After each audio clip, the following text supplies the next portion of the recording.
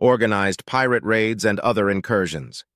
My Lord Father, Genoc Ferentis, asks the following: What do you offer and what do you demand? Princess Clara, you shall speak first. Thank you, Lord Jolty, Clara began. I, Princess Clara Astor, second princess of the Astorian Principality, speaking as the voice of the prince and acting under his complete authority and most assiduous behalf, offer the following. House Astor and our allies offer a commercial pact with House Ferentis on matters of foodstuffs and other materials produced related to agricultural goods. This pact is to be exclusive in nature. No commerce of these same products shall be offered to the forces aligned with the treacherous Duke Cornelius Draymore. Breaching this pact would carry hefty fines and an immediate blockade by Principality naval forces. In return, all goods shall be bought at an increased 15% base price. No tariffs on your behalf shall be demanded, and House Ferentis shall receive a 20-year-long 40% reduction on the payment of its due taxes. She stopped for a moment, letting the weight of her offer to sink in. As for our demands, House Ferentis is to proclaim their support to the rightful ruler of the Principality, the Prince, reject all future diplomatic relations with enemy forces, refuse to house shelter, offer repair, or come to the aid of enemy forces in all aspects and areas, and denounce Duke Cornelius Draymore's treachery for what it is publicly. Wyatt felt a ball of iron form in his throat, but he refused to swallow it as the tension in the room was so thick he was sure he could reach out with a hand and grab it.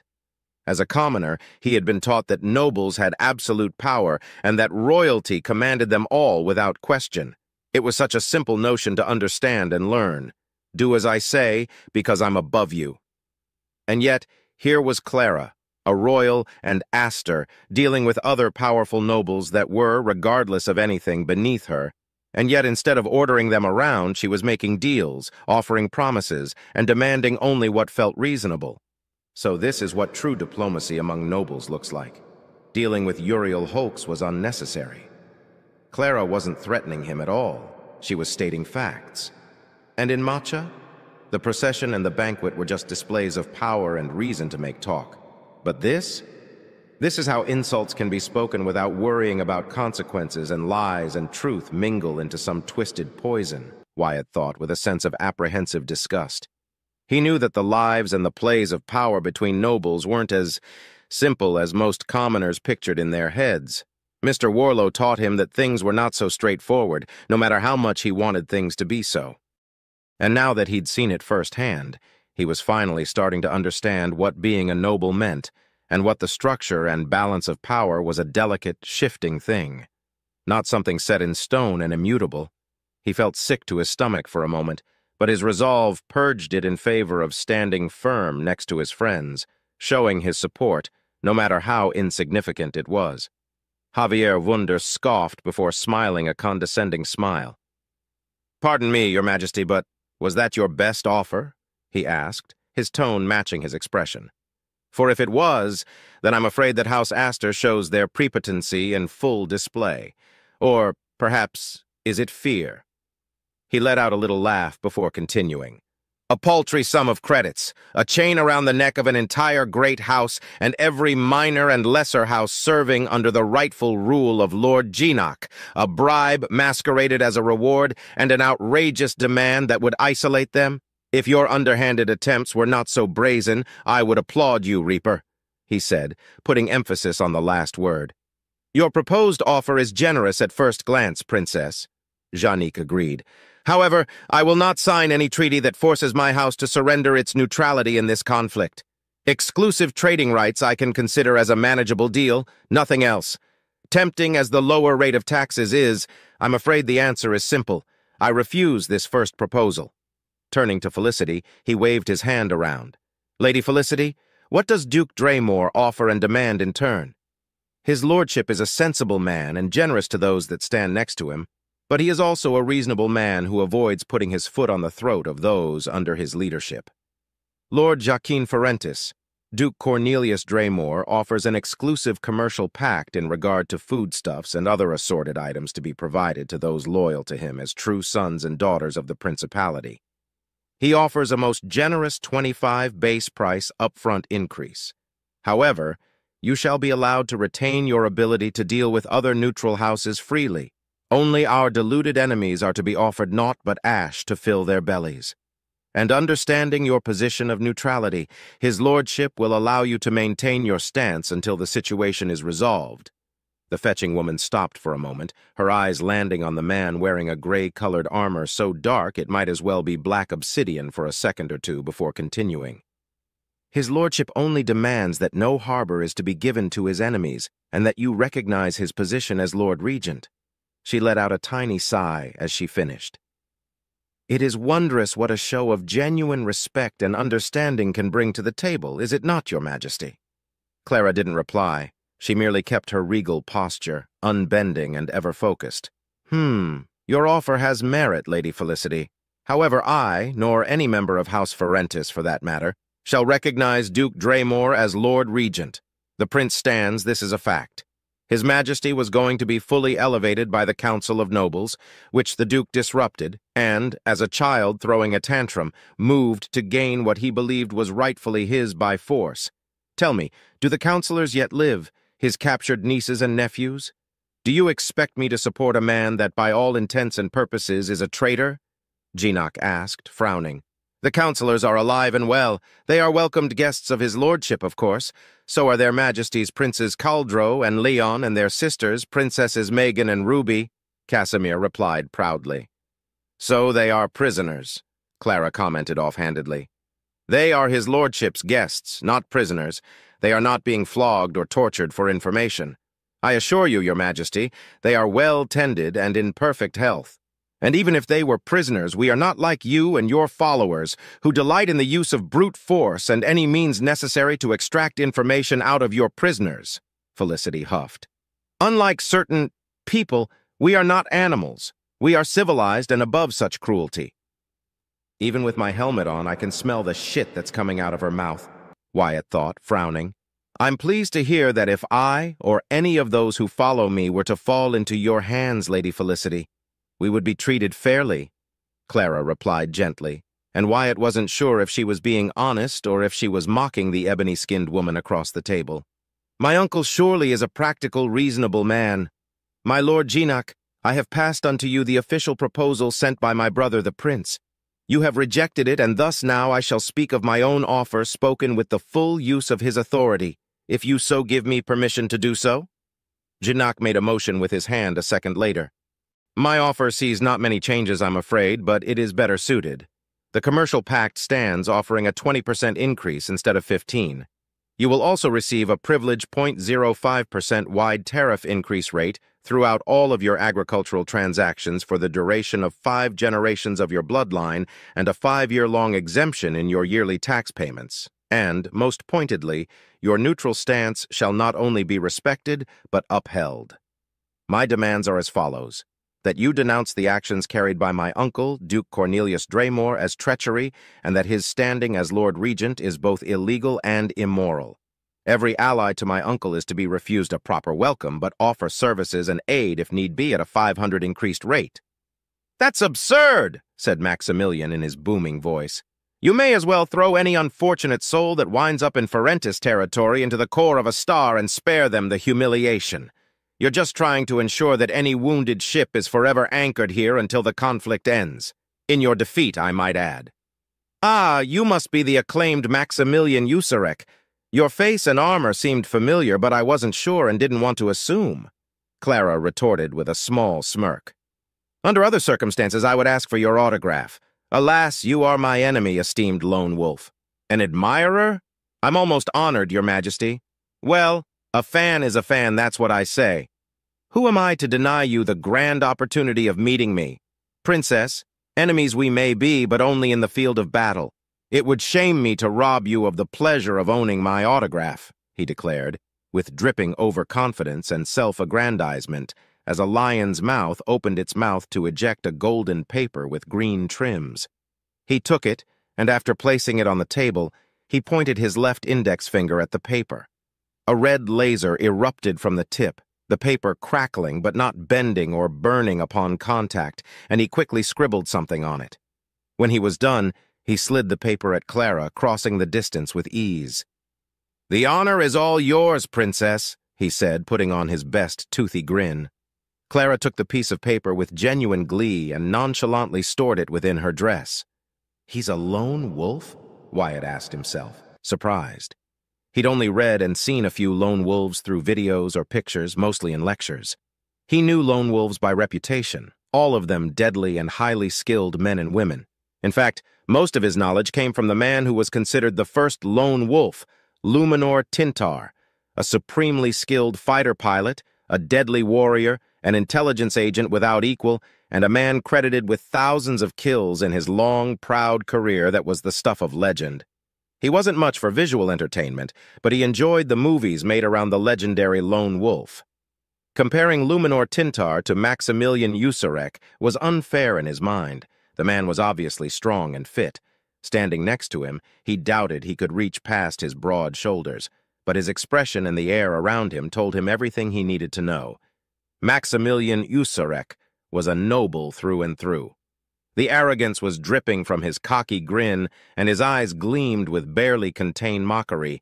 His armor was of high quality and likely cost a small fortune, but it was flashy and unpractical. There was no doubt in his mind.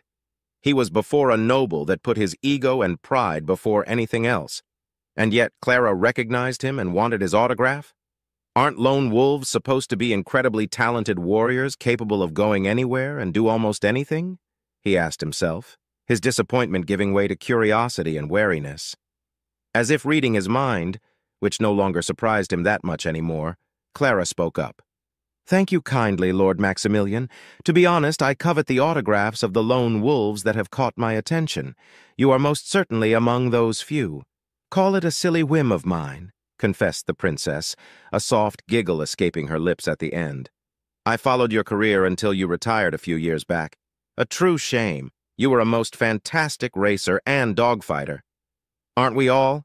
Maximilian replied with a laugh. "My reasons for my retirement are my own, Princess." "But of course," Clara replied. "It is saddening that you are our enemy, Lord Maximilian.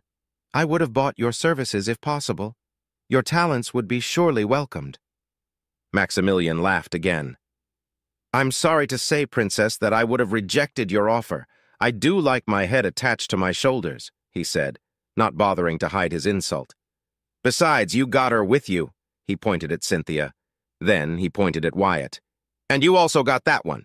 You make a habit of keeping dangerous pets around. And unlike them, I am not a pet you can tame, Princess." "Duly noted," the blonde woman replied. Turning to Geenock, she continued, "Do forgive my lapse in courtesy, Lord Geenock, but I believe we needed a small break to refresh our minds and hold back our tongues. As much as I would like to continue tomorrow, my Lord Geenock, I do not have the luxury of wasting your time, or that of his lordship, for very long. Fret not, for I, too, speak with the authority of his lordship." She waited a moment for dramatic effect, then pressed on. "His lordship seeks no quarrel with House Ferentis. Therefore, the demand to be recognized as Lord Regent shall be dropped. In addition, the base price exclusivity shall be raised to 32%, and a formal pact of neutrality and non-aggression shall be signed." "Will this entail that Third Fleet patrols are to be dispatched once more through their usual routes?" asked Yolte. "Unfortunately, no. His lordship requires all available warships loyal to him to aid him in this conflict. Only those who support him directly and recognize his claim as Lord Regent are to be considered with the protection the Hammer of Draymore brings," Javier replied. "Surely you understand his difficult position. Even our territories are bereft of the fleet's protection in these dire times. We simply have no ships to spare on simple patrol duties at the moment. If you were to support his lordship, who knows? Things may change in the coming months." "I understand," Janique replied, then turned to face the princess. "Given the circumstances and the urgency all parties involved are facing, these dealings shall conclude today. Princess Clara, do you have a counteroffer?" "You require ships that we cannot spare. If my uncle lacks the numbers even with his tactical and strategical advantage to aid you without pushing you against a corner with no other options at your disposal." In that venue, my brother, the prince, stands less of a chance to come to your protection in significant thing I can do now is to increase the exemption on your taxes to 10 years and respect your neutral stance with the signing of an official non-aggression pact. This is my final offer, she said, finally losing the edge of control in her voice. I see. If that's the best you can offer, Your Majesty, then I'm afraid I will have to reject you, Jinak declared before opening the cylinder. It revealed a pristine white piece of parchment. Silently, he handed it over to Felicity, and she happily took it.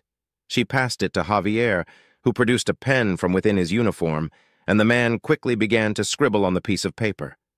The room was silent for long minutes until Javier passed it to Felicity, who read it quickly, nodded, signed it, and then produced a signet from her bosom.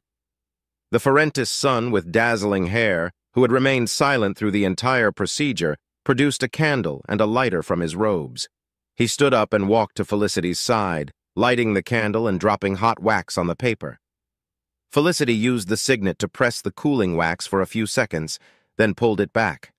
The robed man then took the paper and handed it over to his father. Jinak read it, nodded, and repeated the wax and signet process at the bottom of the paper.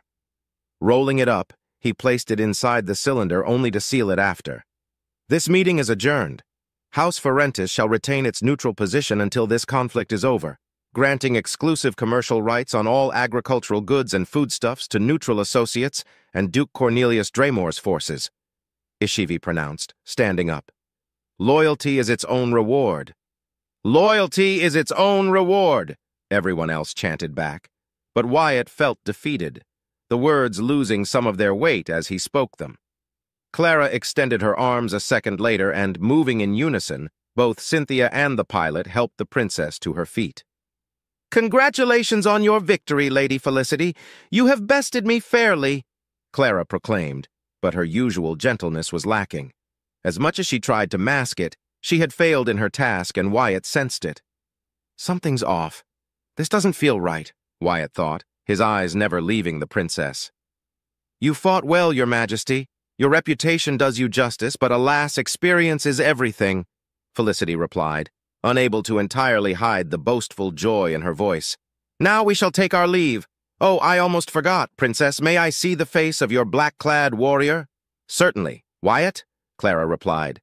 Wordlessly, Wyatt obeyed, detaching his helmet and showing his face and serious expression to the Draymor delegates. My, he's as handsome as I imagined. Heterochromatic eyes? Are they natural or gene-altered? She giggled, swaying her hips as she turned around. No matter, I suppose. Thank you for entertaining my curiosity, Your Majesty. And thank you, Sir Knight. Without you, my victory wouldn't have been possible, exclaimed the woman in a sultry tone before winking at Wyatt and walking away with her head held high. Wyatt! Clara said his name, putting pressure into it that he'd only heard when she was deadly serious about something. We shall talk in private. Yes, of course, my princess, Wyatt replied, utterly confused by what was happening. What did Felicity mean by that? Was Clara angry at him? Lord Jinak, I shall make use of my quarters for a little while longer, Clara added. Of course, my princess. I shall see you off in 2 hours from now, Jinak replied. Silently, Clara walked out of the room and down the hallway, never speaking, never stopping. Wyatt glanced at Cynthia, but the blue-haired woman was also silent, and he couldn't see her face thanks to her helmet, but he couldn't be coming from her, which only served to confuse him even more. What the hell had he done? Wyatt followed the princess through the lavish hallways in complete silence until the group reached her quarters. 2 Royal Marines remained outside, guarding the entrance, while the other 2 entered alongside them. They moved to a corner of the room, each standing still as a statue. Before he could ask Clara what was wrong, the princess turned to face him with a cold, serious expression and piercing purple eyes that reflected a void emptier than space. Then, as a shudder traveled down his spine, she stepped forward with a finger pointing at him. Just as she opened her mouth, Cynthia made her voice known first. That's enough, Clara, Cynthia said, removing her helmet to reveal an unamused expression plastered on her face. Wyatt recognized the unapproving stare of the blue-haired woman. He'd only seen her doing it whenever the princess was planning to enjoy her eccentric version of fun to some capacity. This was proven to be the case when Clara's expression dropped and she pouted, for a brief second before crossing her arms. Releasing a sigh, the princess spoke up, her eyes and tone returning to her usual friendly attitude. "You are no fun, Cynthia. And I told you I wasn't going to let you torment Wyatt for your sick amusement, Clara," Cynthia replied deadpan. "Setting that harlot upon him was enough and all I would tolerate." Clara gasped, hurt.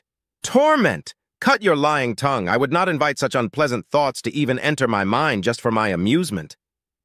She defended herself, and Cynthia, completely unfazed and unconvinced by her words, merely raised an eyebrow in response. "I was only going to poke long enough until he squirmed a little. Nothing wrong with that." Cynthia sighed tiredly and pinched the bridge of her nose. "Clara." "Don't you Clara me, Cynthia. I'm your princess. Respect me," Clara countered with a light blush spread across her cheeks.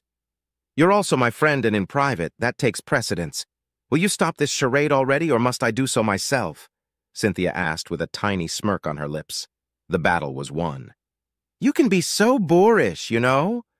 Clara let out a defeated sigh and then turned to a very puzzled Wyatt. "Come, sit.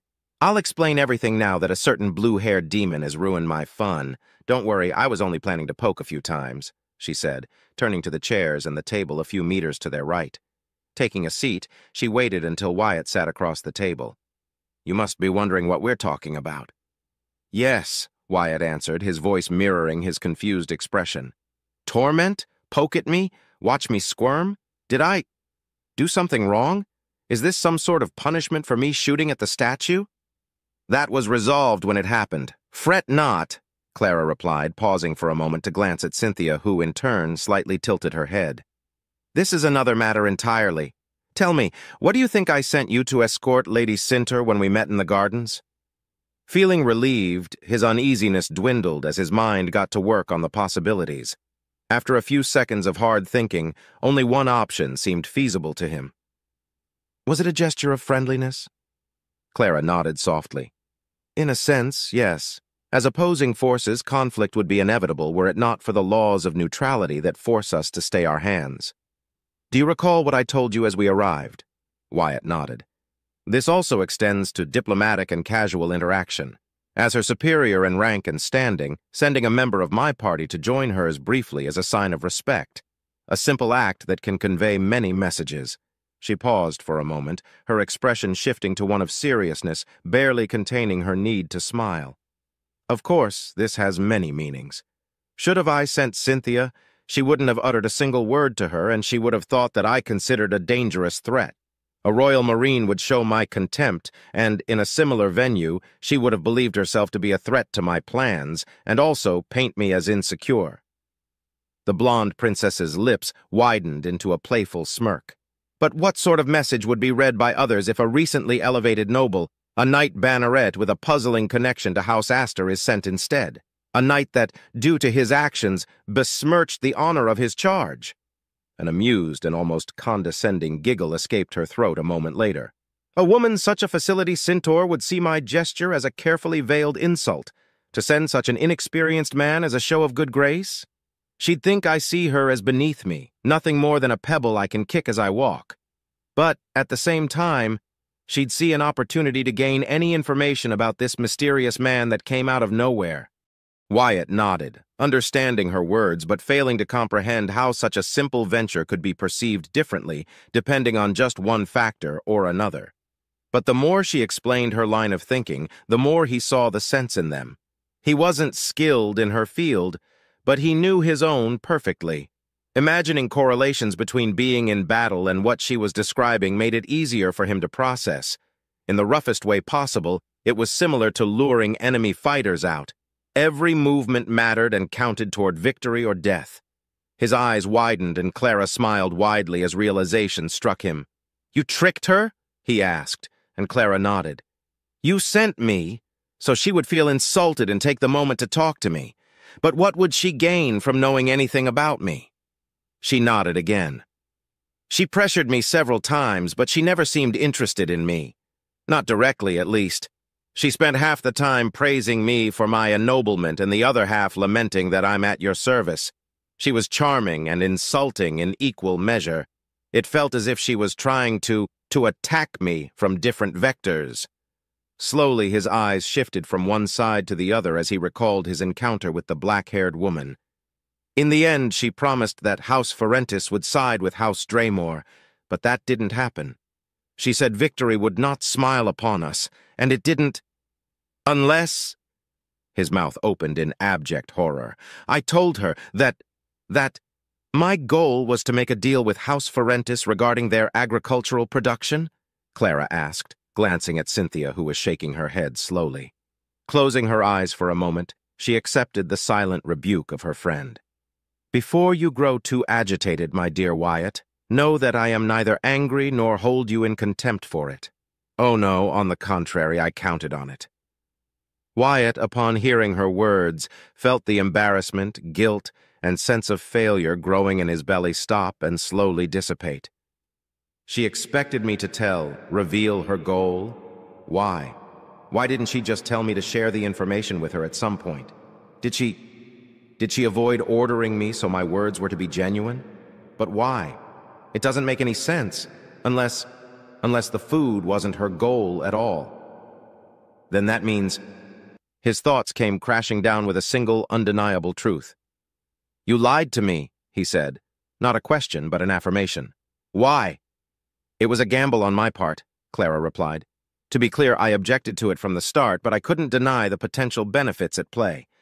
Clara's mind can be a web of deceit and contradicting ideas that not even I dare to even begin to comprehend, Cynthia clarified, coming to stand next to her blonde friend. I hate it when these sorts of gambles pay off, but I would hate them more if they didn't, my unhinged princess. They are gambles for a reason, Clara rebuked, as her cheeks were once more tinged with a small blush. Clearing her throat, she continued, Please do understand one thing, Wyatt. I lied to you out of necessity, not because I do not trust you. You are merely unfamiliar with the sort of dealings I must take into consideration constantly, now so more than ever. Wyatt nodded as he processed her confession. You told me that when in private I could be honest. So I will be, Clara. He took a deep breath, worrying that he may speak out of line. You're a princess. I can't judge you for lying to me no matter your reasons. Knowing that you did so to trick an enemy, I can only ask if I was a useful tool. A splendid tool in that regard, Wyatt. You are my friend, confidant, and more. Much like Cynthia is my friend, she too is my tool, sword, shield, and executioner if need be, Clara said, leaning back against her chair and crossing her arms under her chest. I do not enjoy doing what must be done, but I will do so without hesitation. Truth be told, I was going to tell you about my deception had things gone differently prior to your brave actions against the statue, she said with a hint of humor in her voice. Can you guess what made me carry on with my gamble before that incident? Wyatt thought for a second or two as the answer manifested itself in his mind. The gunship escorts and Lord Geenock's welcome? Clara nodded. Precisely. House Ferentis was under no obligation to send any sort of escort to greet my arrival, and yet they sent a formal escort anyway. And the nobles present? The heads of the most prominent houses in Balakura, those directly under the protection and authority of House Ferentis. Their presence was, again, not mandatory, but they came, either by force or of their own volition, regardless. It demonstrated not only a welcoming gesture, but also the pressure and need for negotiations to be had as soon as possible. Did you plan this from the start? He asked, tentatively, surprised yet again by the supreme foresight and intelligence that the beautiful and deadly princess possessed. Lying to me was part of your gamble? I don't mind that you lied to me, Clara. Like I said, I have no place to say anything against you nor resent you for it. Lying isn't a problem to me, he said, sounding as sincere as he could. It was true. He truly wasn't mad that she'd lied and used him for her political benefits. He understood her position needed sacrifices to be made. But yet, no matter how much he tried to squash it, a small part of him felt hurt. Not betrayed, just hurt. Clara paused for a moment, her expression reflecting a hint of guilt that was gone the second after. She then raised her right hand, presenting her palm to her pilot.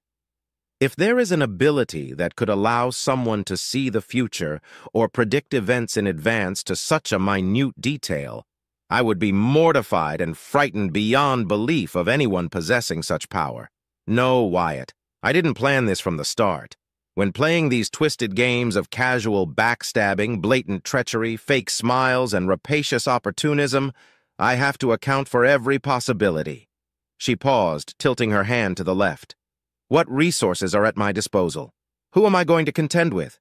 Who are my allies? What is it that the other side desires to obtain? What circumstances are at play? She tilted her hand to the right next, slowly moving her fingers as she did so. How can I take advantage of an unforeseen situation? How can I exploit the weaknesses of my rival? How do I present myself as powerful, vulnerable, gentile, ruthless, caring? Must I plant the seeds of discord and doubt? Should I present lies as truth, truths as lies, or choose honesty instead? The blonde woman closed her hand, then turned it to the side, opening it until her fingers aligned in a vertical line. All of that and more just so I can glimpse at possible outcomes and ultimately try to direct events and action into the best I can forge. I have to use every tool, trick, play, and countermove at my disposal to make this a reality. How I wish I could solve every problem with a single command. So many lives lost needlessly, so much corruption, idiocy, malicious incompetence, and the accursed thirst for power that had brought us to this point. Countless billions of lives are at risk. How many will be spared? If my actions can save but a single more life, then I shall sleep knowing I did everything in my power to make the best decision. That is a level of pressure I wouldn't wish upon anyone, Wyatt thought, and glanced at his blue-haired friend, seeing the pain and understanding in her eyes. How many times had Cynthia seen her friend struggling or second-guessing herself? Just how many lives were upon her shoulders to carry and worry about? Clara wasn't a monster, but she could become one if something forced her to turn into one. What made him respect and now care for her was how she genuinely cared for others and how she detested the very concept of abusing her power. She wasn't like other blue bloods. Wyatt felt pity, empathy, and the urge to reach out and grab her hand, to show her that he stood by her side, always, regardless of anything. He would protect her and, if need be, carry out the mission that the prince himself entrusted him with. For a brief moment, their eyes met, and Wyatt could feel those amethyst-colored eyes pierce into his soul. Her hand slightly moved forward again, but stopped before advancing a single inch. "Forgive me, Wyatt. When I'm passionate about something, I rant and ramble mindlessly," Clara apologized. Wyatt crossed his arms and replied, "Aren't friends meant to hear the woes of their friends?" Both women blinked in surprise for a moment, then a smile returned to their faces. "So, you can't see the future, which means you have to adjust your plans at every turn?" "Precisely. Your reaction to the statue is something I never considered could happen. I simply seized the moment to let gossip and rumor mill go their course so it worked in your favor whilst, simultaneously, I gave Lady Ashivi an accolade in the form of taming my fury." A mirthful giggle ran past her lips. "But most importantly, it ensured that the Draymore envoys would take notice of you and force our paths to cross. I initially thought about being the one approaching the envoys, in this case Lady Felicity, but that changed to them approaching me instead," replied the princess. "And that ended up with me telling them about the food. All of that because of a gamble in your plans?" Wyatt asked, raising an eyebrow. "It worked, did it not?" Clara answered. "Regardless of that, the negotiations wouldn't have changed much, but by giving them an objective to follow, it made things so much easier for me." "I don't understand why you let them win, though," Wyatt said, resting his hands on the table. "They took the food from House Ferentis for themselves. Their supply lines will be secured inside their territory, and they could strike at the prince's forces easier." Cynthia let out a surprised laugh. "You understand logistics?" "Compost hauler," he said, pointing at himself. "Also a commoner. I don't know how the big trade networks work, but my brother Weskal has to go on hunting expeditions that can last for weeks. Getting good supplies is vital.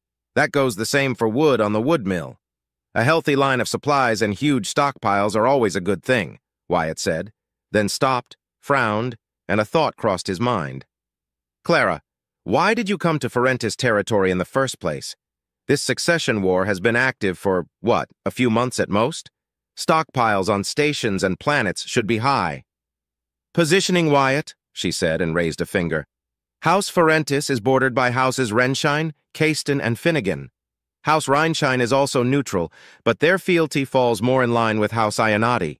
House Ferentis, however, has a long and controversial history of flimsy vows of fidelity to any royal house, and instead maintaining a stance of neutrality in almost every conflict. Why, House Ferentis was one of the few houses that came virtually unscathed during the last civil war. Commendable, she praised sincerely. Gaining the support of their house, or at least locking their main line of production from falling onto others, is a sound strategy. One that the traitors now possess, he said in an almost mournful tone. What have they truly gained? Clara asked. Overpriced foodstuffs and related products? Forcing our travel time to be longer due to a lack of easy resupply on warships without proper escort and supply ships. The enforcement of a neutrality pact that will ensure no conflict occurs within their territory?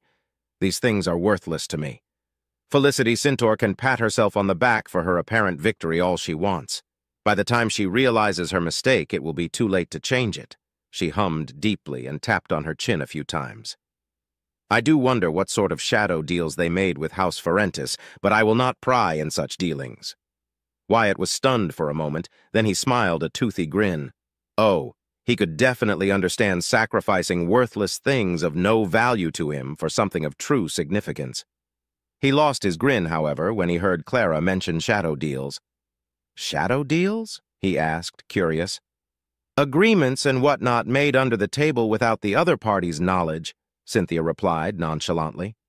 Most of the time, a deal made at the negotiating table is just a show of formalities, as the true agreements have been made days in advance. Then what was the point of the negotiations? Wyatt asked, shocked. Most of the time, Wyatt, not all the time, Cynthia answered. Geenock is desperate to settle a deal. I'm sure that wench refused him or agreed to something else.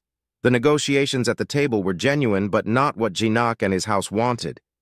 Speaking of him, Clara spoke as she stood up, quickly shifting her expression to her fake smiling one. He is here. Do not speak, either of you. I shall do the talking. Remain as you are. Let them see your faces. Understood, Wyatt and Cynthia replied in unison. The pilot stood up and moved to flank Clara just in time for the door to open, revealing Geenock, Ishivi, Jolty, and the other nameless son he'd seen at the negotiating table. My Lord Geenock, Clara greeted with a bow of her head. I hope that you're satisfied with the deal struck between your house and my uncle? I am, Geenock replied dryly. Princess, may I present to you my third son, Istanel Ferentis? The vibrant-haired man bowed his head respectfully. Introduction could not be made earlier. It is of no matter, Clara replied. I shall be departing soon from your beautiful world, Lord Geenock. Tell me, is there anything you need of me? I would like the assistance of the prince in securing our borders and trade lanes.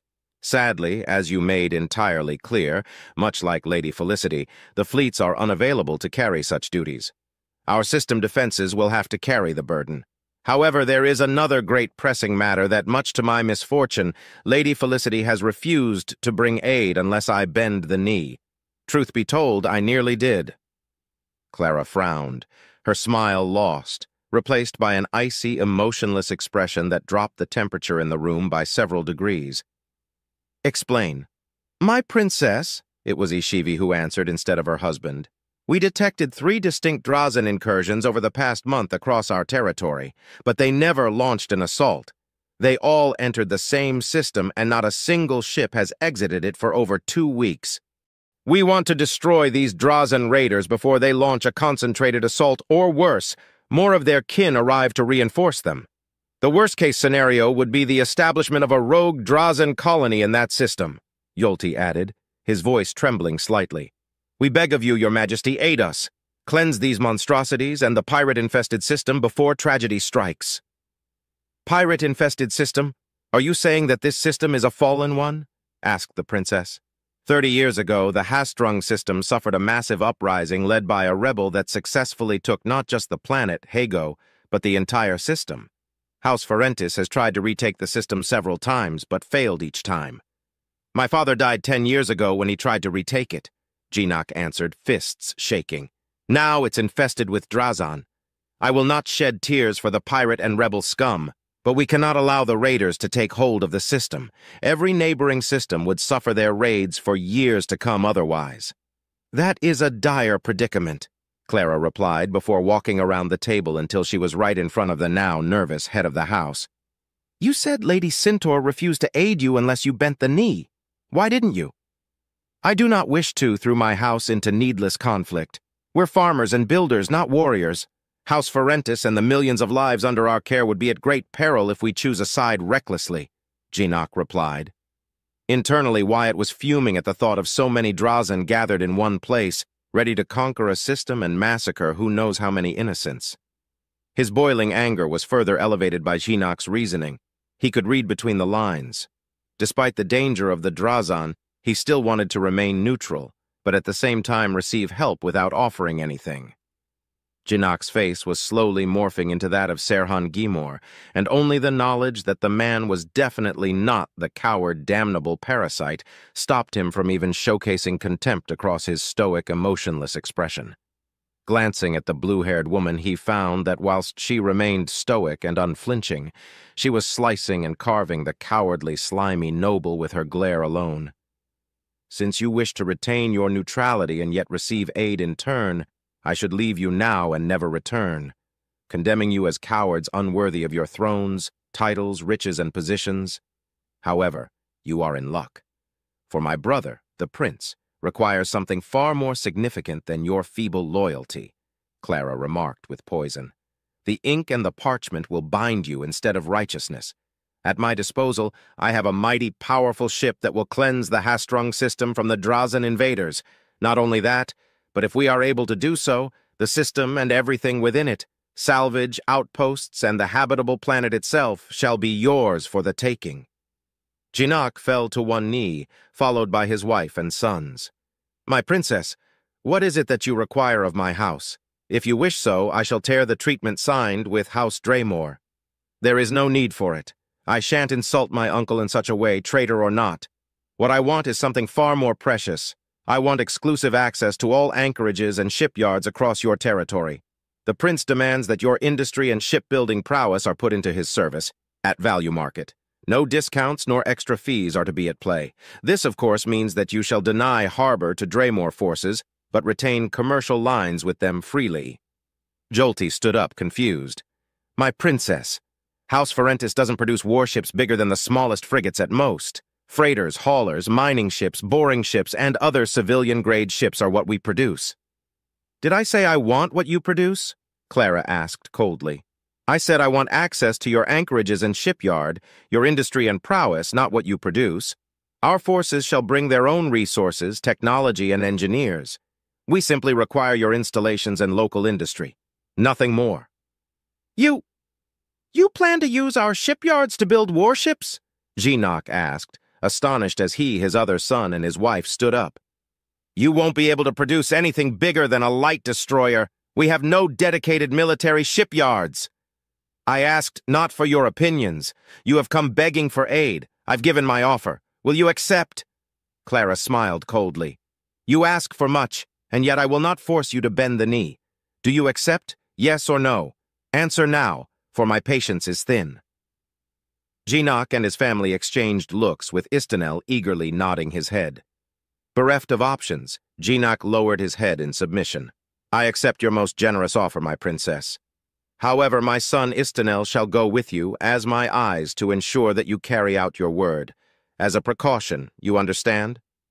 Clara's expression shifted once more, returning to her fake smile, and the tension in the room eased. Of course, Lord Geenock. I would be disappointed if you were to accept without placing any sort of insurance on a delicate and important matter such as this one.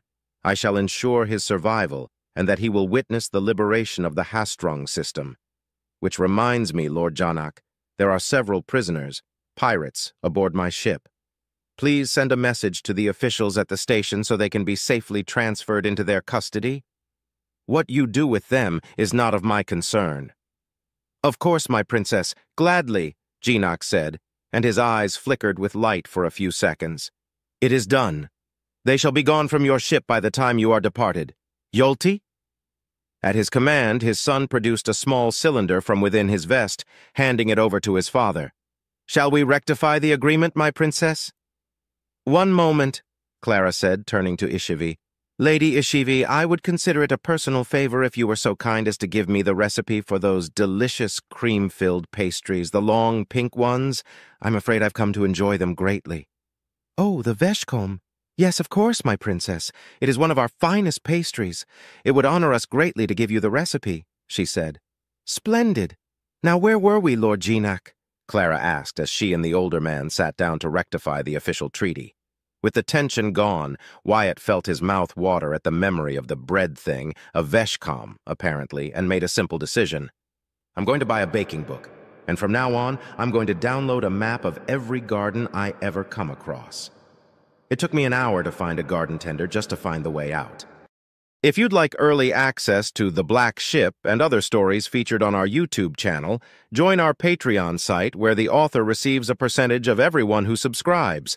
Just signing up for free will get you early access to the reboot of The Last Humans as well as all the latest channel news. Now on with the story. Matcha, Grand Palace, Central Command Room.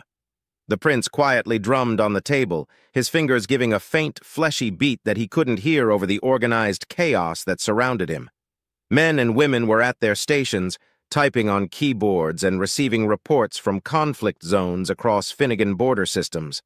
A select few were fully immersed in the network itself, rotating every few hours with fresh personnel to avoid burning out their minds as they had to manage data streams and process the information correctly. Even with the help of AI, it was a daunting task.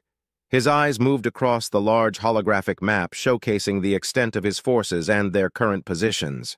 That being said, his uncle had ensured that military communications from those loyal to him would face disconnections, lag, and constant attacks that hindered them on a large scale and reduced them to pockets of resistance instead of a unified force ready to strike against the would-be usurper, isolated, divided, disorganized, and wounded as his loyal forces were. They had not been broken. At the same time, however, such a tactic forced Draymor's ships and soldiers to divide themselves into containing such pockets, whittling them down one wound at a time, or risk setting them loose and joining with other loyalist forces, creating a cascading effect that they would be hard-pressed to contain.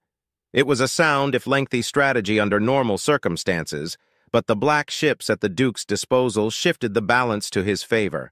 His only solace was that the usurpers didn't have an endless supply of such vessels and most of said ships, while powerful in surprise attacks and striking from the blackness of the void, were decidedly not dedicated ships of the line. So far, ever since Clara's departure, he'd overseen several skirmishes taking place and 2 assaults into Caiston systems to test their forces and response time. The after-action reports, those coming from scattered agents and spy probes, confirmed what he had feared. They were currently outmatched nearly 3-to-1 in the number of available warships. The traders had access to their shipyard inside their territories and kept producing ships at a slow but steady rate, replenishing their losses from the fleets and house vessels. He wasn't helpless, but he simply couldn't match his uncle's forces blow for blow. The fleets that had remained loyal to him suffered several casualties, be they destroyed utterly, captured, or disabled during the start of the coup. In turn, the fleets loyal to the Duke had sustained only a fraction of the damage they inflicted. His only true relief was that as long as they refrained from employing conscription, violating the rights of life that protected the commoners from blatant, cruel, uncaring tyranny, respected the trade lanes and the neutrality of houses, the conflict would remain as a succession dispute. Duke Cornelius is a wise, cautious man. I must be thankful for that. Many others wouldn't care about the good and future of the principality as long as their megalomaniacal thirst for power was satiated, preferring to rule over burned worlds and ruins before letting others bear the crown. Had he chosen the path of bloodshed, plunging us all into a civil war, the conflict would have been short-lived but brutal, surely paid in the blood of countless millions perishing just to slake the thirst of their betters, the prince thought grimly as he refrained himself from letting out a sigh. "Are you unwell, my prince?" Juliana Winfield asked in a soft but firm as titanium tone. "I am fine, Juliana," he replied with a certainty he did not possess. Not bothering to look at her as she stood next to his command chair, he continued, "I thought you were overseeing the training of our new Marines." Juliana crossed her arms, her elegant and pressed uniform refusing to leave a single wrinkle as she moved. With a huff of annoyance, she answered, "I'm trying to cram several years of proper training, etiquette, and knowledge into glory-seeking and blind fools with mere months to prepare. It is frustrating." "For you to complain so openly, I will not doubt your claims," the prince replied as a corner of his mouth curled into a tiny smirk. "Surely, I presume, not all is lost." "There are a select few that show both competence and talent. I will do my best to not break them completely before I finish polishing them into worthwhile Marines ready to serve you, my prince, and the principality," Juliana answered. "Good to hear," the prince said, his attention never shifting from the display. A couple of minutes passed by at a glacial pace until the prince, defeated, exhaled through his nose tiredly. "Is it that obvious?" "Very," Juliana confessed. "Clara will contact you, my prince, once she has news worth conveying. I'm certain of it. With the network in disarray and Lukacs doing all he can to expunge the ghost AIs and the assaulters from it, granting her a QEC was the most practical thing to do, my prince. You need not spend most of your time here, if I must be honest. You should rest, let the people see you, and form bonds with the representatives present." The prince scoffed. "What more can I do, Juliana? Treaties have been signed, promises made, poison swapped, and compromises reached. The people know I am here. The entirety of the principality knows I'm here alive. I will not cower. You know this. A warrior I am not, but I will not be found wanting in courage." His eyes narrowed slightly. "Not again." "My prince," said the blue-haired woman with a mix of awe and unflinching respect. "Then it will be as you desire. May I, however, inquire as to Amelia's status?" The prince wanted to chuckle at that response, but managed to suppress it. "She's been quiet. Not a single demand has been uttered, not one request proposed. She is all too happy to satiate the noble houses around and under her.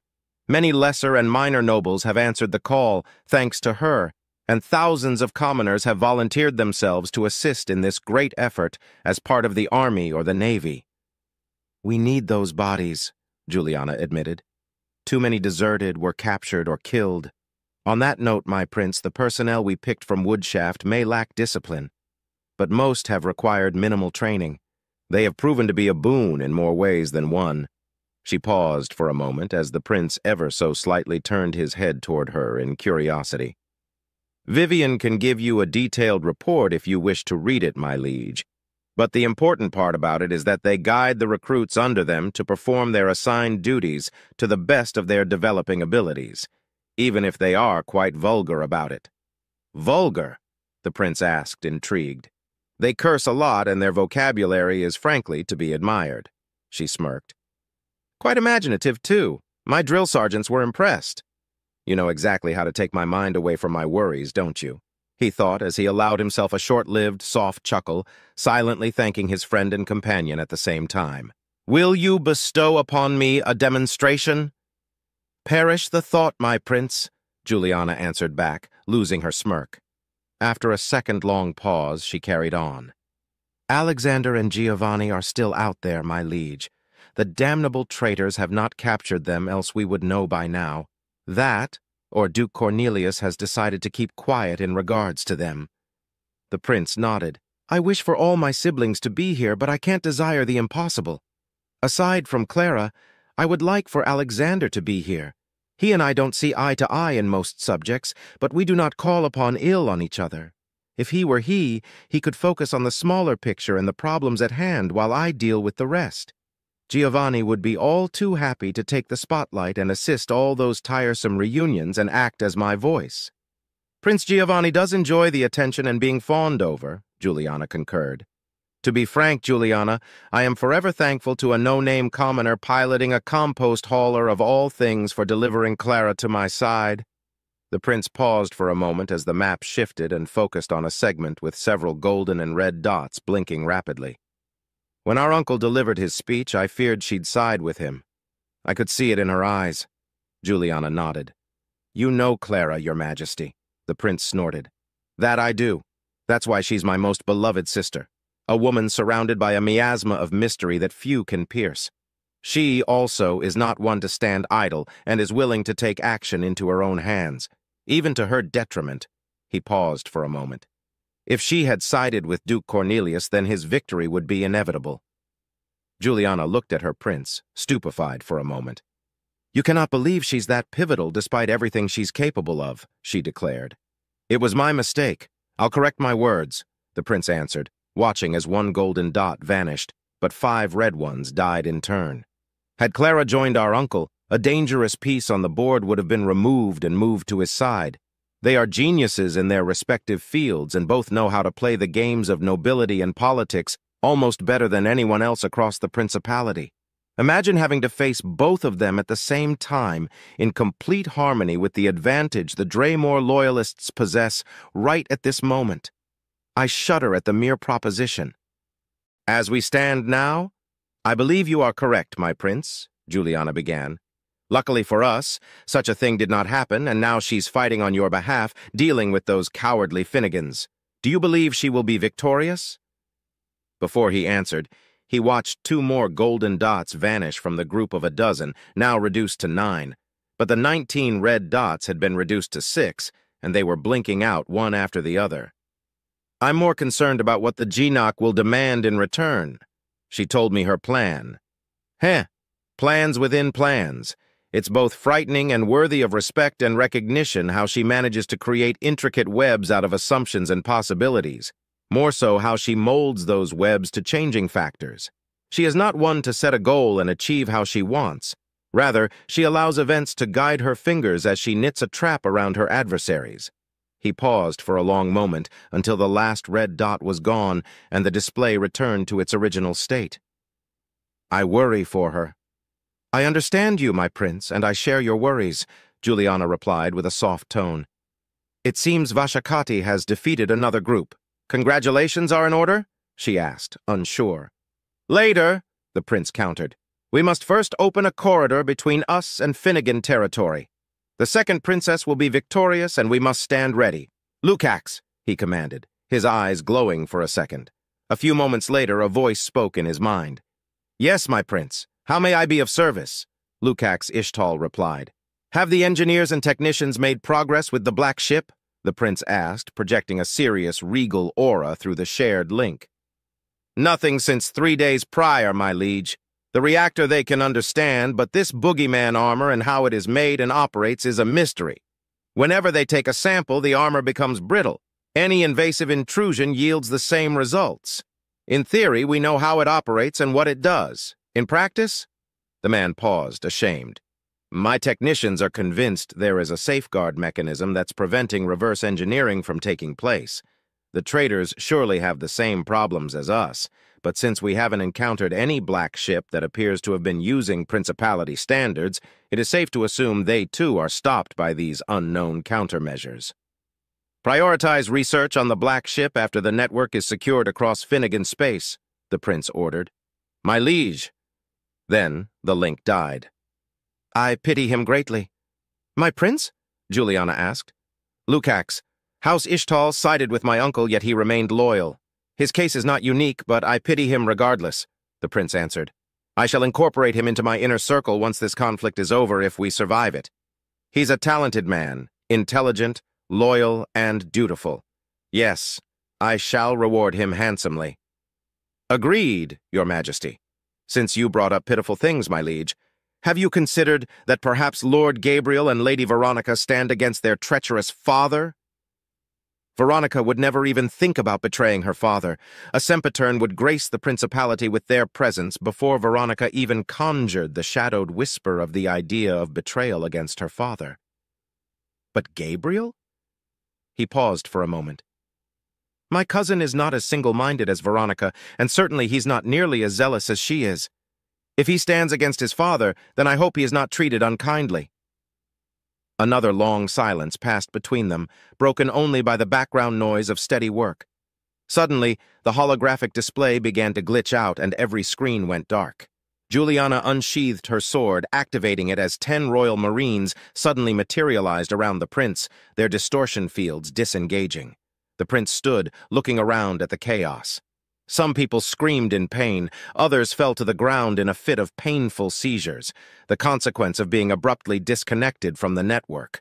The phenomenon lasted for several seconds until everything seemed to return to normal.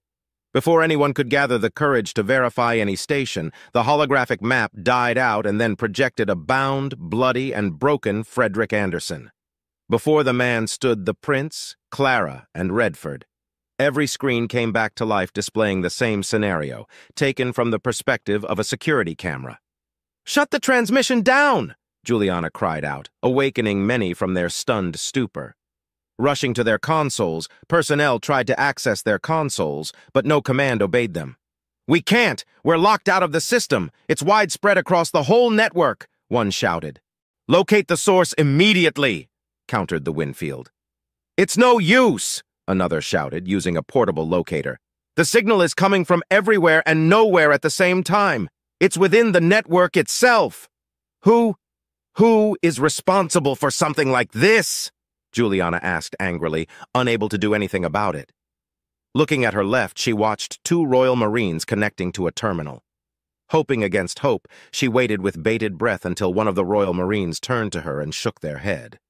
For his part, the prince only stared at the projection with a glacial stare of indifference, waiting for what was about to happen next.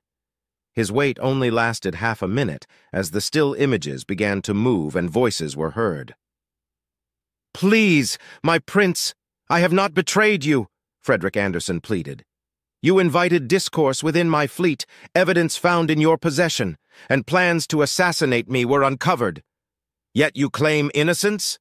the prince asked in a cold, emotionless voice. "Fabrication! Lies!" Frederick countered. "House Anderson will pledge itself to your cause, my prince.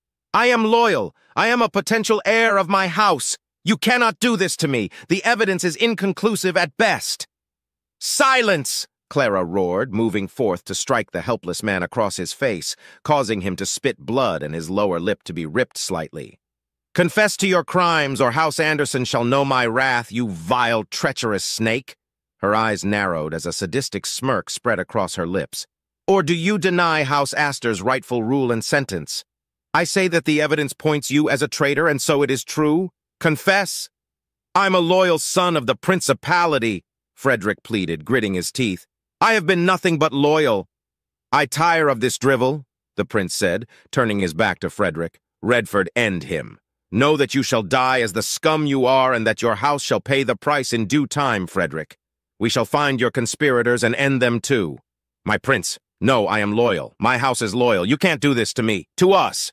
Frederick pleaded as Redford silently unholstered an odd-looking rifle from his back. It was mostly rectangular, bulky, and was aesthetically ugly. The old man squeezed the trigger, and a reeving echo was heard at the same time the barrel of the rifle changed from a grotesque, opaque, silvery color to bright orange. "My prince!"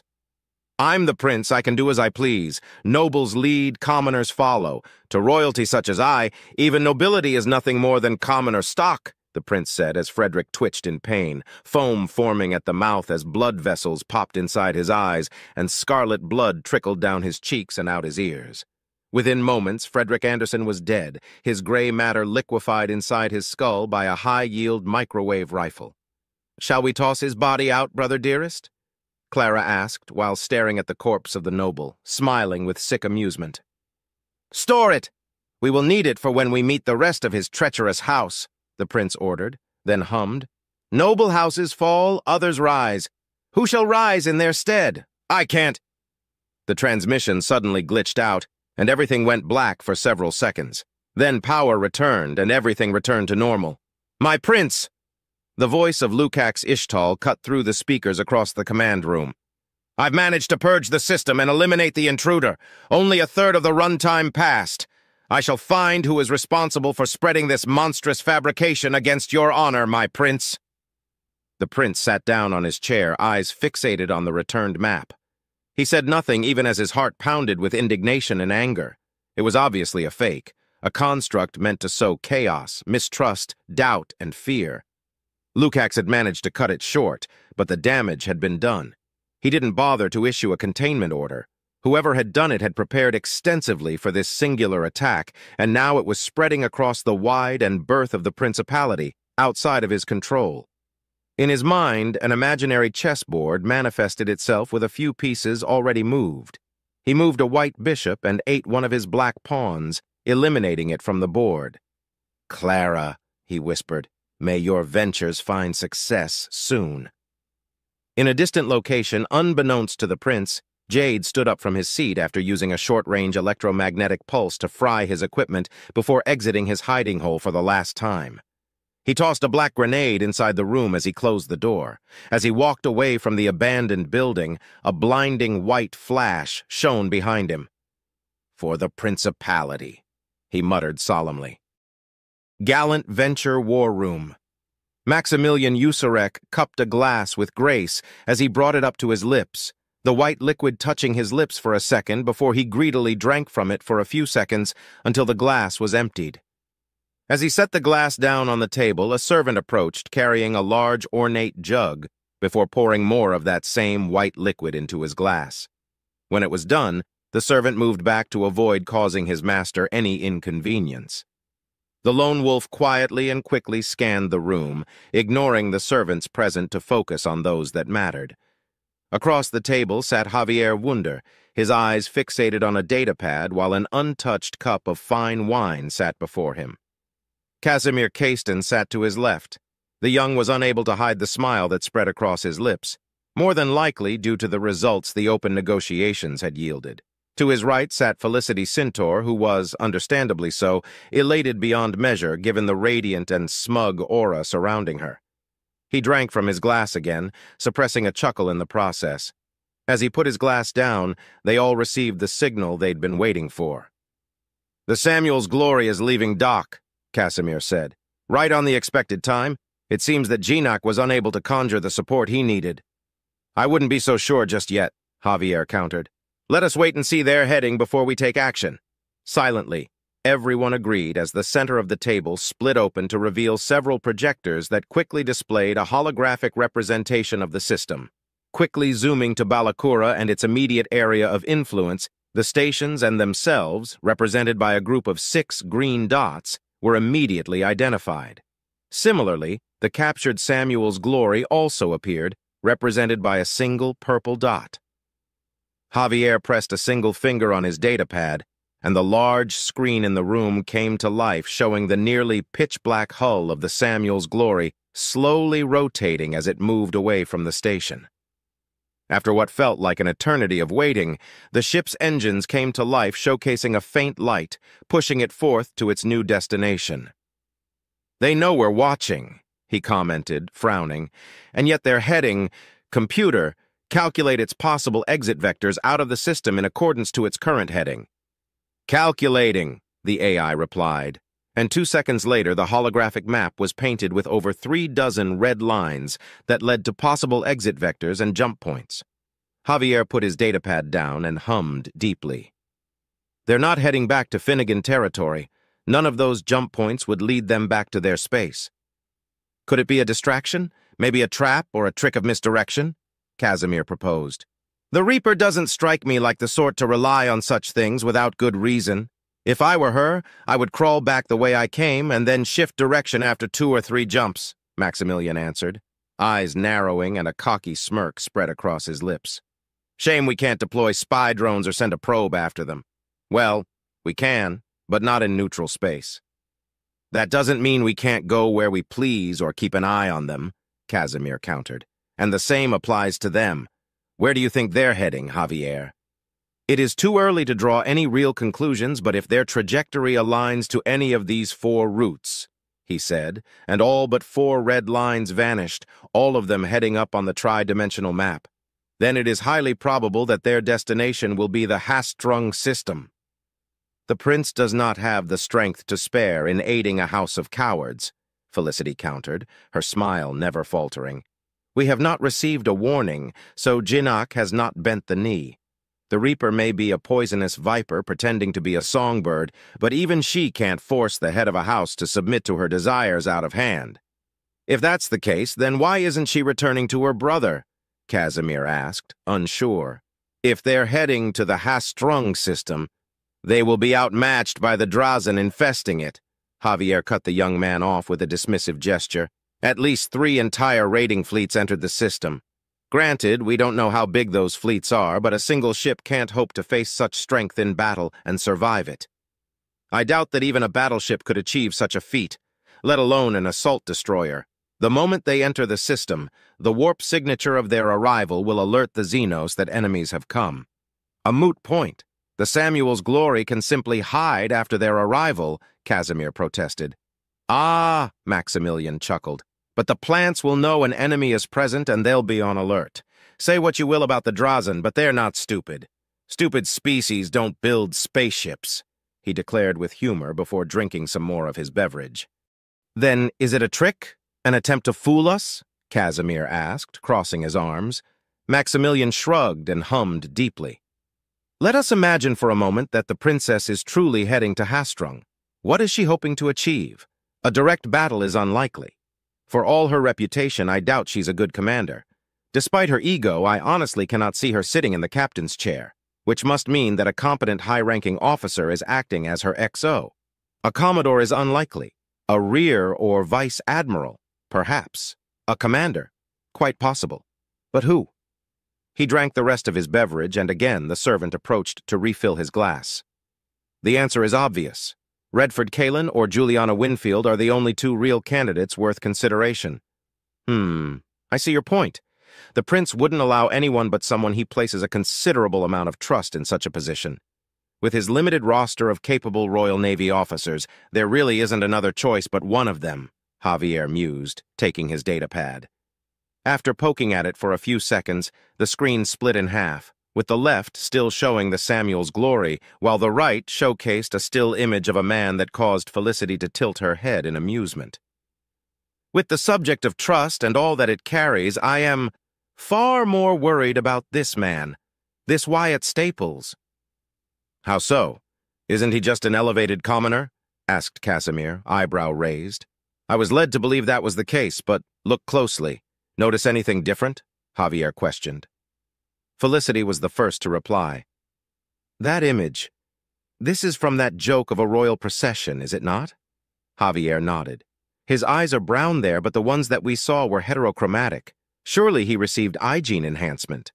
Her answer was simple and matter-of-factly, but just as she was about to dismiss the issue entirely, the remark made by Maximilian assaulted her mind once more.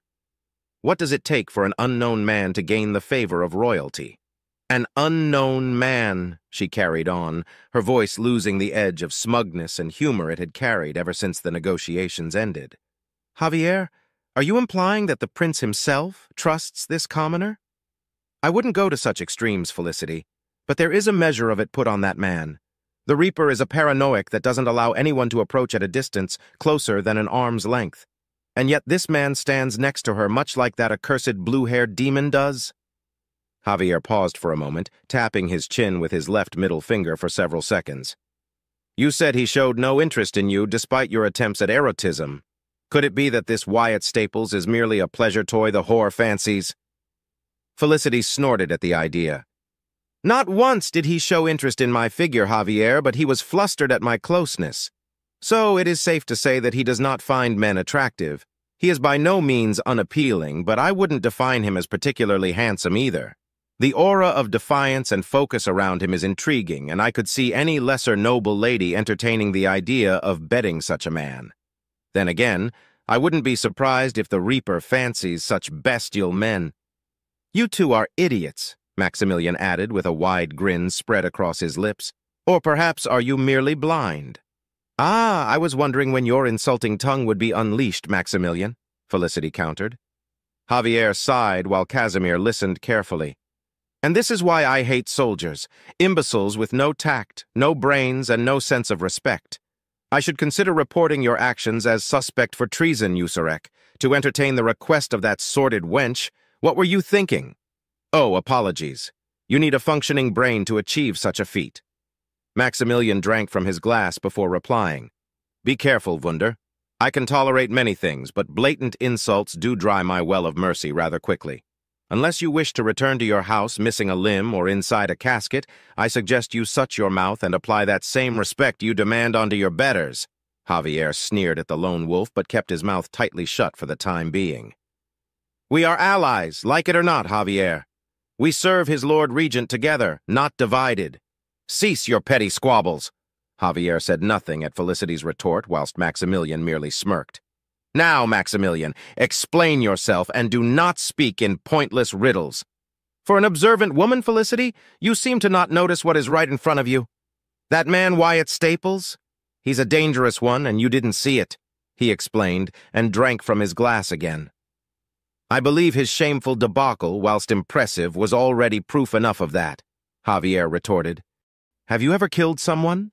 Maximilian asked, his voice losing all sense of easy-going and humorous tone. Everyone, including the servants and the maids, shuddered in response. "I have. Plenty of times. With my own hands and whilst looking into the eyes of my enemies, too. It takes guts and cold blood to kill someone. Even killing a no-name commoner or a worthless pirate is harder than you may believe. There's a huge difference between killing someone as you stare at them and simply ordering the demise of your enemies. And that man?" Maximilian asked, letting out a bellowing, deep, dark chuckle.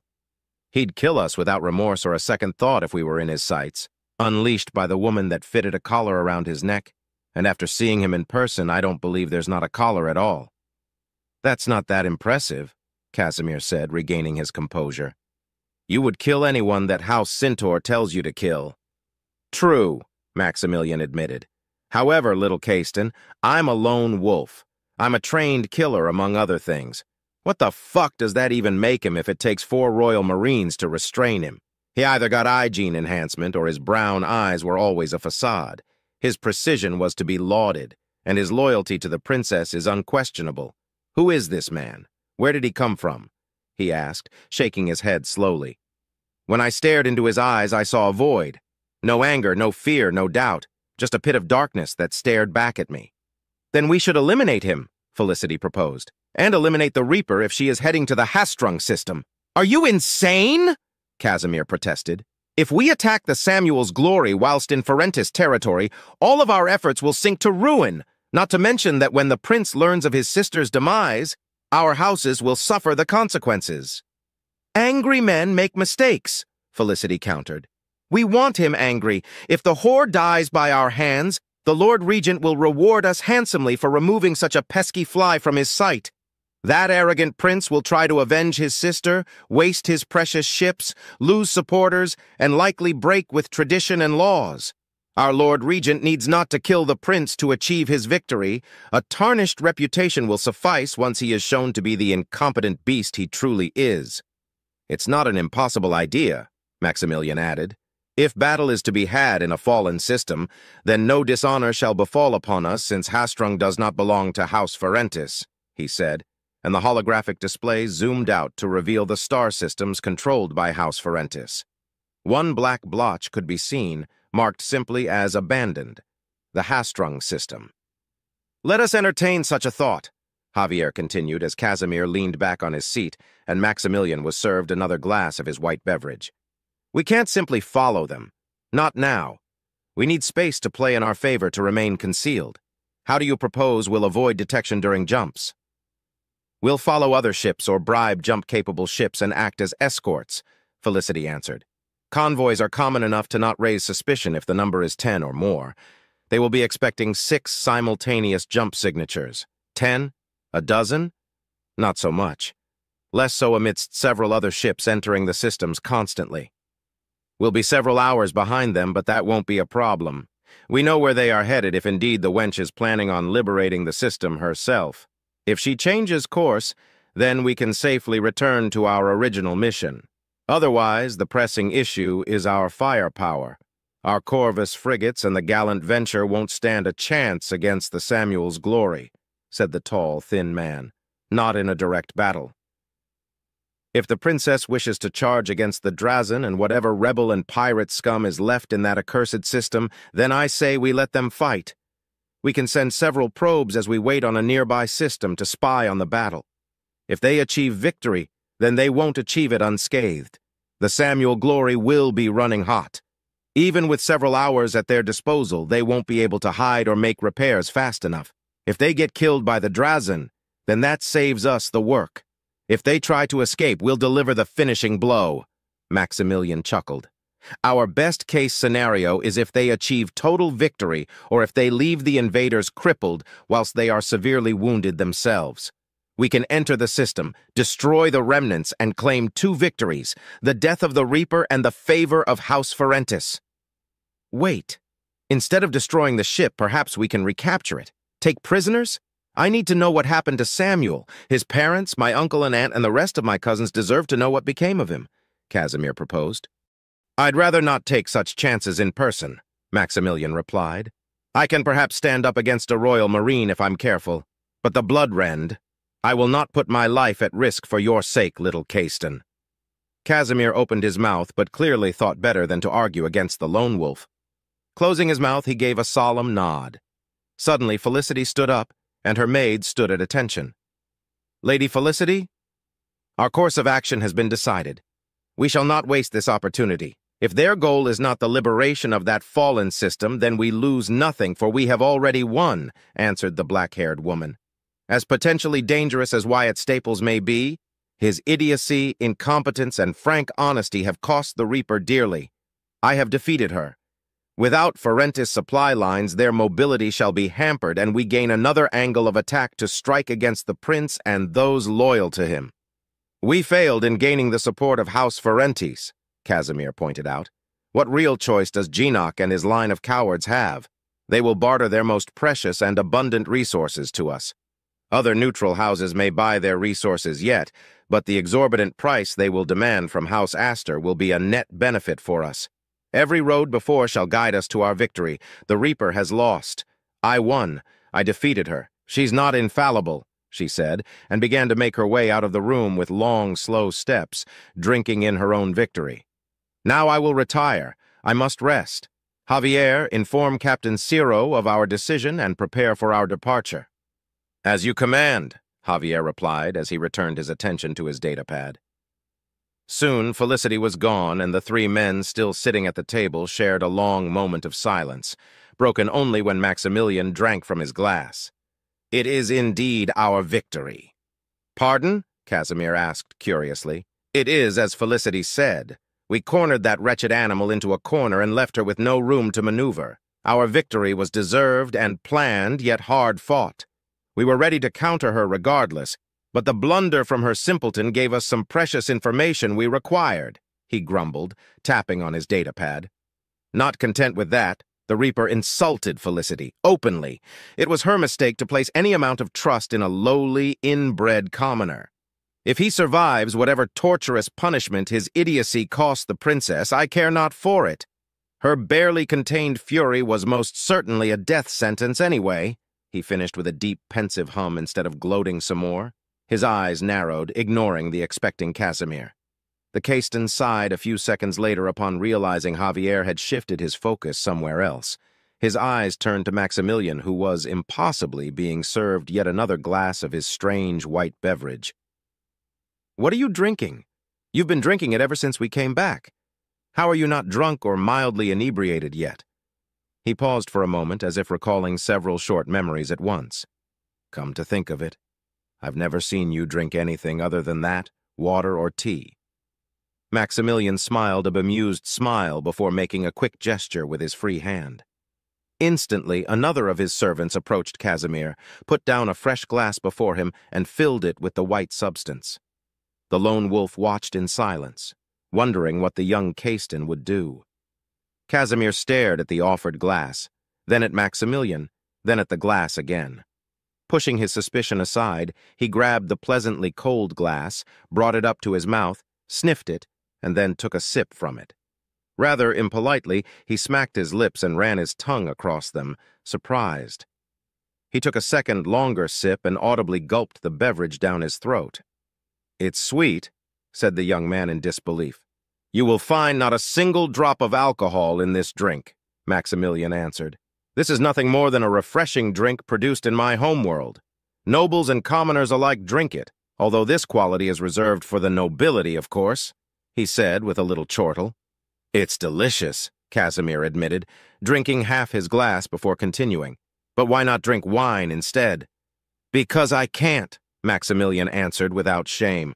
"Or rather, I can easily drink wine or other alcoholic beverages, Morshel, spirits, Nulasando, Mucinex, Pasquia. My family owns vast vineyards and entire industries dedicated to producing all sorts of non-alcoholic and alcoholic beverages. Truth be told, I was to take on my uncle's mantle and become a sommelier," he confessed as he let out a distant, mournless sigh. "I joined the Royal Navy as soon as I could, rose through the ranks, and earned my way to the position I am now at. Not that I do not appreciate you sharing your personal story, but what does this have to do with you being unable to drink wine?" Casimir asked before taking a large gulp from the refreshing drink. "It has everything to do with it, Casimir. When I was selected as a lone wolf candidate and later became one through effort and a rather substantial kill count of our dreaded enemies, I swore upon my honor as a sacrifice on my behalf to drink alcohol no more and forgo the stimulus of recreational substances," Maximilian revealed, drinking some more of his beverage. "You must renounce such things to become a lone wolf?" Casimir asked, wounded, silently glancing at the untouched cup of wine, forgotten before the pensive Javier.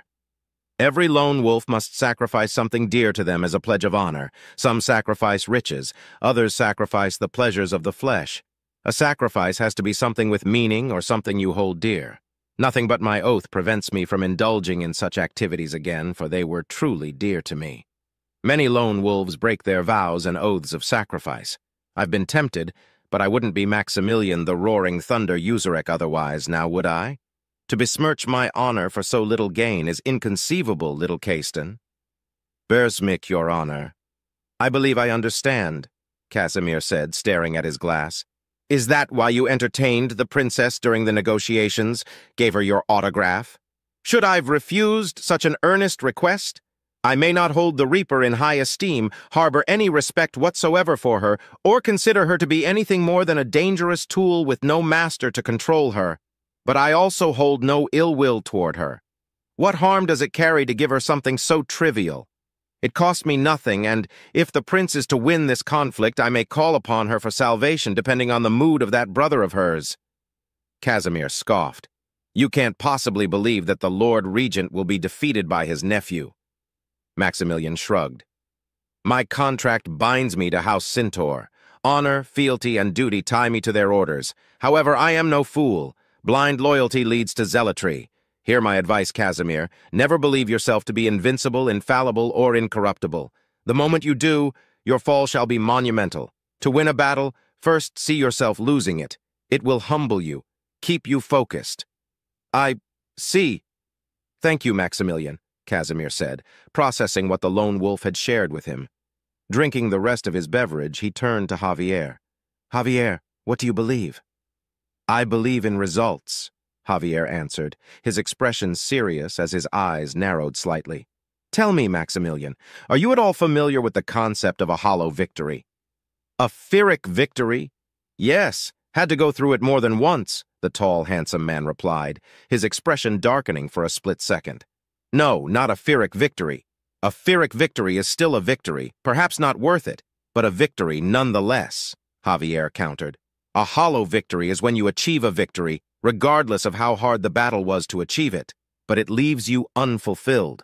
A victory that does not appear to be won despite you've clearly won and achieved what you wished to achieve." He paused for a moment. "Simply put, a victory that is hollow." "Can't say I know what that feels like," Maximilian replied, raising an eyebrow. "Why do you ask?" "Because that is how I'm feeling right now. We won, didn't we? We defeated the Reaper, deprived her of what she wanted, all but forced her into an act of desperation and near suicidal intent to liberate a system from the tentacles of those horrid Xenos. Felicity is right. This is our victory." His eyes turned to the map, following the purple dot as it slowly moved along the lines of one of the possible highlighted trajectories. "So why do I feel hollow?" No answer was found that day. No Arnavio. War room. The air in the room was tense and hot. Nobody present had the courage to speak up after the princess finished explaining where her next destination was and what she wished to achieve. I was there when it happened, but hearing it from her mouth again makes me uneasy. Regardless, I don't really care that much if it ends with thousands of more Drazen dead, Wyatt thought, as a rush of adrenaline and anticipation coursed through his body. Glancing around the room, he found the head officers, Commander Redford, Captain Milcades, and, of course, Cynthia and Clara sitting around the table, except for Cynthia, who stood behind her princess, with the blonde woman taking the premier position. "Speak freely," she said, breaking the minute-long silence. "Voice your concerns and allow your propositions to fly freely." Her voice was welcoming and friendly, but weighed down by authority and power. "My princess," Galt Tirome made his voice known after a moment's hesitation. "What you wish to achieve is simply impossible," he said with palpable trepidation. "Fret not, Galt Tirome. I am not versed in the ways of war and bloodshed. I'd prefer to have honesty come from those with experience. Is it an issue of troops, firepower, resources at our disposal?" Clara asked sincerely yet firmly. Clearing her throat, Sabraska Kaspars followed in Galt's example. "My princess, in terms of resources and equipment, we have nothing to worry about. Stockpiles of foodstuffs, replacement parts, essential elements, fuel, weapons, ammunition, and all sort of miscellaneous items are found in abundance. This magnificent vessel is, at large, self-sufficient and requires no supply or escort ships to provide such logistical support for short and medium-length campaigns. I'm afraid the issue lies within our military capabilities," she said, gently tossing the active grenade into the hands of another. Following her tactic, Lupin Lusanto continued. "Every system is working at peak efficiency, my princess. Every engineer, mechanic, and technician is ready to answer to any distress and repair any damage, no matter how insignificant it is. The onboard fabricator further eases our work and provides us with ample means to build whatever could be in shortage. Aside from competent crewmen and discipline, much to our dismay," the red-eyed man finished with a haughty huff of lamentation. "As my fellow head officers made abundantly clear, my princess," Fabian de Shire said, silently glaring at the two head officers who put him in the spotlight without consideration, "our greatest weakness is that we lack the numbers to fight an unknown number of enemies. Pirates and rebel scum is one thing, but Drazen? Even with the power and strength of the Royal Marines, any idea regarding boarding actions against those damn aliens is out of the question. We'd be gutted within moments. We have less than 200 Marines and over 1,000 auxilia forces. The mercenaries offer a not insignificant meat shield, but as combatants, they leave much to be desired. We also have no shock troops, and unless I'm mistaken, we have 80 fighter pilots at our disposal." The strong-looking man appeared small for a moment before continuing. "My princess, we simply lack the numbers to fight," Fabian declared with a tone of finality. "I concur with my brother, though my worries are far more crucial." Saratan de Shire spoke next, her voice as firm as she could manage. "Thanks to the information provided by Lord Istanel Ferentis, we know the Hastrung system has 7 potential entry points." As she explained her point, a small projector hanging above the table manifested a holographic rendition of the Hastrung system and the 7 nearest star systems to it. However, that's where the pleasant information ends. We are too far away from Allied forces to call in ships and strike as a hammer against the aliens. Saratan paused for a moment, gathering her thoughts. If His Majesty, the Prince, as a supposition, were to send us a relief force, however small, it would take them at least 3 weeks to get here, assuming they don't run across traitor forces first. We can arrive at the nearest neighboring system in 1 week, 9 days to reach the furthest.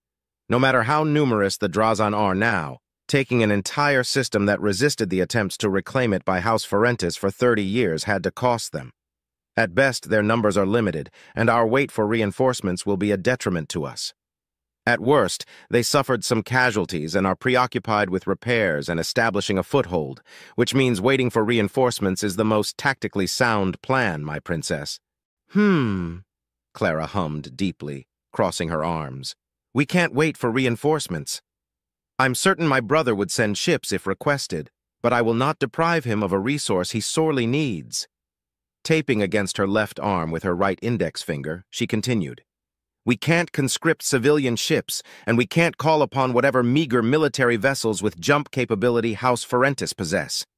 We don't know how many enemies we're facing until we reach a neighboring system and launch a probe, but that also brings complications.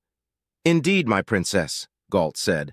A probe can tell us much, but upon arrival the warp signature will alert the Drazen of a potential incoming assault, giving them time to prepare their ships and set up traps and set up their damnable jammers. Much the same is expected if we charge in blindly? Clara asked, and an answer came quickly. Worse. A probe's signature is about the same as that of a hauler, if I remember correctly. The Nornavio's signature is massive in comparison. The Drazon would know for a fact they are under attack and respond in kind. We could try to hide after jumping, but even if we evade them, they'll be on high alert. Catching them by surprise would be difficult, said Wyatt. Not to mention we have another problem to consider. Redford took over, thanks to Wyatt's opening. Felicity Centaur's fleet. They have been following us for an entire day, and they have concealed themselves a few hours ago. I doubt they turned away or that following us was a simple attempt at intimidation. It does not take a gifted mind to see that they will try something against you, my princess, in the near future. Possibly within Hastrung itself. They wouldn't dare, Lupin protested with indignation. To harm Her Majesty? Preposterous! Why wouldn't they? They could freely attack us within that fallen system. We don't know what they're planning, but it is a high possibility, Saratin countered, frowning. In their place, I would not miss such an opportunity. I agree. Treacherous as it may be, Hastrung is open terrain, no man's land. Thus, each party can act as they see fit, said the veteran commander. I understand, Clara announced. Head officers, you may retire and return to your duties. Lieutenant Wyatt, Ensign Galt, Commander Redford, Captain Milcades, you shall remain. There is another matter I wish to discuss with you. Oh, this reminds me. Head officers, I am pleased that you were quick to find a solution to our pardoned pirate's situation. The discontent has diminished, and the problem isolated. You've performed above my expectations, and your efforts shall not go unnoticed.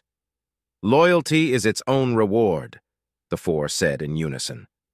As they stood up from their seats, Wyatt contemplated their reactions. Predictably, if Lupin had the means to shine at such praise, he would have blinded everyone present. The Desher siblings tried to conceal it, but they were drinking the princess's words as if it were ambrosia. Sabraska vowed her head in acceptance and submission, greedily accepting the praise. The head officers left the room moments later without uttering another word. Internally, the pilot felt conflicted. On one hand, his more unhinged and cynical side wanted to mock the nobles for their reactions.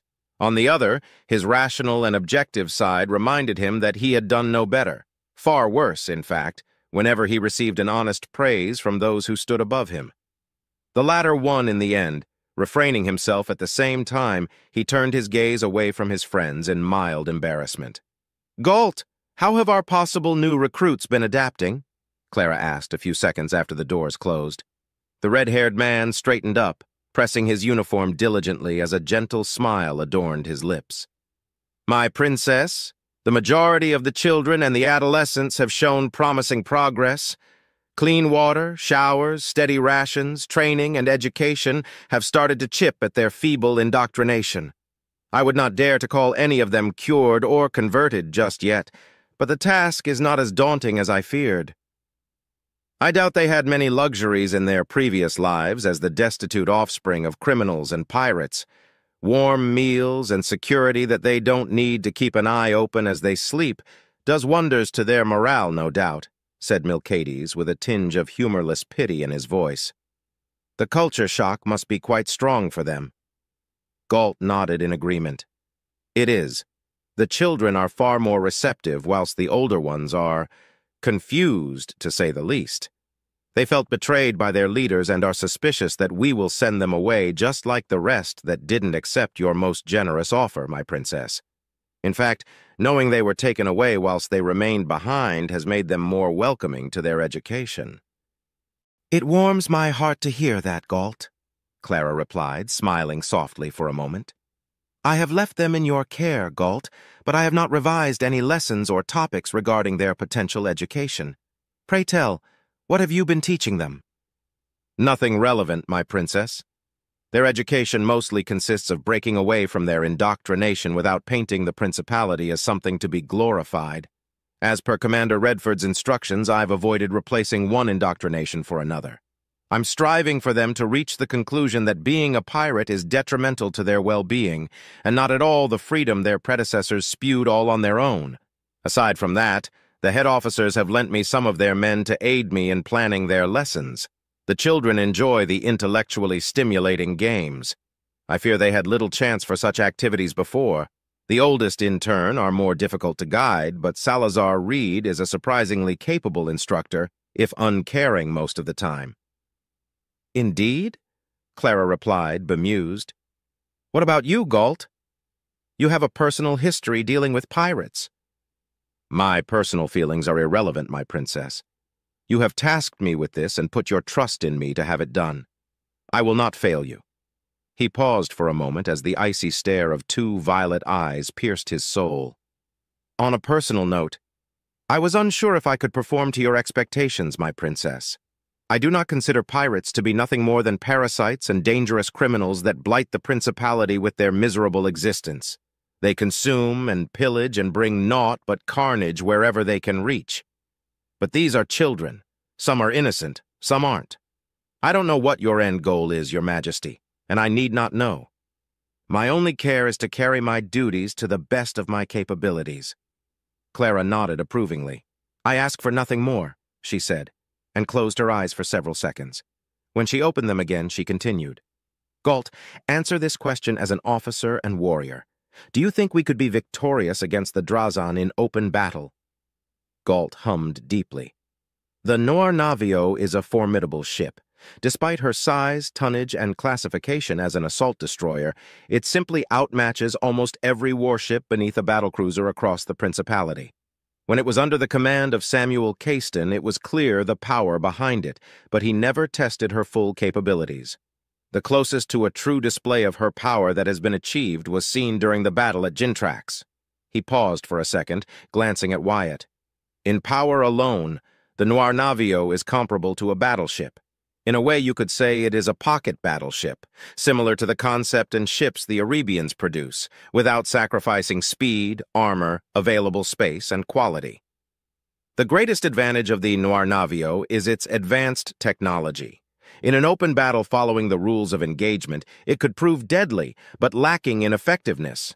Against the Drazan, if we were to face a force equal to the fleet that assaulted Gintrax, then we would be outmatched. Then is it a good thing that the rules of engagement do not apply to those monsters? Said the princess. Correct me if I am mistaken, but our greatest enemies are time, numbers, and discretion, are they not? It is as you say, my princess, Redford answered. We can't afford to give more time than what we need to travel to the Drazan. Geenock said that raider fleets conveyed into Hastrung, where they came from in such numbers, can be discerned another time.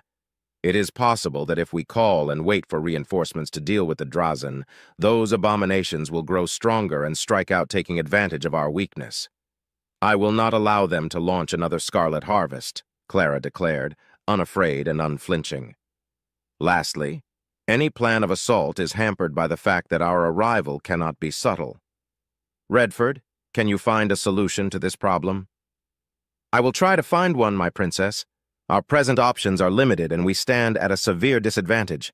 The Noir Navio is, as Ensign Galt has passionately stated, a magnificent vessel. But against an unknown number of enemies, I can't make any solid predictions or plan of action. Our destination still lies several days before us, my princess. I shall put every effort in finding a viable solution. The aged commander crossed his arms and his eyes turned to the black-haired man.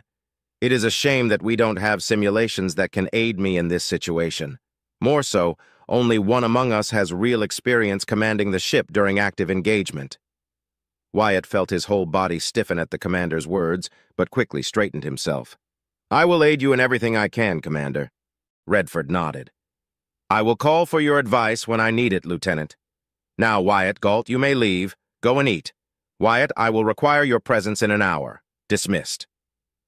Wyatt and Galt stood up, saluted, and bowed their heads to the princess before leaving the room. Once they were gone, Clara let out a long, tired sigh before rubbing her temples. Redford, be honest with me. Did I make a foolish and rash decision? She asked a few seconds later. Foolish? Hardly. Rash? I believe so, Clara, Redford answered, frowning. 30 years. The Hastrung system was lost 30 years ago, and House Ferentis failed to reclaim it time and time again. The upstart rebels that claimed it were either too strong or House Ferentis far too incompetent. I would not be surprised about the latter being a crucial factor in their debacle, said the blue-haired woman. Regardless of their incompetence, we must find a way to succeed. We need their shipyards and their industries to quickly replace our losses. Frigates, corvettes, and destroyers will suffice to match their numbers.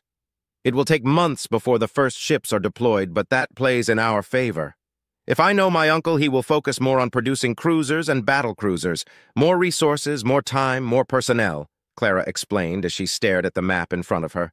There has to be something we can do to turn the balance of fortune to our side. Forgive me, Redford, for in this field I am lacking. Nonsense, Clara. I shall find a solution, Redford retorted with a warm smile. Idea. All eyes turned to Milcades. Why don't we let Wyatt take command of the Noir Navio during the battle? The interface is different in this ship, isn't it? That is a possibility I've considered, Redford answered. However, we don't know for how long the battle will last, how many enemies we are to face, and while the interface is more advanced and less of a struggle, Wyatt doesn't have the implants that will allow him a prolonged command under the stress of battle.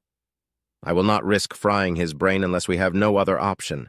I will take command of the Nornavio in battle. Redford, my dearest uncle, Clara sang in a playful tone, are you implying that Wyatt shall take overall command of our fighters during the battle? It is a possibility, replied the gray-haired man. I'm forming a multitude of plans and possible tactics that take into account what we could find in Hastrung. Before we jump in, we'll have to send probes to determine what we're up against before I decide on a viable strategy for battle. He isn't ready for direct command, said Cynthia. When he took command of the Nornavio, it was out of necessity.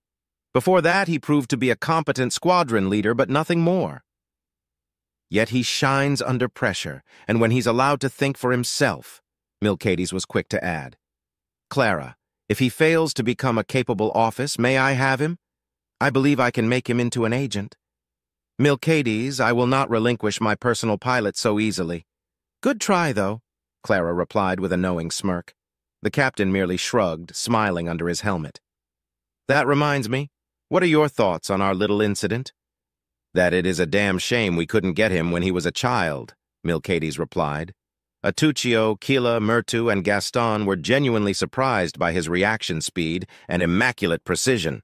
If I didn't know otherwise, I would suspect him to be an agent or a highly trained specialist of sorts. Luckily for you, Clara, he's at your service. It seems I will have to forget my plans to turn him into an infiltrator, but I can help him reach his maximum potential in the areas I can instruct. Clara's expression dropped slightly. I doubt that such a broken mind would have been salvaged if he had, by some cruel joke of fate, been delivered into the hands of House Astor's agents or a wandering Royal Marine at that time. Cynthia nodded as she let out a deep hum. My princess is right, Milcades.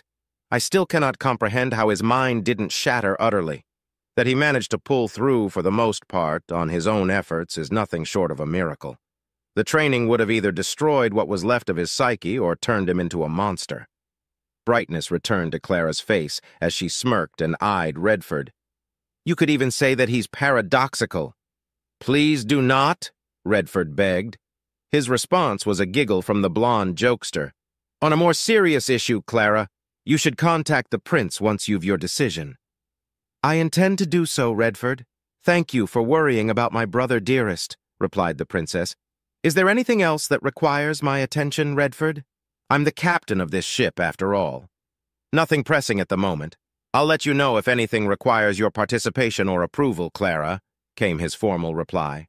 We have much to plan and consider. Meanwhile, as Galt and Wyatt made their way to the mess hall, they shared in a silent walk until Wyatt cleared his throat. Is something the matter, Lieutenant? I've been meaning to give you something as a thank you for your aid, Galt.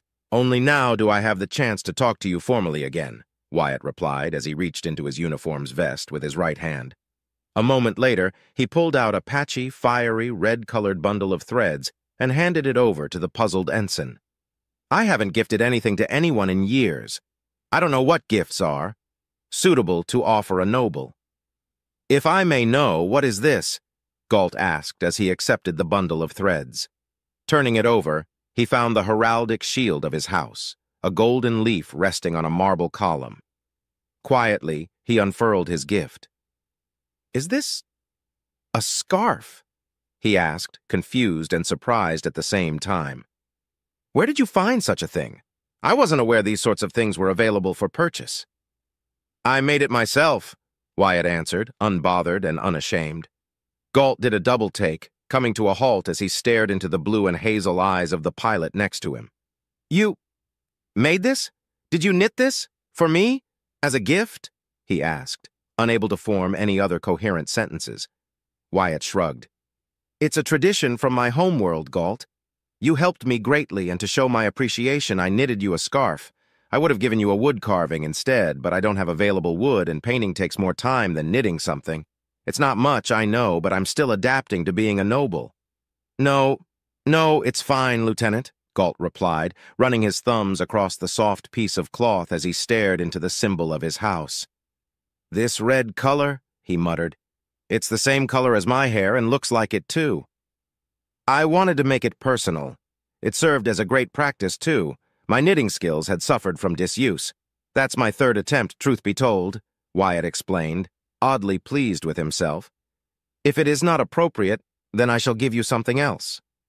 Galt smiled, showing his teeth as bemusement, surprise, confusion, and gratefulness all coalesced across his face. To gift something you made yourself to another is not common. Not unheard of, just not common. But Wyatt, why? Before the pilot could reply, he continued. I owe you my life. Were it not for you, I and my surviving comrades would be dead. I owe you a greater debt. Wyatt shook his head. What debt? I told you already, Galt. You were unarmed and surrendered. I don't like killing the innocent, traitors or not. Besides, you helped me twice already. There's nothing to be owed. Galt let out a chuckle, gripping his scarf tighter. You truly are a man of honor, Wyatt. It was Wyatt's turn to chuckle now. Hardly, was his single reply. Galt stared into his eyes for long moments, then nodded. Perhaps so, or more likely, I just don't know what honor really is. Another chuckle escaped from his throat as he carefully folded the scarf and tucked it inside his uniform. For what is worth, Wyatt, I accept your gift. Would it be okay if I share it with my daughter? Wyatt nodded. It's yours now. Do with it as you please, Galt. In that case, I shall. If you ever need anything of me, Wyatt, please just ask, and I will support you in however measure I can, Galt replied as the two resumed their walk. Actually, I need some advice, Wyatt confessed. I was planning to ask Commander Redford later, but I believe you can help me with this issue I'm facing. Galt, how do I become a good officer? How is a good question, Lieutenant Wyatt. Like I said during our previous talk, it is entirely up to you how to achieve it. Rather, there is a structure to it, and some follow it to the letter. Being dogmatic and strict has its uses, but so is being approachable and practical. There are rules you must obey, but always remember this. The most crucial aspect of a good officer is the ability to inspire, motivate, and encourage those under your charge to achieve their duties and complete your mission, Galt answered. Great, and how do I do that? Every commanding officer before Commander Redford was uncaring at best and a petulant blue blood at worst. How am I supposed to be a good officer otherwise? Wyatt thought, humming softly as he did so. Throughout my entire career, Lieutenant, I can assure you this. There is no right way, no matter what the rules of proper conduct or other such laws of decorum and standing are at play dictates. Anyone can be an officer, but not everyone should be one. I know it is hypocritical to say this, given that only nobles are allowed to achieve ranks that a commoner cannot. But it is true. In perhaps a show of arrogance, most nobles cannot fathom the idea of those under them being better in some way. I've served incredibly incompetent glory hounds whose idea of being a good officer is to simply bark orders and expect the men and women under their command to carry them out without a second thought, Galt exclaimed with a huff of indignation. But I've also been fortunate to serve great commanding officers. For all his faults, Samuel Caiston wasn't terribly incompetent. Dogmatic and unimaginative to a fault, but adept in his role nevertheless. Another thing you must always remember as an officer is that your troops depend on you to make crucial decisions and carry them out. Will you simply flog them and instill fear of consequence to fulfill your goals? Will you lead through example? Will you be fair, uncaring, or sincere? In short, there is no straight path to follow. You must carve it yourself, Lieutenant Wyatt. Be Lieutenant Wyatt Staples and do what comes naturally to you and what you believe is the right course of action in order to fulfill your goals and keep those under your command alive. If you care about them at all, that is. Galt finished by placing a hand on Wyatt's shoulder. I believe you can become a great officer, Wyatt. It now depends on you. Be Lieutenant Wyatt Staples. Captain Milcades said something similar, that I should be Wyatt Staples. Easier said than done, Wyatt thought, smiling at the older red-haired man. Thank you, Galt. You've given me much to think about. Silence fell between them once more for a brief moment, until they reached the mess hall. Wyatt quickly analyzed it and found, to his surprise, that Salazar Reed was present, sitting alone on a far corner eating his meal. Ignoring the demoted captain-turned-sergeant, he and Galt walked up to the bread line and picked up their trays, ready to receive their meals. "Move aside, commoner," a voice called from behind just as Wyatt was about to decide what he was going to eat. Turning around, the two men found a group of 5 Marines of various ranks and 2 Navy officers, also lieutenants, he noticed, standing behind them, all of them bearing expressions that ranged from smugness to contempt. "Commoner?" Galt asked, eyes narrowed. "I fail to see a commoner here, Sergeant Major. Forgive my lack of awareness, but you can't possibly be referring to Lieutenant Staples now, are you?" he asked as he glanced at Wyatt, who had slightly bowed his head in submission. "You too. Move aside, Ensign," one of the lieutenants said. "You were pardoned, but I don't trust you. The filth of your treachery clings to you like the stench of an unwashed serf." "By what right do you believe you can simply order us around?" Galt pressed on, undeterred. "By the right that a commoner should know his place," the sergeant major proclaimed. "Look at him. He knows his place, don't you, commoner?" Wyatt began, feeling cold inside, but he caught his tongue just in time. "What am I doing? They're nobles. Just move aside, like always. It's for the best," he rationalized, but his body didn't move. Instead, he slowly looked up only to find disgust, contempt, bafflement, and ire behind the eyes of the 7 nobles in front of him. But there was something else in their eyes. He could see it. Was it envy, apprehension, fear? He couldn't quite tell, but as he looked into their eyes, the unsurmountable gap that divided commoners and nobles in his mind was not as big nor as wide as it had been not too long ago. "No," he said in a firm voice, despite the cold gripping his heart, threatening to tear it apart if he continued. He didn't care. "Stand in line, wait for your turn, like everyone else." The Marine was stunned for a second as he took a step back. Then his face changed to one of anger and indignation, but kept his voice at an even level. "How dare you, commoner, talk back to me, a noble?" "I'm a commoner no longer," he replied, stopping himself from reminding everyone that the prince himself had ennobled him personally. It would be so easy to boast and brag, to sow fear into them just by using his proximity to Clara and Cynthia. The idea alone disgusted him so much that the cold grip around his heart melted away and then burned. There was no need to do something so vile. Instead, he opted for another path. "You're a mere sergeant major. I'm a Navy lieutenant. You dare give me orders?" No. The Marine took 2 steps back, clearly not expecting the blowback. Hurriedly, he glanced at the 2 lieutenants for aid, but they made the quiet and quick tactical decision to retreat. This isn't over, "Lieutenant Staples to you, Sergeant Major," Waite interjected. "I do not know what grievances you hold against me, but if you wish to settle our difference, a duel will suffice." Instantly, all color drained from his face, and, in an attempt to save whatever scraps were left of his bruised ego, he and his remaining comrades walked away without another word uttered. "Nicely done," Galt congratulated. "Are you feeling all right?" Wyatt shook his head. "Not really. I feel hungry and tired, but also fulfilled." Letting out a strained sigh, he turned to Galt. "Let's eat and forget about this." Galt nodded solemnly. As you command, Lieutenant. Do you have any idea what you've done, Salazar?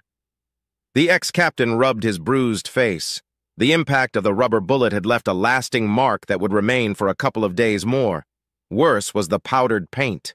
Easy to clean off armor and clothes, but it stuck to skin like a predatory parasite, which meant he had to bear the mark of his inglorious defeat in more ways than one. He didn't rebuke his wife's justified anger. He had no right to do so after his loss. "That's clear, Tuzia," he replied, looking into his wife's fiery gray eyes, her otherwise stunning features marred by an angry scowl and pursed lips. "I brought shame upon our house's name." "Shame?" Tuzia asked softly, flabbergasted for a moment after hearing her husband's reply. "Shame! Salazar, you repeatedly humiliated House Reed. Vashakati is beyond displeased. And Vasurt? He wanted your head. It was only through Vashakati's intervention that you're still alive. He convinced his brother to let him decide your punishment himself." Salazar lowered his head in shame. He wanted to be angry. He wanted to rage and shout, but the experience had left him drained in more ways than one. "Then I shall accept my punishment with the scraps of dignity I have left, Tuzia." "You better be ready to grovel and beg for mercy, Salazar," Tuzia remarked angrily. "How could you? During the banquet to celebrate and honor His Majesty the Prince? All for what? That idiot brother of yours?" Salazar frowned slightly. "Leave Abacus out of this, Tuzia. How can I when his death was the catalyst that pushed you to seek blind vengeance?" Tuzia argued back. "You were the only one that loved that fool. Tell me why, Salazar. Why did you pursue retribution for his death when it wasn't warranted?" "You only say that because the prince himself elevated the man to a knight banneret. Otherwise, you would not argue. In fact, you would have done the same if any of your sisters, Jacine and Henrietta, had died instead of Abacus and you were in my place. Our house was shamed with his reckless death whilst under the command of a then mere commoner," Salazar countered. "That may be so, Salazar, but I'm not single-minded enough to pursue something I know goes beyond my reach," Tuzia countered, sighing heavily a few seconds after glaring at her husband. "Look, I understand your position. Abacus, for all his faults, was a Reed and a noble. Redford Calen put a commoner promoted by the prince in charge of the squadron he was in, which ended in his death. I understand," she said, emphasizing the word, "why you needed to seek justice in order to spare House Reed from such an inglorious stain. But you went too far in your vendetta." "That much is clear," Salazar muttered, as the stinging pain across his face reminded him constantly of his folly. "My brother deserved better. Abacus was an inept imbecile who was far too ambitious for his own good, a ruthless, deluded simpleton lacking the intelligence, guile, and subterfuge to match his hunger for power," Tuzia admonished. "Your parents lacked the attention to properly guide him, and you loved him too much to correct his behavior. Heavens, Salazar, you had to shield him when he caused the death of his previous squadron leader because he was too envious of his position, believing it should belong to him by right."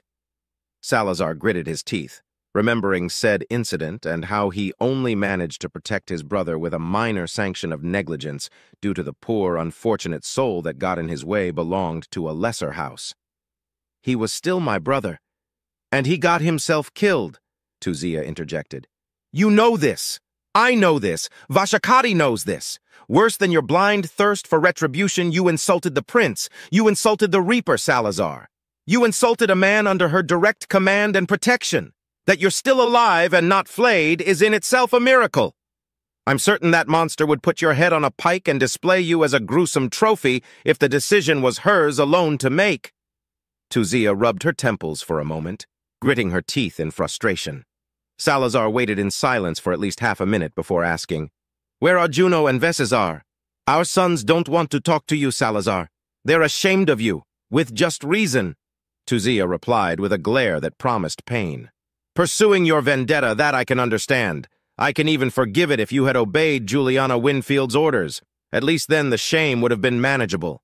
But you brought disruption to a most auspicious moment, and worst of all, you were defeated in a duel you issued by a man who mere days prior was a mere commoner. A commoner!" she shouted angrily as she shook with barely contained rage. "I cannot begin to describe the humiliation I felt when Vashakati told us what had happened. As part of a branching house, our actions reflect directly on the rest of House Reed. Do you have any idea what you've caused, Salazar? I will have to organize at least 3 tea parties and a grand banquet just to ensure our friends and allies that our family remains strong despite your chastisement. Pinching the bridge of her nose, she continued, Your parents were wounded first when they heard of their idiot son's demise. That was overshadowed by your reckless blunder. My parents are distraught by these turn of events, but will help me quell any potential rumors that will stir up from the lesser houses. Salazar listened in silence, taking in the verbal beating his wife delivered upon him. He couldn't blame her. After the rage subsided and the reality of his situation and actions sunk in, he knew he had made a serious mistake. Separated by light years in distance and with a succession dispute raging, he had no means to go back home. Even if he could, the humiliation dealt to his house would only increase if he ran like a coward. More so than that, however, he knew Vashakati would prevent him from escaping without issuing his punishment. I'll find a way to mend the wound left by my defeat, Salazar promised. This war shall offer me many opportunities to cleanse my name from shame and restore the honor of House Reed. His wife rolled her eyes before slamming both hands onto a hard surface. Vashakati will show restraint, but will deliver unto you no mercy, Salazar. He won't exile you unless he's willing to risk tearing the wound you provoked open. She let out a tired sigh, pointing an incriminatory finger at her husband. You will take your punishment and beg your uncle to spare you, Salazar. Your reputation has been crippled, if not entirely ruined. Our position of favor with Vassort will surely be affected thanks to your idiocy. My parents are now old. Neither of them can hold the position of head of our family for long. I'm the only viable option. My punishment will be measured, Salazar replied with a confidence he did not feel. For our sake, Salazar, beg the prince that you're right.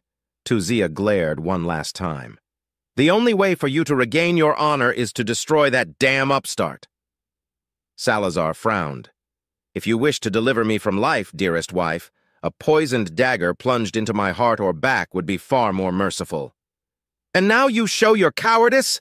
She exclaimed, irritated. He's a simpleton at best, Salazar. I'm certain you'll find a way to strike him down. Anything can happen in combat. Even if I would entertain the idea, Salazar began, his frown now turning into a glare, I'll likely be sent to a support vessel or demoted a rank or two. Our paths are unlikely to cross again. If we cross again, no. He won the duel fairly. I accept the result, I accept my loss. It is the honorable thing to do.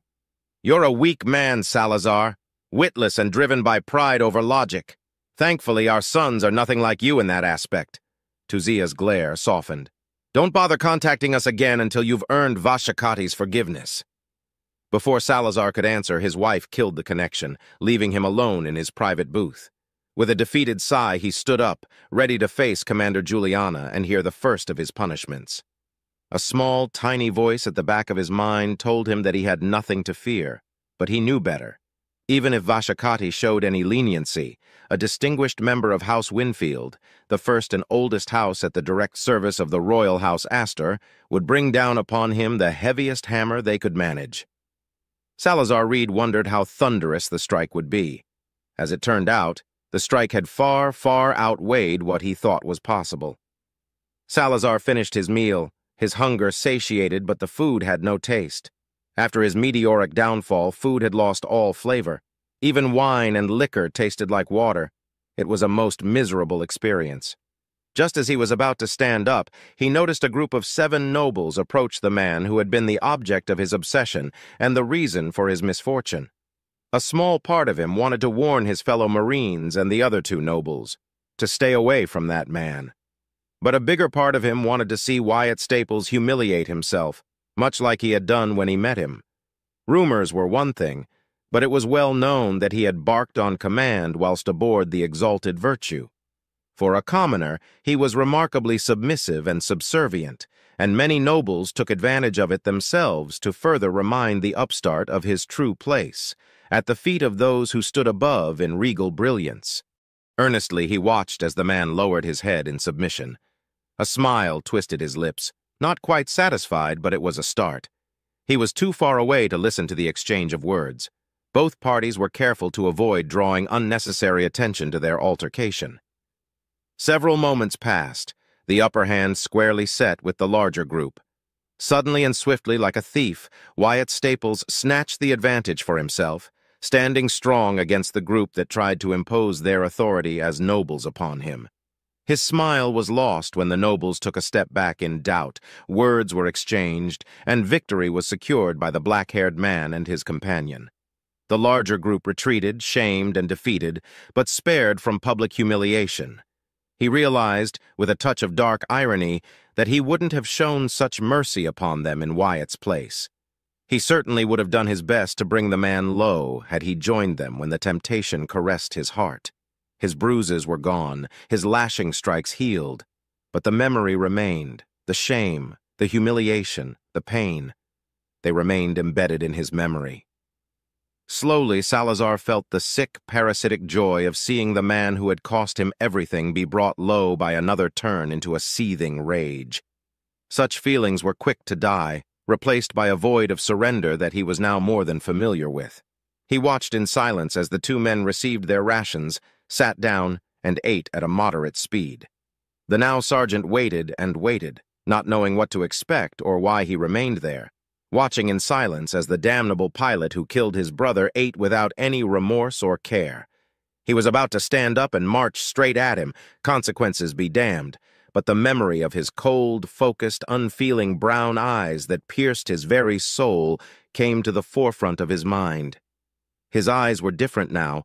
Vibrant blue like a glacier's adorned his right, while his left was of a deep, vibrant hazel that was, impossibly, even colder than his blue one. But the feeling was the same. His bubbling rage died as abruptly as it had emerged. Defeated and without the need for retribution and revenge clouding his mind, the truth reared its ugly head. As much as he loathed it, he knew the truth. Nothing could change it. There was nothing to be done. The sound of footsteps coming to a halt next to him caught his attention. Looking up, he saw Wyatt Staples and his companion staring at him. It was only then that he realized the red-haired man was Ensign Galt Tirome, the man in charge of re-educating the lowly pirates the Reaper had adopted for some unknown reason. "May I help you, Ensign Galt?" Salazar found his voice. It was lacking the fervor and might he once had as a Marine captain. "Were you at all involved?" Galt asked in a serious tone. "I saw you looking rather expectantly, as if I could conjure any support to do something so petty," Salazar replied, pushing aside his empty, forgotten tray. "Their actions are their own. I have no leverage, influence, or standing to spare." His eyes shifted from the red-haired man to the heterochromatic man next to him. A shiver ran down his spine, but he glared at him all the same. "You know, if you wanted to gloat, you didn't need an excuse to come and see me, Lieutenant Staples." Wyatt crossed his arms. "Coming to talk to you was Galt's idea, not mine." Salazar scoffed. "Right," he said, turning to face them but remaining seated. "Go on. Gloat. You defeated me in combat. I received my punishment for my failure. You're within your right to push me down further against the mud. You got what you wanted, Staples." Maybe it was a bad idea, but Salazar didn't care anymore. Goading the pilot wouldn't make a difference now other than allowing him to save some face and whatever remained of his dignity. To his and Galt's surprise, Wyatt sighed and took the seat right in front of the brown-haired man. Stunned by his action, Salazar stared at Wyatt with incredulity. "Salazar, why would I need to gloat?" Wyatt began, eyes focused and serious. "You wanted to punish me for something that was not my fault. Your brother, Abacus, died by his own hand. 2 other pilots died because of him." He paused for a moment, pointing a finger at him. "You then continued to attack me, even during the trial. It was you who tricked me into accepting a duel to quell your thirst for revenge and honor. A duel I won. A duel born over what? An imaginary wrong that was created by your reckless brother?" The sergeant narrowed his eyes. "Nobles lead, commoners obey. Nobles lead, commoners follow. That is the imperative truth across the Principality. Under your command, my brother died, and thus a stain upon my house's honor was spilled. I tried to stop him. He refused to obey commands because was a commoner at the time. Given what I now know about your brother, I doubt he wouldn't have listened to me if I were a noble then," Wyatt pressed on. "He was far too ambitious and cruel in his methods." "He was still my brother," Salazar replied. "For all his faults and shortcomings, he was my beloved brother, and now he's dead, all because of you." "Salazar?" Galt tried to interject, but Wyatt reached to him, placing his hand on his forearm for a moment. With a nod, he closed his mouth and crossed his arms. "Look, I understand you. If any of my brothers were murdered in cold blood, I would hunt the one responsible even if it killed me. I can understand your feelings, Salazar. But you can't blame anyone but your brother for his own death. He wasn't murdered, he wasn't killed in the line of duty. He died because he was stupid. Simple as that. The quicker you can accept that, then maybe you can heal and start over." "Start over?" Salazar scoffed with humorless air. "Gods! Abacus was always so damn thick-headed. He failed to become a Marine, did you know that?" Salazar asked rhetorically. "Reckless, hot-headed, eager to earn glory, ambitious, stupid, and so infuriatingly conceited. I wanted the best for him, but he was so... I protected him too much, this I know. But I loved my brother. He and I share the same parents, my other siblings I care not for, but now he's gone." Salazar closed his eyes to prevent the warm, thick tears that had formed to fall freely. "Gone because I failed him." It hurt. By the prince, admitting the truth hurt so bad. But despite the pain, Salazar refused to cry. He would do so later in private and save his dignity. "I failed my brother, I failed my sons, I failed my wife, I failed my house." The sergeant opened his eyes, expecting to find a mocking gesture, a gloating smile, or anything but a distant but sympathetic glint reflected in the blue and hazel eyes of the man he had blamed so vehemently. "It doesn't matter now.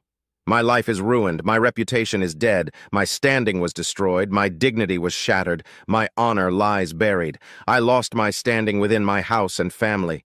My uncle revoked my titles, leaving me as a mere knight. But every noble is entitled to it by birthright." Salazar took in a deep breath. "My contacts and allies abandoned me, turned on me even. Vultures, all of them. Commander Juliana demoted me so feverishly that the pain of the lashes was nothing compared to that fall. I'm forever stained as a failure, and now I am trying to impart even a measure of order into damn pirates. At this point, being exiled from my house would have been a mercy in comparison." "Then start over," Wyatt repeated. "You haven't deserted or killed yourself, so that means you're still loyal and want to live." "But how? It can't be that simple," Salazar asked dryly. Wyatt stood up.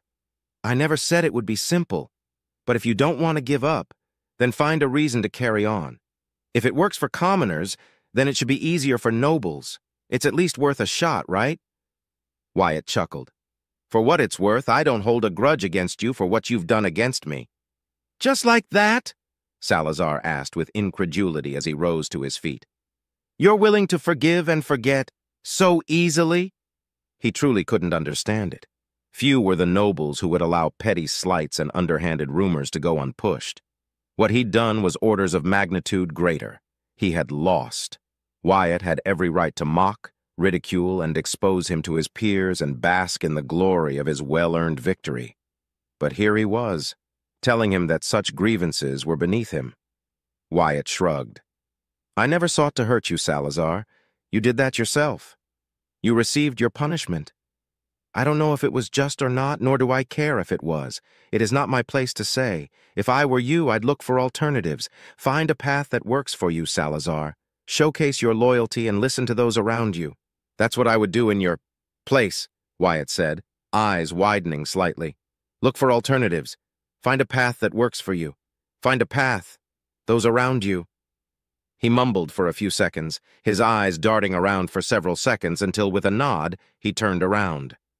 "Galt, forgive me.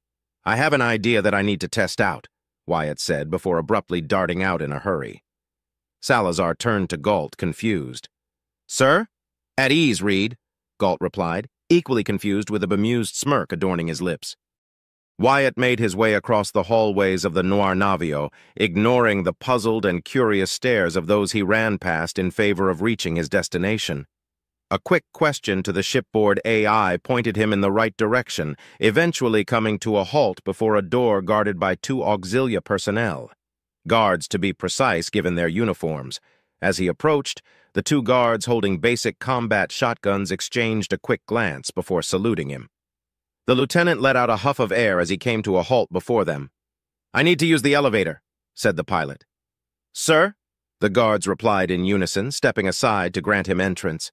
Wyatt stepped closer before a red light scanned his face in the blink of an eye. "Authentication verified," a monotone voice announced softly.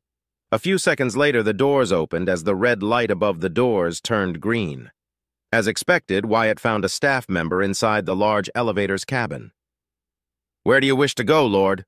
the man asked in an obedient tone that reflected respect and submissiveness. "It makes my skin crawl whenever someone calls me Lord," Wyatt thought with disdain before pushing that aside to focus on his task. Stepping inside the cabin, the doors closed and he turned to the man. "Take me to Deck 3. "At once, Lord," the man replied before pushing a few buttons on a console next to him. With a barely perceptible start, the elevator began to move down. "I still can't comprehend why it doesn't feel like it's moving," Wyatt commented, glancing around the cabin. He'd rarely used elevators back in the academy, or when inside any given station he'd been assigned to in the past, but the experience was the same.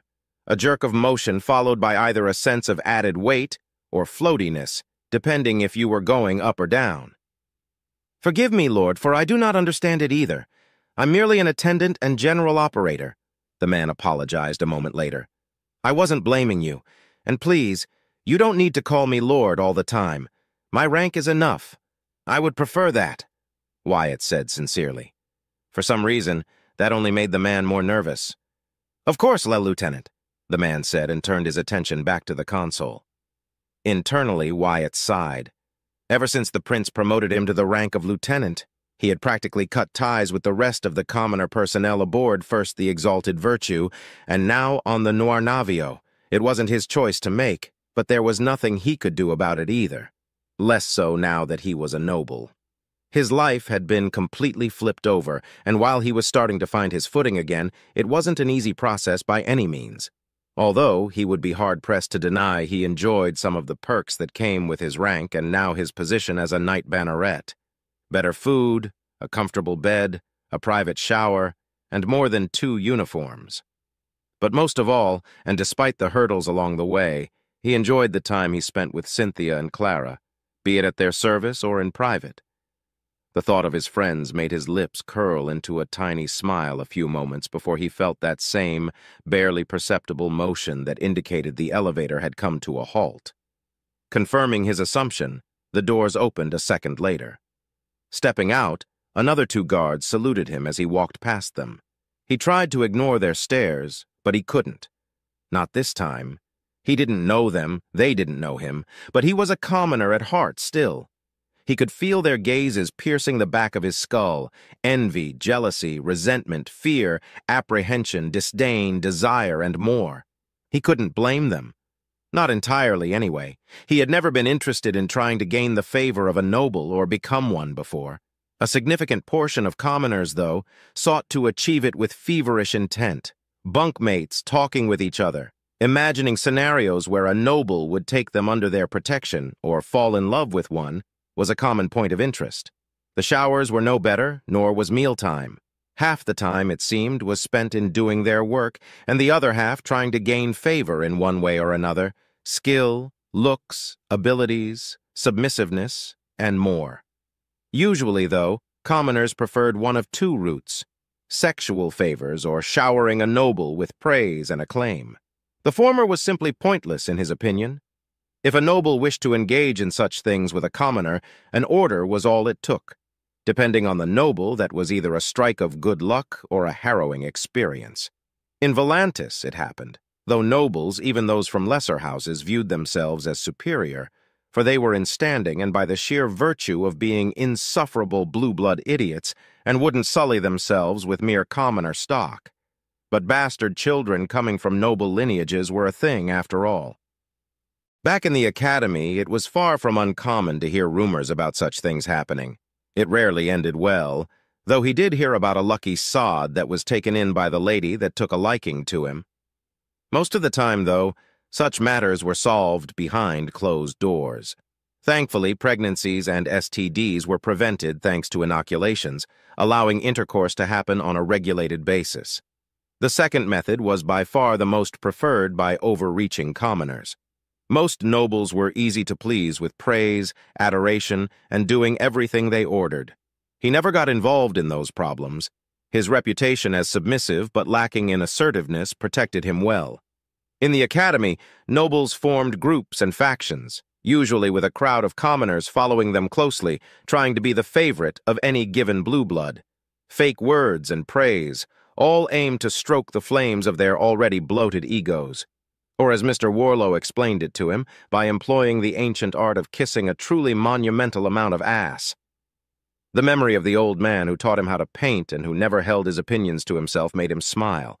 He wasn't part of his family, but he respected the old man and was thankful to him for everything he'd done. Whilst he was afraid of how the old man's opinion of him would change when he learned of his ennoblement, he wished to do something nice for him. It would cost him nothing. He had more than enough credits to spare now. Chuckling to himself as he made a mental note to ask his parents to get something useful for Mr. Warlow, Wyatt felt his mind at ease once more. Instead of breaking into a run, he walked faster through the hallways, partially amazed that the quality of materials and architecture remained the same across the entirety of the ship. Usually, the layout of principality ships was designed in such a way that the living areas for nobles, the main deck, and the engine and core rooms were the most secure, best armored, and best built. The remaining areas suffered a significant dip in quality since they weren't as important. Whoever built the Noir Navio and the other black ships thought otherwise. It took him a few more minutes of silent walking until he reached his destination, the main shield control room. To his surprise, Lupin Lusanto, technician-in-chief, was present in the room.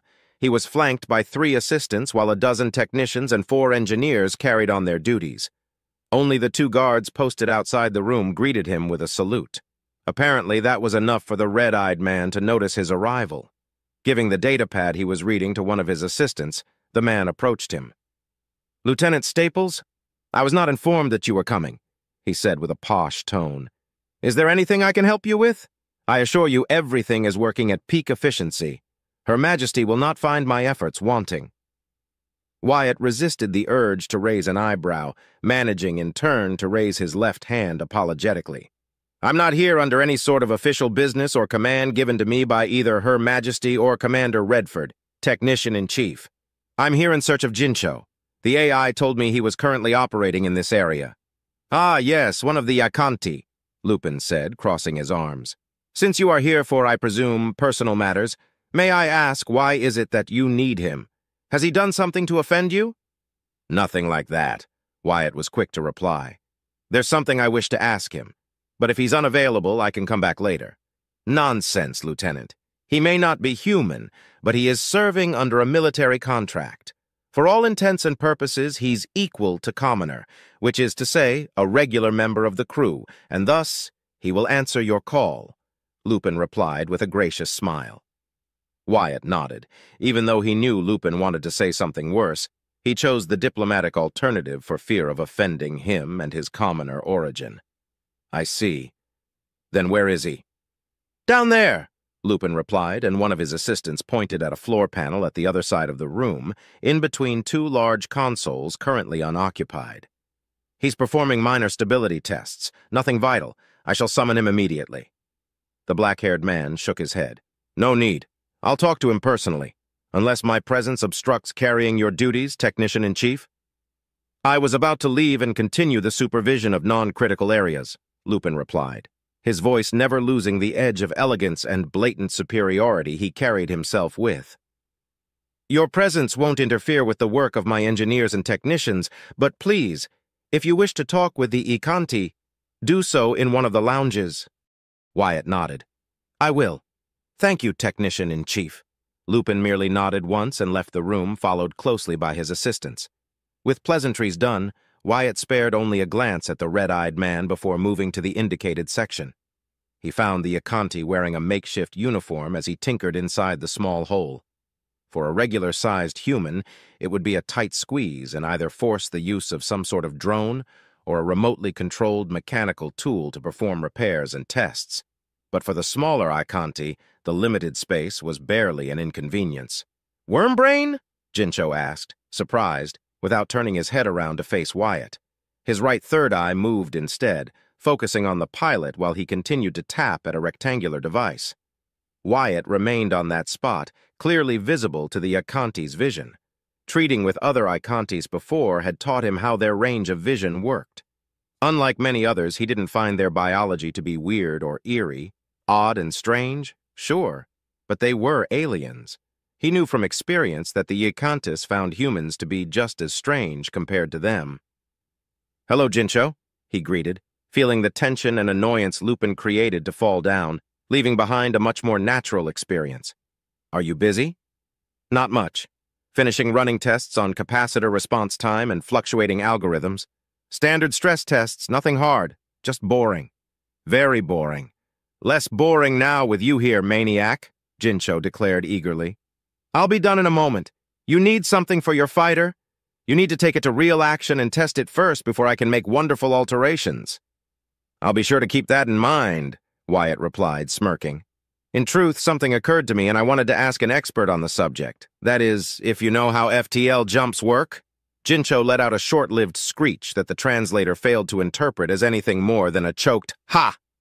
Let me finish, then we talk, wormbrain." Wyatt waited patiently, stepping back to avoid pressuring the technician. His wait ended a few minutes later when Jincho jumped out of the compartment, stored his device, and quickly put the panel on, securing it with the use of a small rotating screwdriver. "Come, come, maniac," said the small alien as he walked past the pilot and out of the control room. After a short walk to a nearby lounge area, the Icanti flopped on a bench, his legs dangling a few centimeters above ground.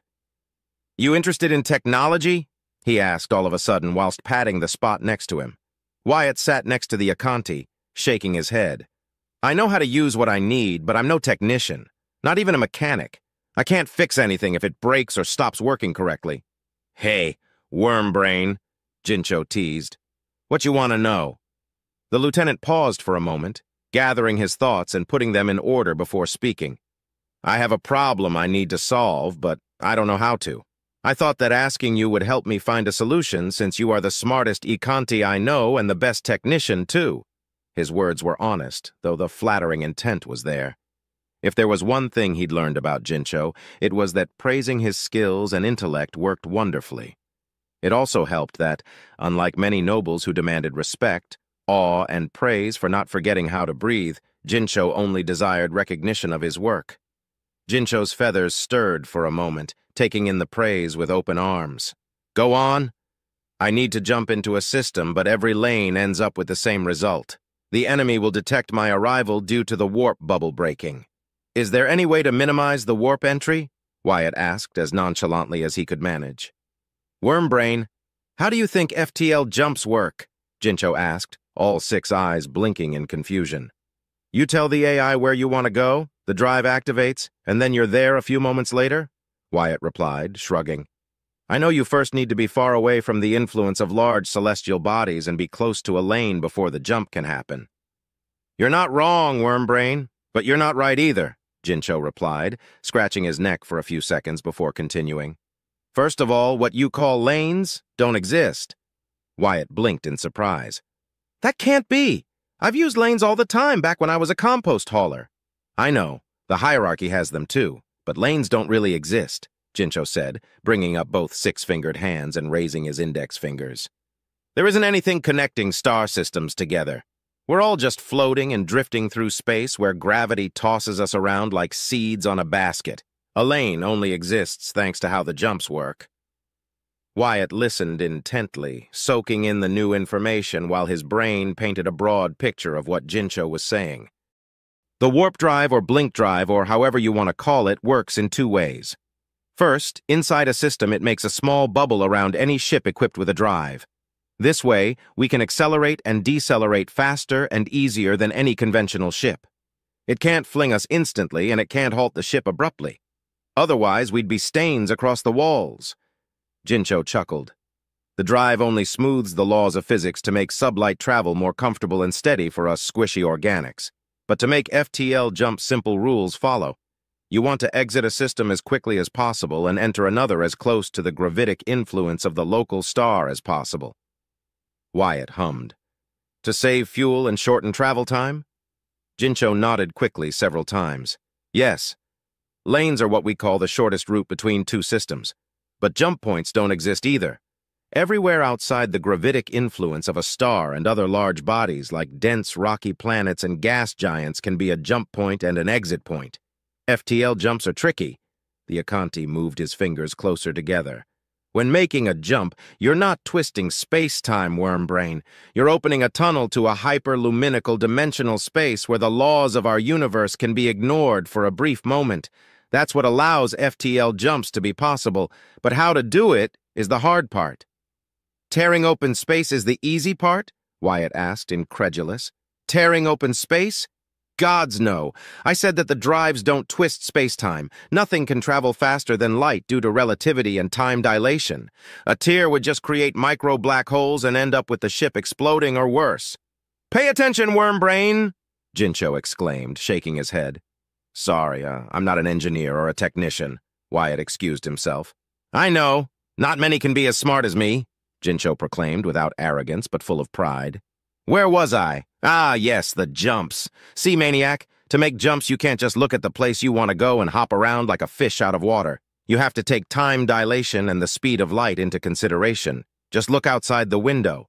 The stars in the sky you're seeing are far, far away. They may not be even there anymore.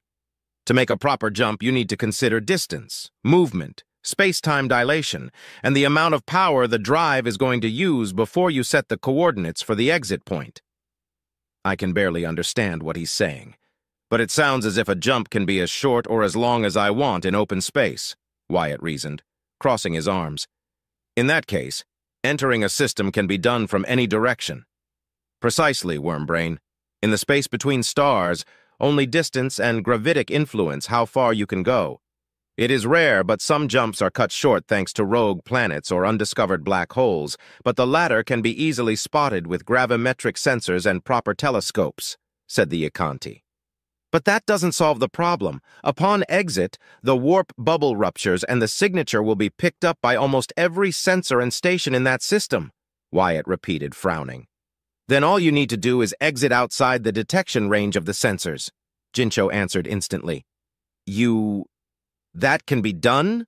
Wyatt asked, baffled. That's what navigational AIs are for.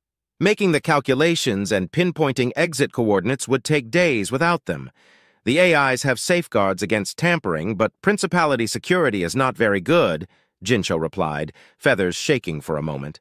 It can be dangerous, but only slightly more than a normal lane jump and exit point. The problem is travel time. It could add 1 or 2 extra days of sublight travel into the system. And you know this how? Wyatt asked with a raised eyebrow. How do you think me and my fellows left the hierarchy? Jincho replied with a tone of smugness. Wyatt was sure that if he could, Jincho would be smiling from ear to ear. Would that prevent any potential enemies from detecting our arrival? Jincho nodded, lowering his hands. Pretty much. A ship exiting FTL is like a rock tossed into a lake. It creates ripples that are easy to detect by anyone nearby, but those outside the range can't see it. The ripples also cease quickly and the water returns to normal. The universe is like a tasty Nalak worm that wriggles when you poke it but calms down quickly. You won't be detected unless there's a deep space station nearby. Wyatt smiled broadly as a fire spread from his stomach to the rest of his body, filling him with satisfaction and hope. Jincho, I think you've opened a path we can use. I have what now? Jincho asked, confused as he blinked each set of eyes one at a time. The lieutenant stood up. Come with me. There's someone that needs to hear this. A quick notification sent by the AI told Redford that Wyatt Staples plus another crew member were outside the war room requesting entry. Redford made a quick note that Wyatt still had 20 minutes to spare before he was supposed to report back to him. Intrigued by what had made his second-in-command report earlier, and with company no less, he ordered the AI to open the doors. An eyebrow was quick to rise when he saw the lieutenant flanked by a Yikanti. Lieutenant Staples, you're early and with company. If you needed to report something to me, you could have done so through the communications AI. Apologies, Commander Redford. But I believe this is a matter too delicate to not speak it in person, Wyatt replied, inviting Jincho to step into the room. Once inside, the doors closed and the two sat down, much to Redford's surprise at the lack of manners the Akanti put on display. It took him a moment after to realize that the Akanti in question was the rambunctious Jincho. Stifling a sigh, he turned to Wyatt. "I believe this must be important?" he asked seriously. "It related to our upcoming campaign, Commander," Wyatt replied, leaving no room for doubt. The aged commander's eyes widened for a moment, then he leaned back on his seat. "Explain." "I believe Jincho should be the one explaining it. I barely understood it myself," Wyatt replied before pinching his chin for a couple of seconds. "Actually, Commander Redford, would it be possible for the princess to be present too? I believe she'll need to hear this." Redford stared at Wyatt with a blank expression for several moments in utter incredulity before letting out a heavy sigh. "You want to summon a princess at your behest?" Wyatt nodded. "She needs to hear this eventually. Why not now?" came his simple reply. "Wyatt Staples, you will be the death of me." Redford shook his head but couldn't stop a small smile from forming across his lips, closing his eyes for a few seconds. "She will be here shortly. Wyatt, how much does he know?" "Nothing. I presented the issue as a personal problem, Commander," replied the pilot. "Am I missing something important?" Jincho asked, unafraid and more than a little excited. "What you are about to hear cannot leave this room, Technician Jincho," Redford declared in a serious tone. "Do so, and you shall be censored and punished severely before being thrown out of the nearest airlock. Am I understood?" "Crystal," Jincho replied, giddily. "No need to worry, Commander. I can keep my beak shut tightly, most of the time."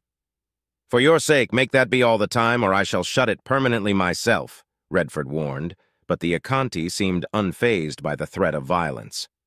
A few minutes of uncomfortable silence later, the door opened to allow Clara entry into the room, followed closely by Cynthia. "You desperately need the Dacus implant, Wyatt.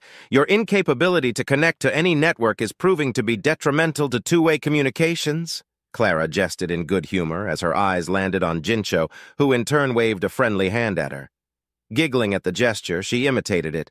"Jincho is your name, if I recall?" "The little rascal that hacked our communicators," Cynthia added, staring silently at the alien. Jincho stared Cynthia back for several seconds, then turned to Wyatt. "She wants to eat me." Wyatt had to bite down his tongue to stop him from snorting a laugh. Clara was not so courteous, choosing instead to cover her mouth to hide her smile as she softly laughed. For her part, Cynthia stared at Jincho in disbelief, flabbergasted by his suggestion. It only lasted a moment before the blue-haired woman protested. "I do not wish to eat you, Ikanti," she declared sternly. No, you do. I can see it in your eyes. The hunger to catch me, crush me, too bad for you, so sad. Ikanti meat tastes awful to humans. Not much to be found either way," Jincho announced, touching his chest with one hand. "As humorous as this is," Redford interjected after clearing his throat, "we have more important matters to attend to. You may sate your curiosity later, Cynthia," jabbed the aged commander. Cynthia crossed her arms, glaring daggers at the older man. "Wyatt, if you will," Redford ordered. The pilot took a deep breath, calming himself. "Of course, Commander. Jincho, could you tell them what you told me?" Jincho nodded and began to speak. The conversation proceeded almost identically as it had gone with Wyatt. By the end of it, Redford was silent and in deep thought while Clara was outwardly calm and collected, but Wyatt suspected that she was formulating plans and schemes with the newly available information. "Could be done, Redford?" Clara asked after a few moments of silence. "Such tactics.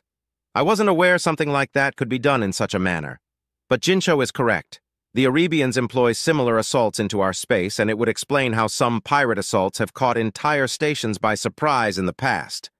Bringing up the map and the systems surrounding Hastrung, he crossed his arms.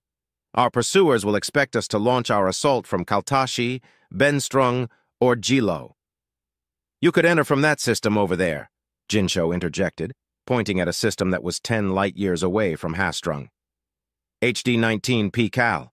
Hastang?" Redford read. "It's a brown dwarf.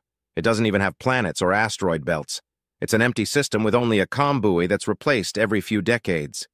You'd entered from the top of the Hastrung system. You can exit inside the interior limits of Hastrung's Kalzak Veil and remain undetectable, Jincho explained. Exiting in the interior edge of the system's Oort cloud would be disastrous, Redford countered. As we exit, a stellar body could strike us in the moment of vulnerability. Space is big. Chances of that happening are unlikely even in the middle of a Kalzak Veil. The warp bubble will push away dust particles and small bodies as it always does. The risk is minimal, Jincho argued. Better take the risk and catch those monsters by surprise, yes? Jincho is correct, Redford. If our arrival is masked and undetected by our enemies, then we will remain the upper hand, Cynthia commented. It goes against all regulations. Tampering with a navigational AI without destroying it will be a difficult task even for Milcades and the Royal Marines. Not for me, Jincho jumped on his seat. I can't convince the AI to let me alter it without risk. All I need is permission from Pretty Eyes, he said, turning to Clara. Pretty Eyes? Cynthia exclaimed, outraged. She's a princess, you crass, insolent... Her words died in her throat when Clara raised a hand. Our Ikanti friend may have solved our problem, Cynthia. I believe I can ignore his lack of manners in turn for his kind assistance, Clara proclaimed with a friendly, warm smile. Technician Jincho, you have full liberty to do what must be needed. Will you require anything as compensation? I can significantly increase your salary or offer up a substantial reward in return. Jincho shook his head. No need, Pretty Eyes. I do it with gusto. Drazan dead shall be my reward. Hate those things. I can see why Wyatt has taken a liking to him, Cynthia murmured, unheard by everyone but her best friend. We shall discuss rewards if we are to be victorious and survive the coming battle. You will not go unrewarded, Technician Jincho. Wyatt, I congratulate you for your forward thinking. When we were blinded, you found a solution. Pray to tell what inspired you to make such a move, Clara asked as Cynthia helped her up. An encounter with Salazar Reed. Not to worry, it was a peaceful discussion. It opened my eyes, truth be told, to search for another path. We faced a problem we couldn't solve, so I decided to ask someone who might, Wyatt replied, smiling at Jincho, who was adoring being the center of attention. Well done, Lieutenant, Redford commented. Wyatt, I will require your attendance after your duty shift is done.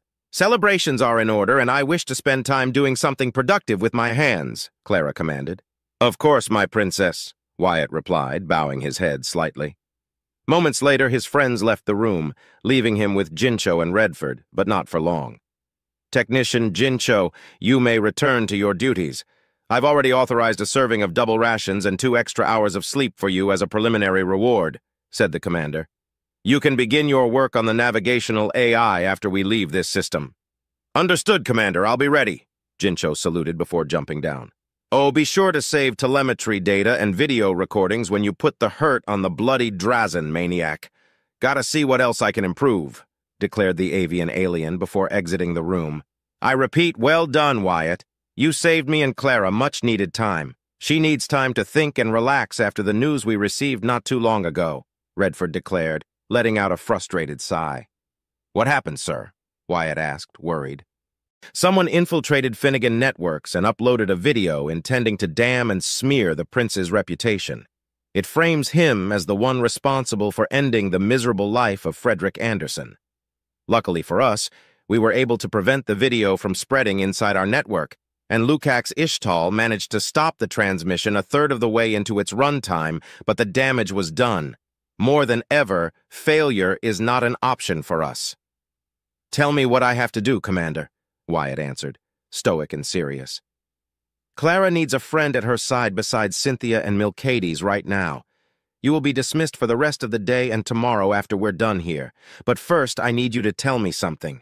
He leaned forth. Tell me everything you can remember about your experience commanding the Nornavio. Every detail, no matter how insignificant. Wyatt nodded. Gladly, Commander. Gallant Venture Bridge. Their movements make no sense, Javier.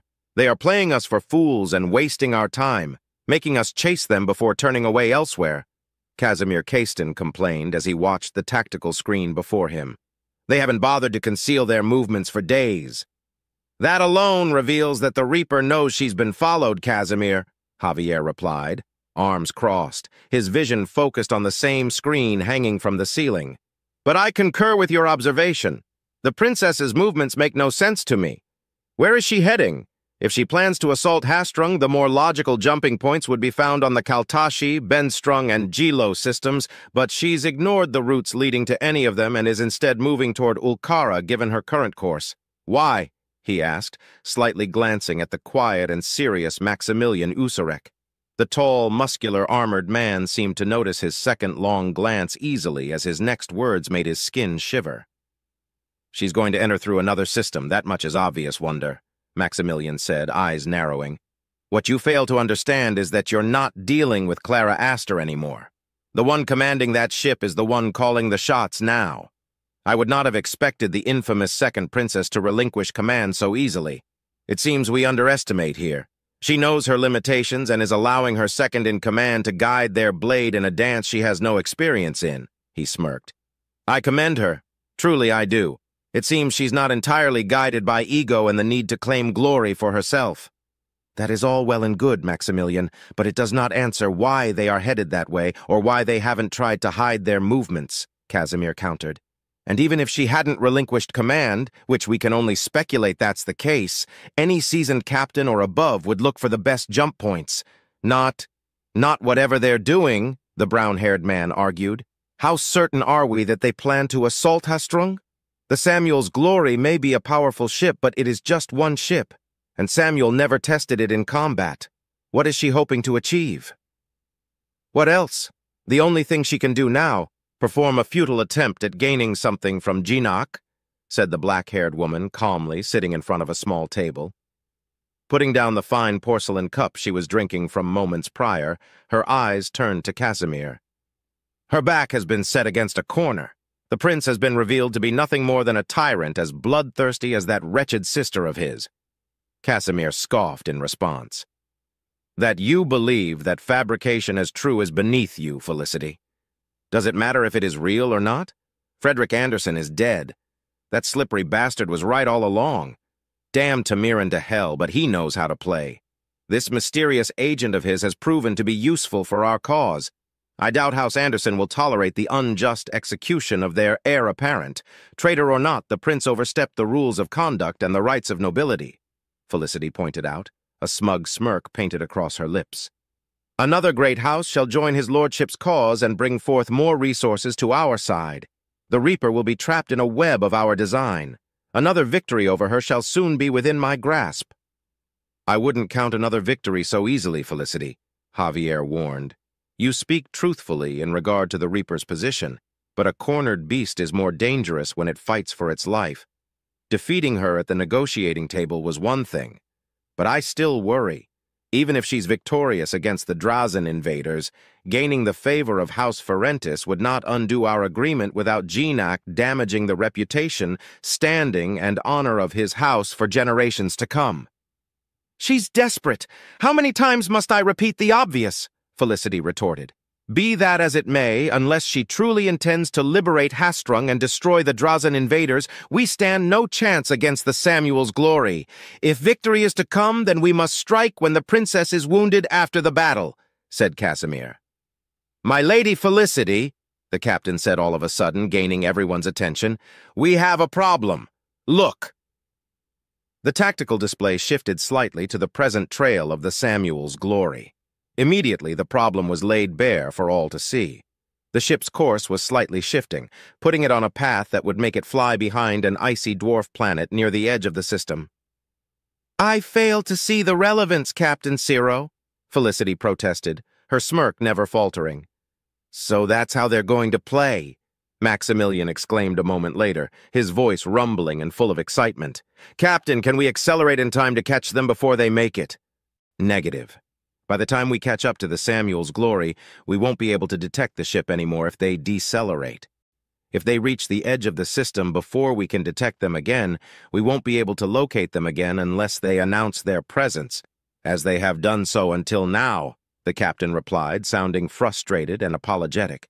"My sincerest apologies, my Lady Felicity. It seems we have been tricked." "It matters not," Felicity replied, unbothered.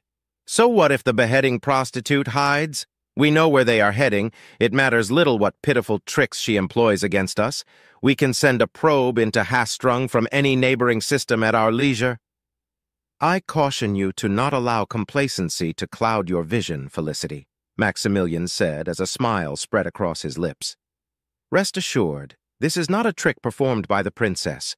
Among fighter pilots, hiding behind cover to lose a pursuer or lay a counterattack is a common tactic. Redford Vorpal Kalon is the one commanding that ship. Now I know who my enemy truly is.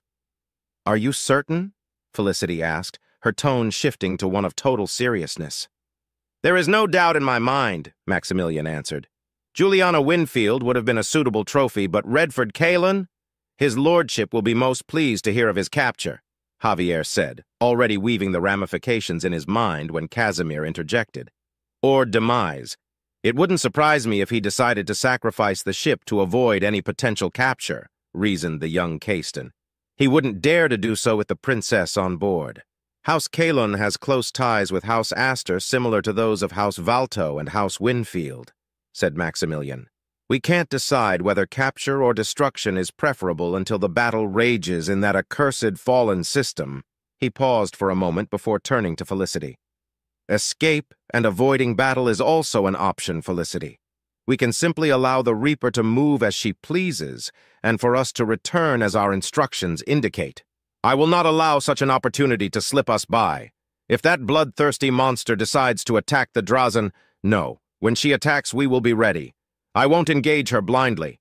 Only if our victory can be assured will I risk battle after the Drazen sufficiently pummel them into a feasible submission, proclaimed the ebony-skinned woman.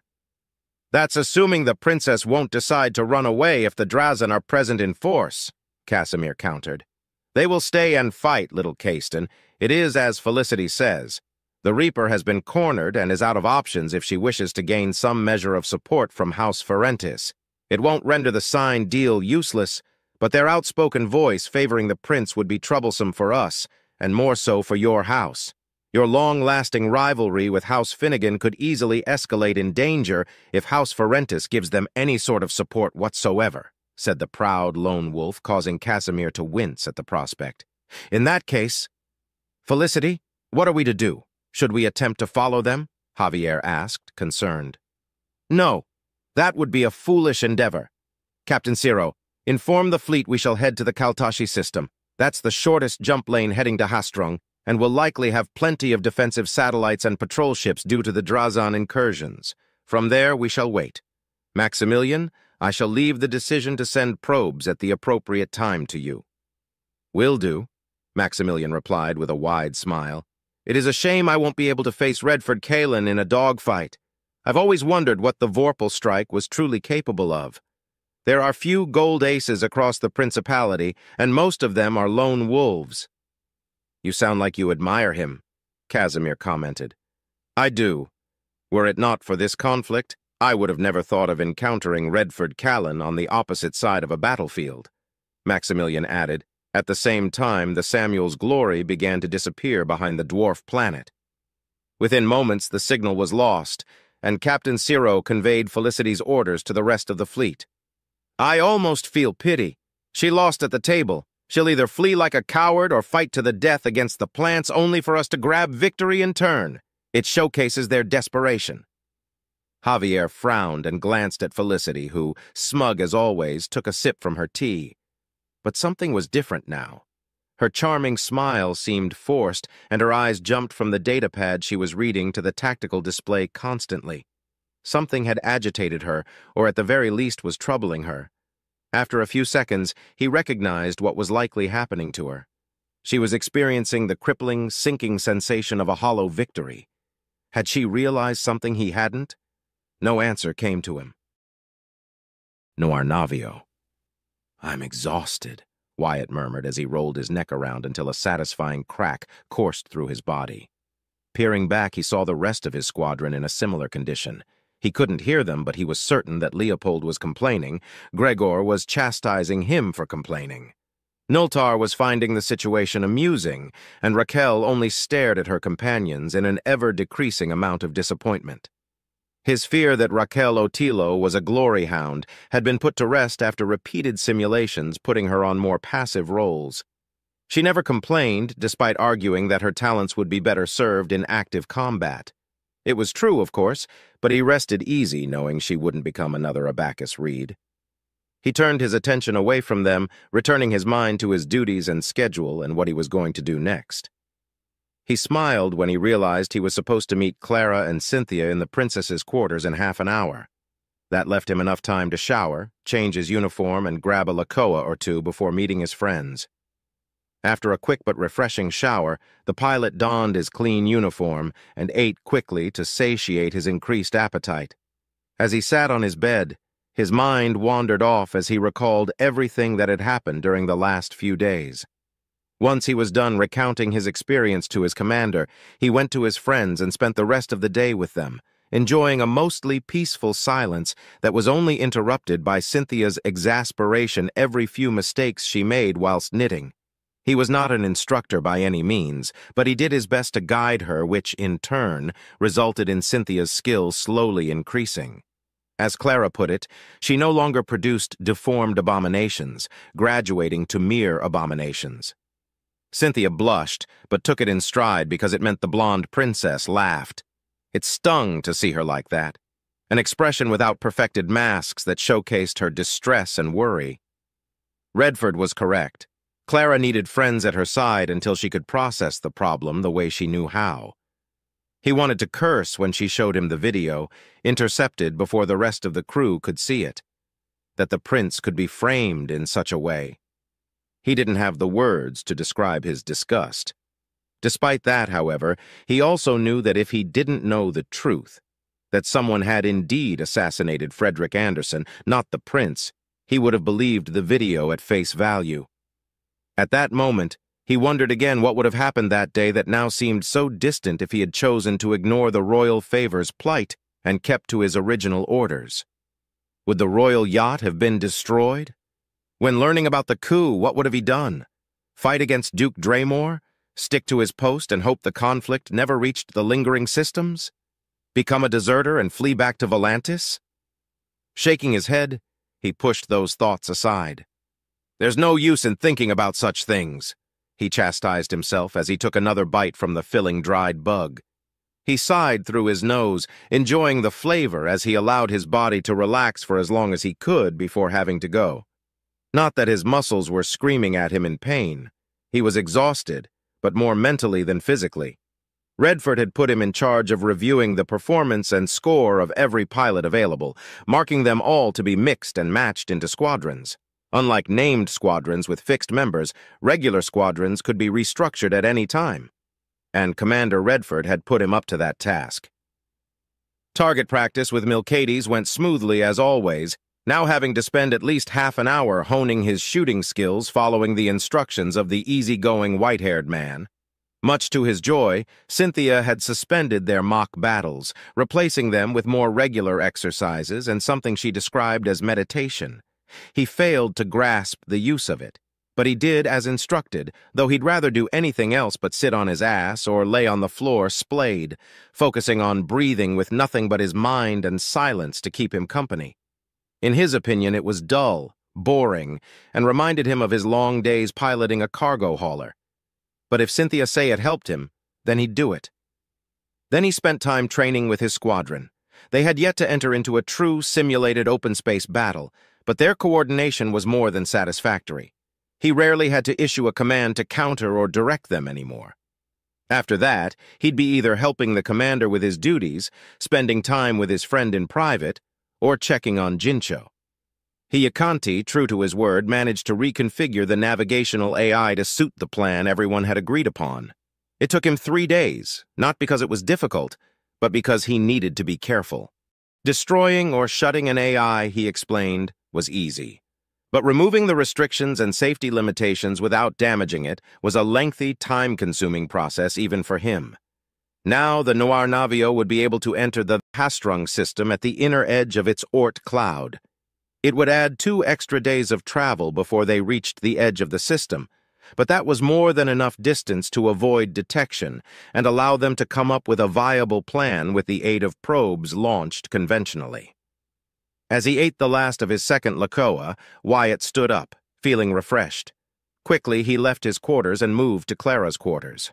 As always, 2 Royal Marines stood vigilant outside her doors. With a quick motion, they deactivated the small pillars next to them. Pillars he still didn't know what their purpose was, but he wasn't going to pry about it. The doors opened a moment later, and he walked into the familiar room where, oddly enough, Cynthia was sitting while Clara brushed her long, luscious blue hair. "Come in, Wyatt, I'll be done in a minute," Clara greeted after the doors closed. "You don't have to do this, Clara. I can brush my hair," Cynthia protested half-heartedly. "I know," was the blonde's response as she continued to brush her friend's hair. "This is new," Wyatt commented, finding the situation entertaining. "I've only seen Cynthia brush your hair, Clara. Why is a princess brushing her bodyguard?" "Because," Cynthia replied before the blonde woman could inhale, "she is unhinged. Where is my delicate princess? Who is this maid?" "I'm far from delicate," Clara countered, smiling. "And that is the only point you object to?" Cynthia followed up, shaking her head, but her smile betrayed the annoyance in her voice. Wyatt stared at them for long moments, then sat down in his usual spot. "She's been doing it since you were children, hasn't she?" "I can't help myself," Clara answered in good humor. "Do you know how frustrating it is that Cynthia's hair doesn't need to be brushed? I do this because I enjoy the sensation of her hair going through my fingers, that soft yet sharp texture that's smoother than silk. And because you love to humiliate me, pretending that you can treat me as a living doll, my princess. I must wonder if your love for fighter models is only a facade in order to disguise such debased behavior?" Cynthia asked, turning just enough to glance back at her now blushing friend. "Shush you!" Clara replied as she let go of her hair, liberating the brush and revealing not a single strand of blue hair stuck in it. "Sometimes I envy your hair, Cynthia." "You say that every time, Clara, but your hair is much prettier. Don't you think so, Wyatt?" Cynthia asked as she stood up only to move to her usual spot. "Both your hair is pretty," Wyatt replied sincerely. "It's lush? Yeah, lush, and it shines. Smells really nice, too." Clara let out a laugh while Cynthia merely sighed and shook her head slowly, much to the confusion of the pilot. When they were done, Wyatt stared at Cynthia for the longest time. "Is something wrong, Wyatt?" asked the red-armored woman. "Why is your hair blue?" the heterochromatic-eyed man asked. "Is it due to genetic tampering and editing?" "Partially, yes. Every Winfield has blue eyes and hair," Cynthia began.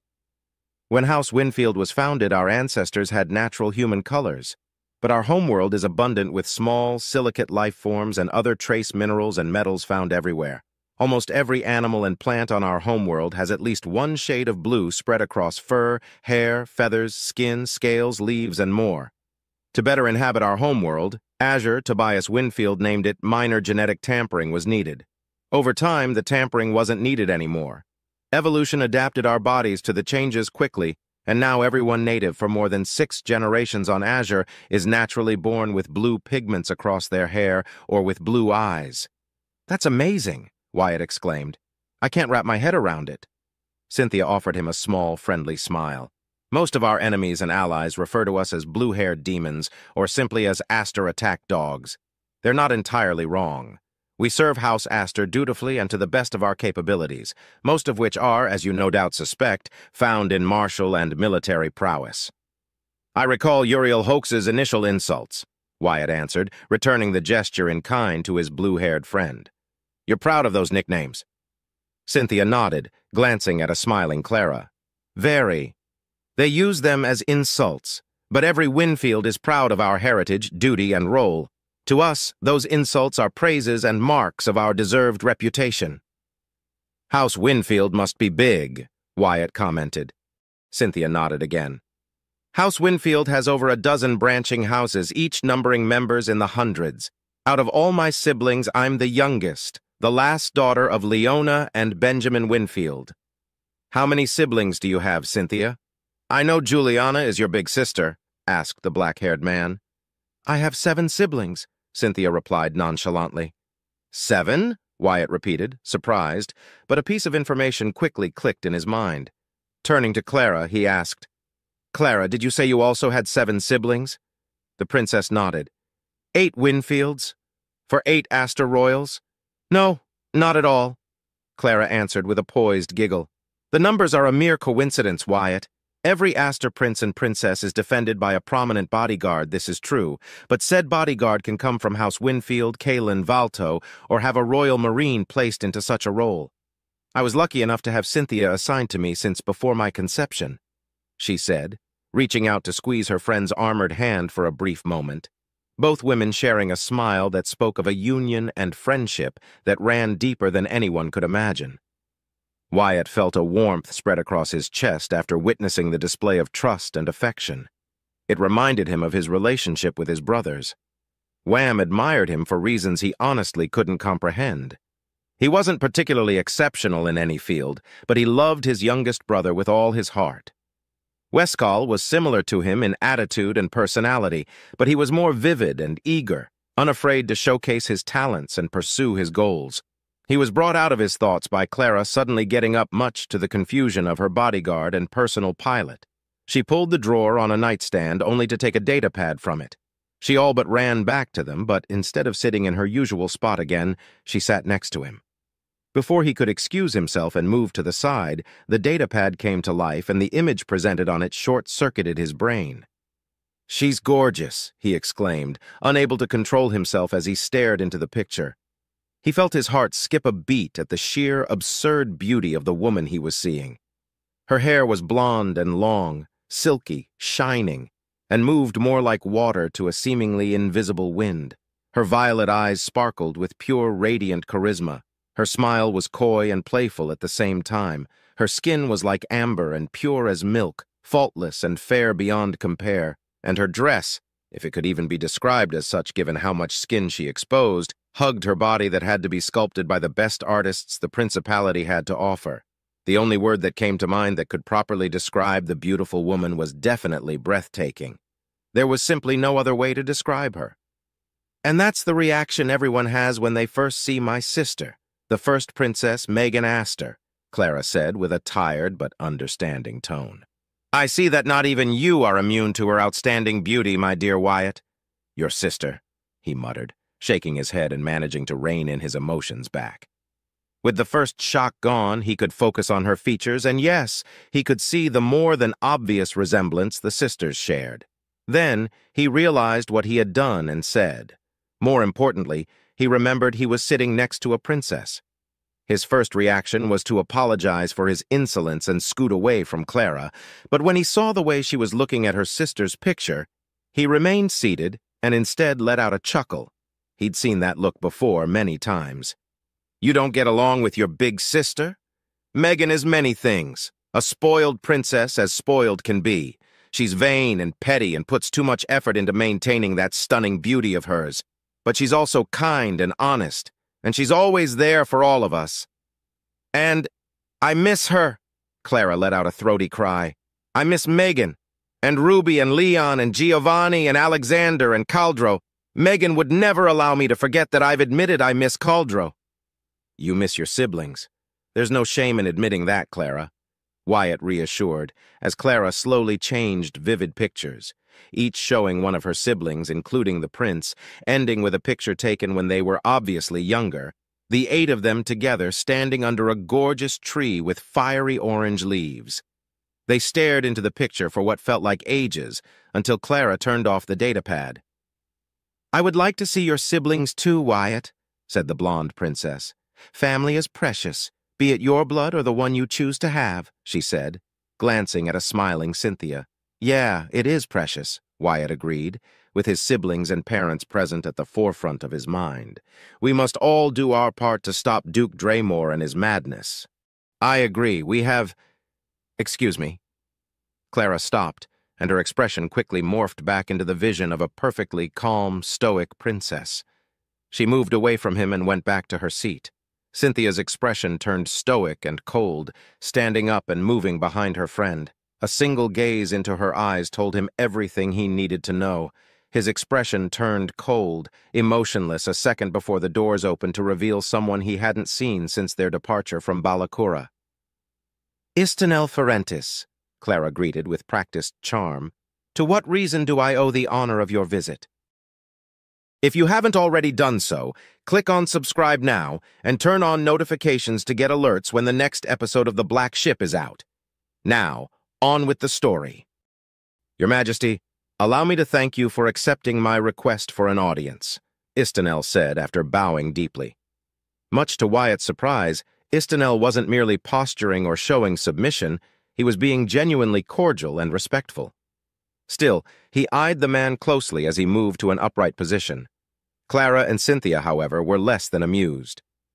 "You are here to represent your Lord Father, Sir Istenel.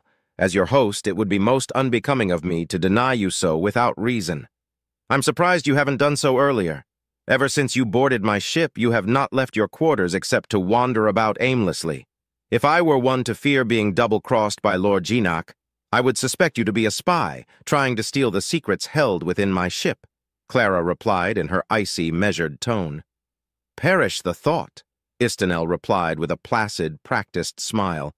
"I'm hardly interested in technology, and I do not have the skills to indulge myself in subterfuge. My exploration was merely scholarly in nature and to satiate my curiosity."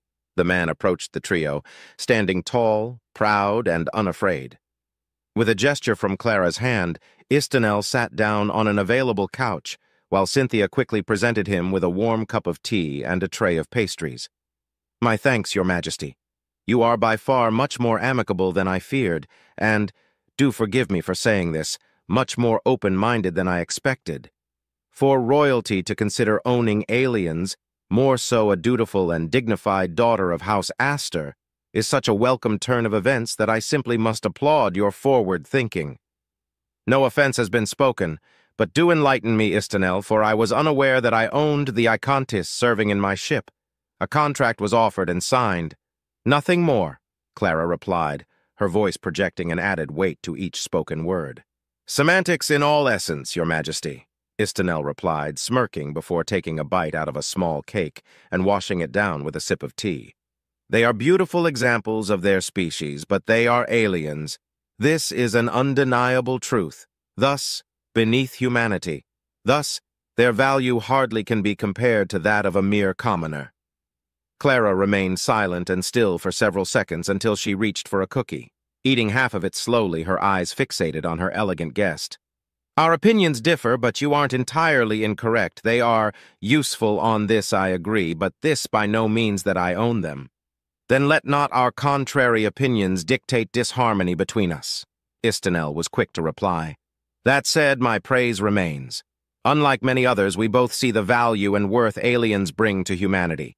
We, you and I specifically, wouldn't be here if the humanity from old Earth hadn't seen such potential and wonder to explore the cosmos, to further humanity beyond limitations and expand our seeds across the stars. Not all aliens are worthwhile, but there are those that we can learn from aplenty." "You are rather forward, Istenel, and you speak much without saying anything," Clara replied, sipping from her cup. "One must be cautious when approaching such subjects, Your Majesty. Truly, I've been wounded by your actions, my princess. I have not been invited to join a single reunion with your chosen senior staff in regard to the strategies planned to retake Hastrung and deal with the invaders," Istenel replied. "I was not aware that you were a tactical advisor or a strategist, Istenel, but even if you were, I would not have extended an invitation. You are here as an observer, so your Lord Father may be satisfied with the deal struck. Your opinion is of no use nor interest to me in such delicate matters," Clara countered coldly and firmly. Istenel smirked, nodding in approval. "Ah, now I understand. Yes, my expertise lies in other fields. Fighting for life and limb, for honor and glory is such a foolish undertaking. Let those with no intelligence or talent for the finer things in life risk their lives in pointless struggles and conflict," he proclaimed, before taking another bite out of his cake. "We few are more civilized and deserving of our status."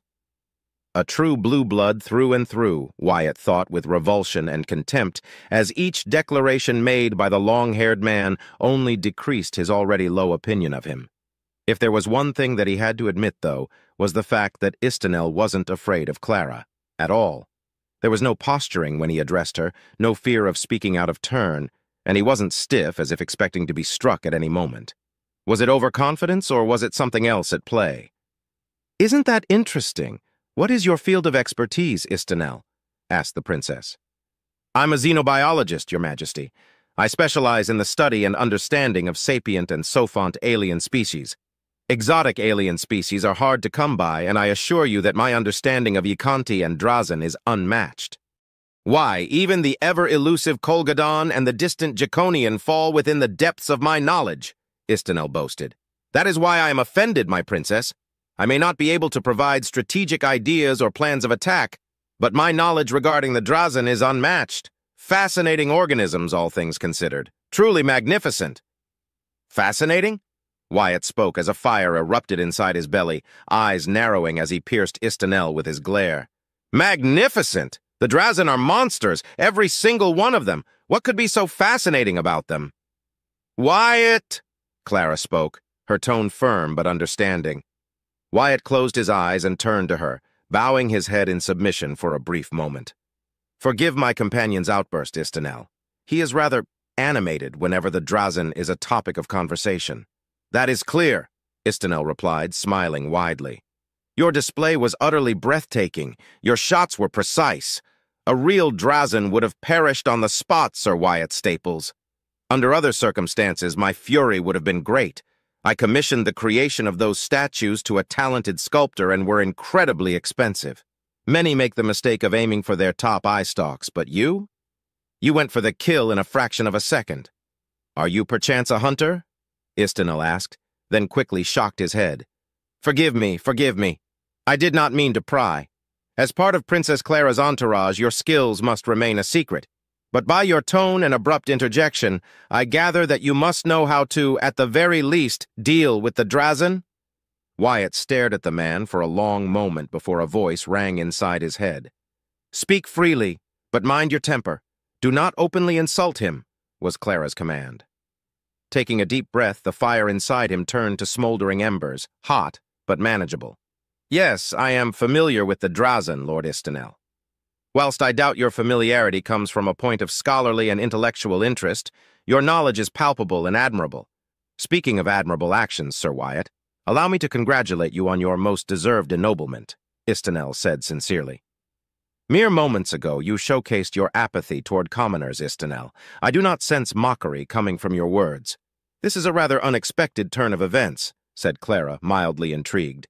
"The prince himself has deemed you worthy of joining the nobility, not through bribe or gifts, but through loyal service. Who am I to argue against his decision? The shackles of a commoner life have been lifted. You stand among those truly deserving of being called human. Unlike the servile, unintelligent, feces-throwing monkeys humanity evolved from, and that commoners seem to love so much to the point of imitating their behavior," Istenel explained with disdain, but lacking any malicious intent. "It was never my goal to be rewarded by our liege in such a way," Wyatt replied. "But you were rewarded indeed. That's all that should matter. Every fool who feels threatened by your ascension should be ashamed of themselves. I, for one, welcome you with open arms, Sir Wyatt. May your exploits be great and your deeds properly rewarded," Istenel acclaimed before taking another sip of tea. "I only seek to serve so this conflict may end quickly. Loyalty is its own reward," Wyatt replied firmly, "and loyalty can be rewarding. Never forget that, Sir Wyatt." As much as I hate to agree with this haughty blue blood, he's right about that, thought the pilot. "You mentioned that your knowledge could be useful. How?" Clara questioned before the conversation could spiral out of control, reining in the smiling Istenel. "Ah, yes. Forgive me for that momentary distraction. Your Majesty, how much do you know about the Drazen?" he asked before taking another sip of tea. "More than I've ever desired to know. Do you have a secret weapon that may help us win against them?" Clara asked. "I doubt it, my princess. Otherwise, House Ferentis would not need our help in reclaiming their fallen system, which begs the question, how have you failed to reclaim it?" Cynthia added, her voice stoic, firm, and coarse as sandpaper. "Lack of military might in both aspects and pride to not call upon the Royal Navy for support." The rebels were always well organized and never made themselves to be anything more than a minor annoyance in the past. Their assaults and criminal activities were sequestered only in their neighboring systems. The scope and range of their operation began to change when the leader of their rebellion, a filthy rat unworthy of a name, died and his eldest son took over 4 years ago.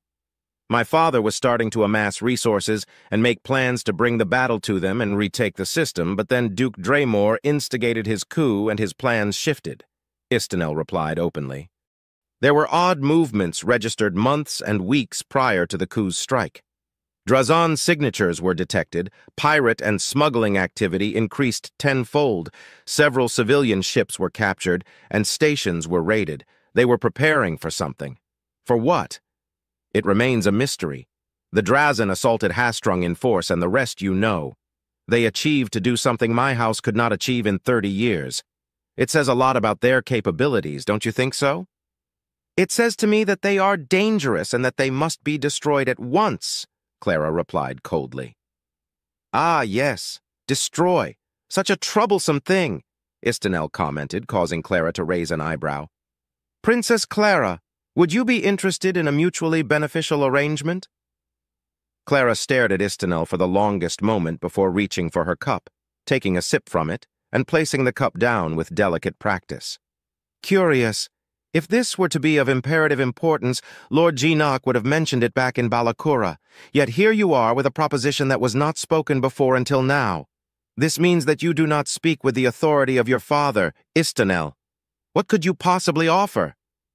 Taking another sip from her tea, finishing it, she placed it down only for Cynthia to refill her cup with a fresh, hot pouring. You are also different from others. Do you not fear me? Istenel smirked, tilting his head and running a hand across his long, lavish, shimmering hair. Why should I fear you, Clara? At the use of her name, Cynthia stiffened, glaring blue, icy dagger at the insolent noble. Should I fear the princess, or should I fear the Reaper? Should I fear Sir Wyatt, or should I fear the blue-haired demon better known as the Blood-Rend? A chuckle left Istenel's mouth as it rumbled in his throat. Rest assured, princess, I do not fear you whatsoever. Clara smiled back at him, coy and playful, but also defiant. Oh, that's incredibly brave, Istenel. Few are those that can claim such a thing. Fewer still those who can carry the weight of that claim. Istenel leaned back in his seat. There is no ulterior motive nor mystery behind my lack of fear, your majesty. Why should I fear you? I've done nothing that could possibly earn your wrath. And those rumors of bloodthirst? Ridiculous. You are a princess and a proud member of House Astor. If you wanted to spill blood and mount heads on pikes, all you had to do was order it so and it would be done. You're no monster without reason. I may not agree with your reasoning for sentencing so many noble lives, ending their precious bloodlines and their houses, but I do not stand against it either. How reassuring it is to hear that there are those who can see reality, Clara replied with a chuckle, her voice shifting to a more friendly and warm tone. In light of your honesty and my lifted spirits, I will entertain your proposition. Istenel lowered his head before replying. My princess, we know not what we'll be facing in Hastrung, and I'm not arrogant enough to assume you will fight regardless against overwhelming odds. If a battle is to be had, I would like for your forces to capture at least 100 Drazan alive, and if at all possible, up to 1,000 or more. My funds are vast, and I can pay handsomely for each captured Drazan. They are, of course, to be sedated or constrained until they can be handed over to me safely back on Balakura. Wyatt heard Istenel's proposition in utter bafflement, and was too stunned to react until he was done. Even Cynthia had her mouth agape in shock, while Clara stared at the noble the same way one would stare at a particularly ugly stain on the floor. He wanted to shout at the man for such an idiotic and beyond stupid proposition, but Clara's order was present in his mind, and he just barely managed to contain the urge to go and help Istenel eat his food on account of taking a few of his teeth. Luckily for him, Clara regained her composure soon after. Are you testing me, Istenel, or is this merely a joke? I assure you, princess, it is neither. I wish to acquire living specimens for my studies and personal uses, Istenel answered. You see, the Drazan are incredible life forms. Even with my resources at hand, getting a hold of living Drazan is almost impossible. They don't sell their kind out for anything, as they are communal and fiercely protective of one another. The collective is far away, and entering their territory is a death sentence. The raiders are the only viable source of gathering information, fresh samples, and subjects to conduct studies and experiments upon. Capturing them, however, is a different story. "Why would you want to willingly invite those monsters into your homeworld?" Wyatt asked with a heavy tone. "Invite? Hardly. As much as I'd like to converse with a Drazan scholar, their xenophobia and supremacist views are well documented. No, I wish to experiment on them. See if my theories and the investigations I've read are true or falsehood. My aim is to write a guide and a book portraying such a magnificent species." With a smile, he turned to Wyatt. "Were you aware that the Drazan we know today started as 3 different species? A type of small reptile, a carnivorous plant, and a fungi? Their relationship was one of mutualism. The plant attracted prey with its sweet, potent smells. The fungi protected it from rival plants, and the reptile from small insects and parasites. Over time, and as evolution continued on their homeworld, the 3 species slowly merged into one being, with the plant species evolving, adapting, and in the end gaining traits and aspects from the other 2 until, a few million years ago, the ancestors of the Drazan we know today emerged on their homeworld. I couldn't care less about this pointless history lesson. "What does it matter if it doesn't help us kill more Drazan?" Wyatt protested in his mind as he glared with fiery intensity at the delusional noble. "I know what you're thinking. What is the purpose of such knowledge? The answer is simple. To battle something, you need to understand it. I seek to understand the Drazan, how their bodies truly work, and develop a means to better contain them. If possible, I'd like to test my theory and see if their extreme xenophobia is a learned cultural trait or an evolutionary one. Their aversion to harming others of their species, working together almost seamlessly, and their strong unity are other aspects I wish to catalog and study. Therefore, I need a large population of living, unharmed Drazan. I would keep them in a secluded zoological laboratory, of course. Who knows? Perhaps we humans could learn a thing or two about the Drazan. Their complete abhorrence to the idea of harming other Drazan is one such trait I wish to emulate. Imagine if the risk of rebellion could be eradicated, replaced not with cruel obedience, but a biological key preventing commoners from trying to harm each other and, most importantly, their betters. "That is what you wish to achieve?" Clara asked, unshaken. "I don't know if it can be possible, Your Majesty. That is why I need Drazan. The more I learn about them, the more possibilities for new discoveries and implementations could be discovered. As a scholar and a man of science, I cannot allow this opportunity to go to waste. Surely even you, Sir Wyatt, must appreciate the search for knowledge," Istenel replied, smiling. "The only thing I wish to discover about the Drazan is if they can scream when they burn," the pilot replied dryly. "Incidentally, yes, they do scream if they are burned. Unsurprisingly, they do not like fire, yet need it as much as we do in a technological aspect. They're not as flammable as humans are, but they will burn all the same. They communicate through visual means using their top stalk in complex patterns and arrays of color that go outside our normal visual spectrum, so they don't have vocal cords. They have no need for them, but they can feel pain. If the pain is intense enough, they let out a most unpleasant wail." Wyatt smiled involuntarily at the confirmation of one of his deepest desires. Even in the academy, information about the Drazan was sketchy at best, but he learned it well through his own investigation during his few visits to Woodshaft in the past. Few were those that survived an encounter against the Drazan, after all. It took him a moment to regain senses, but when he did, he noticed Istenel was staring at him intently, fear and awe mixed, crowding his expression. "I apologize for my outburst, Lord," said the black-haired man, his expression returning to a stoic one. "My, what an interesting reaction. I was caught off guard by it. Now I fully understand why you didn't linger on your duty." "Commendable and quite impressive, Sir Wyatt," Istenel remarked a few seconds later, impressed. "You've got yourself a most peculiar individual to serve you, my princess. No wonder you've incorporated him into your inner circle." "He is quite useful and surprising in many fields, Istenel," Clara replied with care. Alas, Istanel, I'm afraid whatever knowledge you possess is useless to me. I seek to destroy the Drazen. No boarding actions have been planned. We simply do not have the numbers to carry such an operation without great risk. Istanel nodded. I understand, Your Majesty.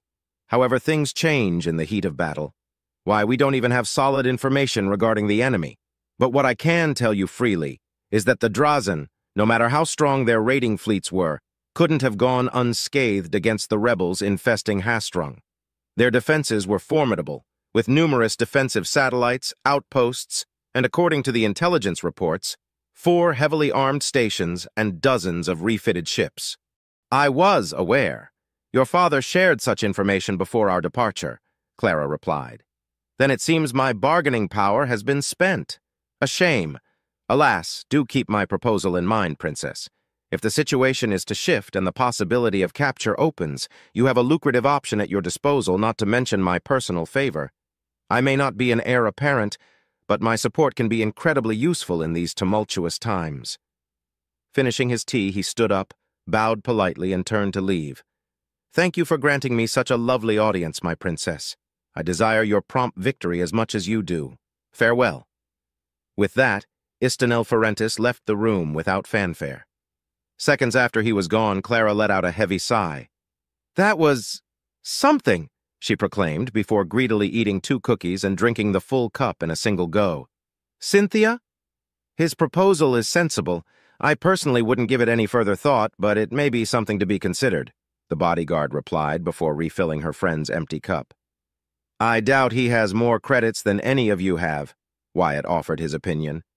Cynthia shook her head. Forget any monetary recompense, Wyatt. His support would prove invaluable. He is beloved by Yeshivi, and his influence is heavy. Why else would Geenock allow him to place his horrid sculptures in such an important place? A doted son can be dangerous, but as far as I can tell, he'd be a useful tool. I'm far more surprised that he spoke truthfully the entire time.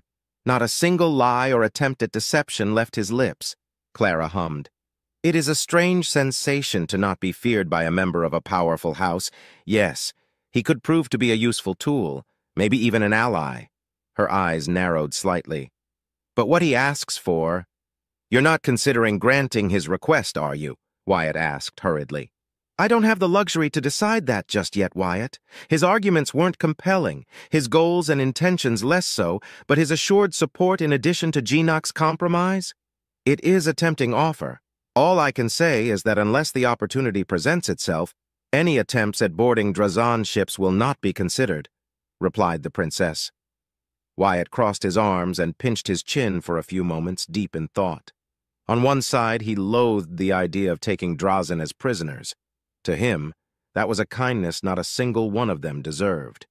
On the other hand, though, seeing so many of them gathered in one place was not a common sight.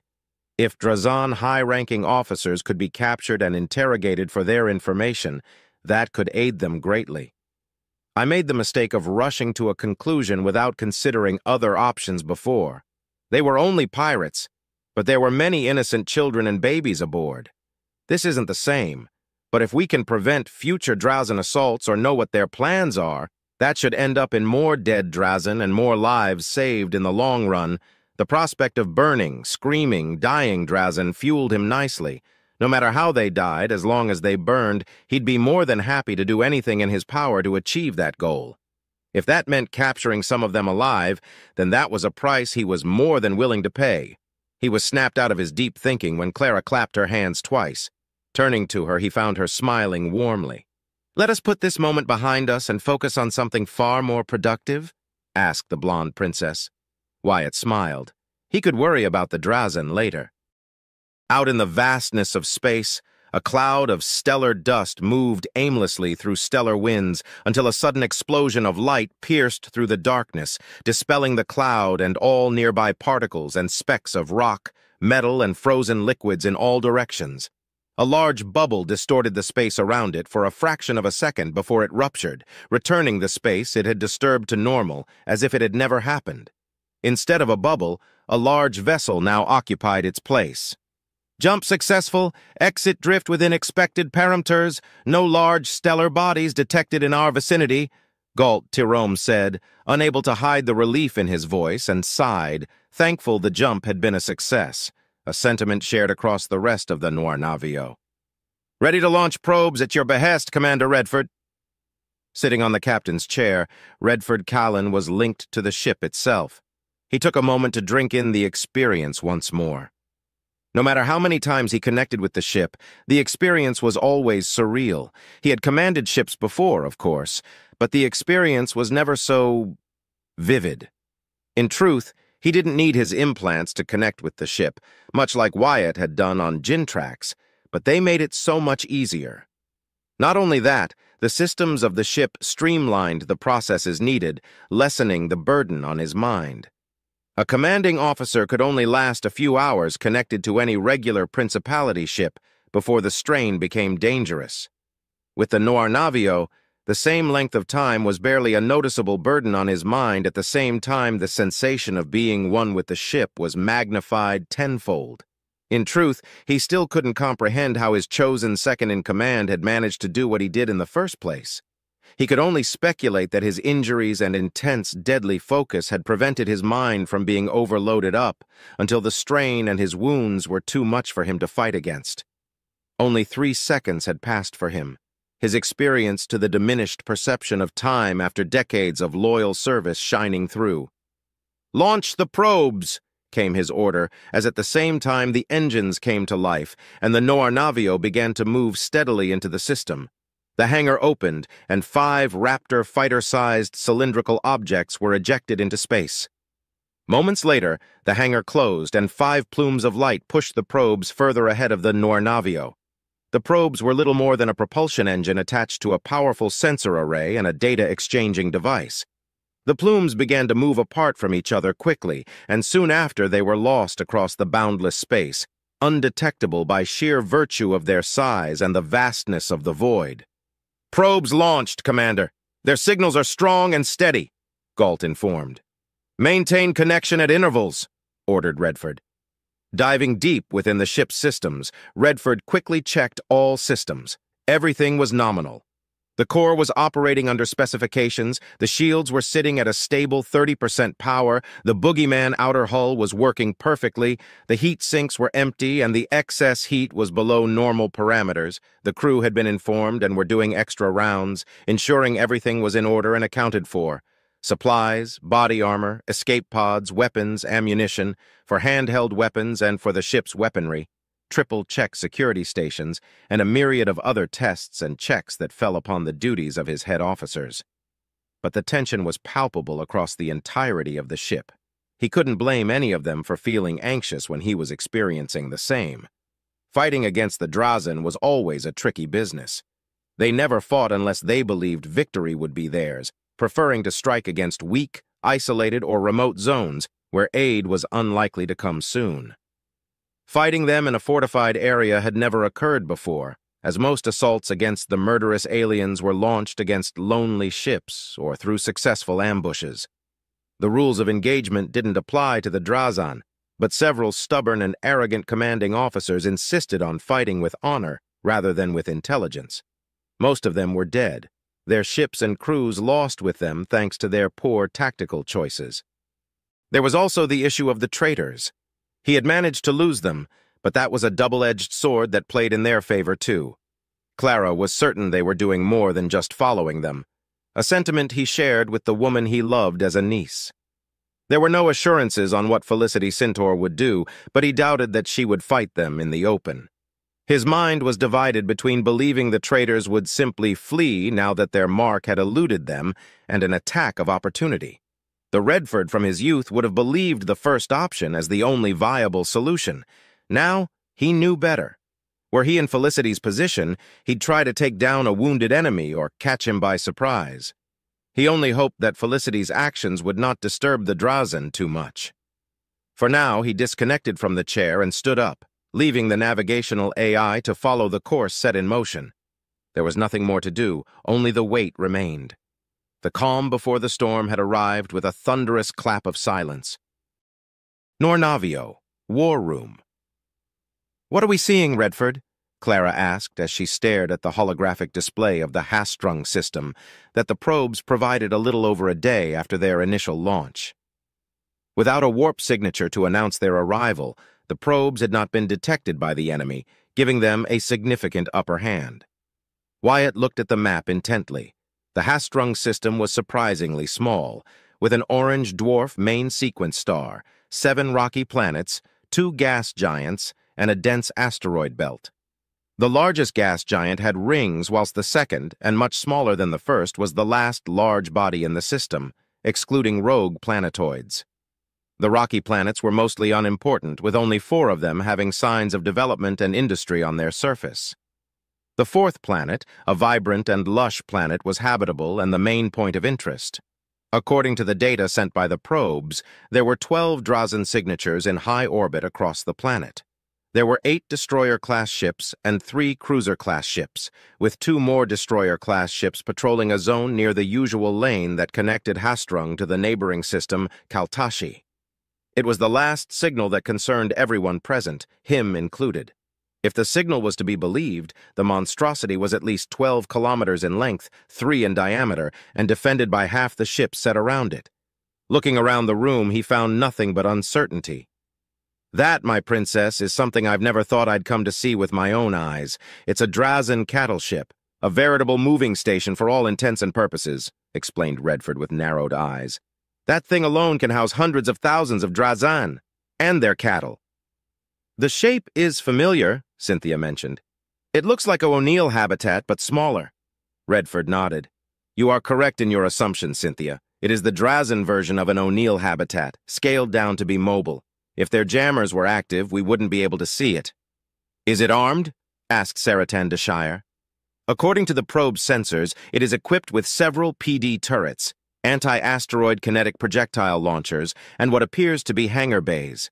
The number of fighters and bombers that thing could house, including gunships and maybe even frigate-class ships and drones, is terrifying to consider," Redford answered. "And we're supposed to take it down?" asked Sabraska Kaspars with incredulity. "If we strike blindly, we would be easily destroyed. The cattle ship's defenses are staggering, but it is virtually worthless in the offensive. The Drazen have positioned themselves in a defensive perimeter around the cattle ship and that shipyard," Redford pointed out. "It seems that the rebels and pirates didn't make things easy for the Drazen. 2 of the destroyers are heavily damaged, and the cruiser docked with the shipyard seems to lack shields." He hummed deeply, and with a thought, the map moved closer to the 7th rocky planet and the 1st gas giant. "But something is wrong. The debris fields showcase signs of battle, but aside from 2 Drazen destroyer carcasses, the amount of destruction would suggest the Drazen should have suffered considerably more losses." "You're right, Commander," Galt agreed, crossing his arms. "I've seen similar results before when dealing with pirates. Syndicates and other pirate groups often join forces for an assault. Problems arise when it's time to divide the winnings. Betrayal is the order of the day and a far too common practice among rivals. Position yourself in an advantageous position amid your enemy and fire before they can respond." "But wouldn't such a dishonorable tactic imply that the Drazen and these lowly rebels were working together to some capacity?" Fabian de Shire asked in disgust. Galt nodded. "It is the most viable explanation. That station was almost as big as Woodshaft, and it was turned asunder. The other station is missing, which means it was destroyed utterly, or the cores were overloaded to deny the Drazen an easy victory. There are smaller debris fields scattered across the system, likely what remains of the defensive satellites and outposts." "What of the 2 destroyers?" Lupin Lusanto asked. "Why have they broken away from the rest?" "My guess is that at some point a probe was sent from Kaltashi, and its arrival alerted the Drazen. See how the ships maintain a safe distance from any possible entry point?" Redford asked as the map moved to show the 2 destroyers in patrol. "They'll be able to intercept any small-scale assault by themselves, or reunite with the rest of the fleet if the enemy force is large enough, escaping without suffering any damage." "Honorless abominations," said Fabian with disdain. "Victory doesn't care about honor," Wyatt commented, earning a short-lived glare from the Dacier siblings. He didn't notice it as his attention was fixed on the map. "Commander Redford, is victory an option? Defeat is likely if we move thoughtlessly." the commander replied, crossing his arms and humming deeply. Our greatest asset remains our ability to remain hidden. Thanks to technician Jincho, we arrived in secrecy. If we face them head-on, we will be destroyed. Divide and conquer, muttered the aged commander.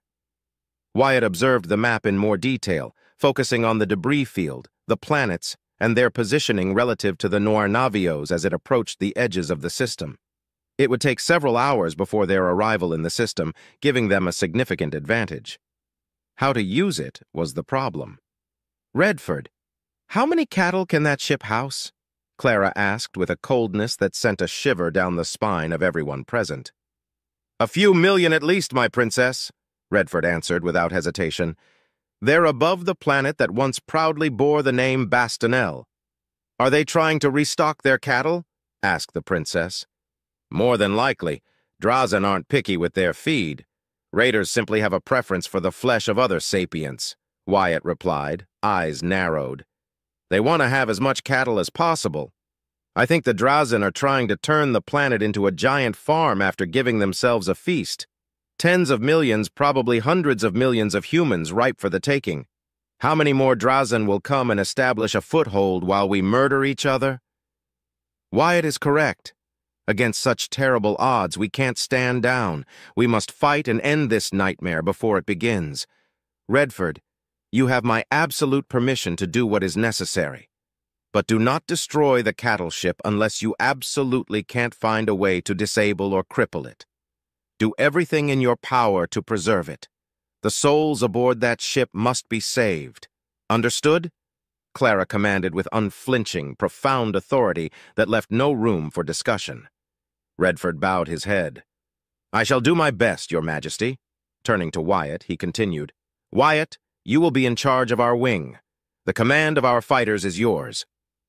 Under other circumstances, the weight placed upon his shoulders would have made him tremble with doubt and sick to his stomach at the idea of a lowly commoner leading such a force. But these were not other circumstances. Wyatt saluted and said with undying determination, As you command, sir. Our first course of action is to peel at least one of their ship away from the main force. We either destroy or cripple the vessel before allowing our stealth system to hide us from their sensors. Their scanners and jammers will be troublesome. But if we move and strike against one or two ships at a time, victory can be ours, Redford explained, as the dozens of plans and strategies he'd formed beforehand swirled in his mind now with solid information to pitch them again. Some were discarded, others modified, and new ones took shape as he analyzed his possibilities. There, he muttered after a few moments of contemplation, and the map zoomed to the first gas giant. More specifically to the debris field that once was a large station. More probes 2 and 4 closer to that location. Then trigger an overload, Lusanto. Sir? Lupin asked, confused. Do so. That shall be our first move. The Drazen are bound to send a ship or two to investigate. Wyatt, once we pass the exterior gas giant's orbit, deploy all fighters. You know what to do next, but remember you are in full liberty and command. Do as you must. Wyatt smiled. Understood, Commander. As Redford began to issue other instructions, Wyatt focused on the map and the red dots that marked the Drazen ships. Die, die, die, all of you die, die in a fire, he chanted internally with righteous hatred. There was no turning back now. Wyatt sat quietly in the cockpit as he and the rest of the pilots, both those transferred from the Prince's fleet and those they picked up on Macha, drifted through space at a steady pace. The wing was divided into its 4 wedges, all of them scattered at a reasonable distance to avoid detection due to their combined mass. The Noirnavio was long since lost to their sensors. Only his onboard communicator remained as his sole link to the ship. He had just woken up from a quick 4-hour nap as the rest of his pilots were also starting to wake up and send confirmation that they were active and ready. Commander Redford's initial assault strategy was risky, but everything so far was moving more or less according to what he'd envisioned. Making a quick check, he found that the probes had detonated 3 hours ago, one close to the now derelict station, and the other a few seconds later further out. The Drazen would pick up the explosions and, given their location, act as shuttles or other small craft that met an unfortunate end to the damnable carrion feasters. His focus shifted to his tactical display to find a single destroyer and two previously unseen frigates moving toward the debris field. Commander Redford was right about the cattle ship holding escorts inside it. "I wonder how many more it has," he commented to himself as a final ping echoed in his cockpit. Now that all of his pilots were awake, he opened a link between the wedge leaders. "This is Composter 1, all systems nominal. This is Alpha 1, sir. My wedge is ready. Beta 1 reporting in, no issues detected. Gamma 1 here, Composter 1, eager and ready to fight." Nodding once, Wyatt looked down at himself and a smile crept in. At Cynthia's insistence, he had opted to integrate his heraldic shield on his chest. It wasn't a matter of honor, but rather a personal reminder of what he was fighting for and against. His smile faded a second later, wanting to focus on the task at hand. Opening a link to every fighter, he continued, "Everyone, this is Lieutenant Wyatt Staples. You know what we're facing, so I'll keep this short. I don't want heroics or unnecessary sacrifices being made. We have our orders and we will follow them. Leave any glory-seeking for another day." Or in other words, for the blue bloods among us, don't act like selfish, entitled, arrogant idiots and maybe you'll live another day, he said, and continued in his mind with a much more colorful language. A series of acknowledgments followed from squadron and wedge leaders a second later. Killing the link, he reviewed his fighter again just to kill some time. Thanks to Jincho, he had more coilgun ammunition than any other fighter. His systems felt smoother to control, and with the added speed and the marked improvement to the dampeners, if he'd pull the same trick at Jintrax, he'd still be wounded, but nowhere near as bad as that time. He had no plans on doing it unless he had no other option. Content, and still several minutes away from their first destination, he leaned back on his seat, breathing in the stale oxygen with a sense of satisfaction. So much had changed in his life that was completely outside his control, but at that moment, despite the coming battle, he felt at ease. "It feels so good to be inside a cockpit again. I don't have to worry about political games or fearing I'll insult someone I shouldn't. It's just me, space, and flying in its vastness," he said in a soft, low tone. Closing his eyes for a moment, the faces of his family flashed before his eyes and his left hand caressed the stag proudly emblazoned on his chest. Want it or not, after the Duke was defeated, his family would be plunged into the life of nobility, for he damn sure wasn't to leave them behind even if they told him to. Would they adapt to such a life? Would they even stay on Volantis, or would they have to move to another system for him to serve Clara better? He chuckled, shaking his head. "Here I am, worrying about things that are yet to happen and that no one guarantees me they will," he murmured. "Being around so many nobles is starting to affect me." Chuckling at his half-joke, he opened his eyes when he received a message directly from Redford. "Wyatt, be ready. Drazan ships are approaching. We'll engage them as soon as they reach the kill zone. I want your wing in and out as quickly as possible before Operation Weedwhacker arrives." Wyatt suppressed a chuckle. Clara's odd sense of humor was, well, odd, but he welcomed it. "Understood, Commander. We shall fulfill our duties," Wyatt replied, and the link died a moment later. "We're approaching the objective. Prepare to engage on my signal." "Received. Acknowledged. Copy that." Wyatt felt a void of discomfort form in his stomach. It was quickly replaced by a fire that came to life with the promise of the coming battle. His posture straightened, and he made sure everything was in order one last time. He wouldn't get complacent when their approach had gone unnoticed. After that, he hoped the commander's plan worked. If not, he and his pilots would need to act fast to avoid total obliteration. "Commander Redford, may I ask you a question?" Wyatt asked, breaking the silence that had fallen between himself and himself. Redford Kalen spared a glance before his attention returned to the screen displaying what it looked to be yet another disastrous simulation. "You may," he answered, before the Drazan fleet conveyed around the cattle ship, and the Noir Navio was forced to retreat after suffering minor damage, but having lost nearly all of her fighters. As he feared, a seek-and-destroy approach, while deadly, wouldn't work to their advantage for long against the Drazan forces, which, he had to remind himself, were based on what available information they had and assumptions regarding their readiness and strength. Quick tactical battle simulations were useful, but only a fool would rely on their result to be absolute truth. Another simulation began. The same tactic, with different vectors of approach. He very much doubted the result would be different. Ever since my talk with Jincho, a question refuses to leave my mind. Commander, if FTL jumps can indeed be so versatile, why doesn't the Royal Navy use such a tactic? Wyatt asked, tentatively. Not one lesson in the academy ever touched the subject, and I never thought it could be possible. I always believed that the lanes between systems were the only real jumping points. It is something only high-ranking officers and nobles are allowed to know? If so, I apologize for my intrusion. Redford looked away from the screen, not bothering to watch the result he knew was going to deliver. His eyes rested on the younger man who had delivered an unexpected salvation all those months ago for several seconds before answering. I was aware of the fact that any point outside the gravitic influence of large stellar bodies could be used to jump away and into a system. Remember our first encounter? We didn't arrive through a traditional lane, as I recall, and we left shortly after. Granted, you were only following my lead. Wyatt's eyes widened with realization. You're right, Commander. I hardly took note of it at that time. We were close enough to a jump lane that I didn't think any of it. Our meeting was chaotic, Redford agreed. This simultaneously responds and evades your question, Wyatt. Yes, there are certain military secrets that fall within my knowledge and privilege to know. I'm afraid, however, that Jincho has slumped me quite thoroughly. I wasn't aware that such a thing was possible to achieve. Historical records speak of missed jumps and catastrophic accidents, but to intentionally make such jumps outside safe points, such absurdity would be laughed at, mocked and ridiculed endlessly by every scientific institution across the Principality. Wyatt was puzzled and confused, trying and failing to form a coherent sentence for several seconds until he found his voice again. Commander, I don't know what to say.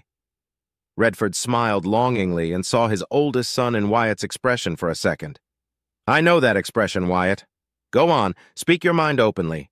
I believe that after everything you've done, it would be insulting for me to doubt your loyalty and conviction. Silently, the veteran commander gauged the pilot's reaction for several seconds until the confusion on his face morphed into determination and careful thinking, carefully measuring his words despite his permission. Commander, if we could employ that tactic more often, we could defend ourselves better against the Arabians and the Drazen. We could strike against pirate dens and other fallen systems far more easily.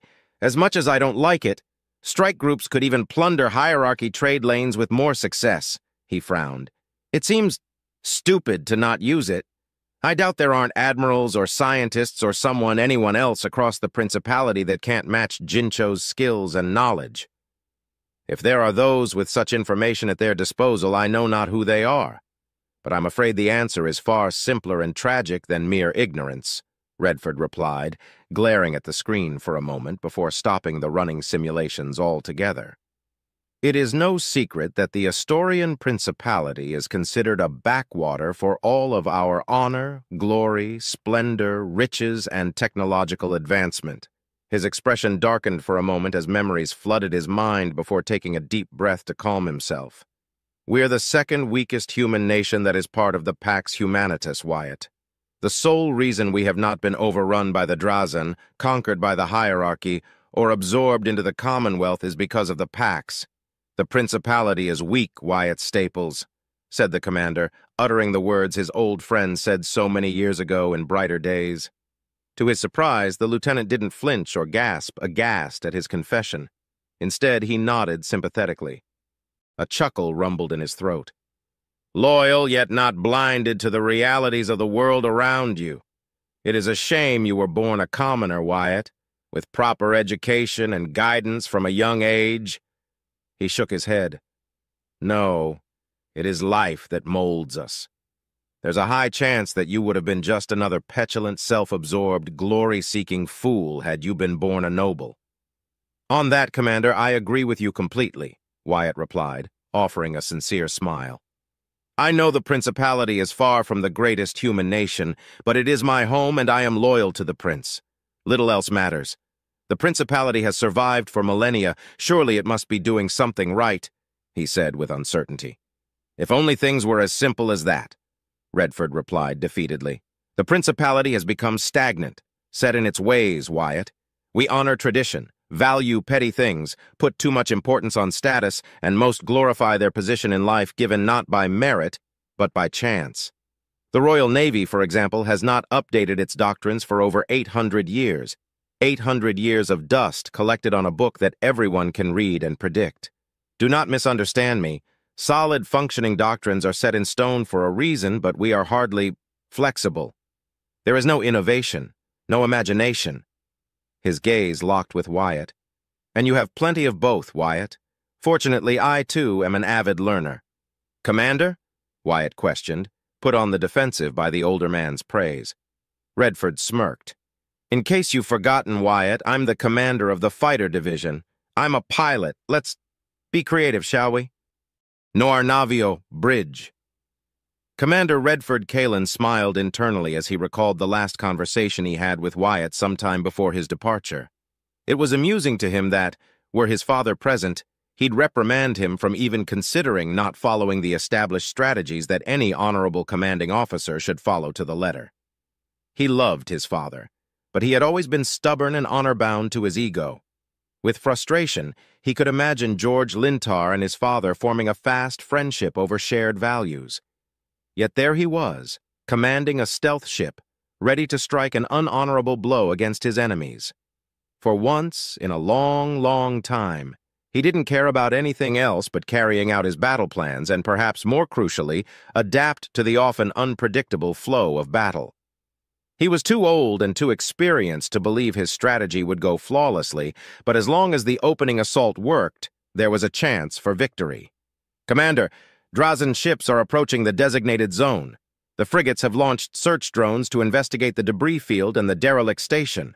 Stealth systems are engaged and cyber warfare is ready to deploy comm scramblers. Railguns are at half charge, missile pods are loaded and ready to execute fast reloading procedures, our heavy laser turrets are undocked. Uncharged, plasma cannons and the pulse beam remain inactive, and the torpedo tubes are loaded, Galt Tirome informed, his voice solid, showcasing his experience and discipline. Understood, Redford replied, gripping the armrests tightly, his senses divided between his body and the entire ship at the same time. He didn't need to command anyone to adjust direction or focus to any of the many external cameras. He just needed to think it for his command to be issued and for the ship to reply accordingly with careful guidance from the AIs, his bridge officers, and the other decks and wings. Such a command was issued, and he could feel the entire ship shudder for a millisecond. Attention to all personnel! Attention to all personnel! Hear this! Hear this! Man your battle stations! Man your battle stations! Engagement imminent! A synthetic, emotionless voice chanted throughout the ship as all personnel moved to their designated areas. Update on Operation Weed Whacker, ordered Redford while watching the Drazen destroyer, that claw-shaped, ugly thing approaching steadily. The frigates, also claw-shaped but smaller, were further along the predicted vector. In part, he was frustrated. He hoped to lure out at least 2 destroyers, maybe one of their cruisers, but a single destroyer and 2 frigates were still an acceptable prize. The railguns adjusted their angle to his demand with deadly precision as the familiar itch of battle set in his mind. Operation Weed Whacker is approaching steadily, sir. Our wing is almost upon their objectives. 20 seconds until contact, Galt replied, eyes glued to the screens of his station, while the rest of his old comrades performed their duties to the fullest of their capabilities to maintain the clear, smooth cohesion across the entire ship. Sparing a moment, he focused on Clara's quarters, knowing the princess was there and viewing the battle take place from there. As much as he'd tried to convince her to go into the secure vault, she refused. She couldn't be on the bridge. It would put her life needlessly in peril, so her quarters were the compromise they settled on. The moment passed and his focus was turned fully to the task at hand. With a single thought, the railguns powered up in just a couple of seconds. Simultaneously, 4 railgun shots were fired and a barrage of missiles were launched from their pods in 3 quick, deadly waves. 2 seconds later, 2 torpedoes left their tubes, slowly veering off and changing course away from the destroyer and its escorts. 10 seconds later, Redford watched as the Drazen ships took notice of the missiles heading their way and the torpedoes heading in another direction, but before they could scramble, The two frigates were punctured by 2 railgun shots each. The Drazen had been expecting to find the source of the detonations among the debris field and had prepared to be flanked by any surviving rebel or pirate forces. They never considered a strike could come from above them. One of the frigates exploded immediately, the railgun shot piercing its core utterly. The other, though wounded, was still functioning. The destroyer, unable to detect the hidden aggressor, did the only thing it could at that moment: use its PD turrets against the coming swarm of missiles. The comm scramblers came into effect, creating a bubble that would heavily hinder any attempt at communication with the rest of their fleet. Redford aimed quickly and fired all railguns at the destroyer that was desperately trying to escape. Several missiles were intercepted by its PD turrets, either destroyed or detonated, but over half of them struck against its shields, making them flare with intensity. Suddenly, 2 greater impacts eroded its shields, blinking them out of existence only for 2 additional railgun strikes to hit in full, piercing its hull as if it were paper. The commander focused on the destroyer, imagining the devastation created inside by hyper-accelerated dense metal rods. In fact, he didn't have to imagine it. He could see it. The ship's atmosphere was venting into space, sucking and squeezing out unfortunate Drazen through the holes left by the rod. But it wasn't dead yet. With another thought, the railguns fired again, each shot aimed at different targets. Seconds later, 3 shots pierced the destroyer yet again, one of them hitting its engines wholesale. The destroyer powered down as it began to drift, joining the rest of the debris field. The 4th shot had been directed at the limping, surviving frigate, hitting it in its center. The frigate also powered down a moment later before colliding with what had once been a freighter. The impact tore both ships apart, adding their twisted metal to the graveyard floating in space. Redford changed course, maintaining speed. The railguns were still active, but slowly returned to half charge. Satisfied with his work, his main objective was to remain hidden and use the shadow of the 7th planet to avoid being detected by scanners. It was nowhere near a victory, but it had been a good opening strike. "Operation Weed Whacker is in effect," Galt announced. "Our wing is—" "Oh, dear heavens. What is it, Galt?" Redford asked. "Commander, the fighters carried out their orders and confirmed success, but they are now being pursued by over 400 Drazen fighters and 4 frigates. The cattle ship had them deployed before." "Curses!" Galt shouted angrily. "Jammers! The Drazen have deployed their jammers. I lost contact with Composter Wing, Commander." "It is nothing we didn't expect. We'll approach quickly but silently. They don't know what enemy they're facing yet," said Redford. "But our pilots, sir?" Galt questioned. "We didn't expect such a rapid response from the Drazen." "We can't do anything for them now. We proceed as planned. We'll link up with them near the 5th planet," Redford said, earning a nod from Galt. Silently, he hoped Wyatt would surprise him to some capacity. Simultaneously, he was erasing his strategy from his mind. With those jammers in place, Operation Weed Whacker's results would be unknown to him. He hoped the operation had achieved a measure of success. Moments earlier. "Everyone ready! 20 seconds until contact! Operation Weed Whacker is right behind us. Remember, we go in, hit these bastards hard, and go out!" Wyatt ordered, fire burning deep inside his belly. A smile spread across his lips as the thrill of battle ran through his veins. Nothing else mattered at that moment. Only his orders. Only his objective. Only victory. The passage of time slowed down to a crawl, each second stretching itself into ages of suspense until the expected mark was reached. As if a switch had been flipped, time began to move in fast motion just when all 80 fighters accelerated in unison. Across his tactical screen, Wyatt saw Gamma Wedge move to one of the damaged destroyers, whilst Beta Wedge moved to the other. Meanwhile, Alpha Wedge and Omega Wedge, his wedge, moved to the cruiser. Their formations closed in, and their sudden appearance took the Drazen by complete surprise. None of their PD turrets were active. There were no mines or any enemy fighters or gunships to worry about. As one, all fighters launched one of their Hawk missiles, all of them directed at the shipyard, striking it in different locations and blowing off sections randomly. Then, as they performed a quick flyby across their objectives, they released their cargo, haywire mines. The mines attached themselves to the hulls before the entire wing turned down and away from the damaged ships. In the distance, Clearly visible through his external cameras, Wyatt saw the massive cattle ship. Just in time, too, as 100 little lights came to life a few thousand kilometers above it. To his dismay, he saw the cattle ship's defenses open fire at once, but despite taking out nearly 2 scores of those lights, the rest impacted across the ship's potent shields. The explosions were tiny in comparison, but their goal wasn't to take the shields down. They only needed to clutter their sensors before the second wave arrived. This time, 24 powerful explosions that only a tactical mind could create made their shields flicker, just enough for the third and final wave to arrive.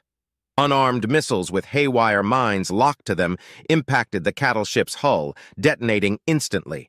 The visible lights flickered and then died out as power died across its interior, frying systems and, with luck, disabling its reactors.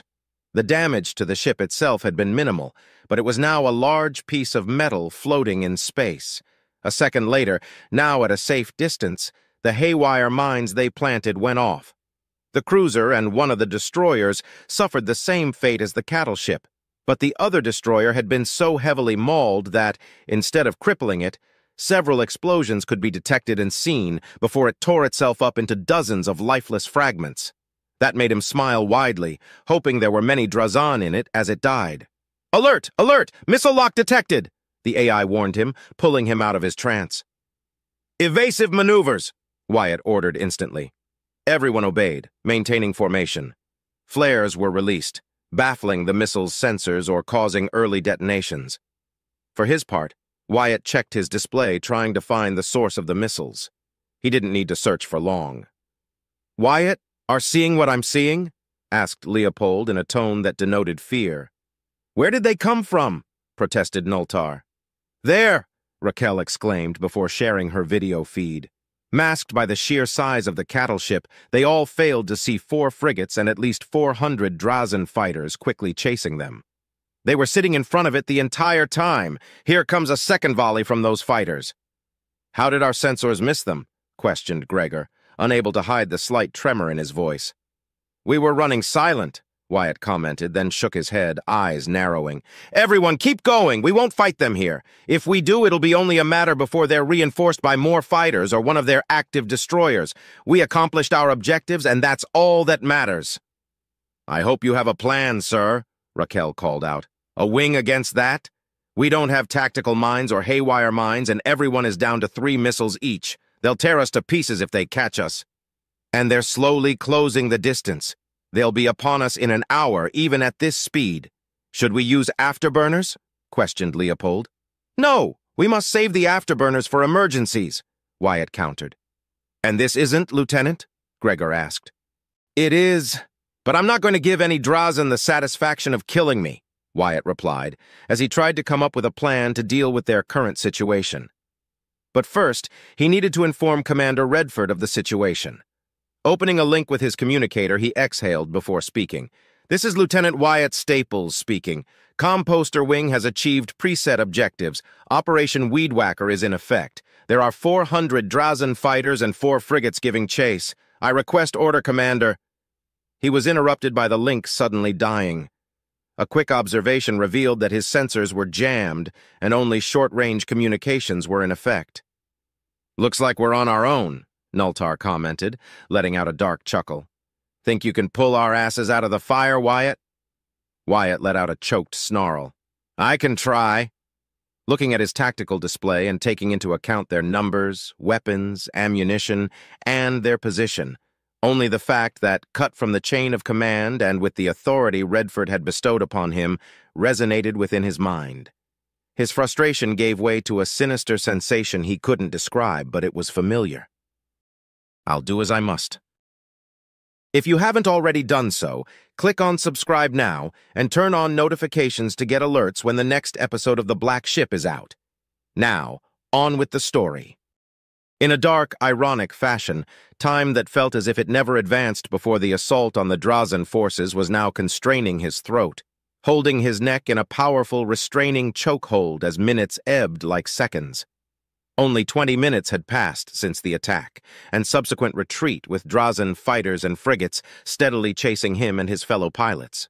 However, in his mind, that time lapse had been barely registered. The frigates were slower than the large contingent of fighters, but they showed no signs of giving up anytime soon. If the fighters caught up to them and forced them into a dogfight, the frigates would catch up only to deal the finishing blow to any unlucky survivor. The problem was clear in his mind. If they fought, they would be turned to shreds to the last fighter. Fleeing was the only solution, but a doomed one. Drazan fighters were, as always, less maneuverable than their Principality counterparts, but they were faster. But the fighters following them were different. Not in their design, but in their speed. They were much quicker than any he'd ever seen in the training chambers, and even the ones he encountered in gin tracks. Wyatt narrowed his eyes and let out a disgruntled growl as the reality slapped him across the face. Even if they used the afterburners to their breaking point, they wouldn't make it anywhere near the preset coordinates to meet up with the Nornavio. Worst of all, thanks to their jammers, their long-range sensors were useless, so he didn't know if more Drazan were coming behind the frigates. We can't fight them head-on, and we can't flee. Everyone is keeping quiet, but they must realize we're doomed if we don't do something. To make matters worse, we can't even scatter. They outnumber us 5-1 and can give chase to every single one of us easily. Come on, Wyatt, think, think. There has to be something I can do, Wyatt shouted in his mind as he gritted his teeth angrily. But what can I do? We lack the firepower to inflict any true damage, huh? Going down fighting seems like it's our only option, and those monsters know it. They're not even bothering to make use of their remaining missiles anymore. Eyes narrowed in defiance as the tactical display showcased how the Drazan pursuers were getting closer by the second. I reject that option, he spat with venom. If it were only him, he'd gladly put his life on the line, even die if that meant taking even just one last Drazan with him. But he wasn't alone. Redford had put 79 lives under his command, and most importantly, he'd promised Cynthia and Clara he'd come back. There has to be another route. There has to be, Wyatt muttered again. Telling himself that for the 20th time, he focused on thinking again, reviewing his options yet again, reliving his now numerous training sessions with his squad mates and his experience as a pilot. After another minute of thinking, he chuckled to himself. If only I had a few minds, I could try to lay a trap, but all I have are missiles. His muttering slowed down as he recalled the first real battle he had partaken in. Namely speaking, the trap set against the black ship cruiser. It wasn't the same, not by a long shot, but the spark of an idea formed in his mind and soon burrowed its roots deep, refusing to let go. It was a simple idea. What if he could replicate the rap on a much smaller scale? Opening a link to every fighter, he spoke. This is Composter 1. Everyone release a single active missile at my command, ready for remote detonation. As you command, Composter 1, replied Alpha 1, trying to hide the fear clogging his throat. Understood, Beta 1 complied. Omega 1, what are your intentions? Asked Gamma 1 somewhat nervously. We will comply, but we will need the missiles for the coming battle. He's right, Wyatt, Raquel interjected on their squadron channel. When those bastards catch up to us, we'll need them if we hope to have any chance at all. Does it matter? Nultar argued somberly. We'll be able to take down a few of them, if that, before they tear us apart in a straight-up fight. I'd rather go with whatever our squadron leader is thinking. I intend to find out if we can survive or not, Wyatt replied to both channels, silencing them. We have nothing to lose as we stand. Gamma Wedge is ready, Lieutenant, replied Gamma 1 a few seconds later alongside his fellow Wedge leaders. Wait for my command, said the heterochromatic pilot as he focused on the tactical display. After a minute of silence, he spoke up. Release, he said in a hushed tone, almost fearing the Drazan would hear him through the vacuum of space. At once, 80 smaller dots appeared on the screen directly on the path they had just passed through. They would be invisible to the Drazan as the missiles were not burning toward any objective. The wait felt both eternal and passed in the blink of an eye as the Drazan reached the impromptu minefield. Now! Wyatt shouted as he pressed the button that detonated his missile almost instantly. Simultaneously, the 80 missiles exploded amid the Drazan fighters. Computer, how many enemy fighters are pursuing us? He asked as he only saw a couple of red dots vanish from his display. 396 enemy fighters registered, 8 fewer than the previously registered record, the AI replied. We are so dead, Leopold called out, his voice a mix of dread and nervous laughter. That only took down 8 of them. Thank you for stating the obvious, Dakar, Gregor added, also failing to mask the dread coding his words. Wyatt paid them little attention as he focused on something else. While he'd hoped for a more devastating result, the destruction of the Drazan outright wasn't his goal. He wasn't naive enough to believe mere missiles could compare with the destructive force a tactical mind could achieve. Whilst deadly and effective on unshielded targets, missiles were there more to overwhelm the PD capabilities of bigger ships, deplete shields, or deal a finishing blow on defenseless fighters, bombers, and gunships. It was the second purpose that he focused on this time. Much to his relief, while these fighters were faster, their shields remained the same. If anything, they were slightly weaker than standard. A wicked smile spread across his lips as ideas crossed his mind. Check their shields readings was his only command, while his attention was almost entirely focused on his machinations. Thanks to the jammers, their sensors were severely hampered, but at close ranges, even if they weren't entirely correct, their sensor readings revealed a particular truth.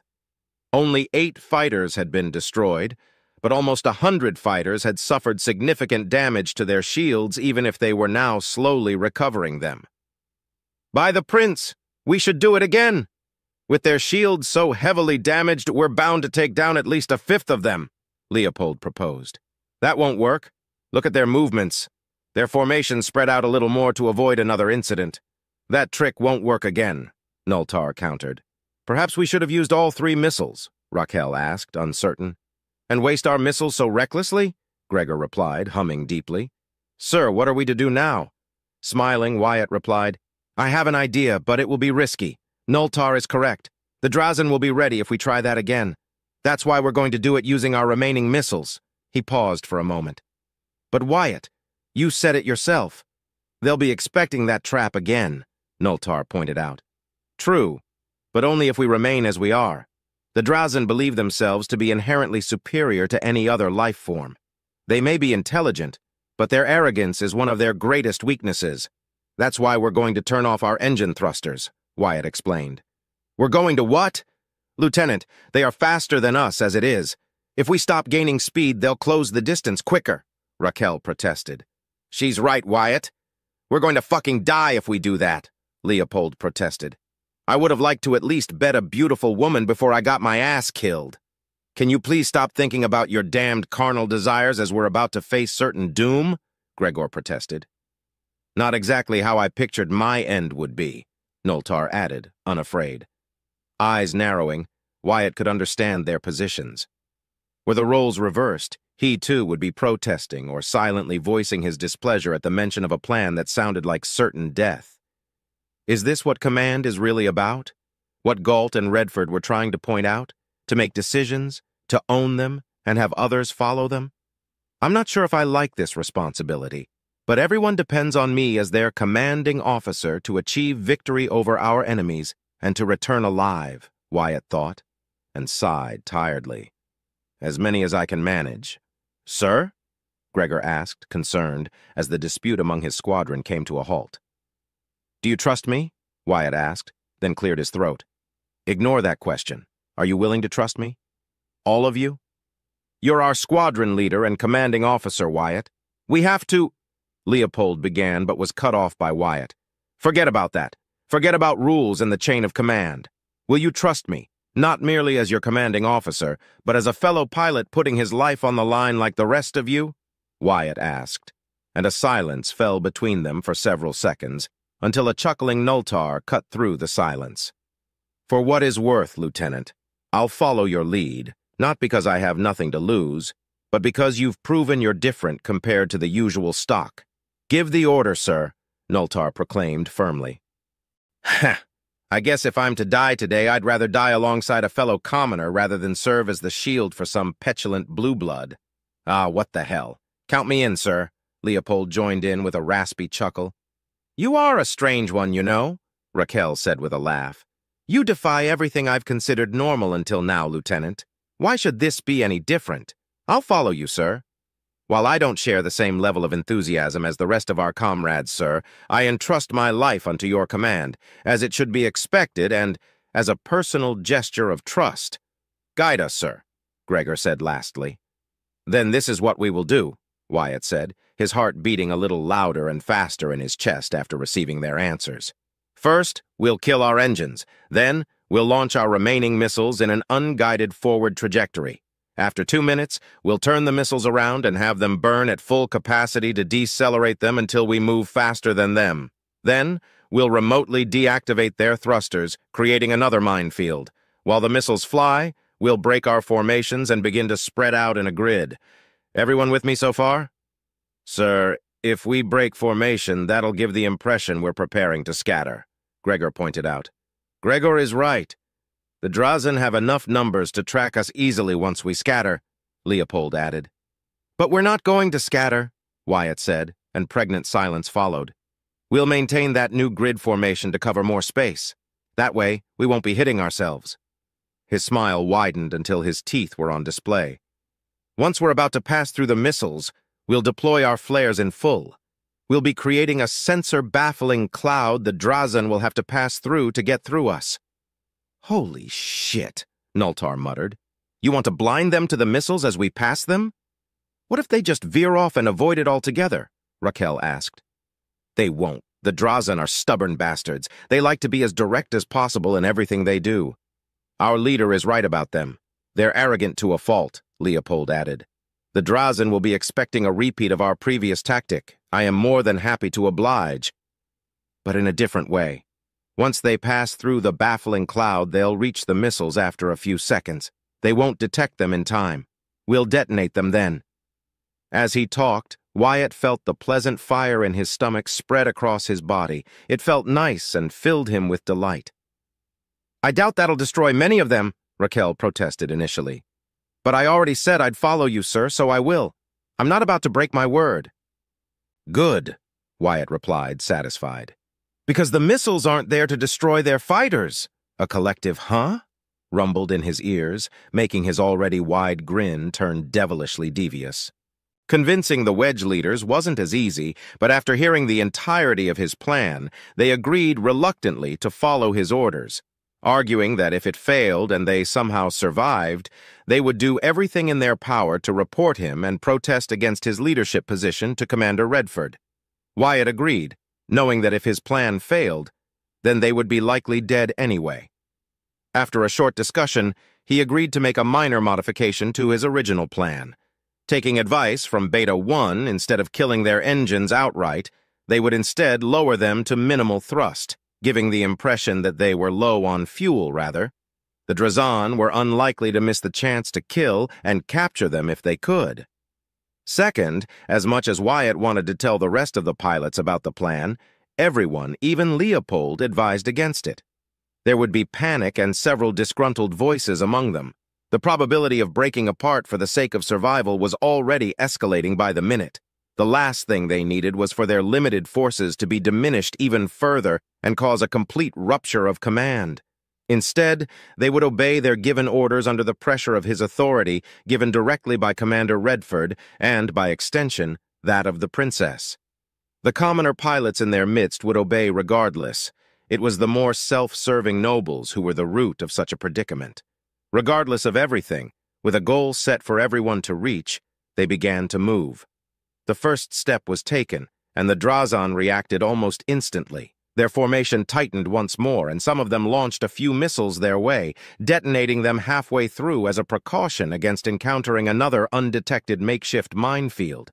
Then, as planned, they all launched their remaining missiles forward, unguided well beneath full propulsion. They would go slightly faster than the fighters themselves, enough to cover a few thousand kilometers before their thrusters would be disabled. Again, the Drazen reacted by spreading out, but when it was clear the missiles were not changing direction, their formations tightened again. Wyatt could only imagine their confusion, making him chuckle. At the 2-minute mark, the missiles deactivated their thrusters for a second, turned around completely, and their thrusters reignited at full force, rapidly slowing them down. Once the desired speed was reached, the missile's thrusters were completely disabled, leaving their payload active but now silent, freely floating in space. "Break formation! Begin to spread and form a grid," he commanded, and slowly every wedge broke into their separate squadrons, and then the squadrons broke apart into individual fighters. Slowly but surely, in his tactical display, they all formed a semicircular grid barely larger than their previous tighter formation. It didn't need to be any bigger than that. All it had to do was to give each fighter ample space to make a quick maneuver without putting anyone else at risk, and most importantly, give the impression that they were getting ready to scatter. Again, the Drazen fighters spread their formations, each of them ready to pursue their claimed targets at a moment's notice. The message was loud and clear. None of them would escape their retribution. As they approached the missiles, Wyatt feared his plan would fail, and he'd get everyone under his command killed. It was a nauseating sensation, but one that brought him an odd sense of focus aside from the thrill of battle. Watching the 80 small green dots that made up his wing on the tactical display, Wyatt focused on them for what felt like an eternity, imagining their faces, their fear, their insecurity, and dread. He made his decision right there and then, against his better judgment, and hesitant at first, he opened a channel with every pilot. He opened his mouth, not sure what he was going to say. So he allowed his mouth to move on its own. "This is Wyatt Staples. Before we continue, I wanted to tell all of you. I can't promise that all of us will come back alive. I can't promise that some of us will survive this, even if everything goes right. Likely, we're all about to die. All I can promise you is that I am doing everything in my power to ensure our survival and destroy those forsaken carrion feeders in the process. Fight on, sons and daughters of the Principality. Do your duty. Fight for the Prince, for the Principality. And if we are to die today, then let us burn as many Drazen as we can so that your families and countless innocents may live another day in peace." He took in a deep breath. "Loyalty is its own reward." "Loyalty is its own reward!" came a nearly unanimous chant after only a second of silence. He cut the channel a moment later, satisfied and with trembling hands that gripped his controllers tightly. He expected any of his squadmates to reply to his impromptu speech, but they either had nothing to say or chose to keep their thoughts to themselves. Either way, he couldn't spare more than a fleeting moment on such thoughts as the next part of the plan was about to happen. This was it, the decisive moment. Everything that followed would be decided in the coming seconds. Just as they were about to reach the missiles, Wyatt gave the command, "Release flares!" In but a second, every pilot deployed their flares, creating a sensor-baffling wall right in front of the Drazen fighters. Everyone held their breath for a second, but the Drazen, as hoped, pushed forth. They launched their remaining missiles as a volley, however, and they detonated amidst the baffling cloud, hoping to strike any potential trap there, but that was their mistake. The missiles, still moving through space, were well beyond the blast radius of their Drazen counterparts. Wyatt's wing passed through their missile field without problem, and just a few seconds later, the Drazen pursuers pushed through the remnants of the baffling cloud, unable to detect the trap set before them in time. Once the Drazen reached the second impromptu minefield, Wyatt gave the command, "Now!" Like before, he pressed a button and his 2 Hawk missiles exploded. 158 other explosions matched his own, their combined payload wreaking havoc amidst the Drazen fighters. On his display, only 2 red dots vanished. However, Wyatt wasn't paying attention to the potential destructive power of the missiles. He was only interested in the sensor readings of their shields.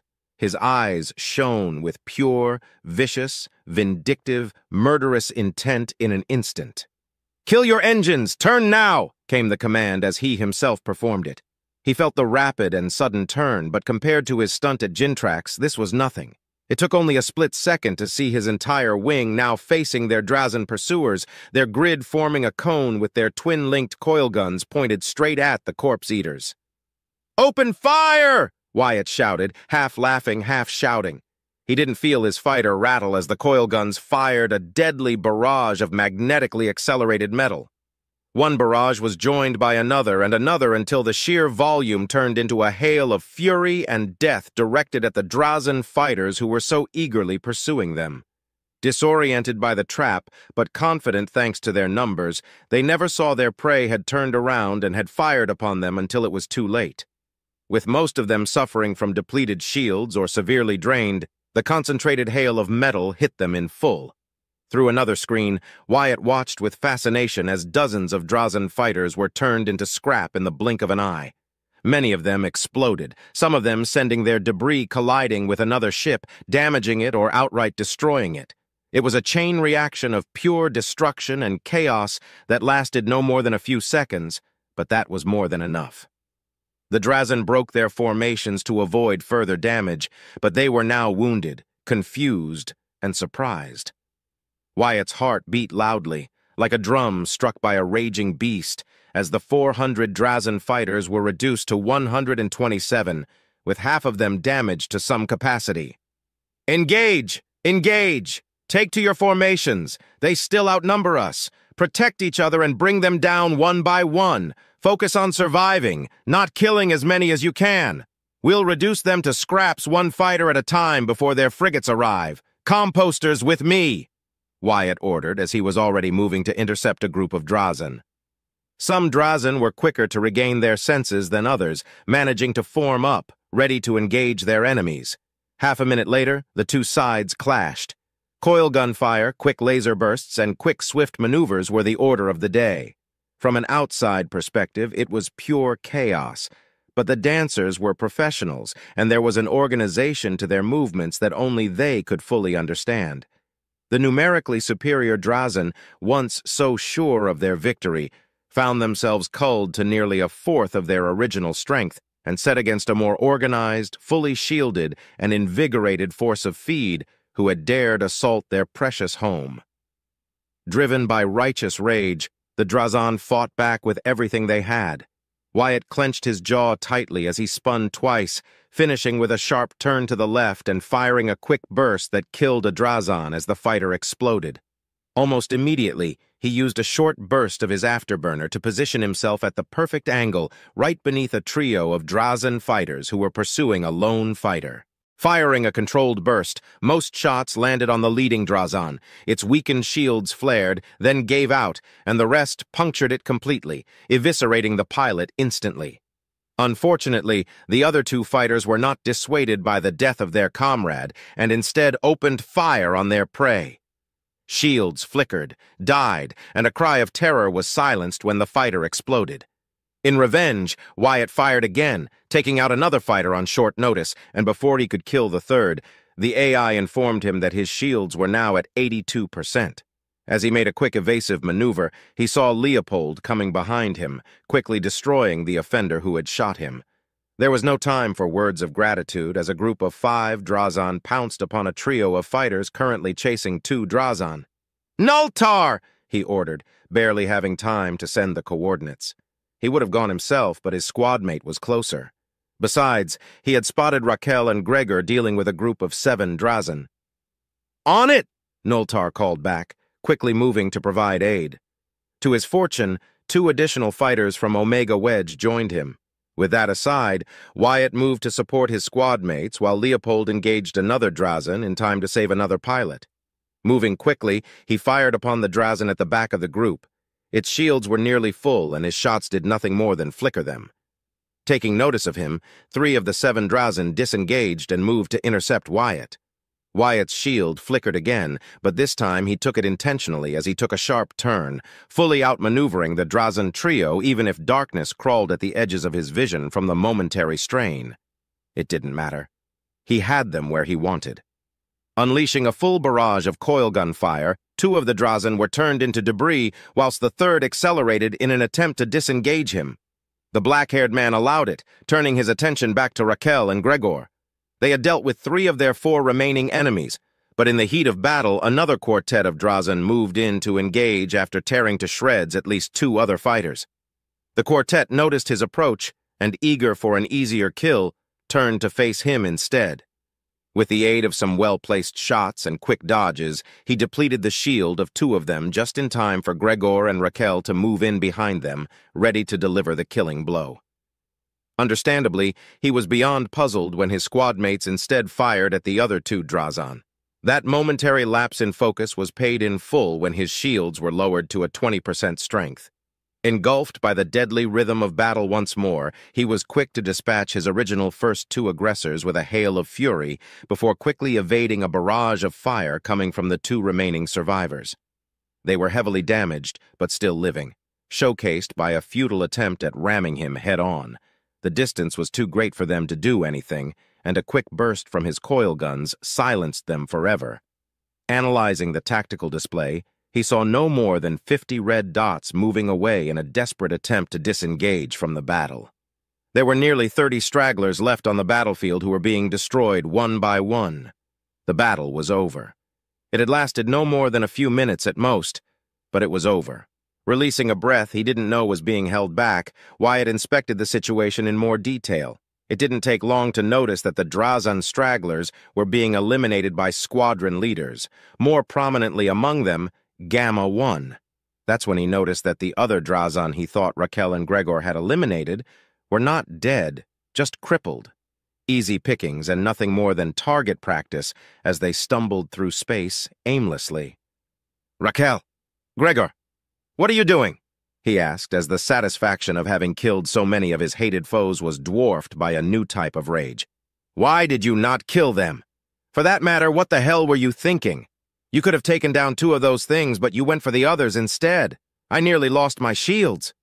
"Sir, I apologize, but those were your kills.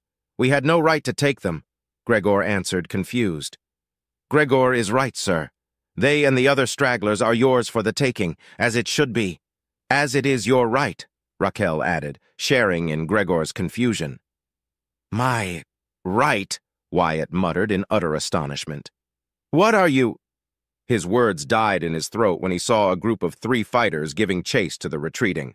Opening a channel with them, he spoke in a heavy, demanding tone, his rage revived. "What do you think you're doing? Lambda 5, Sirius 2, Zeta 2, return to your formations immediately."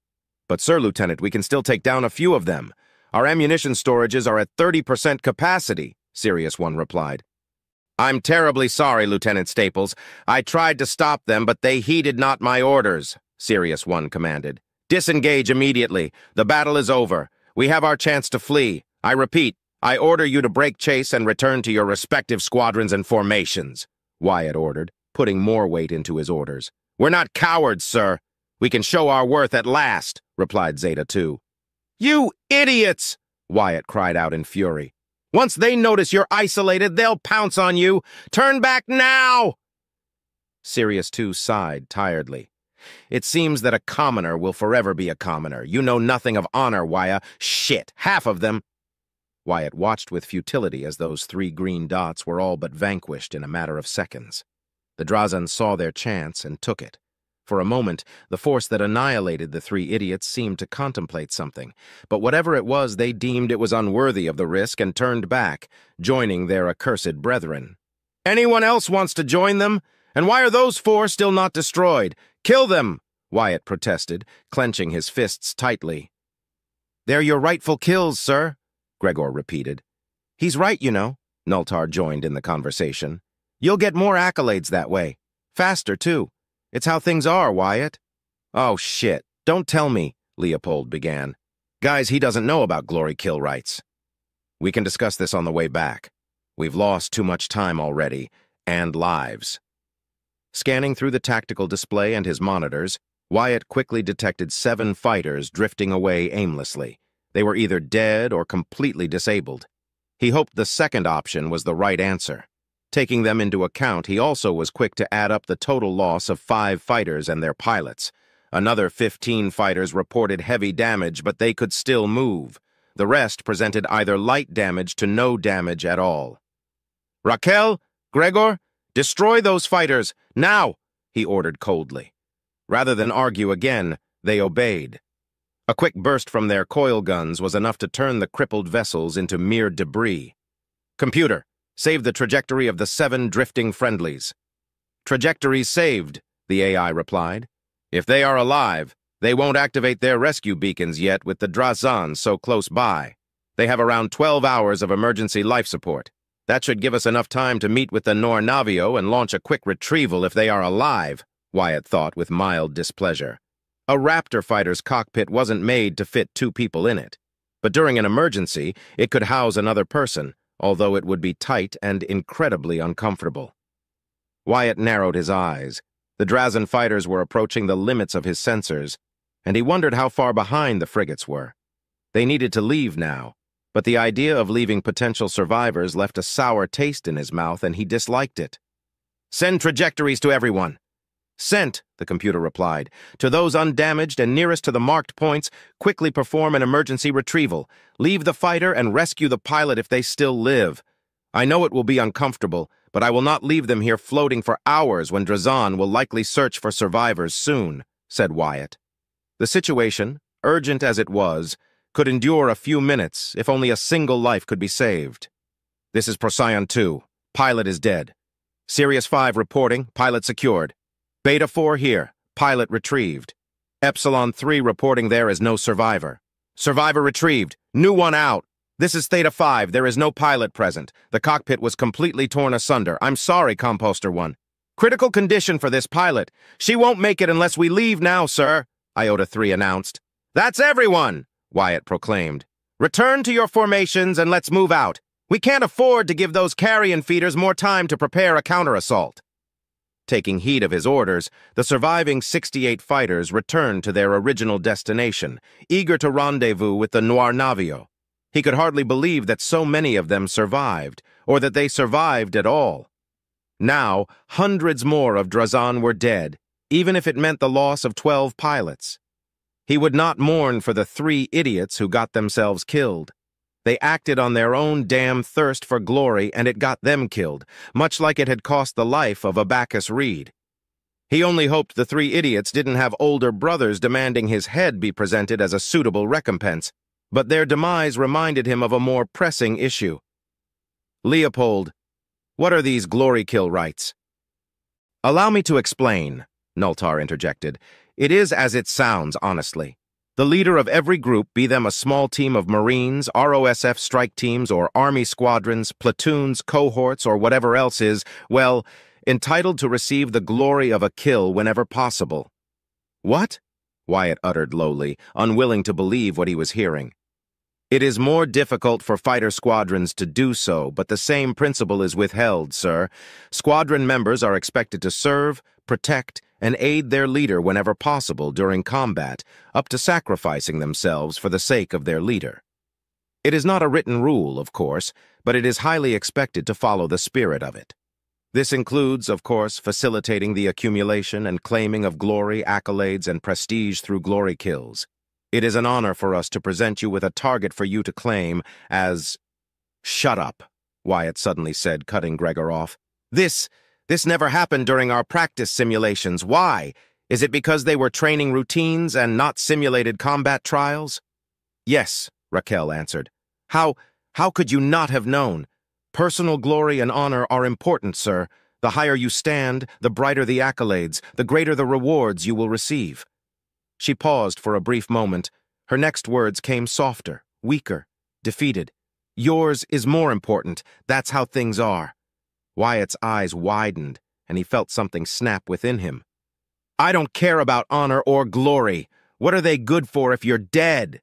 he shouted angrily before punching the ceiling of his cockpit out of pure frustration. "You talk about this disgusting, pointless, stupid practice as if it was as vital as breathing. What good is it for? You talk about honor and glory and prestige all the fucking time, and yet you happily disobey orders just to satiate your hunger to get a taste of it? What does honor taste like? What does glory look like?" "Sir, I think—" Gregor tried to interject, but Wyatt continued regardless. The floodgates had been opened, and he was not ready to stop.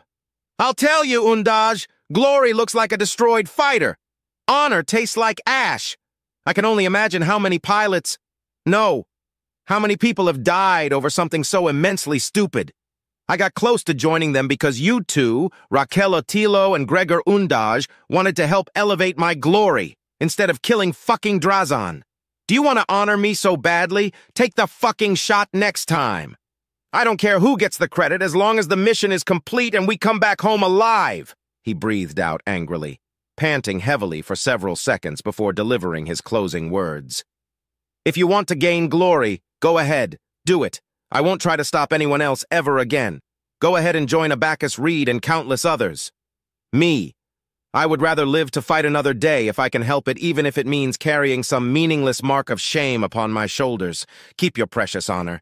Drink your rancid glory. You can take them. Victory shall suffice for me."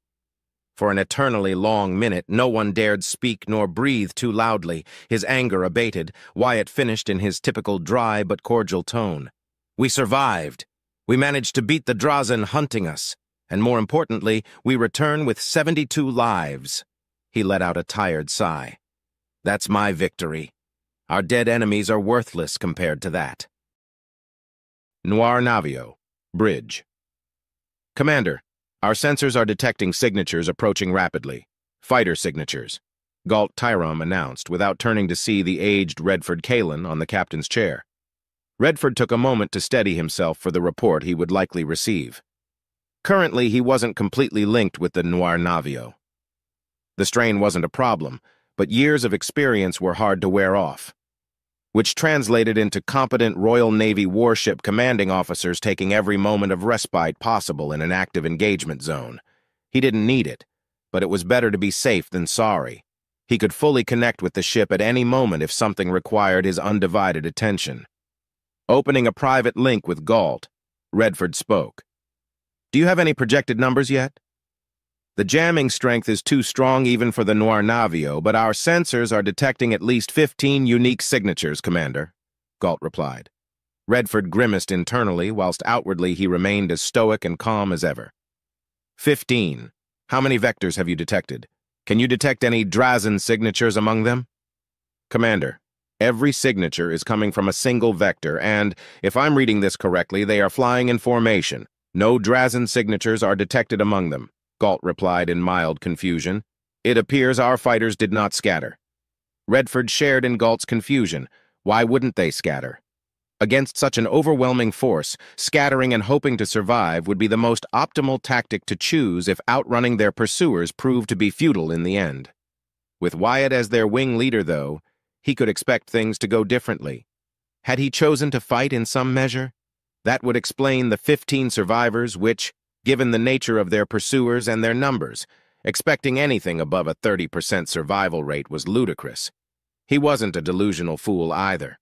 Wyatt wasn't the sort to just sacrifice more than half of his wing, leaving them to die so he could escape. Although, truth be told, he couldn't be sure if he'd do such a thing or not. It was evident that he valued the lives of others. He had been far more irritated by the fact that the selfish, impudent actions of one Abacus Reed had cost the lives of 2 additional pilots over any theoretical stain on his record, or Salazar demanding his head as retribution. On the other hand, he was utterly heartless and ruthless when the situation called for it, and, in his own words, he valued his survival above almost anything else. Try as he may, he couldn't read the young man properly in some areas. He was, however, certain that Wyatt had done something to get any survivors at all back to the Noir Navio. Again, in his mind, his strategy was once more altered. He had counted on his wing to take more actions in this battle, but with heavy casualties taken, he would have to adapt and compensate. Lastly, he wished that Wyatt Staples had survived somehow. "Commander, may I ask, do you believe Lieutenant Wyatt is among the survivors?" asked Galt, unknowingly giving voice to Redford's thoughts. "We can only wait and see, Ensign," Redford replied before closing the link as he took in a deep, calming breath. A tense minute later, Galt spoke again.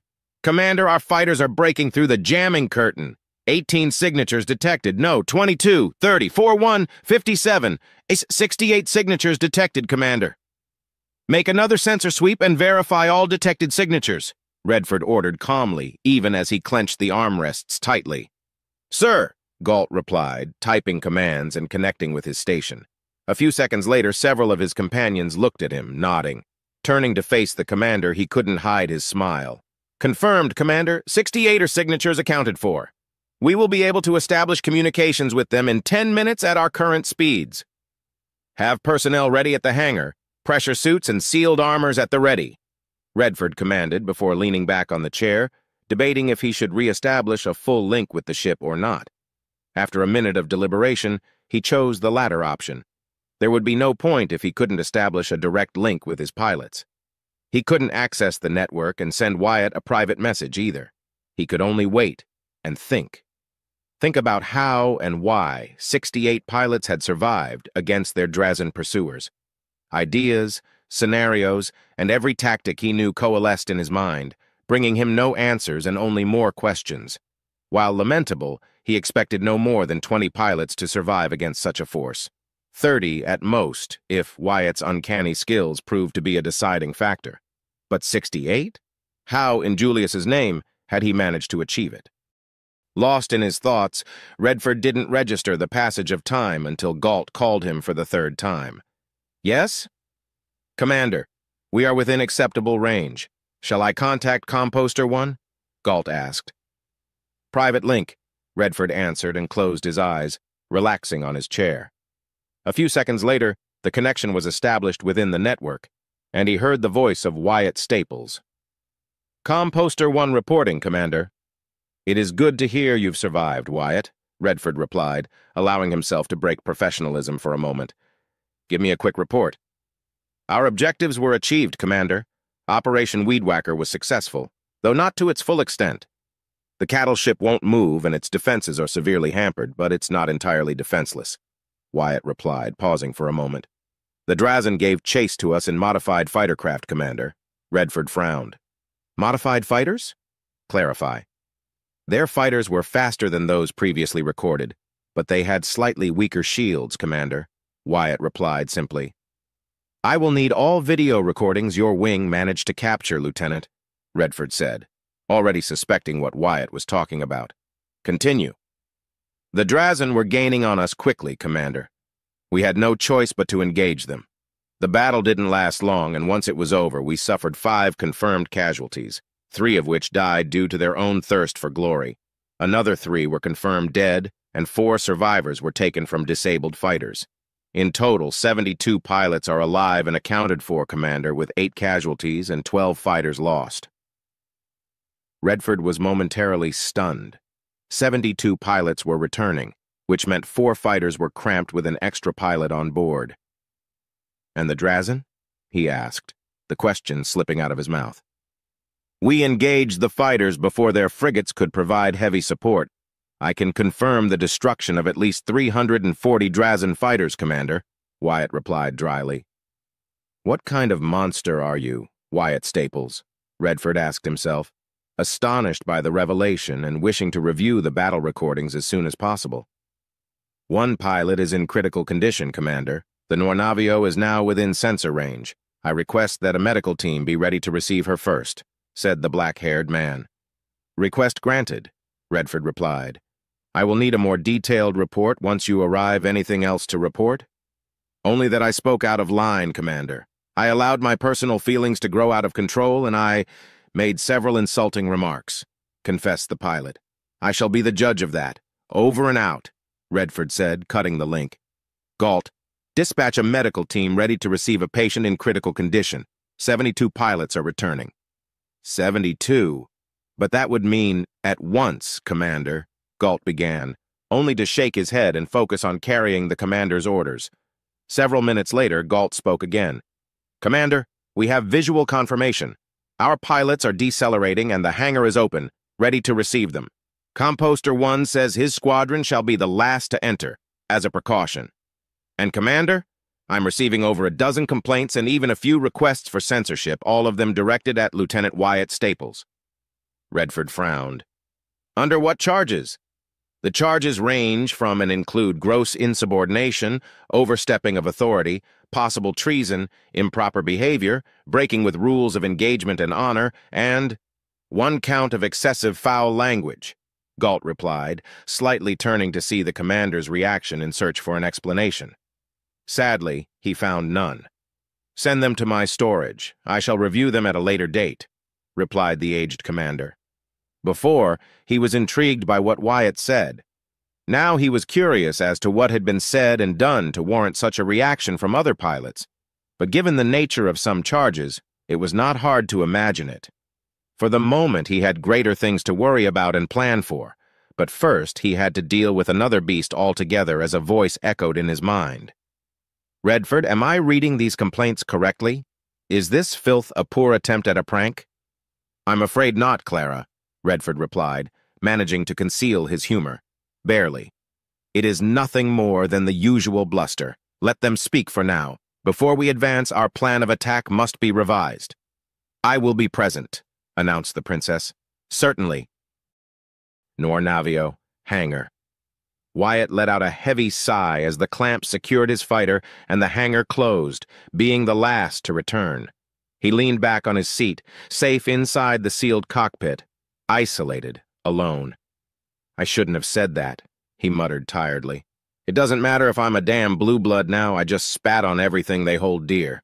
Do I regret it? Not one bit. But I still shouldn't have said that. I should have remained quiet and obeyed." There was a shudder after a few seconds of silence, then he frowned. "Obeyed. No, no. If I'm to be punished, then so be it.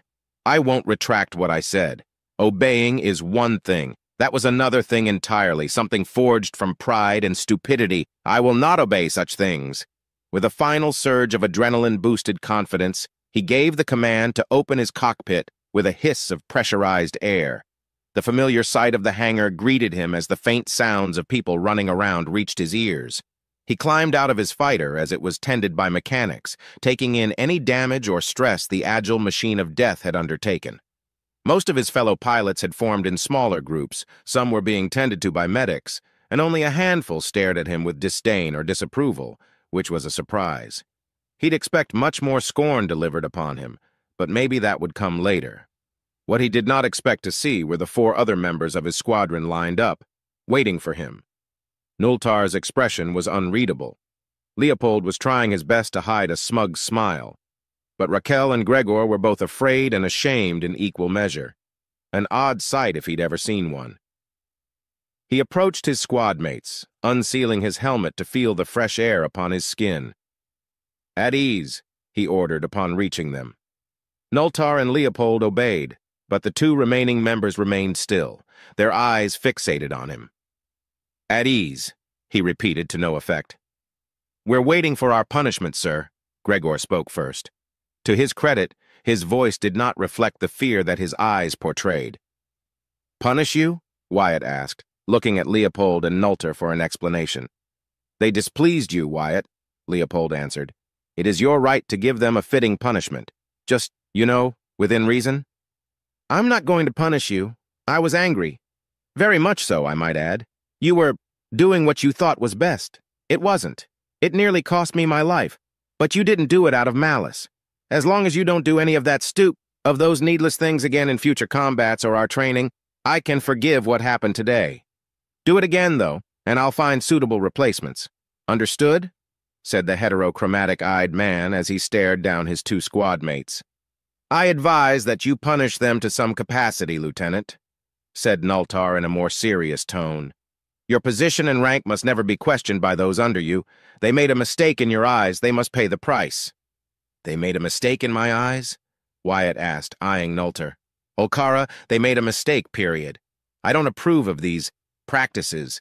Glory kills? Such ridiculous nonsense. I never heard about them during the academy. No. Wait. I did. Nothing more than gossip and rumors. I thought there was nothing more to it." "Commoners aren't privy to the special and extra classes the nobles take," Leopold answered with a shrug. "Can't believe you never got to see them in action before, Wyatt. After I graduated, I spent some rotational duties and patrol duties. Saw little action then, mostly scouting and training runs. Then, when my mandatory tour was over, I was shoved inside a compost hauler," Wyatt replied without shame. "Bullshit!" They all turned to Raquel, her fear replaced by incredulity and angry disbelief. "A pilot of your skill? Of your talent? What you pulled against the Drazen was... Do you truly expect us to believe you're a commoner who got lucky one day? Drop the tall tales, Wyatt. Who are you?" "I'm Wyatt Staples," Wyatt replied, blinking a few times almost as if a realization had struck him. "I'm Wyatt Staples," he repeated, with more confidence and a small smile on his lips. "He's not lying," Gregor said, surprised. "By the stars, you truly are from commoner stock." Told you so, idiots. Leopold barked a little laugh, only for Noelter to elbow him gently. In that case, sir, may I speak with you in private? Gregor asked, while Raquel seemed lost in her own thoughts. With a head gesture, his other 3 squadmates left, giving them ample space to talk. A few moments later, Wyatt broke the silence. What do you need to tell me, Gregor? Sir, I would first like to apologize again for insulting your honor. Wyatt barely suppressed the urge to roll his eyes. Gregor. The slightly shorter man nodded. At first Raquel and I, thought that your chastisement came from a wounded ego, that a man of your skill would not like to get easy kills. Like a hunter, you prefer the thrill of chasing your prey, claiming your trophy of your own accord. Yeah, right. Not even Westgall enjoys the thrill of the hunt. He just kills Clixall because he's damn good at it, Wyatt thought, unsure what Gregor trying to get at. But after your outburst and your confession, Gregor uttered tentatively, it is clear to me that you are merely ignorant of the ways of nobility and how important status, the accumulation of honor, glory, accolades, and recognition truly means. More so now that it is clear that you're the princess's pet. Excuse you? Wyatt said upon hearing the word pet. It didn't anger him too much, for he too considered himself to be a pet or servant of sorts after just meeting Clara and Cynthia. To hear it from another's mouth, however, was another story. I say it with the utmost respect and admiration, sir, Gregor quickly clarified. Your position is one of considerable envy, even if it is at the behest of a princess known for her dark reputation within noble circles. Taking a moment to glance around, he leaned in and said in a quieter tone, You do know her reputation, don't you, sir? That she's called the Reaper. Yes, I know, Wyatt replied, leaving out the fact that it was Clara herself who told him. I also understand the gravity of my closeness with the princess entails. Do you? Questioned Gregor. Sir, you sit in a very privileged position. As such, scorn, envy, and opportunistic guile follow your wake. You are favored and bestowed with gifts that, to many, weren't earned but given due to your position. I must admit, I count myself among those envious of your fortunate ventures, sir. Wyatt crossed his arms. I'm afraid I'm not understanding what you're trying to say to me, Undaj. What do gifts and favors have to do with anything? Groaning in frustration, Gregor raised his left arm. Sir, Wyatt, gaze upon my gear, then upon yours, and then upon other pilots. Wyatt did so, wanting to know what Gregor was talking about. Looking closely at Gregor, he could tell that his suit was far better than any standard issue given to commoner pilots. Even his old armor suit, already slightly better given that he was a warrant officer, was a far cry compared to Gregor's. But the closer he looked at it, the more he could see the wear and tear. Small scratches on his armor pieces, discolored patches here and there, and while good, it was nothing extraordinary compared to the armor he was wearing. Quietly, he looked around and found a greater discrepancy than initially possible. He never paid much attention to the gear of others. Why would he? There was no reason to, but now he could see it. Some suits looked newer, better, others were older and worn down. Then buy better armor, Wyatt said simply, as if stating the obvious. And there's the commoner talking, Gregor said, frowning slightly. Wyatt, do you honestly believe we nobles, just for being nobles, have unlimited funds? You're nobles. I know that some are richer than others, but even the poorest nobles are richer than some of the richest commoners, and those usually work directly under nobles one way or another. So, yes, as far as I'm concerned, nobles have unlimited funds, Wyatt replied, keeping in check his irritation. I will not deny that being a noble comes with great privileges that commoners do not have. In turn, houses must deal with great responsibilities. And among nobles, most of those who join the military, Planet Guard, Royal Navy, Army, or any other branch, are the leftovers, the unwanted, the commoners of noble society. Gregor let out a tired sigh. I joined the Royal Navy because I had no other option to elevate my standing and reputation. I prefer intellectual activities, but as a near-destitute eighth son of a branching house. I am neither affluent nor important enough to be considered for political marriages, important positions within my house's enterprises, or the genius to strike out on my own. It was either this or live in perpetual obscurity. My choice is clear. At that precise moment, Wyatt wanted to punch himself. The words given to him by Clara back in Matcha resonated in his mind as clearly as on that day. All military branches are filled with low-standing, exiled, or fallen nobles because of it, not to mention fourth, fifth, or sixth offspring and branching houses. Competition is fierce because of that, but not the desired type of competition. Worse yet, he also remembered that he would ask his squad mates about it later, but he never did. In the chaos of life that had formed around him, he had simply forgotten about it, pushed it aside as nothing important. He could recall other snippets of conversations and remarks made by others like Redford Galt and even Salazar, but now he realized his mistake. "That's why so many are glory seekers," Wyatt commented, almost slapping himself as he dragged a hand across his face. "Wyatt?" Gregor asked, confused. Wyatt stared at Gregor for long moments, once more judging his armor, and hummed deeply. "Gear is expensive, the good kind," he began, "and you have to either pay for it yourself or earn it somehow." Gregor nodded. "Precisely, sir. Competition is fierce, but there is a certain code to how things work, so to speak. To earn better pay, better equipment, more implants and augmentations, it is imperative to gain as many commendations, prestige, glory, honor, and accolades as possible, in most cases, in the easiest manner possible. Those under someone higher than them will follow, said individual in hopes of receiving some of that glory, and earn some themselves. It all culminates when it is time to leave the military. With a shining enough record of service, then standing within your house shall be increased tremendously. New options for your life will be available. More paths, more power, more influence." "It's all a damn game," Wyatt muttered weakly before a pained laugh escaped his throat. "It doesn't apply to everyone. There are those who wish to serve or those who enjoy what they do. Some others belonging to powerful, richer houses can afford better equipment easily and, unsurprisingly, higher ranks. Ambition is a powerful motivator. Glory is the honey we all seek to taste. Honor is the coin we trade. Everything else is secondary," Gregor finished with a dark, rueful snort. "I see," Wyatt replied before reaching for Gregor's shoulder. Tapping it twice and giving it a firm squeeze, he continued. "I don't agree with such views, but I believe I can understand your position better. My equipment was not, however, a gift. I paid for it. Due to services rendered, I was given a reward. I used it to buy it." Gregor blinked. Thank you, sir, for telling me this and for hearing my words.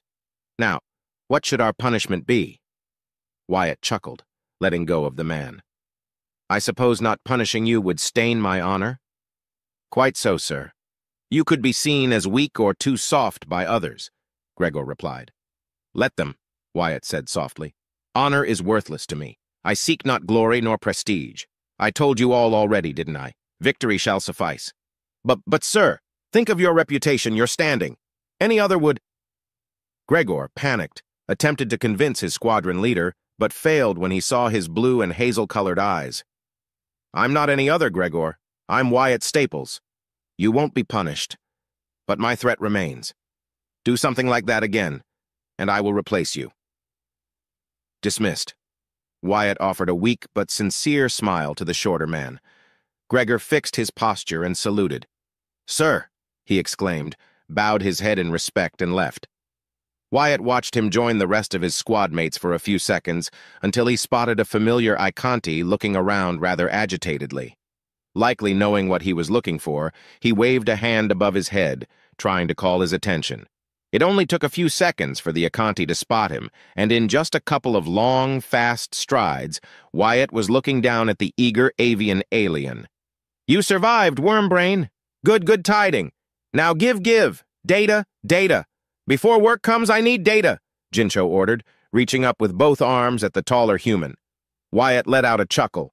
He truly liked the Icanti, and Jincho had quickly become an odd favorite of his.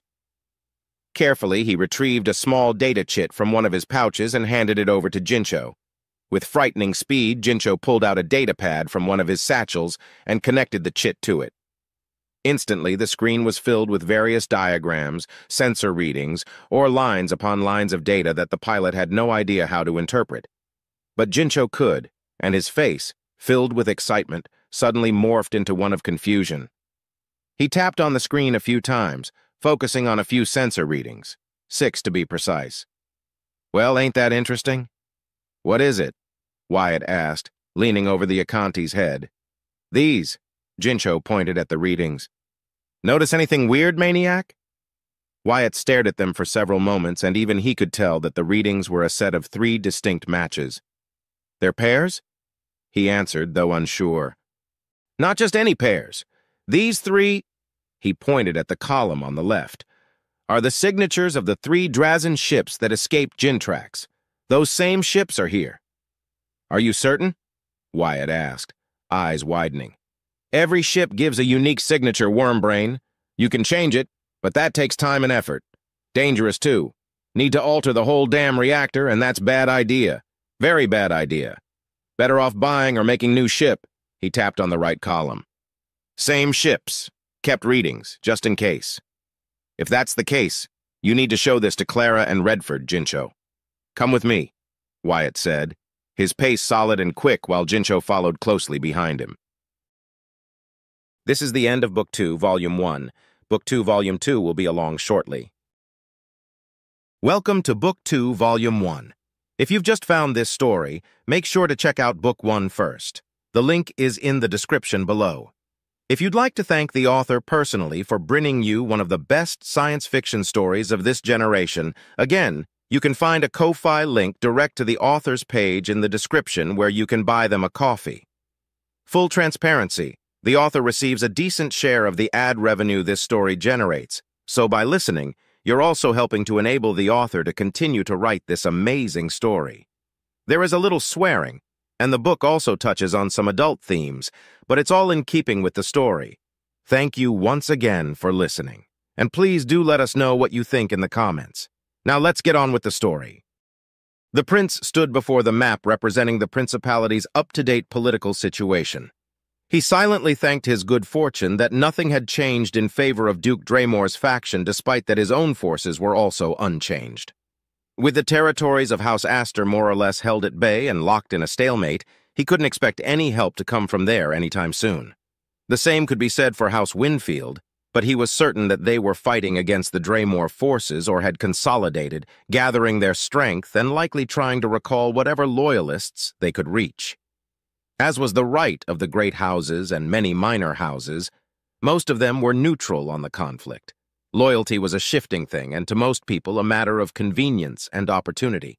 The prince wanted to sigh and rub his temples in exasperation as his mind ran through a plethora of diplomatic options, petty grievances between houses, false claims of loyalty, opportunistic deals made in the shadows, traitors and turncoats on both sides waiting to strike, and the countless other details that eluded him due to miscommunication, distance, and veiled intentions of those waiting to gain from the conflict that his uncle had created. Of the great 10 Astorian Royal Navy fleets, the 3rd, the 6th, the 9th, and about 2/3 of the 10th had sided with Duke Draymor. The 3rd came as an unforeseen development, being the smallest, weakest, and least honored fleet of them all. The 6th was of no surprise, since more of their elements came from Draymor territory. The 9th and the 10th were, again, not a surprise given their proximity to Draymor space. The fact that a 1/3 of the 10th Fleet had decided to remain loyal was a surprise, and now they were lost somewhere, a ragtag remnant most likely hiding from Draymor forces. On his side, though, things were much darker. The 1st, the 2nd, the 4th, the 7th, and the 8th fleets remained loyal to House Astor, but only the 2nd and 8th fleets remained intact. The 1st, 4th, and 7th fleets were, thanks to the efforts of Admiral Damien, able to disengage a great portion of their forces into Winfield territory before Draymor forces crippled more of their vessels. It was also thanks to him that the Exalted Virtue, one of the most modern battlecruisers part of the 1st Fleet, had been saved to begin with and now served as his personal flagship. He didn't know what happened to the remnants of those fleets after escaping, but he knew they were fighting alongside the Winfields. The Second and Eighth Fleets were scattered across Valto, Finnegan, and Kalen territories, likely fighting in small-scale skirmishes against Draymore forces, keeping them pinned there for the time being. His only solace was that, if his speculation was correct, at least half of the Second would be waiting for his arrival at Macha. Only the Fifth Fleet remained entirely neutral, which surprised him nothing given who its fleet admiral was, and he doubted that the Fifth would choose a side until a clear winner manifested itself. That suited him well. The Fifth was in charge of stopping any incursions that the Arabian Commonwealth could launch into Principality space. The fleets are one thing, but each house is entitled to own their private ships if they can afford them, the prince muttered to himself, as yet another source for his mounting headache was added to the raging thunderstorm that was his mind. And some have small fleets or powerful ships at their disposal. That goes without taking into account civilian-class ships, stations, satellites. I wish Alexander was here. I hate large-scale logistics. It is not your forte, brother dearest, but do not besmirch your efforts. Alexander may be capable of organizing and micromanaging anything he's in charge of, but he's too close-minded and can hardly see the bigger picture. You, on the other hand, can, Clara replied, before taking a sip out of her drink, humming pleasingly at the sweetness of it. I pray that both he and Giovanni are safe, and that our remaining siblings are being treated fairly. A traitor he may be, but Uncle Cornelius is an honorable man. He wouldn't stoop so low as to hurt them willingly. Let us hope that his honor is not as brittle as his loyalty, the prince replied. That, too, is my hope, brother dearest, Clara said and stared at the map, her eyes focusing on the edges that pointed at their 5 closest neighbors. To the northwest, the Yakanti hierarchy. To the west, the Drazan collective. To the southeast, the Arabian Commonwealth. To the northeast, and thankfully the farthest of them, the Zarma-Jalar-Katiloalka Compact, or Zarma Compact since the name was a mouthful, a collection of different species of aliens that were always in conflict with their neighboring rivals, the Tilgor Alliance. Finally, to the north, the Albion Federation could be found, and beyond them, the Imperium, the Qin-Shu Commonality, the Society of Tabax, and many more. But diplomatic relations with other human nations, excluding the Arabian Commonwealth, were limited but friendly. The only reason they kept even that much contact was due to the required yearly transmissions and updates that they shared as part of the Pax Humanitas, a safeguard that united all human nations in a way, and prevented them from completely ignoring each other. Technically speaking, they had a 6th neighbor, yet another human nation, but they were so far removed that they were a non-factor. And just like the Arabian Commonwealth, the isolationist Diviners were not part of the Pax Humanitas. While not much was known about them, they were to the Principality what the Principality was to the vast majority of the other human nations in terms of power and technological advancement. Her eyes narrowed as she discarded dangers and focused on the 3 main threats that could take advantage of the chaos spreading across the Principality. We will surely see an increase in Drazan raiders, she said with disgust. The Yakanti hierarchy might see a chance to strike at us. I hope they stay their hand or that they are far too occupied dealing with their internal struggles for them to take interest in our moment of weakness. The prince nodded. Which leaves the Arabian Commonwealth as our ever-constant, persistent external threat. The 5th Fleet has always been more independent than the rest and focused on their duty. I would like to gain Timon's support, but I'd rather have him stay put. The last thing we need is the Arabians thinking they have an easy way into the Principality. Clara giggled at that. You've never told me the reason for your dislike of Fleet Admiral Timon Arnav. It began so suddenly, too. What changed, brother dearest? I detest the man, but I can't move against him, the prince replied, eyes narrowing. He's a narcissist and an egomaniac. Were it not for his many accolades and victories over Arabian pirates and his tactical genius, I would have ordered him beheaded as my first official order as prince, the blond man replied, sneering. He does not tolerate failure, and any offense, real or imagined, against him is dealt with swiftly and with deathly force. Clara was taken aback at her brother's reveal. She had thought it was something petty or some minor incident, not something so grave. Brother dearest, why was I not aware of his demeanor? I was not aware of it until father passed away and I inherited the throne, he replied. "It is no secret that many nobles abuse their power, but some are much, much worse than others, and their criminal acts must be hidden within the data to protect their reputation or standing within both their respective houses and the military if they have a career in it." She was aware of that fact, of course. Commoners were so easy to abuse, and almost every time a noble would come unscathed from their actions. That her brother was willing to reveal that much without going into further details spoke volumes of the depravity of the famous, glory-hungry, and renowned Timon Arnav. "I was going to suggest reaching out to him at some point, but given this new information, I'd rather keep him where he is. No doubt Uncle Cornelius has thought the same." The prince nodded. "Too egregious to rely upon, too useful to eliminate." "Let's move past that unsavory topic, brother dearest. Our focus must be set on the now for the moment," Clara said. "Has Frederick revealed anything of value?" "Some names, all of them arrested or disposed of already. The QEC was disabled by some unknown means shortly after his capture. But we already know that the matching device was likely in possession of the now Fleet Admiral Cornelius Tigan. I doubt Fleet Admiral Carlos Valto yet lives. Damien will surely mourn the loss of his cousin." The prince paused for a moment. "Another possibility is that someone within House Caiston had possession of it. Probably Andrew or Tamarin Caiston." His expression hardened. "Frederick has proven to be remarkably resilient to interrogation. How he was able to conspire with Draymore loyalists still eludes us for the time being." The princess hummed deeply before speaking. "While I do not condone torture as a method for information extraction, perhaps it could, as Cynthia would describe, soften him up," Clara proposed, her expression darkening with grim resolve. "I'm certain Juliana would enjoy the chance to make that damnable traitor suffer within reason." The prince closed his eyes for a moment, then stared at his sister. "I've considered it, but I will not condone such methods just yet. House Anderson is officially neutral. I would not wish to push them to the Draymores' side. Frederick is one of their potential heirs and beloved within his house." "Fair," Clara replied, before taking another sip from her drink. "I wonder how much support he'll retain once his treachery is known." The prince remained silent for a few seconds before continuing. "The traitor threat has been culled. There will be a few remaining ones that will elude capture, but they will pose no more threat without their leader."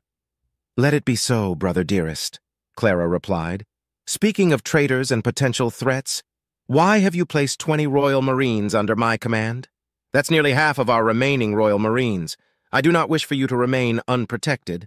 I have Cynthia at my side. At least take Milcades with you, brother dearest." The prince turned to face Clara fully and slowly walked over to her. Silently, he gently took hold of her right hand and caressed it while looking into her violet eyes with a soft smile on his face. "You stand above our siblings as my most beloved sister, Clara. I love you, sister dearest," he said, before gently inviting her to stand up. Once she did, he gave her a hug which she reciprocated. "I want you to be as safe as possible. Is it not my duty as your older brother to see to your well-being?" Clara ended the hug a few seconds later, and her lips were curled into a soft, tender smile. "You're too caring, brother dearest." "As if you're one to give me a lecture regarding caring for others, Clara," the prince retorted, making her sister blush slightly in embarrassment. Letting go of her, he turned his gaze to the map. "There is much to do, and I want to keep you as safe as possible. I wish I could send you away into a remote part of the principality where this conflict could not reach. Alas, I can't. Allow me to give you as much protection as I can provide."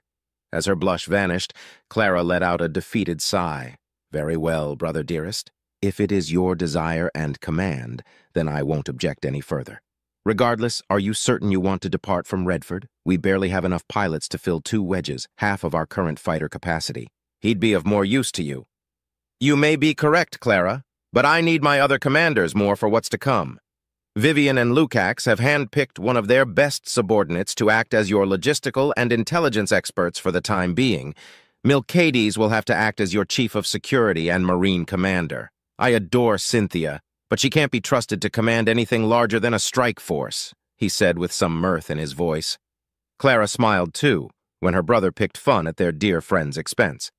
And Redford shall be the overall commander of my ship while I remain as captain in name only.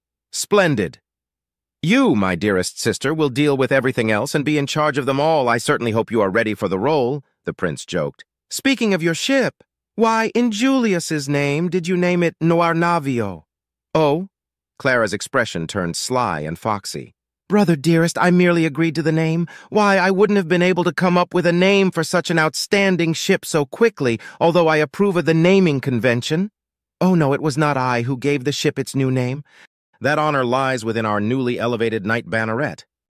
The prince let out a long, profound sigh. You had every intention of ennobling him from the moment he achieved victory over ZTK 990, didn't you? Clara smirked. I had some reservations despite his display. What convinced me was his instrumental role in the battle. It was further cemented during a rather private moment we shared, and that I nor Cynthia will disclose, brother dearest. The prince raised an eyebrow. Does he even know what renaming a captured prized vessel entails? Why would he? I'm certain that it'll be a rather splendid surprise when he finds that out, Clara replied, still smirking. Regardless of my intent, the Nornavio is my ship. None shall object. The prince shook his head a couple of times before replying. On that, Clara, you're correct. Oh, I nearly forgot. The Drazen captain finally broke. Milcades was not gentle, but our initial suspicions were confirmed.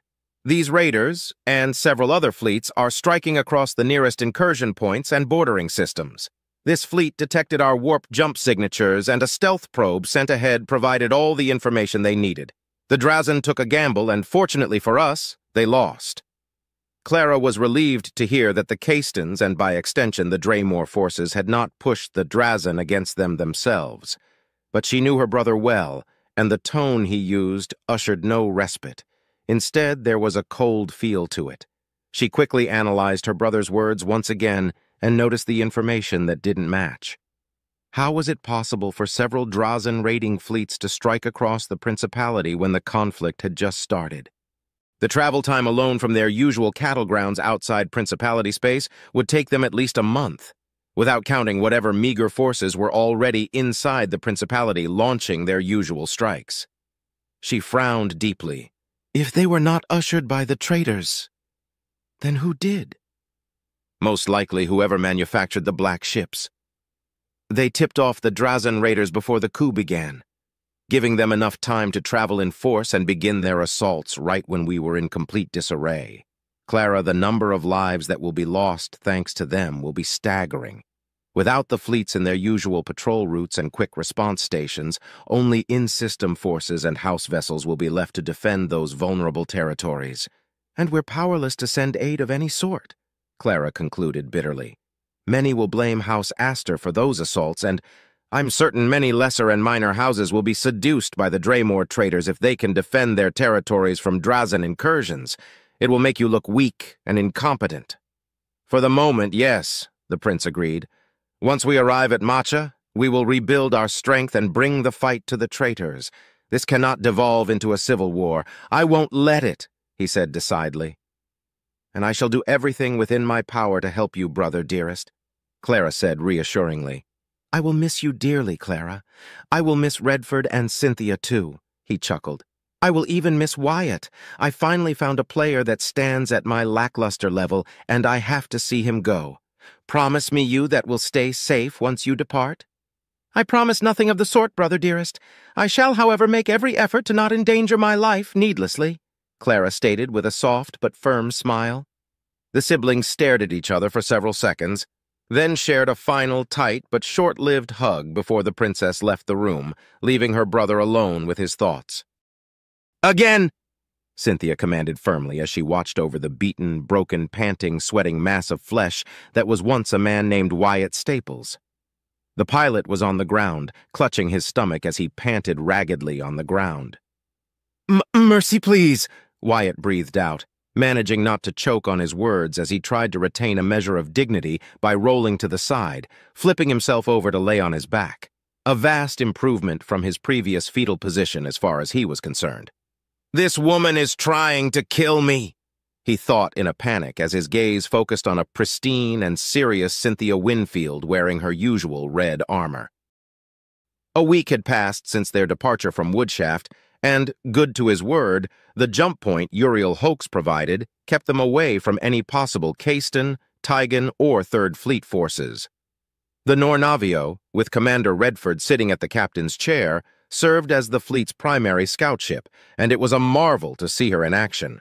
He had not given it much thought after his short-lived command of the wonderful ship, but it truly was a magnificent vessel. The AI that was destroyed during the capture was replaced, restoring the Nornavio's navigational and communicational capabilities. The crew of the ship was mostly made out of Woodshaft recruits, except for key leading roles such as Chief of Engineering, Master Technician, chefs, and logistical and intelligence experts. There were hand-picked Marines by Commander Juliana herself and plentiful auxilia forces, not to mention the mercenaries that Clara hired, general crew members, and the Acantes, which, funnily enough, all of them were technicians and mechanics. Jincho in particular was a rather vocal fellow at the best of times, but he was earnest in his craft, and he had to admit the Acante was the best damn technician he had ever seen.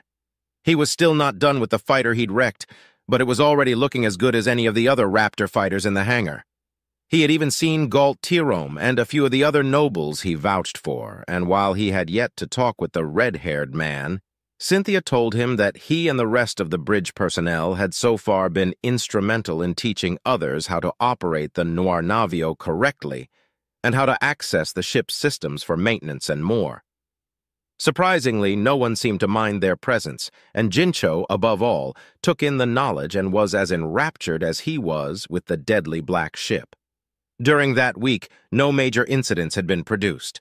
The Woodshaft recruits recognized him, and some even were brave enough to praise his suicidal heroics. It felt odd receiving praise from total strangers, but he welcomed it nonetheless. The nobles transferred from the prince's fleet were another story, though. They mostly kept their distance, but he could feel the eyes of envy and disdain sent his way. He didn't show it, of course, but damn it all, it felt good to not be ordered around by his betters for once. Of course, some nobles complained that their quarters were too small, others were outraged that the mess hall was not segregated, and a few even filed formal complaints that the commoner dregs were far too numerous and thus sullied such a beautiful ship. There were only 1,021 crew members aboard the Nornavio, and less than 20% of them were nobles. The ship still needed more personnel and effective elements to be properly fully staffed. For starters, it had no formal army personnel, and the auxilia forces and the mercenaries were to act as a replacement. There were also no ROSFs, no mechanized personnel except for the technicians, engineers, and mechanics, and only a handful of pilots handpicked by Commander Redford himself. Among them, the members of Epsilon Squadron, who he had interacted with only briefly during the past week, thanking them for speaking on his behalf during the trial. Cynthia and Redford, though, quelled any complaints, reminding everyone that the Nornavio was a captured vessel not made in the Principality, and that they would have to adapt to it, or they would face charges for insubordination. That soundly did the trick to shut them up, and now that he thought about it, he hadn't talked to Commander Redford or Clara since they left Woodshaft. Cynthia had taken command of him and made him train relentlessly, barely giving him any time that he could spend on doing anything else but eat, shower, and sleep. To call her a ruthless teacher was a grave understatement. "I'm sure I've got strained muscles and bruises in places I didn't know I had before," he complained silently, his fatigue mounting, but thanks to his implants, he could still keep going at the demented pace Cynthia Winfield was putting him through. Any moment to catch his breath was welcomed, and he made sure to stretch it as much as possible. "Again," Cynthia repeated, this time more firmly. Wordlessly, Wyatt groaned and slowly rose to his feet. First by rolling over again, then by going on all fours, and finally by shakily standing up. The gym area itself was quite ample, and none dared to linger for more than a few seconds on the spectacle that was him kissing the floor over and over again. Cracking his neck with a satisfying pop, he moved his shoulders before adopting a defensive posture. Tentatively, he rushed at Cynthia, throwing a jab that she eluded with ease. Immediately, he used his left heel as a pivot to shift to his right, before throwing a second jab that was, again, easily dodged. Using his momentum, he jumped back and performed a roundhouse kick that Cynthia had painfully taught him on the second day of their reinstated training torture routine. The blue-haired woman caught his foot and with a swift motion twisted it, making him lose his balance. She was about to grapple him when she saw the pilot use the moment to his advantage. Instead of falling, he twisted his body so that his palms hit the ground first. Then, he used his free left foot to deliver a kick to her stomach. Wyatt felt a rush of dread wash over him when Cynthia merely blocked his kick with a raised knee. Before he knew it, he was in the air as the room began to spin all around him. Then he hit the floor and was followed by a strong and lightning-fast three-hit combo delivered to his stomach. 3 swift punches and the air left his lungs again, leaving him panting on the ground, writhing in pain. Again. That was impressive, Wyatt. You've improved significantly since our first training session. At this rate, we can leave the amateur techniques behind in less than a week, and I can start teaching you the basics of training, Cynthia said without a hint of sassiness, humor, or sarcasm in her voice. Amateur techniques? Basics of training? This wasn't actual training? Then what the hell have I endured so far? What does this crazy woman mean? She's trying to kill me. Father, I regret it now. I want to join the diplomatic corps. I'll work my entire life at the wood mill. Weskull, sign me up for Clicksall hunting. Anything has to be better than this torture.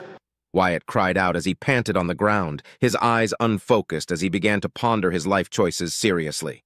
Before Cynthia could demand another round, a voice rang inside their minds at the same time. Cynthia, Wyatt, suspend your training session for now. I require Wyatt's presence at once in my chambers. I won't take much of your time, Redford's voice said, and then the connection ended. Despite the pain and his ragged breathing, Wyatt managed to smile in utter relief after hearing the command. His eyes landed on Cynthia and saw her posture relax. She walked up to him and offered a hand. He took it and he was suddenly pulled up on his shaky feet. You heard him, Wyatt. Go take a bath and don your uniform. We'll continue tomorrow. Oh, of course. Thank you, Cynthia, he said through bruised ribs. Cynthia's expression softened slightly and a weak smile showed on her lips. You're no prodigy, but you'll do. Then she let go of his hand and walked away, leaving him behind. Wyatt watched her back and blinked in confusion. What's that supposed to mean? He mumbled to himself before heading to the showers. After a quick but refreshing bath, he put on his uniform and saw himself in the mirror.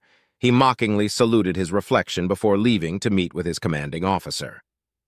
When he arrived at Redford's quarters, he was about to tell the AI that he was there when the door opened by itself.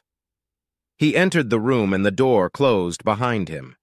The commander's room wasn't that large, about twice as big as his old quarters back in the Exalted Virtue, a luxury by his standards, but he didn't know if Redford found the space claustrophobic. Stopping before his desk, he saluted respectfully. Lieutenant Wyatt reporting, sir. I see that Cynthia shows you no mercy, Redford replied with a knowing smirk. She's quite the instructor. Wyatt opted for the more diplomatic answer as his muscles ached at the mention of the blue-haired woman. Would you believe me if I say that Cynthia is much more merciful than Juliana? Redford chuckled once before signaling Wyatt to take a seat. Wyatt, now that you are a knight banneret and a noble, I can no longer overlook your lack of knowledge regarding officer training. Henceforth, I shall directly instruct you on what you need to know: rules, etiquette, and proper conduct. I understand, sir. Thank you, Commander, Wyatt replied, his heart beating fast and suddenly feeling queasy. Officer, I'm actually going to have to be an officer now. I'm going to be terrible at it. I just know it. How can I compare to a noble trained to be an officer? As your first official role, you are now my second in command regarding our fighter forces. Including you, we only have 40 pilots. The pilots I picked were not the best of the best, but rather the least troublesome given our peculiar circumstances, he explained, and passed the flabbergasted pilot a datapad. Epsilon Squadron is no more. You shall command a new squadron, our most veteran and accomplished squadron aboard the Noir Navio. It may not be much, but Princess Clara deserves our best efforts and recognition of her forces. Redford clarified and stroked his chin for a moment before continuing. This datapad contains all the information available on our current pilots. You may select whichever 4 you want to be part of your squadron. Furthermore, you can, if you want, showcase your status as an ace and the veterinary insignias on your chosen fighter. And as a knight banneret, you may also display your heraldic shield. However, I advise that you don't. It could mark you as a potential target to enemy forces. Redford's expression was hard to read, but there was regret, exasperation, and sadness on his features for a few moments. Too many lives have been lost because of that display of needless hubris. He sighed, and his serious expression returned. Is that understood, Lieutenant? Wyatt looked at the datapad, then at Redford, blinked twice, and took the datapad. Understood, sir. I just have one question. Yes? Redford pressed. What will be the name of my new squadron? He asked, feeling uneasy yet oddly excited at the same time. In the span of 2 minutes, he had been placed right under Commander Redford, leading their limited and meager fighter forces, but it was so much more than he could have ever imagined. Not only that, but he got to choose his squad mates, too. Not even in his wildest fantasies something like that ever crossed his mind, which only made his heart race faster when he saw Redford give him a knowing look.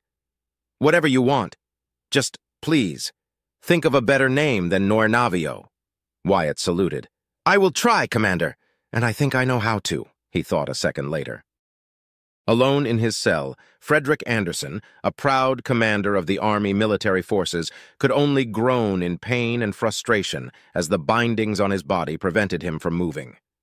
Meanwhile, the occasional electric shocks that coursed through his body forced him to stay awake for far longer than even his implants allowed him to without repercussions. Outside of his cell, 2 Royal Marines kept a silent but unflinching guard over him while cameras pointed from multiple angles and directions focused on even his breathing. Finally, he was disconnected and isolated, unable to access the Exalted Virtues Network or receive any aid whatsoever. He was tired, and his body showcased a few bruises, but mentally he was growing weaker by the moment. Milcades, captain of the Royal Marines aboard the ship, had spent his time divided between interrogating him and the dreadful alien kept away in another cell. It was easy to deduce that the captain had achieved a breakthrough with the Drazen, as his efforts at interrogation and intrusion within his mind were far more intense and focused than in any day prior. Frederick didn't regret his betrayal. House Anderson had been loyal to the Astors, and for what? To be overlooked and set aside in favor of their favorite servants and their damn Winfield dogs. As one of the potential heirs of House Anderson, he was willing to do anything to ensure not only his place as the new head of the house, but to shower his house with riches, favors, power, and prestige. But he had been tricked, and now he was a prisoner and seen as a lowly traitor. The Council of Nobles be damned. Damn Ionati and Emerald for their inaction. Duke Cornelius should have been recognized as regent. He should be the rightful prince, not that weakling pretender. Frederick thought angrily as he glared at the Royal Marines before an electric shock made him groan loudly through his masked mouth. When the shock ended, he closed his eyes and breathed heavily through his nostrils. Only a few seconds later, he felt a sharp, intense pain at the base of his skull, as if something had just stabbed him. The pain lasted for a fraction of a second, and then he heard a voice inside his mind. Can you hear me, Frederick? A polite, measured, garbled voice called. Frederick was befuddled for a full second before anger swelled inside him. Jade! How is this possible? I was cut off from access and inside this damn cell. No one should be able to contact me. To answer your question, it wasn't easy. No matter what happens, don't make any sudden reactions. Keep doing whatever you are doing, or the watchdogs will know something's wrong with you, Frederick. I'm afraid our time is limited, the voice indicated. I'll cut right to the chase. What have you revealed so far? Frederick felt indignation beat against his chest at being addressed so bluntly. You may have the favor of the Castons and that of Hadrian Tygan, but you are still beneath me, Jade. You're as false as your name, as false as the pretender that has claimed the Principality's throne, he spat back angrily. Your failure is your own, Frederick, Jade replied. My own? It was you who told me that the damned parasite-ridden commoner had turned to our cause. He was meant to be a sacrificial lamb to eradicate the pretender in one fell swoop. My failure is your failure, failure born from incompetence. Thanks to you, we've been exposed and destroyed. We had the chance to end this conflict and gain the favor of his Lord Regent, and you failed, Jade, Frederick countered. wishing nothing more than to be able to strangle Jade with his own hands. Did I tell you to expose yourself in such an idiotic fashion? Did I not warn you that you had to remain hidden? Jade replied, their tone unchanged and garbled. Now answer my question. What have you revealed? Nothing. I've not been broken. I've endured interrogation, Frederick replied, trying to convey his sneer through the link. Your failure was grave, but at least you've been able to remain truly loyal to his Lord Regent, for now. How much longer until you crack or until they start torturing you? Jade asked. Frederick wanted to scoff at that notion. Even the Pretender isn't that stupid. If I am tortured or worse, killed, then House Anderson's position would be compromised. The insult and outrage of having a potential heir damaged beyond what's acceptable for a noble of my stature would be felt. I am untouchable. He wouldn't dare, he replied. Don't be so sure. These are trying times for everyone, Frederick. The false prince may not be willing to incur the ire of House Anderson by breaking noble tradition and etiquette, but what about the damn wench? You know how ruthless she can be. She could convince the Pretender to torture you, and then what? Everything you know will be for him to know, Jade explained and paused for a moment. Although, that may not be needed at all. The Pretender has already broken the rules that formed and maintained the Principality's social structure when he elevated a mere commoner to the rank of lieutenant. That mongrel showcased some measure of talent and above-average capabilities. He could have been a useful tool. I can't comprehend how he was able to trick you, Jade, Frederick replied dryly. I will admit that I underestimated him. I thought I had convinced him to join our cause. Frederick, you don't know this, but the damn Pretender elevated that treacherous bastard to nobility.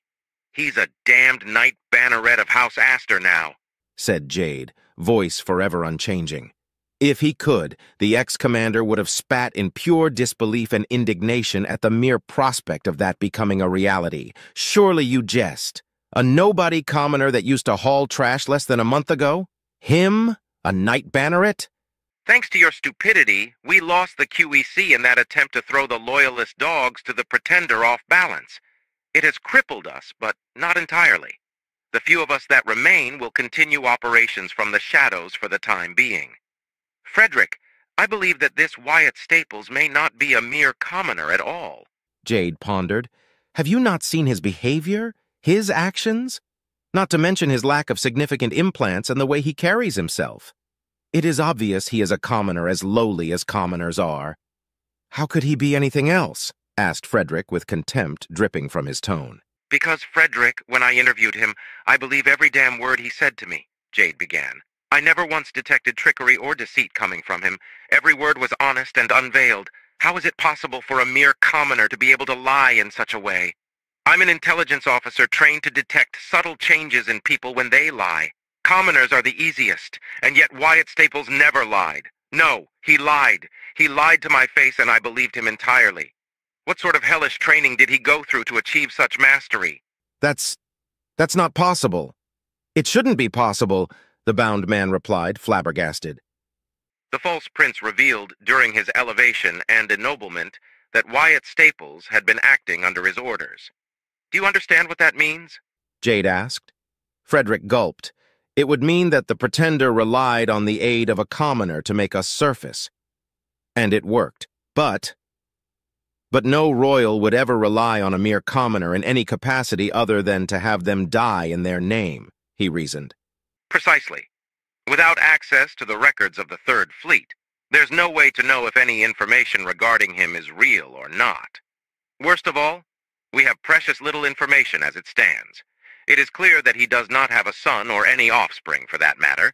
In fact, we know nothing of him except for what was in the network, and his files have been put under lock. Curious, isn't it? Jade let out a laugh. Not to mention the wench has shown great interest in a mere commoner from the moment he saved her. Such a convenient location for a compost hauler to appear. Frederick felt a rumble in his chest. Do you think that Wyatt Staples is not a commoner after all? Nothing adds up for him to be a commoner, Frederick. Think about it. Redford took him under his wing and made efforts to mentor and protect him. The Astor wench and her blue-haired demon show favoritism over him. The false prince promoted him to lieutenant on the spot after rescuing his whore of a sister. No, I believe this has been a long-term plan of theirs, Jade explained. That's absurd. Yet at the same time, it makes sense. I thought Wyatt Staples was just a pet Princess Clara picked up for rescuing her life. But now, I'm seeing the clear picture. Such talent as a pilot, able to find a new solution to ZTK 990, and his performance against the Drazen, the way Juliana defended his position, could it be possible that this Wyatt Staples has always been an undercover agent? Perhaps a Royal Marine trainee in disguise? Frederick asked with mounting dread. I highly doubt that he's a Royal Marine trainee. He'd be heavily augmented otherwise. But an undercover agent? That I believe. No commoner would ever be able to showcase such natural talent. Until I can contact Admiral Cornelius or the Third Fleet, everything will be left to speculation. But the secrecy around the man itself speaks volumes of his position. I hate working with so little information, but everything points out that Wyatt Staples, if that is his real name, has been working for the Astors for a long time and has been dutifully rewarded. Likely his ennoblement and elevation to a knight banneret is another trick or the payment for services rendered. Jade groaned. Be that as it may, he's out of my reach. For now. Why? The ex-commander asked, concerned. The Astor Trollop proved her cunning. She claimed the idiotically named Nornavio as her flagship. Personnel was carefully selected to serve in it, and none in our group nor any of my contacts were selected. The ship is also completely locked out from the network and only transmits directly to that worthless Damien, the Callan bastard, or the pretender prince. We are blind to the future movements of the princess. When we arrive at Matcha, I shall try to sway some of the personnel they picked from Woodshaft. Other than that, there's nothing I can do, and soon we will lose sight of one unworthy royal. Jade explained. Frederick was certain that Jade was frustrated beyond measure, but thanks to the monotone garble, whatever emotions he or she was feeling were masked. Despite everything that happened, he still didn't know who Jade was, but intelligence officers were secretive most of the time. You should have killed him then, he replied, setting his thoughts aside. He fooled us all? Yes, I should have. I underestimated him and fell for his trickery. Now we are paying the price for such failure. Jade agreed. Then, Jade, what are we to do now? Will you attempt to rescue me? Frederick asked. Even if I wanted to, Frederick, I don't have the manpower to make any such attempt. Not to mention that the damned royal watchdogs would tear us to pieces before we even make it to your cell. I'm afraid I can't do much for you. Ah, it's nearly done, Jade exclaimed. Jade, you miserable rat! What's nearly done? Answer me, you disgraceful wretch. Why did you contact me if not to rescue me? The bound man demanded angrily. I've been tasked with a most important mission, and unlike you, I plan to be successful in my endeavors, Frederick. I take no pleasure in this, and I must confess I am somewhat envious of your position. Alas, this glory belongs to you and you alone. I needed time to get inside you, literally. Thank you for your cooperation, Commander, replied Jade. I am your superior. I won't be able to hold for more than 2 or 3 more days at this rate. You must rescue me whatever the cost, Frederick ordered, heart beating hard and fast against his chest as a wave of dread began to stir within him. I'm afraid I cannot do that, Frederick. What you know must not reach the hands of the false prince. Victory demands sacrifices of us all. Take heed and solace, for you shall make the Lord Regent proud and bring great honor upon House Anderson. Jade replied. Sacrifice? Proud? Honor? What nonsense are you talking about? I'm Frederick Anderson, potential heir of House Anderson, son of Patrick Anderson. I demand that you free me from this confinement, he protested as he grew agitated. The Royal Marines watching him took notice of it and no doubt asked for orders. Hurry, now! I'm terribly sorry, Frederick. Rescue is beyond my capabilities, but I can give you honor beyond measure. You shall be forever remembered as a great hero of the Principality. In the name of Lord Regent Cornelius Draymore, I thank you for your valiant sacrifice and your outstanding valor. Now die in service to his Lord Regent, and may your failures be forgotten, Jade stated, and the link died. Frederick screamed in outrage. His eyes widened as far as they could go when he felt a hot, searing sensation spread from the back of his head like the tendrils of a creeper vine wrapping around his cranium. Then, all thoughts left his mind, and Frederick Anderson died, without glory to his name, his body going limp as blood trickled out of every available orifice. nor Navio, Princess Clara's quarters. No matter how hard he tried to, Wyatt couldn't stop his lips from curling up into a small smile as his fingers and hands moved the knitting needles he was holding with familiar ease. There was no hurry to his motions as the strands of yarn were put together to form a pattern. As his hands moved, his gaze traveled to the two women he was accompanying. The quarters of his princess had once belonged to Samuel Cayston and had been overhauled and modified to fit the standards of a royal princess. Compared to her old quarters back in the Exalted Virtue, her new room was bigger, more elegant, and beautifully decorated with paintings, a few plants, and other pieces of furniture.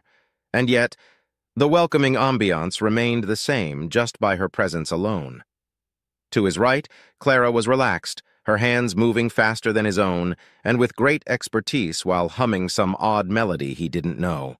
To his left, Cynthia's stoic expression returned, but her movements were clunky and stiff. Her right eye twitched every time she made a mistake, which was often, and was forced to undo several knots to fix it and continue from there. Even though she's made my relationship with the floor a rather intimate one, seeing her struggle like that is both hilarious and a little sad. She's trying, but she's not that good at it. Clara wasn't exaggerating, Wyatt thought, as he stopped for a moment to reach for his teacup and take a sip from it, sighing in satisfaction at the sweet, sweet flavor of the beverage. He was half tempted to reach for another cookie, but he had eaten more than the two women, and he didn't want them to think he was as glutinous as a Clixall. Instead, he reached down to the small bag he had used to carry his knitting set and pulled out a jar half filled with apple-sized, dried-up green, orange, and lavender-colored insects. He pulled one out and bit into it with a satisfying crunch. The rich, sour but satisfying flavor of the lakoa filled his mouth, and he munched on it happily. "How can you eat that?" Cynthia asked all of a sudden, her eyes fixed on the lakoa while her expression remained neutral. Wyatt munched faster, and then swallowed. "They're just bugs. Every commoner in Volantis eats them," he explained. "They're a bit sour at first, but they're meaty and you get used to the flavor quickly, pretty filling too. You should try one," he offered sincerely. "Thank you, Wyatt, but no thank you, I don't like bugs," Cynthia replied. Clara giggled. "The great Cynthia Winfield defeated by a simple lakoa, was it?" Wyatt nodded while Cynthia gave her a deadpanned look. "Oh, you know I jest, Cynthia. But now that the window has opened, I can finally ask you, Wyatt, what do people in Volantis usually eat? I remember you mentioned an avian creature named Clixall?" "Well, yeah. We can eat everything that can be cultivated, hunted, grown, or traded, really," he replied with a shrug.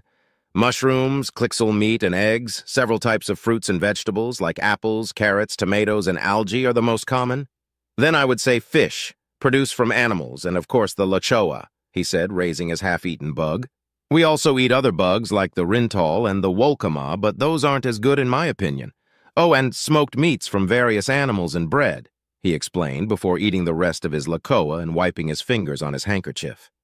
"That sounds rather lackluster," Clara replied. "What about baked goods and spices?" "Almost everything that's imported are consumer goods and luxury items. For spices, we stick to what can be found on Volantis. I've heard stories about baked sweets, but until I was at the academy, I never saw one before. I never ate one, though. Exclusive to nobles, of course," he said without resentment, but his voice transmitted a longing that wasn't there before.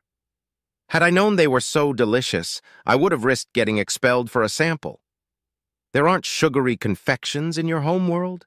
Cynthia asked, taken aback while Clara's expression was one of shock, as if someone had slapped her across the face. "The most powerful nobles have them," he replied without hesitation. "Don't misunderstand me. There are sweet things in Volantis, like the processed sap of certain trees and the byproducts certain insects make, like the lakoa. They burrow underground and form colonies, hunting down worms and other insects and eating mushrooms and roots. They produce a sweet green slime we call goonie, though comparing it to these baked goods is unfair," he finished with a chuckle while his hands continued to work. "Until I tasted them, I didn't know what sugar, chocolate, or grapes were," Clara declared. "Then again, I'm not sure if I could miss something I've never had." The princess hummed for a moment and set her tools on the table. "Wyatt, may I please have a lakoa?" "Clara," Cynthia muttered with barely concealed disgust. Wyatt raised an eyebrow in confusion before looking down at his jar, then at Clara Ernest, expecting face. They're crunchy and sour at first. Just keep chewing and you'll get used to the flavor, Clara. Wyatt! Cynthia exclaimed, now properly mortified as he offered the opened jar to her princess and watched as Clara pulled out a bug. Then, to her horror, she watched her best friend examine the bug with mild apprehension before opening her mouth. She then bit off the head of the Lakoa, producing a loud crunch followed by audible munching. Wyatt grimaced when Clara's expression shifted to one of disgust, but she didn't spit out the Lakoa. After a few seconds, her expression shifted from disgust to one of intrigue and then to one of mild satisfaction. The princess swallowed after chewing on it for half a minute, and he leaned forth, intrigued by her reactions. That wasn't at all what I was expecting, Clara confessed. It tastes like dried meat mixed with raw almonds and the saltines of a pistachio. But the more I chewed on it, the better the flavor became. I wouldn't call it a delicacy, but it isn't terrible, she said before taking another bite. Cynthia visibly shuddered. Your curiosity is a curse I must endure, Clara, she declared dryly while her friend gave her a very smug look. With another shudder, she set her knitting needles aside and extended a hand to Wyatt. Oh, this will be fun to see, Wyatt thought with interest as he handed her the jar. Cynthia picked a lachoa and looked at it disgustingly for several seconds until she took in a deep breath and ate half of it in a single go. The pilot had to bite his tongue to prevent himself from laughing when Cynthia's eyes went wide and the color left her face for several seconds. Regardless of her feelings, she began to chew, and much to his surprise, her disgust began to diminish, and soon her expression was one of curiosity and then surprise. He spoke up only after she swallowed.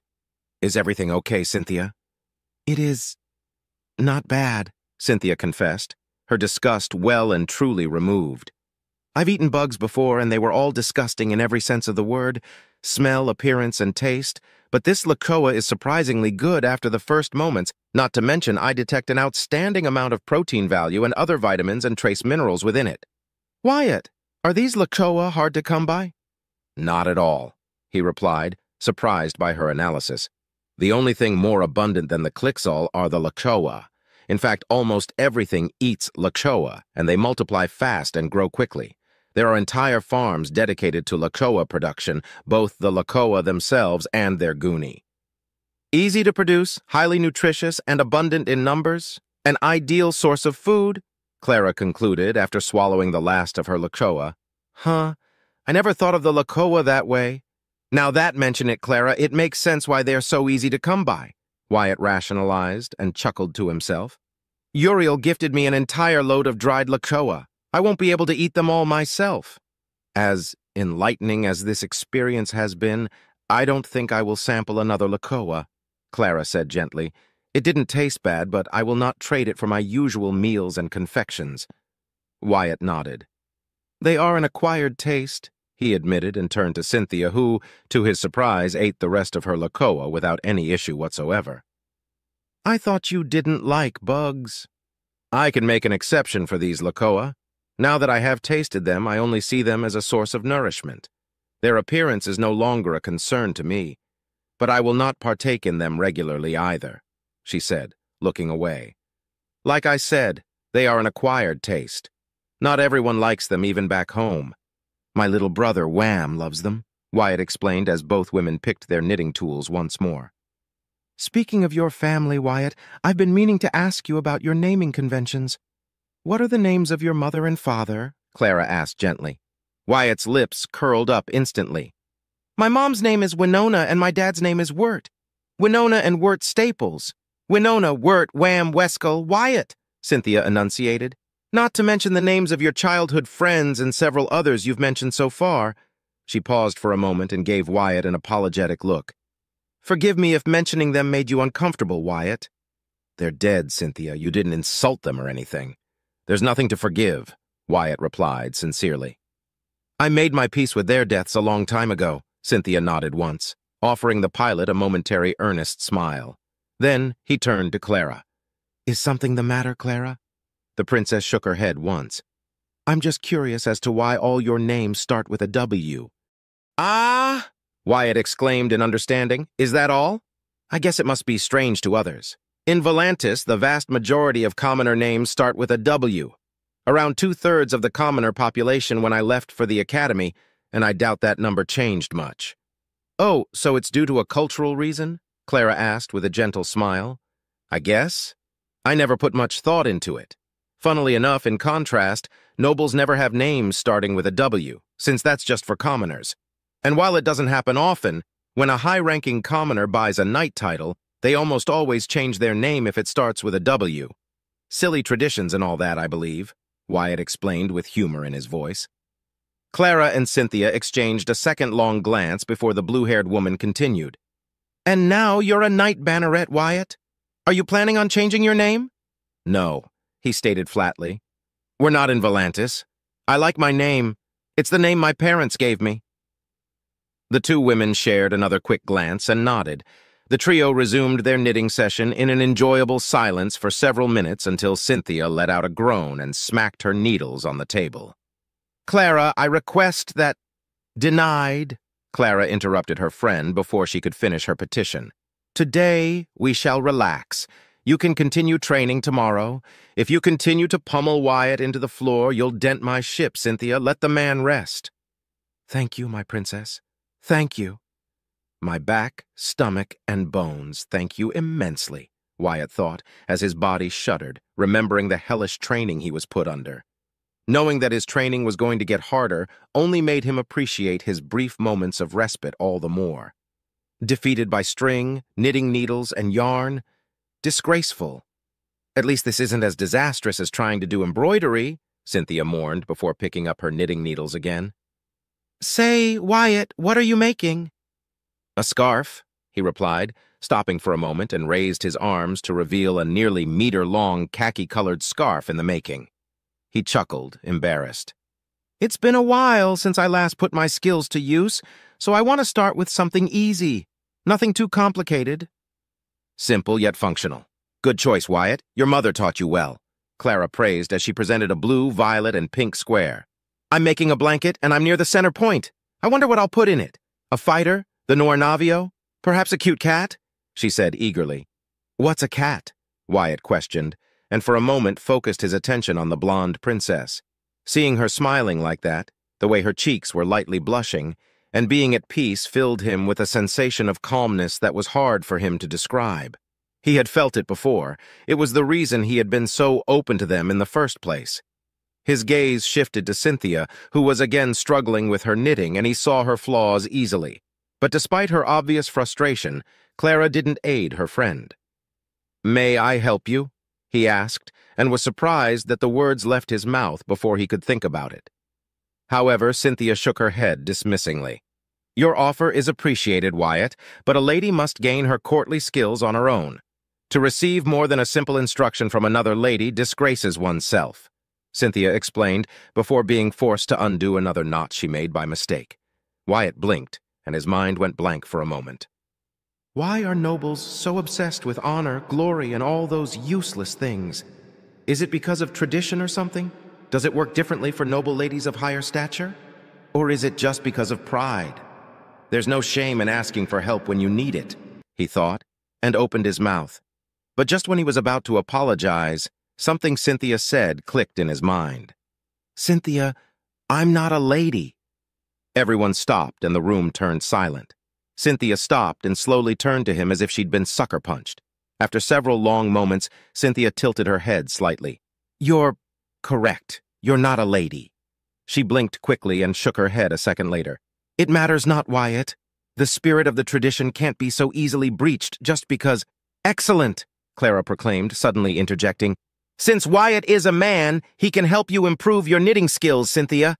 Wyatt, as your princess, I command you to give knitting lessons to my bodyguard, Cynthia Winfield, at once. Isn't this just oh so wonderful? You're training each other now. There was a moment of silence before Wyatt let out a hearty chuckle. I obey, Wyatt replied with a polite smile and looked over at Cynthia, asking her if it was all right. She met his gaze with her vibrant blue eyes and blinked once in approval, much to her shame and dismay. Oh, and you're forbidden from replying with I obey ever again, Clara added. I've never liked it, and I'm not about to have you say it whenever I issue a command now that you're a noble, Wyatt. Understand, Wyatt replied as cold sweat formed on his brow, but the moment passed quickly. Taking a deep breath, he turned to Cynthia at the same time Clara returned to her knitting. So, what can I help you with, Cynthia? I don't know, she began. I'm not adept at asking or receiving help. Can you offer me any advice whatsoever? Wyatt hummed and tapped his chin with the tip of a needle. Great. I don't know what to do. I've seen enough of her mistakes to know she's bad at it, but nothing that some practice can't help. She won't be great at it, but perhaps I can help her enjoy her time? But where to begin? What would Mom do in my place? Probably pinching her cheeks and telling her what to do isn't a good idea. Or is it? Telling a high-ranking noble what to do feels wrong, but maybe I can show her.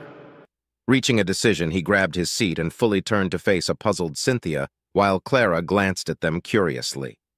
Let's start with the basics. Follow the movements of my hands and fingers. I'll do it slowly, and when you feel confident to imitate me, do so, he offered nervously. If that's okay with you, Cynthia? As I am your teacher in the arena, you are my teacher here. I will follow your commands. Sir Wyatt, she replied with a barely perceptible cheeky smirk. In that case, let's begin, he replied gently. The following 20 or so minutes passed in relative silence as Cynthia paid close attention to Wyatt's movements, until she felt secure enough to imitate him. She fumbled several times, but whenever a mistake happened, it was easily spotted and eluded faster than the previous one. To her credit, he was only forced to interject and point out her mistakes 3 times, and soon she showed improvement, causing her mounting frustration to ebb away. As he was picking up the pace, Cynthia spoke up. Wyatt, if I may know, have you picked a name for your squadron yet? For that matter, have you picked your squad mates? To be entirely honest, I haven't decided on a name yet. Selecting my squad mates is another issue entirely. The information surveys, dossiers, Clara corrected. Right. The dossiers on the pilots are substantial. I haven't read them all, but I already picked the old members of Epsilon to be my squad mates, Wyatt answered. Don't lose track of your index fingers, Cynthia. Go down, cross the stream, pull up, twist, and repeat from the other side, he instructed softly. So the problem is the 5th member, Cynthia continued, nonchalantly obeying his command. I'll be responsible for their lives out there. I can't just pick anyone at random, Wyatt replied. The last thing I want is a repeat of what glory-seeking fool of a Bacchus Reed caused. At least with Nultar, Gregor, and Leopold, I have seen what they can do during a battle. Granted, it's just one battle, but that's more than what a mere dossier can tell me. He let out a mirthless chuckle. It's frustrating, confusing, and annoying. Welcome to the world of command, Wyatt. That's why I prefer obeying orders over giving them, said the blue-haired woman with an understanding tone. My words may not be of much value, but if your performance against the Drazen was any indication, then command may suit you. Well, at least one of us has confidence in me not screwing up, Wyatt thought before replying with a dry. Perhaps. That reminds me. Wyatt, have you given any thought to your heraldic shield design? Cynthia asked. Oh, shit, I totally forgot all about that. Wyatt put on his best nonchalant expression before answering. I haven't had much time to think about it, Cynthia. Commander Redford gave me this task yesterday, and I have yet to finish it. Regardless, I fail to see the value of a heraldic shield. What am I to do with it? Before Cynthia could reply, Clara froze, and her 2 companions turned to see her and watched as her expression darkened. My brother sent me a message. The traitor Frederick Anderson is dead, Clara said, her voice as cold as a glacier's. Exalted virtue, command bridge. How is this possible? The prince asked as Juliana and Lukacs stood a few steps behind him. We're investigating, my prince, Lukacs replied, but I'm afraid that we will find nothing. No transmissions were detected, no stealth fields were uncovered, and the footage remains unaltered. Could it be possible that Frederick had a martyr device implanted within himself? The prince asked, his eyes closed. As much as he proclaimed that the army was the only true branch of the military that knew what honor is, he hardly made an example of it. I doubt that Frederick Anderson, arrogant and self-serving as he was, would willingly sacrifice himself for a greater cause. My Royal Marines reported that Frederick was agitated moments before his death. I'm certain he was murdered. His secrets silenced and knowledge lost, my prince, Juliana added, her eyes narrowed and burning with righteous fury. Can nothing at all be recovered? The prince asked. His cerebral implants went haywire. His augmentations spiraled out of control in a way that destroyed them completely. His brain was liquefied inside his cranium, my liege, Lukacs explained. There's nothing that can be retrieved. How this was done, I know not. It is the first time I've heard of such an execution method. It can't be easy to do, or whoever killed Frederick would have killed us before. There had to be certain conditions for this to be possible, Juliana reasoned. What are your orders, my prince? Conceal this information. If news about Frederick's death reaches his house, then it may push them to side with Duke Draymore. Patrick Anderson will not be happy, and he will surely demand answers. Freeze his body. At the very least, we shall return his corpse to his family, the prince ordered. Send Milcades to the Noir Navio. His services are no longer required here. As you command, my prince, Lukacs replied. Admiral, how long until we reach Macha? The prince asked. 2 more jumps, your majesty, Damien replied from his seat. The reports from Redford indicate what we suspected. Finnegan forces are focused on their borders and entry points. We have been largely undetected, and reports indicate that our arrival at the Felicity system will go without further delays. Our warp signatures have been picked up by patrol and civilian-grade ships, but they have avoided contacting us so far. Communication silence protocols are in effect and have proven effective. The aged admiral paused for a moment before continuing. I can only conclude that the Caiston traitors and the Third Fleet renegades have no more of those black ships at their current disposal. More likely, they're preserving their strength for the battles to come. That or they are busy skirmishing against Finnegan forces, Juliana added.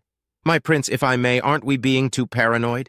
We're in friendly territory. You should announce your presence so that Amelia knows you are close. I'd rather be labeled as paranoid over losing more ships and lives in a surprise assault, the prince replied. Lukacs, any further developments regarding the captured black ship? Nothing new to report, my prince. Our engineers and technical specialists are certain they can effectively reverse engineer most of the ship's systems and technologies. They won't be perfect recreations, but any gunship, frigate, and corvette-class ships will be able to be retrofitted and upgraded, once they are done performing their investigations and running tests in a safe environment, Lukacs summarized. Lady Cynthia should be proud. Thanks to her efforts, the Principality may gain new technologies and become stronger once the Draymore menace is dealt with. House Winfield will be honored further as it should be. Your candid praise is welcomed, Lukacs. Save it for when it truly matters. House Ishtal depends on you to correct it. Focus on that first, Juliana replied with a serious but supportive tone. In return, Lukacs nodded as the 2 commanders exchanged a solemn glance. The arrogant Caistons gifted us invaluable prizes, the prince agreed. They have cost my uncle dearly, a powerful destroyer-class ship that is equivalent to the exalted virtue itself in terms of firepower and surpasses it in almost every other regard. Most importantly, the secrets of these black ships will be a boon to us. He may have the advantage, but it will be a temporary one. He finally opened his violet eyes and turned to face his 2 present commanders with an intense fire reflected on them. He will be stopped, his coup will crumble, his conspirators punished, and he shall be reminded of the weight of the words he has betrayed. For loyalty is its own reward. Camrim, Third Moon's orbital station. Duke Cornelius Draymore sat at the head of a large table as he silently observed the other members present. At his right side sat his daughter, Veronica, wearing her green suit of armor, proudly bearing the crest of their family. Her neck-long blonde hair was braided behind her. She was nearly as tall as he was, barely passing the 2-meter mark without her armor, and her intense green eyes shined with devotion and purpose. On the table sat several other figures, the heads or the direct representatives of the houses, both great and those minor houses strong enough to warrant enough independence to be of consideration, sat patiently for him to start their meeting. Some seats were empty, replaced by a monitor showcasing a representative from a house too far away to attend the meeting even through a dignitary. The most prominent houses present were House Ishtal, represented by Maurice Ishtal, their current head, House Teigen, represented by Hadrian Teigen, House Centaur, represented by their heiress apparent Felicity Centaur, House Wunder, represented by the head's brother and advisor, Rodrigo Wunder, and of course, his most loyal vassal, House Caiston, represented by Tamarin Caiston himself. The latter was a rather unexpected surprise, given that the gray-haired, tough-looking man rarely left his throne. Even during the secret and delicate years leading to his coup, Cornelius could count with the fingers of one hand the times he'd talked to Tamirin in person. The man, despite approaching 80 years of age, was in good health and showcased a savvy, quick mind. "Just how much have you spent on cyto-rejuvenation treatments?" Cornelius asked himself as Hadrian and Tamirin, both marquises, shot glares at each other. It was no secret that their houses were ancient rivals, but now that House Tigan had sided with him, they were forced to tolerate each other, at least in his presence. "We've waited long enough," the Duke announced, breaking the silence. "Let the reunion begin." Veronica followed suit without missing a beat. "His Regal Majesty, Lord Regent Cornelius Draymore, is present. Everyone bow your heads," she commanded fiercely and with intense conviction. As was tradition, every noble present straightened up and bowed their heads respectfully, officially acknowledging the Duke as their superior, awaiting his orders to proceed. "I thank you all for attending my call, those present and far away," he began with a soft, diplomatic tone. All the present rose their heads and turned their attention to him. "I will be blunt and avoid spouting flowery prose. I am Lord Regent in name only. The Council of Nobles is divided, and until the prince is captured or slain, no further decisions can be made official. Do not be arrogant, my friends. The prince may not be beholden to his full authority and power, but he is still the prince. We must proceed carefully. My Lord Regent," the stunningly beautiful and ebony-skinned Felicity Cinter spoke up, as honey-colored eyes looked at him with both respect and wonder. "I speak in my mother's voice when I ask the following. Why must we stay our hands at this moment? The false prince must not be allowed to gather his forces. Should we not strike at the idiots loyal to his unjust rule and remove them?" "I will not tolerate unwarranted insults, Centaur," the Duke warned, his voice dropping a few octaves as he did so. He took a moment to inhale deeply before continuing. "The prince is unsuited to be so, this is true. I was the first to move against him. But he is still my nephew. Hold your tongue if you wish to remain in my good graces." "Of course, my Lord Regent. My mistake shall not be repeated," Felicity replied, her voice never reflecting the shudder of nervousness that coursed through her body. She turned to Veronica and barely managed to suppress another shudder when she noticed the murderous glare she was giving her. Cornelius noticed the exchange and placed a hand on his daughter's shoulder, calming her down. "As for your question, I answer as such. This is not a civil war, nor will I allow it to devolve into such a conflict. This is a struggle between houses, a dispute of succession, nothing more. The prince is to be removed from his position through one means or another, but not through outright war." "A most commendable goal, my Lord Regent," Tamarin fawned, his voice solid and flattering. "However, I must ask, can such a thing be prevented? The Winfields and House Valto are currently locked in their own territories, this is true, and without the full might of their forces we stand the upper hand. But House Finnegan is another matter. My house forces and those of the Third Fleet under the wise leadership of Fleet Admiral Tigan have made lackluster gains so far as I'm aware." Cornelius groaned internally after hearing the devious words of his most loyal vassal. Thankfully for him, it was Veronica who made her voice known next. "Oh, Marquis Tamarin Caiston, you speak as if you know something that we do not," Veronica said, eyes narrowing. Tamarin's expression fell and was replaced by one of shame, and he shook his head slowly a few times before replying. "It shames me and my house to speak of the following blunder, but it must be said." Now that caught Cornelius's attention. A quick glance with Hadrian and Maurice confirmed that they knew not what Tamarin was speaking of. "Proceed," he allowed. "It is with great shame and humility that I must inform you, your lordship, that my beloved nephew, Viscount Samuel Caiston, acted on his own accord," Tamarin began with masterfully honed prose. "At Gintrax, he decided to engage the prince's fleet with his forces. Another relative of mine died. Baron Lenaro Caiston in that battle, losing the battlecruiser, the rightful path with all hands alongside its small support escorts. He stopped for a moment, struggling to continue. "Out with it!" Hadrian demanded with a stern, impatient tone. Tamarin, slightly quivering, turned to the Duke and found his voice once more. "My Lord Regent, my brave, valiant, but misguided and irrational nephew has cost us dearly. Due to his actions and commands, we lost 10 Corvus frigates, the cruiser Longstride to perfection and his personal flagship, the assault destroyer Samuel's Glory in the battle against the Prince, causing significant— "He lost what?" interrupted Hadrian, as everyone else but the Duke and his daughter devolved into a fit of accusations and murmurs. Your nephew lost 12 of the ships his lordship so graciously bestowed upon you, Tamarin?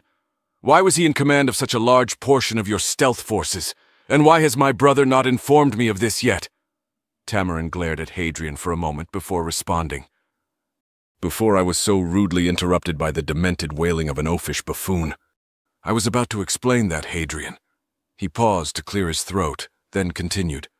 "Samuel's actions caused numerous casualties across his fleet, nearly crippling it entirely. However, their survival allowed them to hunt the informants and agents in their midst. The QEC was lost and used as a lure to distract the prince and his followers. Nothing more is known. It is possible that Frederick Anderson was captured and quite possibly executed. Preposterous! Not even the pretender prince would dare. What more proof do we need that he is unfit? He seeks war. Nothing is certain yet. We must first verify this. Jumping to conclusions blindly will do us no favors. Not acting is a worse option." While the room fell into chaos, Cornelius leaned back on his seat while Veronica stood ready to obey any command he could give her. After a minute of letting his conspirators and allies steadily increase the volume of their discussions, he made his presence known once more. "Silence," was his command, and everything came to a halt. "I shall deal with that problem later and in private, Tamarin. Rodrigo, how are your house's efforts against the Colons performing?" "We have successfully put them in a stalemate, my Lord Regent." Rodrigo, a handsome, mature man with black hair, yellow eyes, and a striking black beard, replied, his voice deep and booming. "Elements from the 8th, 1st, 4th, and 7th Fleet have taken refuge within their territories, and we've received reports that at least a dozen of their worlds are experiencing revolts after our agents successfully herded commoners to cry out in your favor, your lordship." "Similar success has been found on Valto territories, my Lord Regent. In fact, several lesser and a few insignificant minor houses have declared themselves in your favor, with a vast majority retaining neutrality. Only their most fervent and loyal vassals and banner leaders have sided with House Valto. In void combat, we've found some ships belonging to the renegade fleets, and we've kept them from gaining strength. The capture of the battlecruiser Purest Excellence was successful 2 days prior. House Centaur's guile and loyalty, Lord Regent, are at your service. You may expect nothing more than further success from us, my liege," Felicity boasted with a sultry, coquettish smile. Cornelius ignored her vulgar attempt at seduction and carried on with what truly mattered. "What about House Winfield?" he asked, though he already knew the answer to that one. "Our infiltration attempts have been less than ideal, but we've managed to detect a rather alarming concentration of renegade Royal Navy ships across the systems we could enter without losing our probes or risking our stealth ships in pointless combat," Hadrian said, venomously glaring at Tamarin, who returned the glare in kind. "Most alarmingly, we've detected 3 battleship signatures, but failed to identify them by name. Assaults across their border territories are ongoing, and while we are slowing them down, they are slowly consolidating their forces. If Leona and Benjamin Winfield manage to gather significant enough forces, their retaliatory strike could be devastating. Focus your efforts on House Winfield. We cannot allow them to come to my nephew's aid," the Duke declared. "Are the academies in full operation across your territories?" Everyone agreed shortly after. "Good. I must reiterate that none of you dare to recruit directly from the academy. Recall your sons and daughters if you must, call upon your bannermen and banner leaders, and rely on your knights, but leave the academies alone." He paused for a moment to let the weight of his words sink in. "Do not conscript any commoner forces or civilian ships. hire mercenaries, make deals, and trade for more ships if you need them. It is imperative that we do not break with tradition. If we do so, then our position will be severely weakened. My nephew knows this, and I will not be the one to break it. We must not allow this conflict to escalate and spiral out of our control, Cornelius stated firmly, his baritone voice drilling into the heads of everyone present, physically or not. "We understand, my liege. Your desires and vision shall be followed and obeyed to the letter," Hadrian replied solemnly. "My liege, if I may, what are we to do about the commoner filth that dare protest against you?" Rodrigo asked cautiously. "Many protests have been quelled, but as news spread across the principality, many houses may be pressured into siding with the pretender prince if the rabble's voices get too loud." Cornelius gave everyone a short-lived glance before replying, his posture firm and his voice eloquent. "They are your subjects to deal with. Suppress them. However, I will not tolerate excessive abuse to be employed. Use propaganda, lie to them, enforce military power, use martial law, and give them bread and games. Use whatever tactic and method you can think of to appease them into either submission or silence. Only act with force, precise, surgical force, if you must deal with possible rebel groups or revolutionaries. Do not forget that nobility leads, commoners obey. Remind them of this fact without staining your hands in their blood, unless it is inevitable to do so." None dare defy his command. The following hour went by in a blur, as talks regarding economic, production, and trade issues were brought up, how their stockpile and warehouses were ready and full in anticipation of the coup. Personal disputes were held, and plans to gain more support from neutral houses were laid out without using coercion, gunboat diplomacy, or blackmail. When the meeting ended, everyone left or disconnected except for Tamirin, Hadrian, Felicity, Rodrigo, and Maurice. Alone in the room, the Duke stood up to his full height and turned to Tamirin, his expression unreadable. "Explain. Now." Tamirin bowed his head before replying. "My nephew. He attacked the prince's fleet and, in his hubris, made use of your generously gifted stealth ships to try and end him in one fell swoop. The battle wasn't planned. Not entirely. Lenaro arrived a day prior thanks to the information Frederick Anderson gave us. But due to Finnegan forces and Drazen raiders, they were unable to send more ships to intercept the prince." He paused for a moment to swallow a ball of spit that had formed in his mouth. "Frederick used the QEC in a ploy to throw off his pursuers, and we lost contact after that. My agent will be unable to contact me until a safe haven is found, my Lord Regent. But from what little information I was able to receive, it all indicates that Frederick Anderson was deceived, captured, and most likely executed for his treason." "Why was my brother not informed by your agent, Caiston?" Hadrian countered immediately. Tamirin raised a hand defensively. "Your brother was nothing more than a middleman. You'd do well to remember, Tegan, that it was I who convinced Frederick to join our cause in the first place. It is shameful that he died, but he gave his life for his Lord Regent, as have two of my blood so far." "You arrogant, sniveling," Hadrian began, but a loud hit against the table cut him off. "You tire my Lord Father with your inconsequential disputes and petty rivalries, Hadrian." "Tamirin, why did you not inform your Lord Regent sooner?" Veronica asked, glaring at the man. "I learned of this development myself shortly before the meeting started, Lady Veronica. This is new to me too. I was under the impression that the Corvus frigates were somewhere else. I do not know what possessed my nephew to act so recklessly, I must confess," Tamirin replied. "Only a fool would take what Tamirin says at face value. A warrior he is not, but his tongue is as deadly as any blade," Cornelius thought before opening his mouth. "The loss of those ships is regrettable, and put a further strain on the Third Fleet's operational capabilities against Finnegan forces. The cruiser and the destroyer, though, those are heftier losses that I can't ignore." His gaze focused on Tamirin. "Will your remaining forces suffice? My son Andrew has taken full command and will make them count, your lordship. House Caiston won't let you down again, my liege," Tamirin replied, bowing his head deeply in reverence and submission. The Duke ignored the head of House Caiston and turned to Morris Ishtal. The man was nearly identical to Lukács, sharing a strong jawline, smooth skin, and blonde silvery hair. But his hair was neck-length, whereas Lukács's was shorter. "Maurice, has my brother Oscar replied to my request?"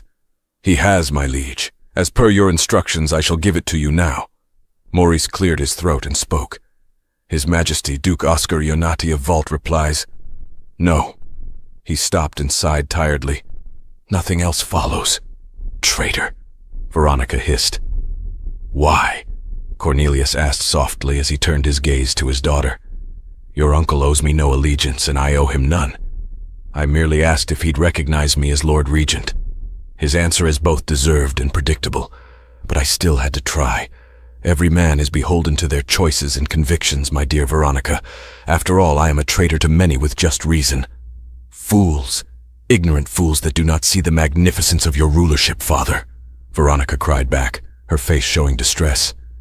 "Gabriel is a traitor, as is anyone who can't see your power and strength. Do not resent your brother for his decision to stand against me, Veronica. Love your brother. Forgive him, understand him, and you shall stand above his clouded vision," he said, gently caressing the cheek of his daughter with a finger before turning to Felicity, his expression firm and resolute once more. "Felicity, has House Centaur done as I asked?" Felicity nodded. "It has begun, my liege. The news is spreading across the Principality with haste, and soon every system, station, planet, and outpost shall know the reason for the recent disturbances across every territory. Our economy shall remain strong and stable, our strength shall be seen, and soon more will flock to pay tribute to you, our Lord Regent." The Duke nodded, pleased.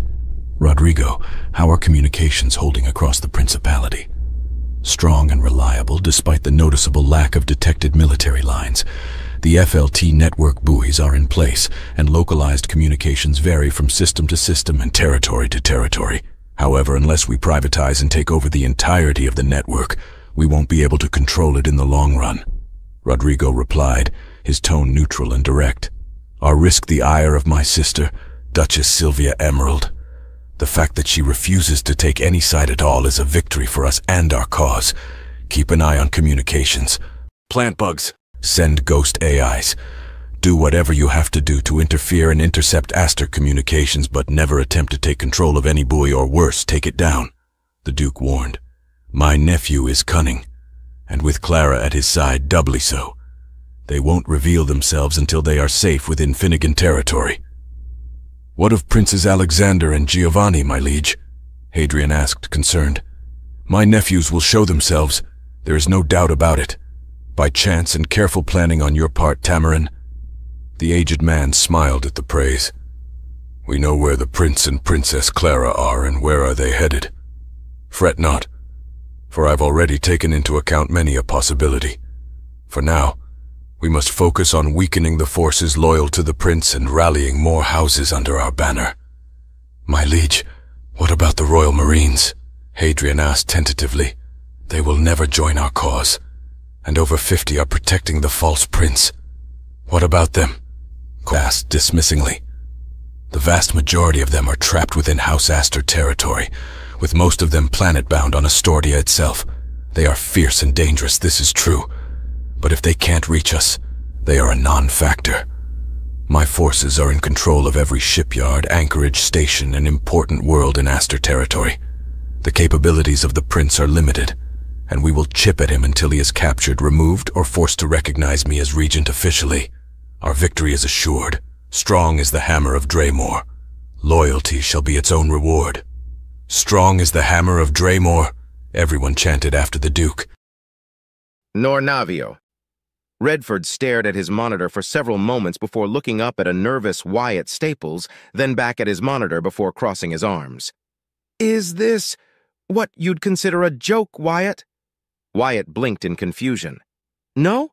Is something the matter, Commander?"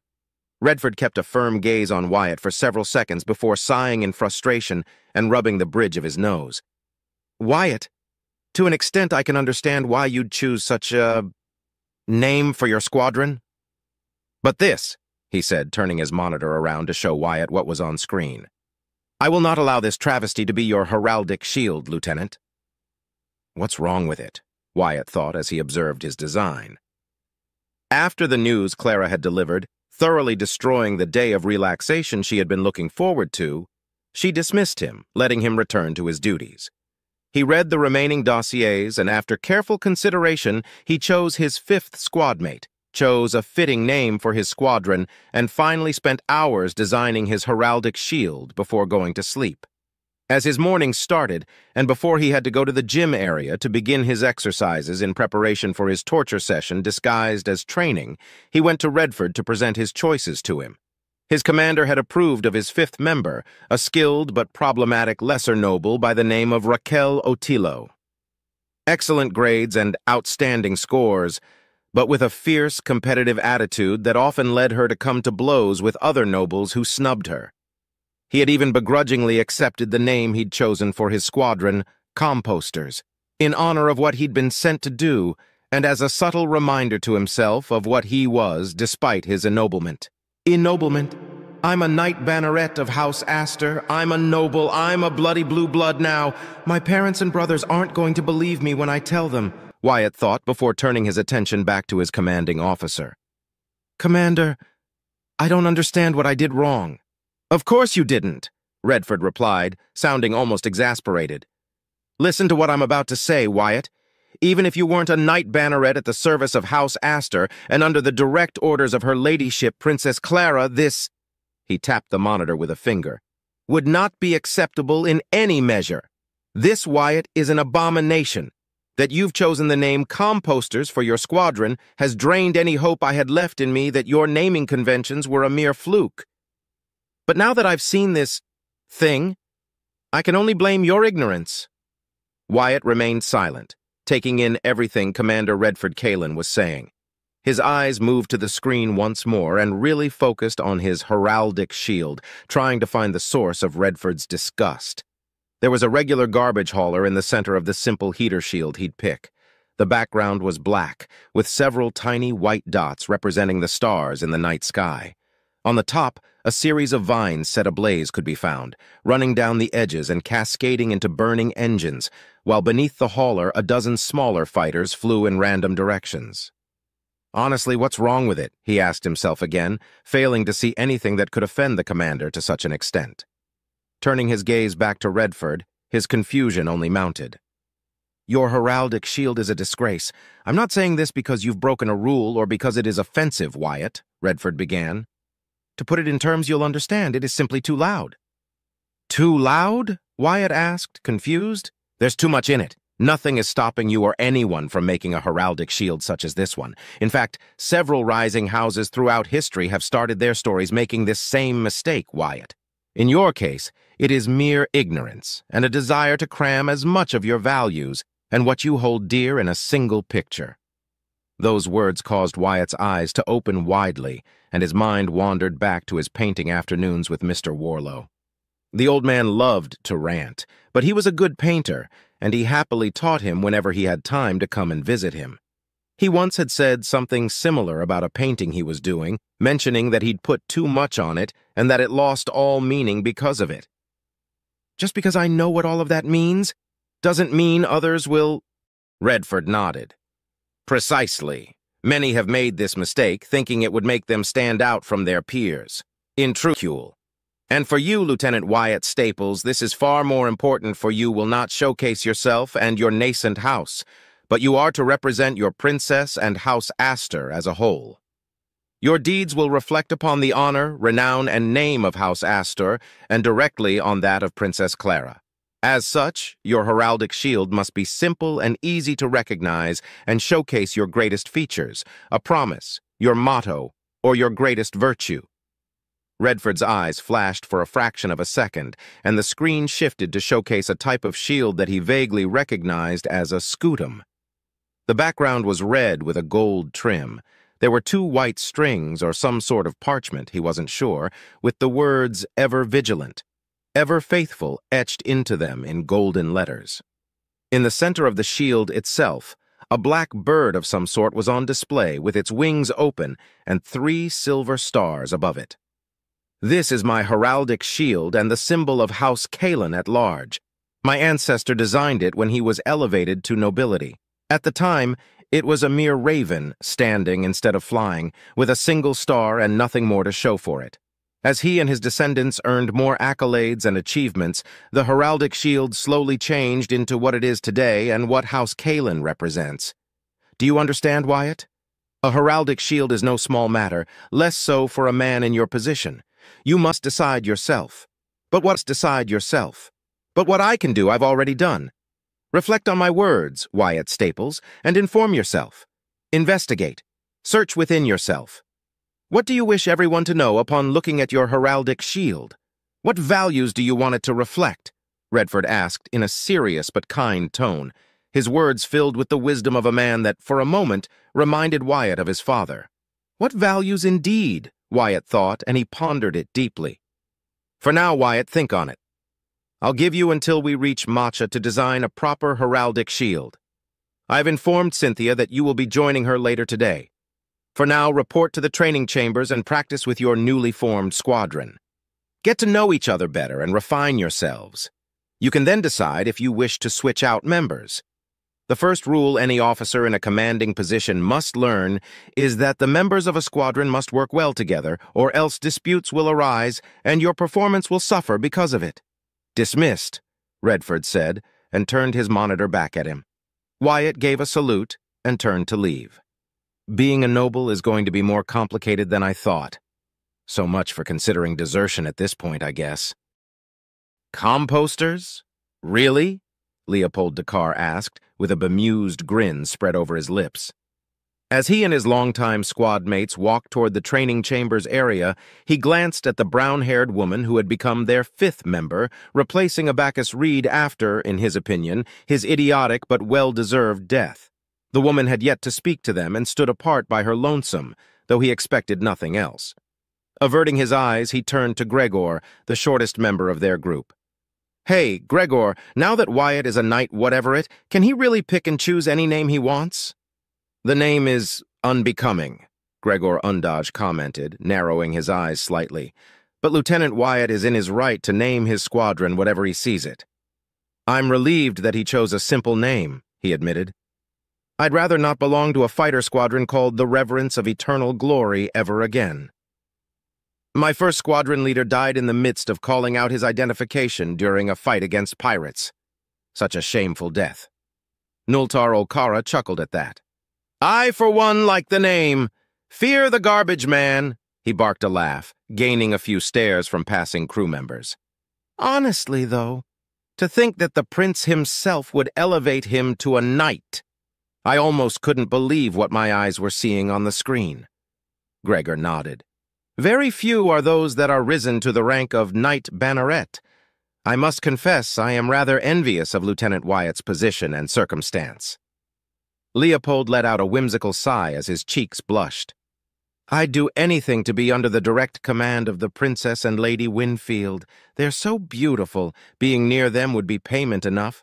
Gregor rolled his eyes while Nultar put an arm behind his neck. Easy there, commoner scum. You might get your eyes gouged out if you stare at them for too long.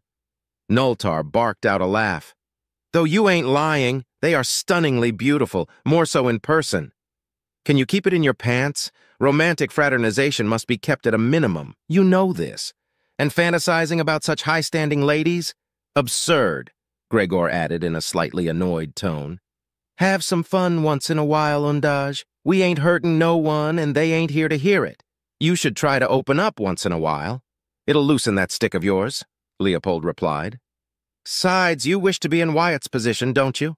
He asked with a mischievous grin. My sexual preferences and desires are none of your concern, Gregor said, blushing slightly. My envy comes from the fact that he is a Knight Banneret.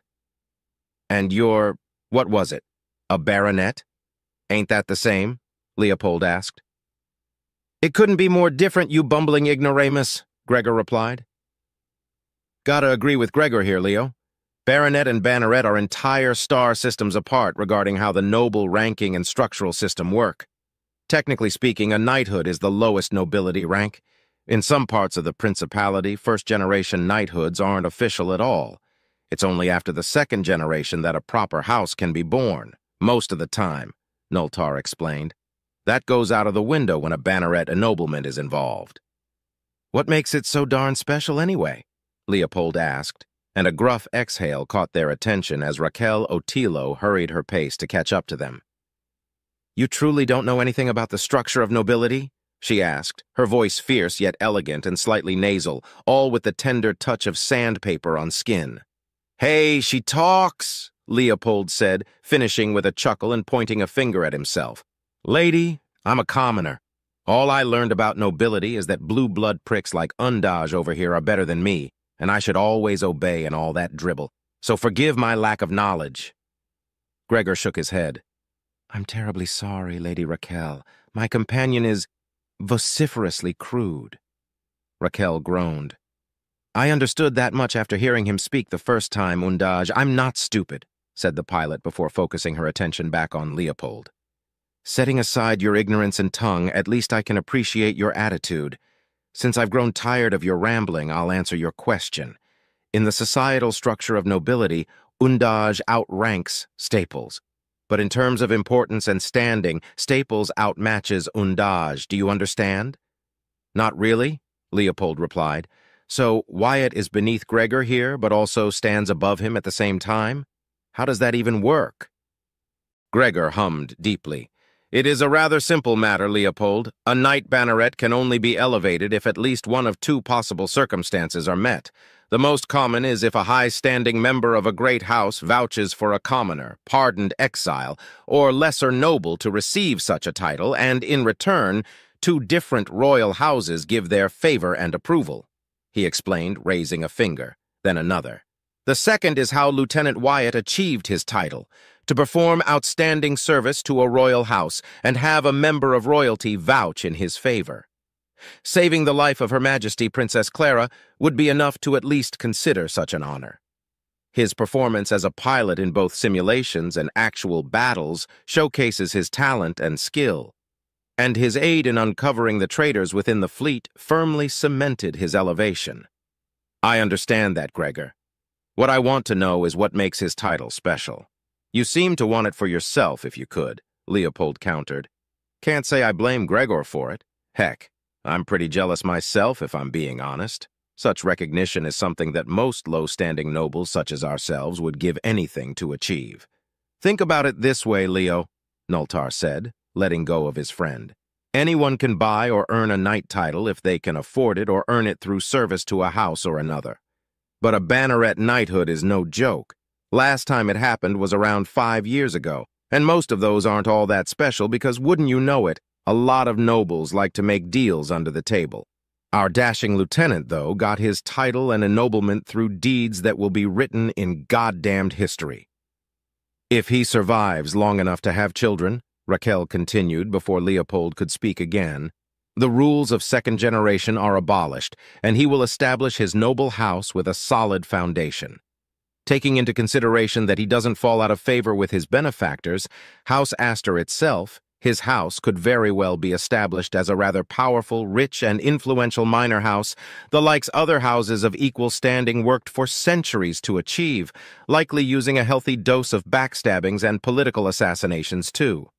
He'd be, and already is, the chagrin and envy of many nobles, envious bastards of his position, pretentious snakes ready to cuddle up to him, and fearful mongrels that see him as a dangerous rival to their own power and influence. Nultar clarified. So he's a big deal now, huh?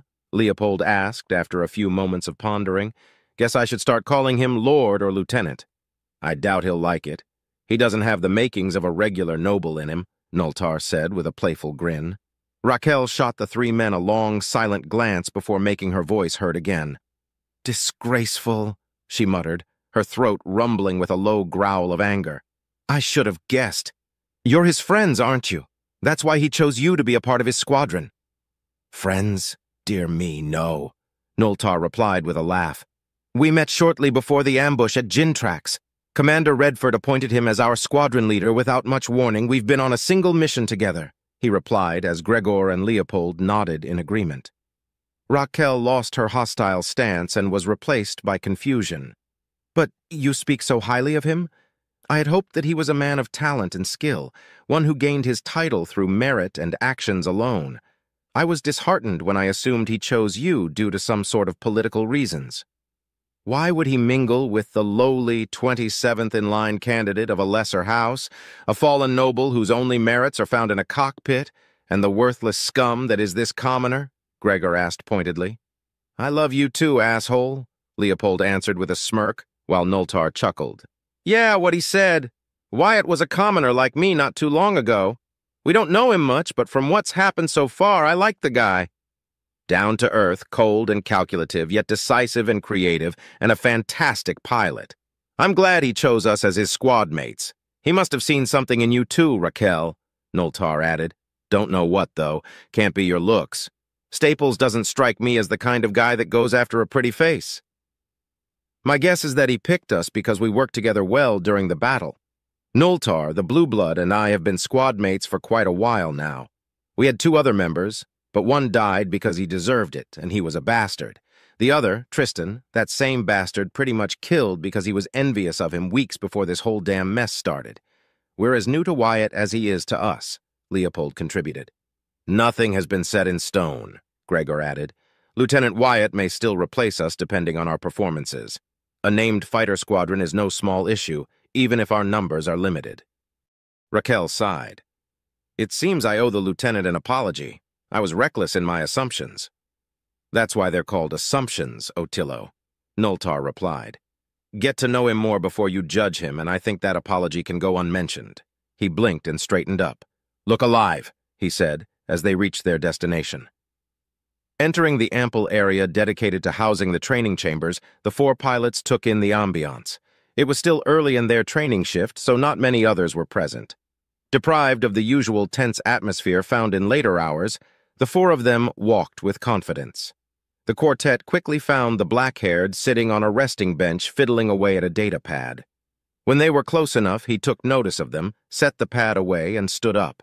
At once, the quartet stopped a scant 2 meters in front of Wyatt and gave him a quick salute. At ease, Wyatt dismissed as he examined his chosen squad mates. Gregor, Leopold, and Noltar were as he remembered them, with the addition of a glint in their eyes that wasn't there before. His focus shifted to his newest squad mate, Raquel Otillo. She was pretty, he had to admit. Her bronze skin, brown, short hair, gray cybernetic eyes, and fair facial features surely turned heads her way. She was slightly taller than him, perhaps by an inch or 2, and her build was sturdy, strong, but retaining a measure of flexibility. All right, Noltar, Leopold, Gregor, this is the first time we've had a chance to talk after the trial, and now I can properly thank you. Thank you, all of you, for speaking on my behalf. I deeply appreciate it. My honor demanded it, for it was the right thing to do, sir, Gregor answered. And miss the chance to stick it up to a reed? Don't mention it, sir. It was my pleasure, Noltar said with a dismissive air to his voice. I only said what was true. No more, no less. We commoner scum have to stick together, right? Leopold finished with a wink and a cocky smirk. Wyatt smiled internally as he raised a hand. I'm not a commoner anymore. It feels so wrong to say that still. He shook his head briefly. Raquel Otillo, I'd like to welcome you to the newly formed Composters Squadron. I shall be Composter 1. Noltar, you'll be Composter 2. Gregor, Composter 3. Leopold will be Composter 4, and Raquel, our newest member, you are Composter 5. All right, Wyatt, so far so good. My hands are shaking, and I feel something coiling in my stomach. Why? Why does this feel so damn different? Wyatt asked himself as he tried not to fumble over his own words. By order of Commander Redford Kalen, we are to be the veteran fighter squadron of the Noir Navio under the service of Princess Clara herself. I will tolerate no disputes, nor will I accept any excuses. Understood? Sir, yes, sir, the 4 pilots replied. This is harder than I thought. Keep your composure, Wyatt. You already led Epsilon Squadron before. There shouldn't be any great difference. He paused for a moment, feeling his heart pound hard against his chest, threatening to burst out at any second. Then why am I feeling like this? What's wrong with me? He thought, as he moved his hands behind his back to hide his trembling. If we are to be exemplars, then we need to work together in tandem. I've read your inf dossiers and I have chosen you due to your experience, skills, and teamwork. Raquel, you and I are the odd ones out. Most of my combat experience comes from routine patrols and now the training chambers. Your combat experience is more extensive, but your tendency to seek fights with others must stop. Or am I to seek another member? Wyatt asked as firmly as he could manage, but he couldn't stop a slight tremble from escaping. As long as I am not antagonized unfairly, Raquel replied, then added after a moment of hesitation, Sir. Suddenly feeling heavy and hot, Wyatt nodded. For the next 2 hours, we shall train in joint simulated scenarios so that I may assess our combat effectiveness. We'll enter a training chamber each and link together for that purpose. Let's do our best, he said, not knowing how else to end his order. Turning to the nearest training chamber, he grabbed his datapad and made his way into it without turning to see his squad members. I can do this. I can do this. I've led patrol shifts before. I've been on my own hauling compost, and I led a squadron during a battle. A simulation shall be easy in comparison. I can do this. Leading won't be difficult. I even commanded the Nornavio against the Drazen. I can do this, Wyatt reassured himself before putting on his helmet and sitting on the chair. The systems came to life, and after a few seconds of getting used to the feeling of the chamber, he made his choice as soon as the others linked with his system. It was time to begin. No, Nultar, take out the satellite to the left, Wyatt ordered, as the chaos around him unfurled. Sir, I don't have any missiles left, Nultar replied, and the drones are chasing me. Raquel, support Nultar, Wyatt ordered, barely registering that a drone tore at his shields, nearly depleting them before he could respond and turn the drone into punctured slag. Not possible! I'm going down! I'm going... The connection died as her fighter exploded, joining Leopold in the waiting lobby. Gregor, is the mine ready? Wyatt shouted in desperation as another drone was destroyed, but his shields were now gone. As he weaved through space, doing his best to. It is, sir, but I'm not in range to deploy it yet, Gregor replied with a tremor in his voice. I need someone to cover. Too late. Defense systems have spotted me. I can't... And with that, he too was gone. Wyatt gritted his teeth as he saw Nultar's fighter pursued by 5 drones through his tactical display. The drones released a volley of missiles that tore through whatever was left of his shields, and in a series of explosions, Nultar was gone, leaving him alone. His solitude didn't last long, though. His fighter shuddered as it was pierced by a barrage of bullets, and the screen went black. Damn it, Wyatt cursed, hitting the armrests of his chair with both fists in pure anger seconds before the message, Failure, appeared before his view screen. Angrily, he looked at the clock and noticed that the 2 hours set for their simulations had already passed. His eyes turned to the screen showing the result of their training, and grimaced when every single simulation tested was marked as failed.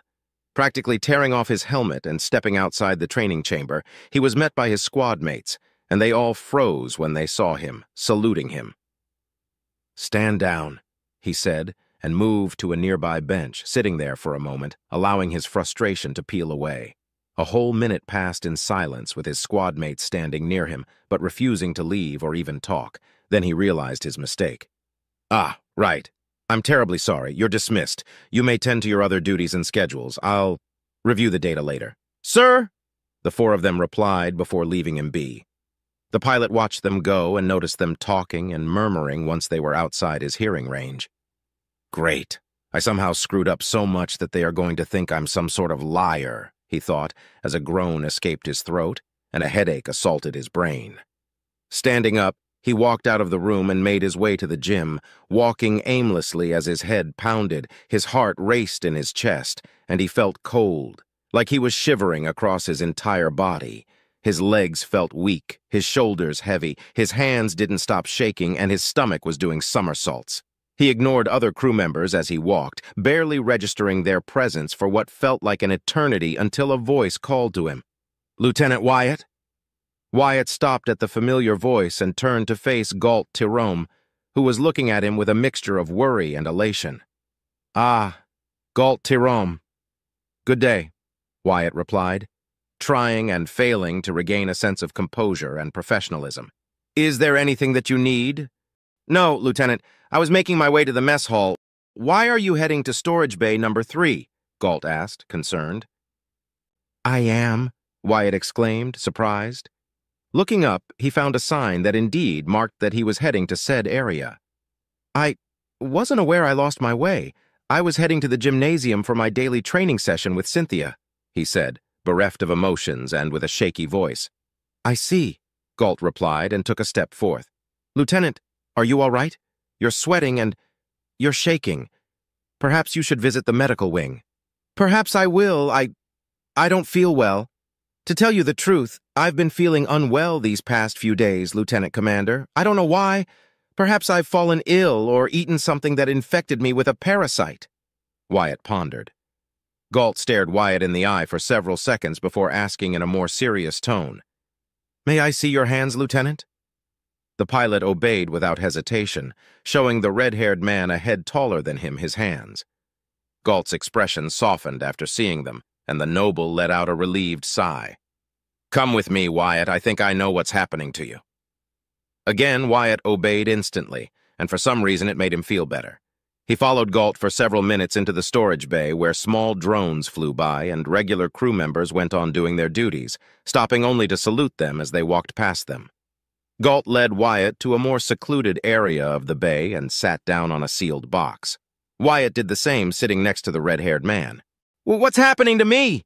Wyatt asked a second later, bringing up his shaking hands. "I feel as if I could fall down at any moment. Am I sick?" Galt shook his head and gave him a reassuring smile. "You're not sick, Wyatt Staples. May I call you by your name?" "Yeah, I don't mind," Wyatt replied, nodding several times in quick succession. "So, if I'm not sick, then what's wrong with me?" "Tell me, do your fingertips tingle?" Galt asked, and Wyatt nodded quickly. "Wyatt, do you not know what anxiety is?" "Anxiety?" Wyatt repeated, his voice barely a whisper. "I'm no stranger to feeling anxious, but never like this. How is it even possible?" Galt visibly relaxed, which in turn made Wyatt ease up. "You're suffering from an anxiety attack, Wyatt. You have all the symptoms related to it. I've seen it happen before many times. To be honest, I'm astonished that you, after what I've seen you do, would be prey to such a thing. Tell me, do you know what caused it?" "I wouldn't be here otherwise, Galt," Wyatt retorted angrily, a heavy frown marking his features. He raised his hands and buried his face against his shaking palms. "I spent 2 hours training with my squad members and I fumbled every simulation. I made mistakes so many times I couldn't concentrate and failed to recognize targets or take advantage of opportunities. I lost to drones, Galt." "Drones," Wyatt confessed, his breathing rapidly increasing. "I killed them all 20 times over because I'm an awful squadron leader." Pulling back, his eyes were wide and his shaking increased. "The prince made a mistake. See, Clara made a mistake. I shouldn't be a knight band. Whatever. I'm a filthy commoner. I'm not a noble. I shouldn't be a noble. Nobles lead. Commoners obey. I obey. I obey. I obey." He repeated until his teeth began to chitter, suddenly overtaken by a cold sweat that made him dizzy. "I can't command. I'm a commoner. That's all I'll ever be. A worthless commoner." Galt listened, watching the black-haired man closely until he stopped talking. "Breathe in and exhale slowly, Wyatt," he said after several seconds of hearing Wyatt's ragged breathing. "Close your eyes and focus on breathing. Trust me, it helps." Wyatt obeyed, latching onto the given command like a man drowning trying to remain afloat. As he focused on breathing, Galt continued to talk. "After you killed After you killed Samuel Caiston, I thought you were a dangerous, unhinged, honorless individual," Galt said in a calm, tranquil tone. "After you revealed that you were a commoner, my perception of you shifted entirely. I and my companions were at your mercy, and you displayed both restraint and humbleness. Don't reply. Focus on breathing. Let me speak," he commanded, when Wyatt opened his eyes and turned to him. The pilot nodded and returned to what he was doing. "It wasn't until your inspiring valor and determination to fight against the Drazan Raider that I understood that you were a man of integrity and courage, Wyatt. And I made the fatal mistake of seeing you as a figure of legend, the likes the Principality has not seen in centuries, not even counting the lone wolves." Galt smiled widely, his expression softening. "Seeing you take command of the Noir Navio and the way you fought against those monsters, it has been the greatest feat of my life so far to have been able to aid you in that battle, Wyatt. You took command over an entire destroyer-class vessel and made use of it in ways I couldn't have imagined. You're different from all other captains, commodores, and commanders I've served under throughout my career. And your performance against the traitors? To see the prince himself declare you a knight banneret? He shook his head. Forgive me, Wyatt. I focused on your achievements and formed a version of you in my head that was entirely fantastical. I forgot that you are a mere human, just as I am. Wyatt listened intently to Galt's words, each sentence forcing down the awful sensations and feelings he was experiencing. I feared for your life, this is true. You spared my life and gave me a chance to see my daughter again. You risked your life not just for me, but for my surviving comrades and friends when you didn't have to, even going so far as to defy the orders given by Princess Clara herself. Samuel did his duty. You did yours. But your motives were entirely different. For that, Lieutenant, I thank you. I thank you for saving our lives. Galt paused for a moment to take a deep breath through his nose. When I was younger, merely an ensign, a botched assault on pirates turned awry. We were boarded. I should have died that day. Instead, a commoner from the Auxilia sacrificed herself to save my life. I didn't know her. She didn't know me. She just performed her duty as what was expected of her. But I didn't see it like that. From my childhood, I was taught that the commoners were beneath us nobles, that our bloodlines, intellect, power, influence, and wealth were far superior, and thus commoners lived to serve us above all else.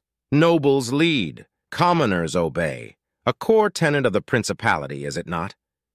Galt let out a tired, sad laugh. And here you are, a commoner, a refuse and compost hauler turned knight banneret. The red-haired man let out another chuckle. Wyatt, you may not believe me, but nobles and commoners, we're not that different. We're humans, all of us. Regardless of our standing and our societal rules, we're human at the end of the day. Wyatt opened his eyes and his mouth went agape, wanting to protest, but his brain beat him to the punch. How many times had he sneered at prim, holier-than-thou nobles? How many times had he compared their skills against his own back at the academy? A noble could die as easily as a commoner, bleed like one, struggle like one even if their struggles were not the same. He closed his mouth and his racing heart began to slow down. The tingles faded, and his shaking hands slowly but surely came to a halt. But I failed, the pilot countered. I failed to lead them effectively. Did you? Galt asked, bemused. From what I've learned, you didn't fail to lead Epsilon Squadron in battle. Nor did you fail to lead the Noir Navio in the battle against the Drazan. So what's different now? Is it because you're a noble? What changed? Wyatt asked himself, as his headache became less and less prevalent, and he could feel his usual calm, collected mind return to normal. The change is that I'm a noble. But what does that really mean? Clara thinks I'm valuable. Redford is teaching me how to be a commander, giving me my own squadron to lead and oversee. I'm sure that means that he'll put more duties on me in time, which means he has a measure of trust in me now. The prince elevated me. He even came to see me in my cell personally. And Cynthia is training me, teaching me what she can. For whatever reason I can't see, but she does it anyway. I'm not worthless, am I? He asked himself, feeling that same wave of calm and relaxation he felt the first time he thought that it could be a possibility. Galt placed a hand on his shoulder and offered a reassuring smile. It won't be easy. Command and leadership are difficult things to perform correctly, and everyone has their own way to do it. Some lead through fear. Some stick to the rules and traditions, refusing to deviate from them. Others don't even bother with it themselves, always delegating their duties to their underlings. Some learn how to do it, some are naturally talented, and some lead through example. It is up to you to decide what type of commanding officer you'll be, Wyatt. Wyatt nodded slowly. I think I understand, Galt. Thank you. I feel much better now. He finished with a heavy but relieved exhalation. I don't suppose you have some advice for me? My only advice is that you must always remember that there will be lives under your charge, and that you must do your best to avoid losing them needlessly. Let your peers see your values and best traits portrayed through your orders, command abilities, and your decisions. Never be afraid to ask for a second opinion, but always be firm in whatever decision you make. His eyes narrowed warningly. There are eyes following you now, Wyatt. What you've achieved is a great thing, and very few are happy about it. Do not show weakness. Stand firm. Stand tall. Let your detractors cower and bicker while you continue to grow. And know that I, Galt Tirome, will be happy to aid you if you were to need me, Lieutenant Wyatt Staples. Galt, Wyatt stared at the older man for several seconds, finding no deception in his voice or eyes. Then he smiled. "Thank you. For everything." With nothing more to say, the two men left the storage area, and with a final firm shaking of hands, they went to their original destinations. Wyatt stumbled into his quarters as half of his body screamed in pain, but for the first time since the hellish training with Cynthia began, he didn't complain about it. He kept repeating the words Galt had shared with him, and while it didn't extinguish his anxiety, he could pinpoint what was wrong with him. Before his ennoblement, he obeyed orders all his life ever since he could remember. He had been taught that only nobles could truly lead and command, never a lowly commoner like himself. It had always been so easy, obey a plan of assault or commands given to him by petty blue bloods. His capacity to make personal decisions was his and his alone, but he had never been outspoken about it. He rarely had to issue orders, but when he did, it was due to exceptional circumstances. Only his hatred of the Drazen had clouded his mind during the battle, allowing him to take command of the Nornavio, since that meant Drazan would die and countless lives, that of his princess above all else, could be spared from their predation. Command won't be easy, and I still feel unsure if I can truly do it, but I will at least try my best. Lives will depend on me from now on, and I can't let Commander Redford down just because of my insecurities," he mumbled to himself, and just as he was about to remove his uniform, he noticed a small basket and a data chit resting on his nightstand. Cautiously, he removed the cover from the basket and smiled when he saw a selection of pastries and other baked sweets he had come to love. "Thank you, Clara," he said softly before turning his attention to the data chit, wondering what it could contain. Deciding that he could shower later, he grabbed a delectable chocolate cake from the basket, sat on the edge of his bed, and picked up the data chit, connecting it to his personal data pad. His eyes went wide when he saw its contents. His shower was pushed back for a few hours more. Wyatt stood once more before the aged Commander Redford, awaiting his verdict. After several seconds that felt like ages passed, Redford let out a deep hum of approval and a single nod. "I approve of it," he finally said. "I shall send it to Princess Clara at the end of my duties. As captain, she will decide if it is ultimately adequate or not, Wyatt. However, how were you able to correct your errors so quickly? We won't reach the jump point until tomorrow, and then it will be another 2 days of travel before our arrival at Matcha. You still had time to work on your heraldic shield." "I spent several hours thinking and reviewing data after my shift ended, Commander," Wyatt replied firmly. "I think my chosen design speaks of who I am and my best traits." The commander shook his head slowly.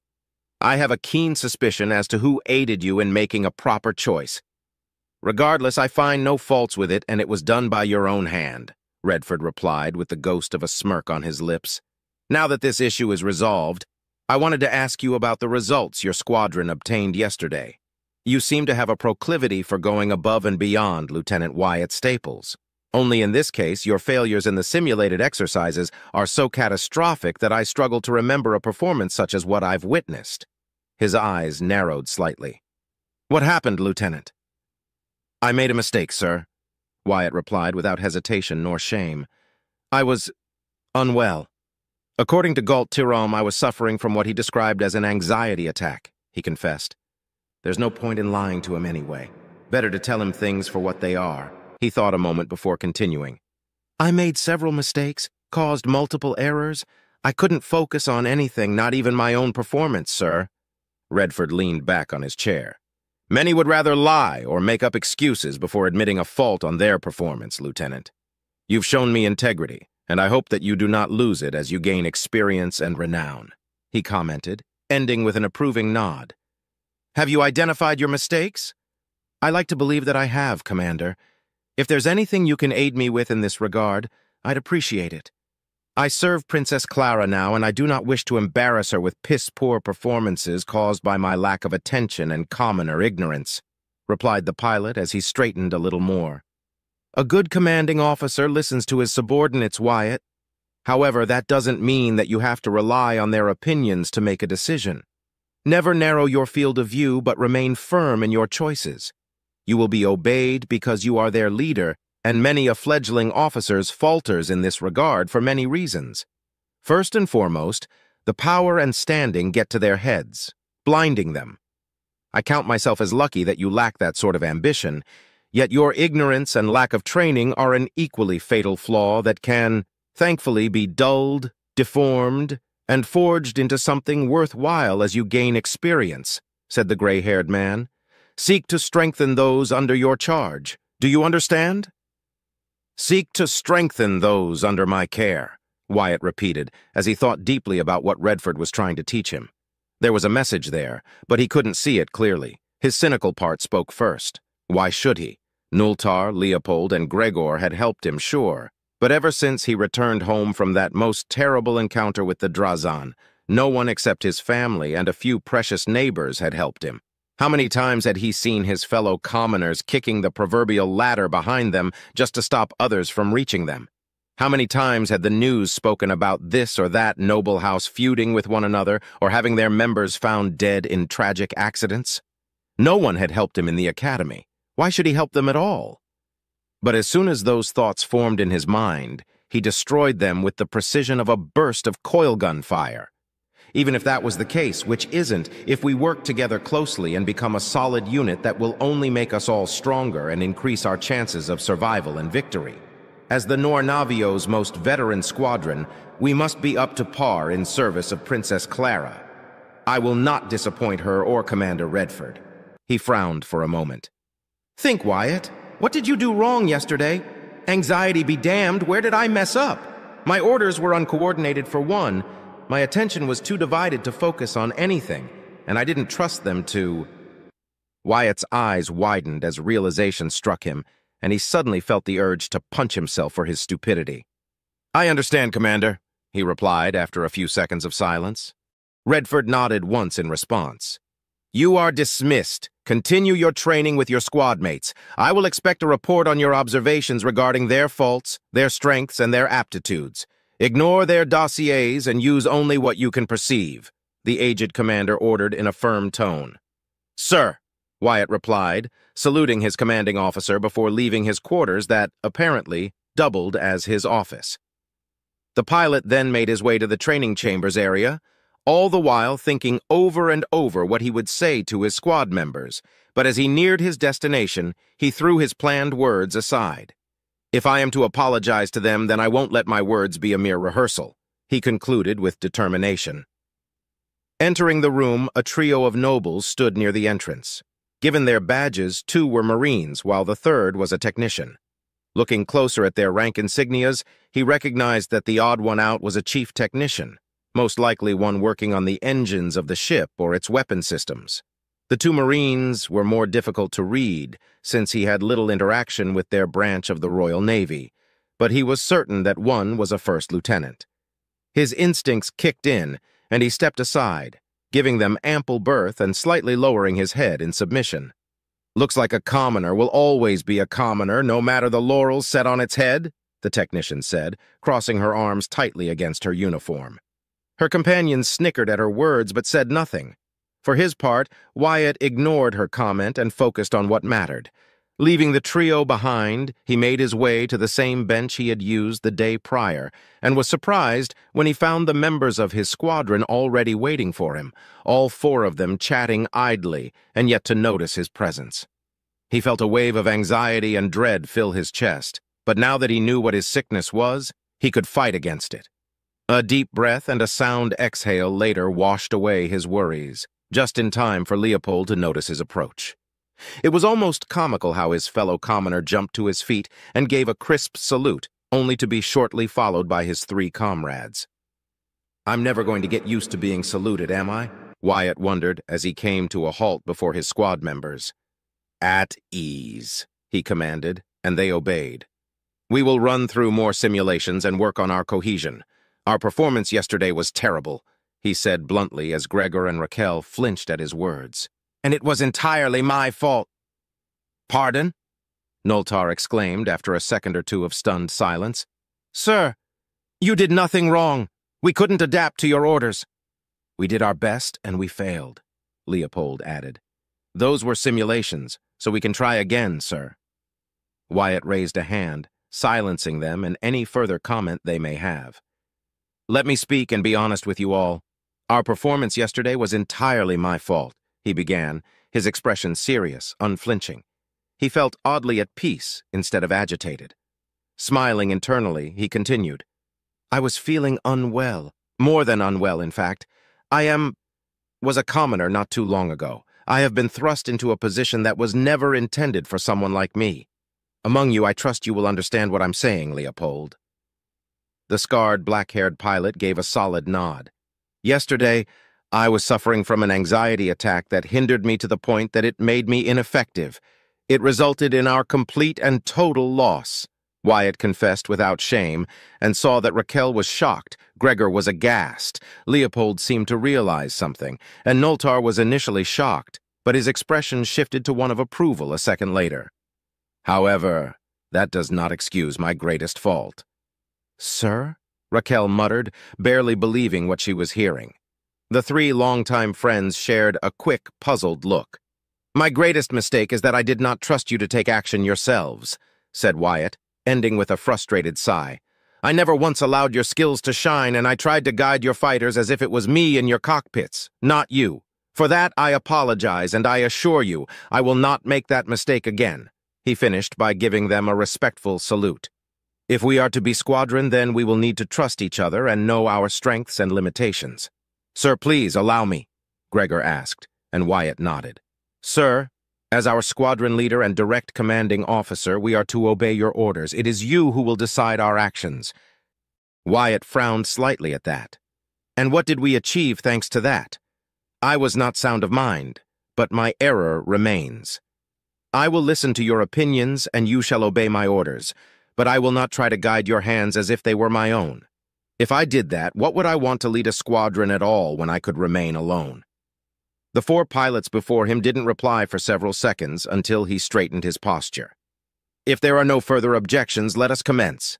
Sir, was their unified reply. Wyatt flew past some debris, easily dodging it. A smile spread his face when two drones exploded after colliding with fragments of what had once been a spaceship in their pursuit. On his tactical display, he saw that Raquel, Leopold, and Nultar were equally engaged and had suffered minimal damage at worst. Meanwhile, Gregor was floating dead in space as his fighter slowly tumbled toward the satellite that the drones were protecting, camouflaging itself as more loose debris. His communication feed was silent, a sharp contrast to the day prior where the constant cries for orders, clarifications, and desperate cries for help broke his focus, sinking further into the abyss of conflicting emotions he had been thrown into. Without that whirlpool clouding his mind, he could focus on what he knew to do best: piloting. A simulation wasn't the real thing, but it came close enough to trick his mind into giving his best. Above all else, he felt relaxed now that he avoided micromanaging his squad members' actions at every waking moment. He gave them orders to follow, but issued no further instructions on how they were to follow them, allowing them the chance to let their skills shine through. The first few simulations were a failure, but one that was intentional, allowing him to measure their level of independence, and quickly found that Gregor Undaj was the most inflexible of the group. He lacked imagination, initiative, and creativity, despite his notable skill during dogfights. On the flip side, he followed orders to the letter, and never once questioned his authority. Twice, he ordered him to do nothing. Once he ordered him to act as a distraction, knowing he would die in the process, and once left him without orders. He obeyed without question, but in the last experiment, he was utterly lost. He, however, had an aversion to any underhanded tactics, but still obeyed any orders given. Hence why he had the slightly rotund man perform those same tactics more than the others. Raquel Otillo, much like her dossier indicated, was nearly the exact opposite of Gregor. She obeyed his commands, that much was certain, but she questioned his orders if she felt like her skills could be put to better use elsewhere. Her greatest strength came in the form of her quick maneuvers, her over-reliance on trickery, and her evasive skills. He liked that about her. However, she was brash and often overreached her objectives, always trying to be the one who scored the most kills. She was an active tactical mind and had the subtlety of one. He quickly learned that passive roles, such as scouting or running silent, were met with protests. Not to mention, she always volunteered to be the one to carry the most dangerous objective. He wasn't sure if her thirst for combat came from the need to be the best, or if she sought to shower herself in glory and honors. If it was the latter, then he'd have to seek a replacement. Seeing Leopold Dakar in action was a surprise. He half expected his fellow black-haired, brown-eyed commoner to share his same values in combat. Obey orders to your best capacity, do your best to achieve victory, and make use of your advantages as much as possible. But no. To his surprise, Leopold wasn't a good fighter. He had the skill to dodge, evade, and run away from danger on point. In fact, he'd be hard-pressed to match him in those areas, but in actual fighting, he wasn't good at all. He preferred to stay away and use his missiles and his tactical mind to fight and make ambushes. He was also more adept at scouting and running silent, preferring those low-risk assignments. But the role he shone in was as a support wing. Every time he was forced to be alone, he crumbled and preferred to flee or hide. But if he had one or more partners, he provided excellent support, confusing the enemy, taking out missiles, and so much more. In one of the simulations, Wyatt remembered that Leopold had been at his side the most during the battle against the Kayston forces, always ready to provide support. Finally, Nultar Olkara was another not-so-pleasant surprise. The greenish-haired man with a strong jawline was a man who excelled in hit-and-run strikes. Fierce and resourceful, Nultar proved to be a headache to his opponents, often employing trickery, traps, and the terrain to his advantage if available. Using a haywire mine to simultaneously disable several dozens of drones during a chase through an asteroid field was a trick that had never crossed his mind. He made sure to remember and use it if the need arose. He was biased and preferred the use of tactical mines due to their versatile and destructive potential, but now he was beginning to see more value, and many possible applications in the haywire mines. Sadly, Nultar Olkara was, to put it bluntly, a show-off. Unlike Raquel, who craved battle, Nultar boasted his skill and actively put himself in danger unnecessarily. Wyatt could feel the sting of irony given his track record, but his fallen noble squad member was worse. Sure, he put his life in danger constantly, but that was out of necessity, and he wasn't sure he'd survive his desperate ploy. Simulation or not, Nultar seemed more preoccupied with doing risky maneuvers, drawing attention to himself, and more than once he had sacrificed himself for the sake of the mission when it wasn't even necessary. Gregor is too straightforward and tries to follow some useless code of honor. Raquel enjoys the thrill of battle a bit too much and probably is a glory seeker, and has no problem voicing her opinions. I'll have to keep an eye on her, I think, Wyatt thought before turning 2 drones into scrap and launching a missile to take down a third that was giving chase to Leopold's fighter. Leopold is better in a supportive role and would rather avoid fighting if necessary. Is it cowardice or mere survival? Can't be the former, or else he wouldn't be here at all. Nultar is a wild card with a death thing to go by. Wyatt's train of thought was interrupted when he noticed Gregor's fighter come to life, quickly adjusting its trajectory and then burning toward the satellite. The PD turrets of the satellite were quick to act, but it was too late regardless. Gregor peppered it with a quick burst, taking out its shields before 2 missiles finished the job. The simulation ended moments later, earning a solid victory and a smile spread across his face. "It's not a perfect score by any means, but this time the failures were intentional," he said to himself, content that from the 20 varied simulations, 6 resulted in success. As he stepped out of his training chamber, his squad members were also doing the same and quickly rushed to stand before him. Clearing his throat, he focused on them. "Stand down. Our performance today was as it should have been yesterday. I'll review the data obtained for further analysis. Composters, you're dismissed." "Sir!" The 4 pilots said in unison in a much firmer tone than the previous day as they gave their leader a firm salute. As Wyatt watched them go, he gave out a deep mental sigh. Okay, I think I got what I needed out of them, so what am I supposed to do now? Gregor will be the easiest, but the others? What can I even do to help them improve? Wyatt questioned himself a moment before a voice came through his Ontoro implant. "Wyatt, this is Cynthia. Our training shall be postponed. Present yourself bearing your combat armor in 1 hour. We shall focus on something else today." "Combat armor?" he muttered after hearing the orders of the blue-haired woman.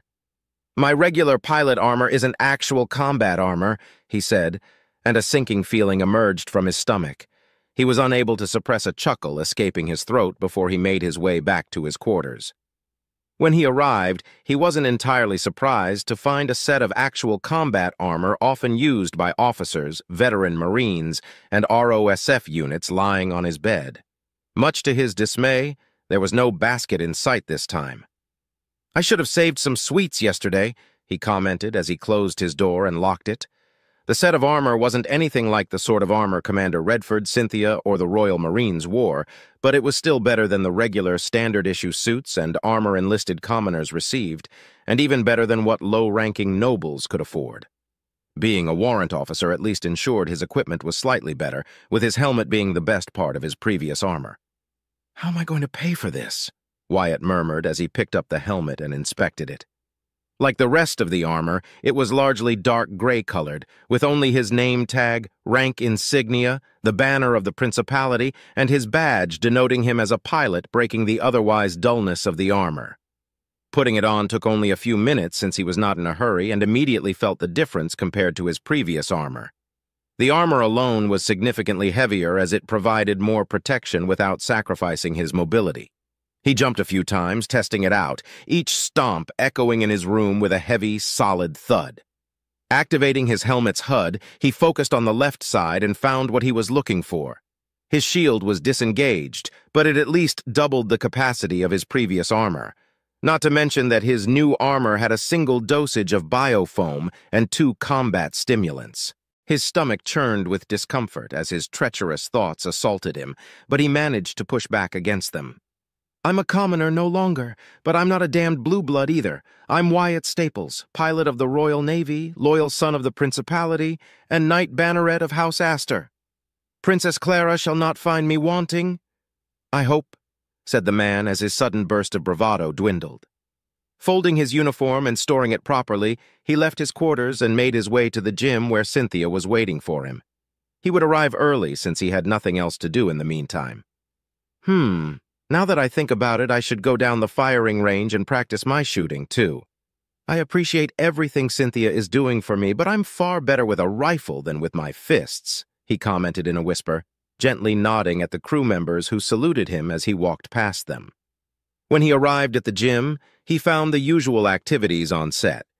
Everyone had to perform at least an hour of exercise daily, but how they went around it was their own concern, unless medical reasons were involved. Bikes, bench presses, treadmills, sparring rings, and arenas, and more could be found both in use and free after being cleaned out by service staff. To his surprise, though, he found the Icontis were making use of the installations this time around. Many humans didn't approach them, but some among them were friendly enough to the small but dexterous aliens. He quickly spotted Jincho running on a treadmill at a speed that no human could ever hope to match. "I might not get another chance like this one in a long time, so I better make use of it," the pilot thought and turned in their direction. As he approached the Iconti, the others around him, humans included, stiffened and quickly turned to salute him. "At ease. No need for that when I'm not in service," Wyatt replied in a more mellow tone of voice while Jincho slowly decelerated. "Your name was Jincho, was it? And you're the worm brain that wrecked that beautiful fighter," Jincho replied in between panting breaths. It took him a couple of seconds to come to a complete halt, but when he did, he jumped down the treadmill, landing right in front of Wyatt. Crossing his arms, he looked up at the pilot with all 6 eyes. "Need something?" The chirping, guttural noises of the Iconti were like a backdrop when the rather lively translator all but plucked the noises the alien made and turned them into the Principality's official language. "Not really," Wyatt replied, letting his guard down and taking a seat on the nearby empty bench. His tone and actions seemed to relax the other Icontis and the 5 humans in their midst. Without their badges and rank insignias, he couldn't tell to what branch or division they belonged. Perhaps they're all technicians since they're together, he guessed. "Bah, not really, he says," Jincho replied with a playful rasp of his throat. "You humans are very bad liars, better than the hierarchy, though. Much better than the corpse-eating Drazen. Hate them, every last one of them. Murderers. The Arabians can die in a hole for all I care." And just like that, Wyatt smiled under his helmet and vowed to befriend the technician and his compatriots. Doing his best to hide his enthusiasm, he reached for his helmet and slowly removed it so he could face them directly. "Ugh, you're uglier in person," Jincho jabbed as his vestigial wings fluttered in good humor. "You're not precisely good-looking either, Jincho," Wyatt replied in a similar tone. "I believe we met before already, but it was hardly formal." "My name is Wyatt Staples," he said, offering his right hand. "Pleasure to meet you. That goes for all of you, too. Jincho, best technician you'll ever meet. These here are Illa, Koratu, Jer, Zimu, Alchu, Feshik, and Bibuhu. Our human companions are David, Louis, Monica, Fair, and Carter, part of our team. I'm their boss," Jincho boasted as he introduced everyone in turn, pointing at them each. "You're our unit's overseer, you flightless bastard," replied one of the men. "Excuse him, Lieutenant. Jincho here doesn't know when to shut up." "Our first meeting led me to conclude that," Wyatt replied, ending with a chuckle. "Though that reminds me of something you did, Jincho. You hacked my helmet easily. Why?" Jincho huffed, eyes narrowing. "How else was I supposed to give you a piece of my mind after you mistreated that poor fighter so badly? Besides, it wasn't hard at all. Principality tech is subpar most of the time. But this ship?" He looked around before stomping his left foot on the ground a few times while his tail swayed agitatedly. "The hierarchy would kiss my ass if it meant they got a hold of it. Fat chance. Fuck the hierarchy, haha." Wyatt turned to the nearest Ikanti, Feshik, a female, and raised an eyebrow. "Is he always this full of energy, Feshik?" The Ikanti nodded rapidly. "He's been scurrying all over the ship ever since we got on board and clearance to do our work." The pilot nodded in understanding. "I must confess, I would be too if I were a technician. I've never seen a ship like the Noir Navio, not even in history archives. Sadly, while I can understand how magnificent it is, I'm a pilot. Technology and I don't mingle all too well." "Right," Jincho exclaimed, eyes and beak opened widely. "There's always room for improvement, but the geniuses that made this ship knew their stuff. It is almost sad that it is equipped with principality weaponry. The good kind, sure, but other than the spinal particle beam, I shudder just imagining what this gorgeous lady could achieve." Suddenly, the Ikanti smacked his chest and shook his head violently for a few seconds. "Buddy talk for later. I know why you're here. You want to know how's your fighter, right?" Well, I already learned what I wanted from him. Hates the hierarchy and is damn good at what he does. That's all I needed to know. So why does he think I'm here to ask about the fighter? Wyatt thought, choosing to raise an eyebrow in response to his question. "She'll fly again! I finished working on her this morning, criminal.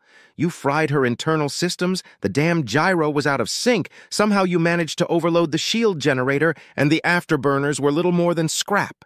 How were you able to land without it falling apart?" he asked after listing his crimes. "Doesn't matter. Your fighter is good and ready, better than new because it was I, Jincho, who fixed her up. You may thank me now, maniac." "I'm sorry to say this after you worked so hard, Jincho, but I don't own that fighter. I just picked it at random," Wyatt confessed sincerely. "Wait, then where's your fighter? You're a pilot, ain't you?" Jincho asked, puzzled. "I just told you I don't own any fighter. Why would I?" Wyatt explained. "Told you, Jincho, but you wouldn't listen to me," said one of the human technicians. "Pilots don't own their fighters unless a noble is so damn rich to afford one." "Yeah, and most of them are racers or play dogfight arena," another one added. "Royal Navy pilots can use any fighter available." "You're telling me that I wasted more than a week of effort in a fighter that this maniac ruined and it isn't even his?" Jincho cried out.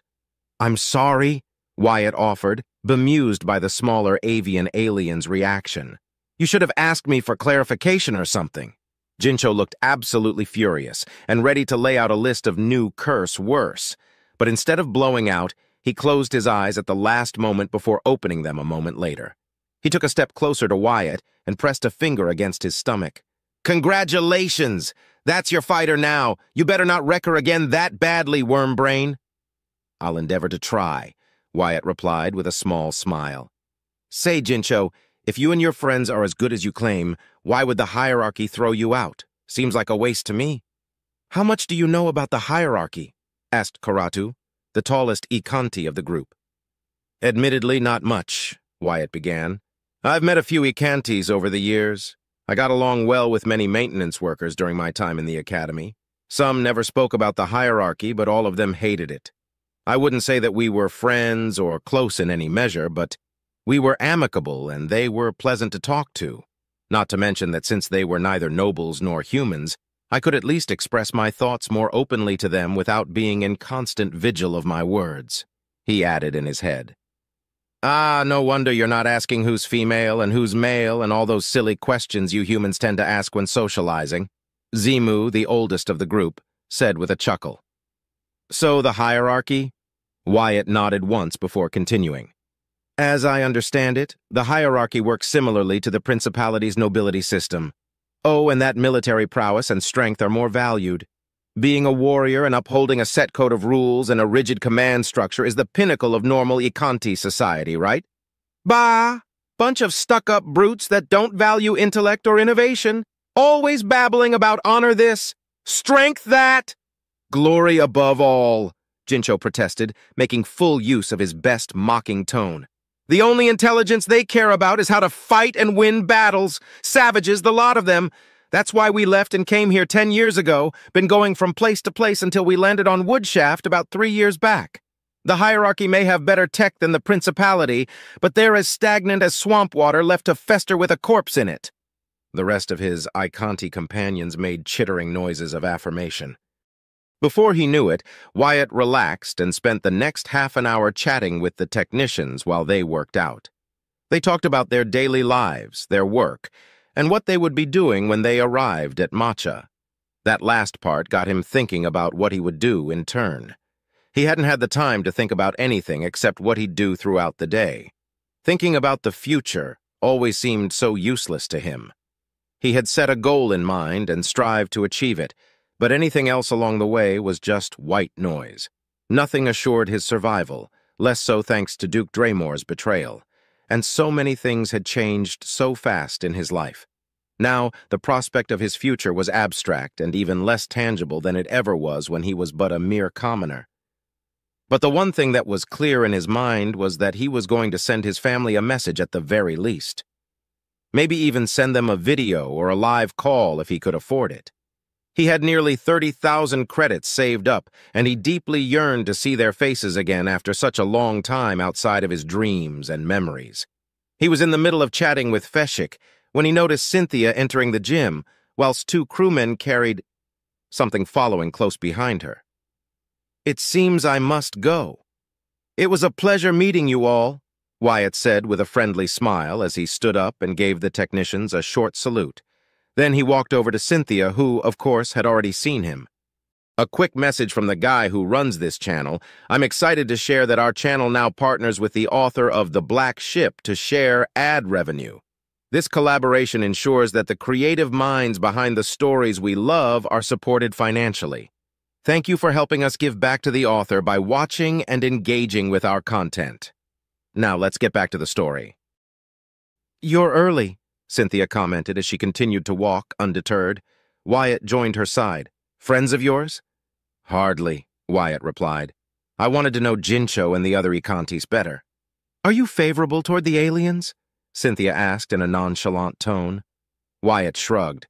They're not Drazen, and they hate them with a passion. Besides, almost every Ikanti I've met has been pleasant and cordial.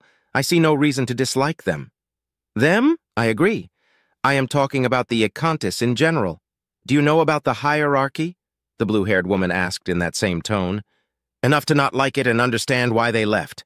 Wyatt paused for a moment and then turned his gaze to Cynthia.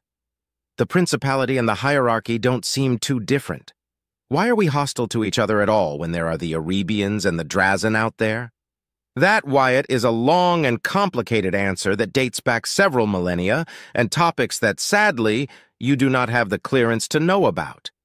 Be assured, however, that the hierarchy is much worse than what you believe it is, Cynthia replied, then turned to the 2 crewmen. We'll be taking this arena. Make sure none disturb us. Oh, of course, Lady Cynthia, one of the crewmen replied shakily. Cynthia grabbed the 2 small tubes the crewman had been carrying on a lavishly decorated red and golden pillow. With the press of a button, the 2 tubes extended out until they measured 2.5 meters in length. She grabbed one firmly while presenting the other to the black-haired pilot next to her. Blood left Wyatt's face while his eyes inspected the long, thick metal rod and his imagination painted several scenarios for its use. None of them pretty. We're not going to practice using these poles, are we?" he asked, his voice slightly shaky as the prospect of being beaten to a pulp by Cynthia with such a sturdy stick was incredibly unappealing. "Fret not, Wyatt, for this is not combat practice," she said without an ounce of humor in her voice. She then hit the ground once with the pole and stood firm, turning to face the pilot in full. "This is something far more important. You will master this performance before we arrive at Matcha.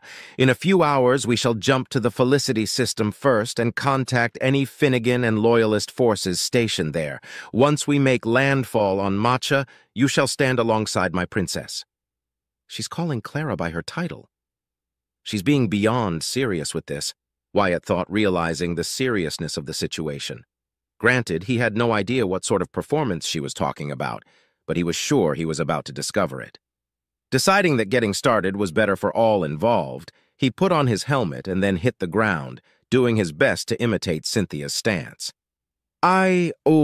Understood, Lady Cynthia. I shall not bring shame to Princess Clara and House Astor." Pleased by his response, Cynthia nodded once. "Observe what I do. Learn from it. Then follow my motions. It is imperative that you master this march in the short amount of time available to us, Wyatt. We have less than 3 days."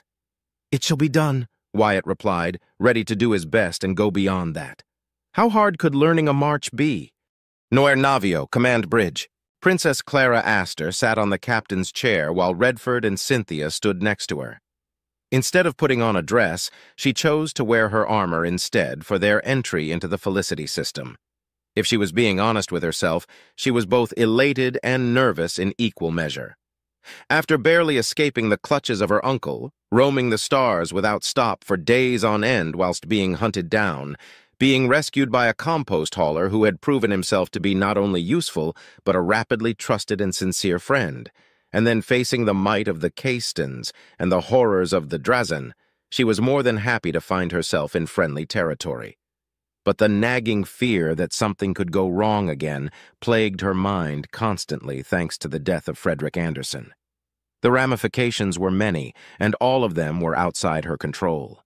All they could do, she concluded, was keep his death a secret for as long as possible and prepare a suitable response to House Anderson. Failure could see them siding with her uncle. Another great house deciding to support Duke Draymore's coup, this time out of scorn for the loss of a potential heir while under capture, could be devastating to the reputation of House Astor itself. It was the sort of diplomatic hellstorm that caused the previous civil war across the principality, setting it ablaze in the fires of petty squabbles and old feuds revived. Worst of all, there was not much she could do in her current predicament. Yet. Patience was her strongest virtue, and she knew how to wield it with the finesse of an assassin's dagger. Borrowing the perspective from a video feed, she saw Galt Tirome on his post, waiting silently and patiently to carry out his duty. Sparing his life had been the correct choice, and her gamble seemed to be paying off already. Then she saw Captain Milcades alongside half of the Royal Marines at her disposal, standing their ever-faithful vigil. And a little further back stood Wyatt Staples, silently watching and waiting. Seeing him brought a small smile to her lips. He truly was doing his best, despite the severe whiplash he was suffering, now that his worldview and his role in it had changed so abruptly in such a short span of time. But such was life, and Wyatt Staples had proven to be not only reliable, but that rarest treasure of all, a true, trusted friend she could rely upon. Returning to her own perception, she waited and waited for what felt like hours until the awaited ping made itself known. "My princess, we are being hailed," Galt announced. "Open the channel," she commanded, stealing her heart once more. A few seconds later, the large screen before her gave way to the image of an older man with a trimmed mustache wearing the uniform of an admiral. She recognized him immediately. "Admiral Joaquin Finnegan, it is good to see you in good health." "Princess Clara." The stern-looking, gruff admiral's expression shifted to one of joy when he recognized the figure sitting in the captain's chair. "My princess, have you been captured? Do you require assistance?" Your concern is appreciated, Admiral, but I assure you I am neither a prisoner nor an impostor. This vessel was relinquished from the unworthy hands of the Caiston traitors, and I have taken command of it. Rejoice, Admiral, for my brother, the Prince, shall arrive in mere hours. He awaits in the Roble system as we speak. No doubt you've detected our fleet's warp signatures? Clara asked in a neutral but firm tone. Admiral Joaquin straightened his posture, retaking his noble air. Forgive me for my outburst of joy, my princess. We feared the worst. Our reports were scattered and inconclusive outside our borders.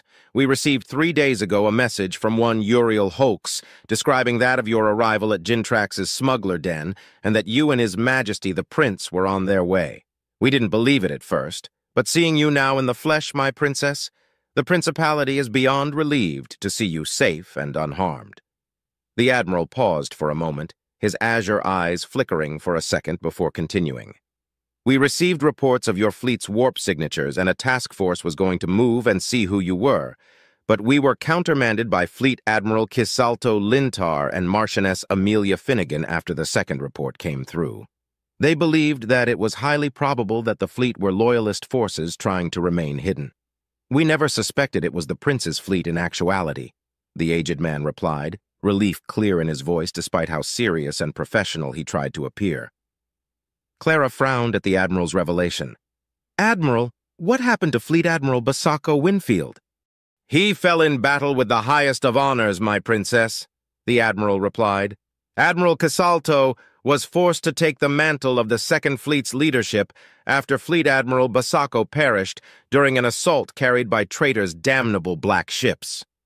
I'm sorry to report that 2 battle cruisers, 4 heavy and regular cruisers, 10 destroyer-class vessels, and over 30 support and escort ships have been lost. We've inflicted casualties upon the traitors, including the destruction of at least 15 of their black ships and over 20 regular vessels. Sadly, the most significant loss they've received was the destruction of a battle cruiser and heavy damage to the battleship Unrelenting Valor. I see, Clara replied, taking in every word the Admiral had said. I will inform Juliana of her uncle's demise. Have the Caiston traitors moved against your forces? We're locked in a stalemate, my princess. Our forces are scattered and spread thin. The bulk of our forces are made up from Second Fleet elements under Fleet Admiral Kisalto Lintar. There are also stragglers from the 1st and 8th, with Rear Admiral Moreton Banta as the senior commanding officer of the 8th Elements and Vice Admiral Vashakati Reed under command of the 1st Elements. Several Royal Army elements have also remained loyal and are eager to engage the traitors, but we lack transport vessels. The precious few ships from the 4th and 7th Fleets present have joined Finnegan forces directly, while the majority of their forces are scattered across Calon, Valto, and Winfield territories, as far as our intelligence reports indicate, the Admiral explained. But now that news of the Prince's survival and arrival will spread across the Principality, we can start pushing back against the traitors and that Draymore bastard. Excuse my outburst, my princess. There is no need to apologize. My uncle is a traitor and deserves little consideration in these dire times that he instigated. Every death is on his hands and that of his supporters, Clara replied in a neutral, practiced tone. Inform Marchioness Amelia Finnegan of our imminent arrival. At once, Your Majesty. However, may I ask why are you on board a black ship, my princess? Even with our scanners, it was hard to pinpoint the origin of the vessel's warp signature, Joaquin asked, intrigued. Thanks to the efforts of my Royal Marines and Lady Cynthia Winfield, we were able to capture 2 black ships. The smaller, crippled frigate class is in possession of my brother, while this vessel, renamed Nornavio, has become my personal flagship, Clara replied quickly and firmly. Understood, Your Majesty. I shall report this to Marchioness Amelia immediately. I'll order a dozen escort ships to meet the Nornavio at the middle point. Will this suffice, my princess? The Admiral asked. It is more than enough. Thank you, Admiral Joaquin. I look forward to setting foot on Macha soon, Clara said, and with that, the connection ended. A second later, she stood up and Redford took her place. Maintain course and inform me of any significant developments, Commander. My princess, Redford replied, bowing his head slightly. Captain Milcades, you and your troops may return to your duties. Cynthia, Wyatt, come, Clara ordered, and made her way out of the bridge. closely followed by the red-armored woman and the black-haired pilot. They made their way back to her quarters undisturbed by any other crew members and entered. Once the doors closed, she let out a long, tired sigh and placed a hand on her neck. Without saying a word, Cynthia approached from behind and gently rubbed the back of her neck for several seconds until an audible pop was heard. "Better?" "Very much so. I wish there was a way to prevent stress from building up," Clara said, her tone back to her more cheerful, lively self. Then she turned to Wyatt and offered him a gentle smile. "You know, you could stand closer to me the next time, Wyatt. You're under my direct service, are you not?" "I will remember that, Clara," Wyatt replied, feeling nervous. "But would that be all right? Compared to Cynthia, Commander Redford, and the Royal Marines, I'm left wanting," he said, barely managing to avoid saying he was nothing instead. "True, but I wish for you to stand at my side. I can't have my new star pilot and Knight Banneret on the sidelines now, can I?" Clara ended with a playful giggle before taking a seat at her tea table. "Tell me and be honest with me, Wyatt. How is your latest training going?" The pilot reached for his helmet and removed it. "It is agony," Wyatt answered in a heartbeat, which made the princess smirk at her blue-haired friend. For her part, Cynthia took off her helmet and gave him a sharp glare. "I'm following my princess's orders," he said, happy to get away with complaining a bit safely. "But Clara, is it really necessary for me to be a banner holder?" "Of course," Clara said, inviting him and Cynthia to sit down with a hand gesture. Her two friends took the invitation and joined her. "Once we arrive at Matcha, we'll wait for my brother's arrival. You, Wyatt, will be part of my escort. That is why you must learn how to do it properly." "Funny. Cynthia never mentioned anything about being part of your escort," Wyatt replied as he glanced at said woman. "It goes without saying," Cynthia replied with a hint of a smirk present on her lips. "Excuse me for my ignorance, but why is it so important? Is it like the parades House Arante organizes?" he asked curiously. "Not quite. This will not be a parade, but it certainly will be similar. This, my dear Wyatt, will be a rather simple royal procession." She paused for a moment to grab her chin between her index and thumb. "Marchioness Amelia would never let such an opportunity slip her fingers. I'm sure that after Joaquin delivers what had transpired, she'll do everything in her power to organize it on such short notice. It'll be fairly traditional, with my brother walking forth, flanked, and followed by his closest and most trusted advisors, followers, and allies. I will follow shortly after in much the same fashion. In comparison to my brother, only 4 banners shall join me. The banners of House Astor, House Winfield, the Royal Marines banner, and of course yours, my dear Wyatt." Wyatt felt dizzy and winded, as if something long, heavy, and sturdy had punched him in the gut. Only nobles were allowed to participate in the parades back on fire, while commoners cheered and admired it. Now that he fully digested what his role would be, and to what extent, he almost fainted right there and there, but managed to keep himself from embarrassing himself further. "Couldn't you tell me that earlier?" Wyatt shouted in his mind as he shot a shocked yet demanding glare at the blue-haired woman who, to be fair, blushed slightly and looked away, embarrassed. But I don't have a banner," was all he could stammer, but Clara, clearly having prepared for this revelation already, merely reached to her left and lifted a large sealed suitcase of sorts. "On the contrary, Wyatt, I've already approved your design and have taken the liberty to use the fabricator to make your first banner house. Go on, it is yours," she said before putting the suitcase on the empty table. Slowly and with shaking hands, Wyatt reached for the suitcase. He placed his thumb on the scanner and the lock clicked, disengaging. Opening the suitcase, he saw a neatly tucked piece of cloth with the head and neck of a white stag in the center of a black background. The stag had short antlers and a pair of extended wings sprouting from the sides, giving it a rather majestic appeal. Taking the banner out, he unfurled it to reveal it in full. There it was, the heraldic shield he'd spent several hours working on. He was careful to follow the advice of Commander Redford while keeping in mind what Galt Tyrone had told him. Of course, that did very little without a deeper understanding of how he was meant to do it properly. Thanks to Clara and her delivered data chit, that hurdle was easy to overcome. The chit contained a plethora of examples throughout the principality's history and even before its founding.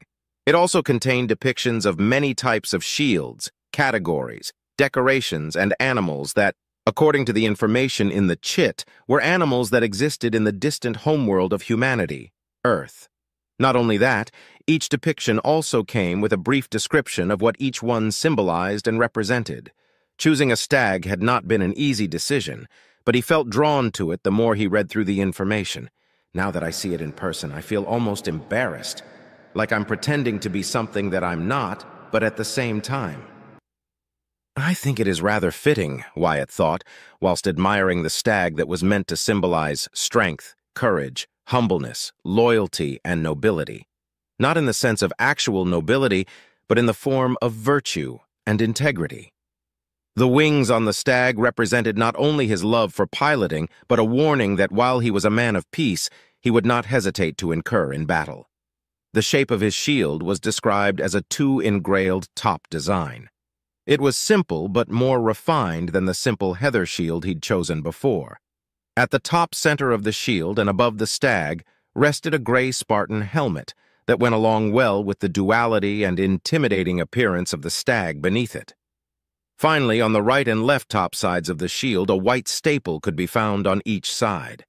There was no fanciful meaning behind them. It was a simple reminder of who he was, where he'd come from, and to never forget it.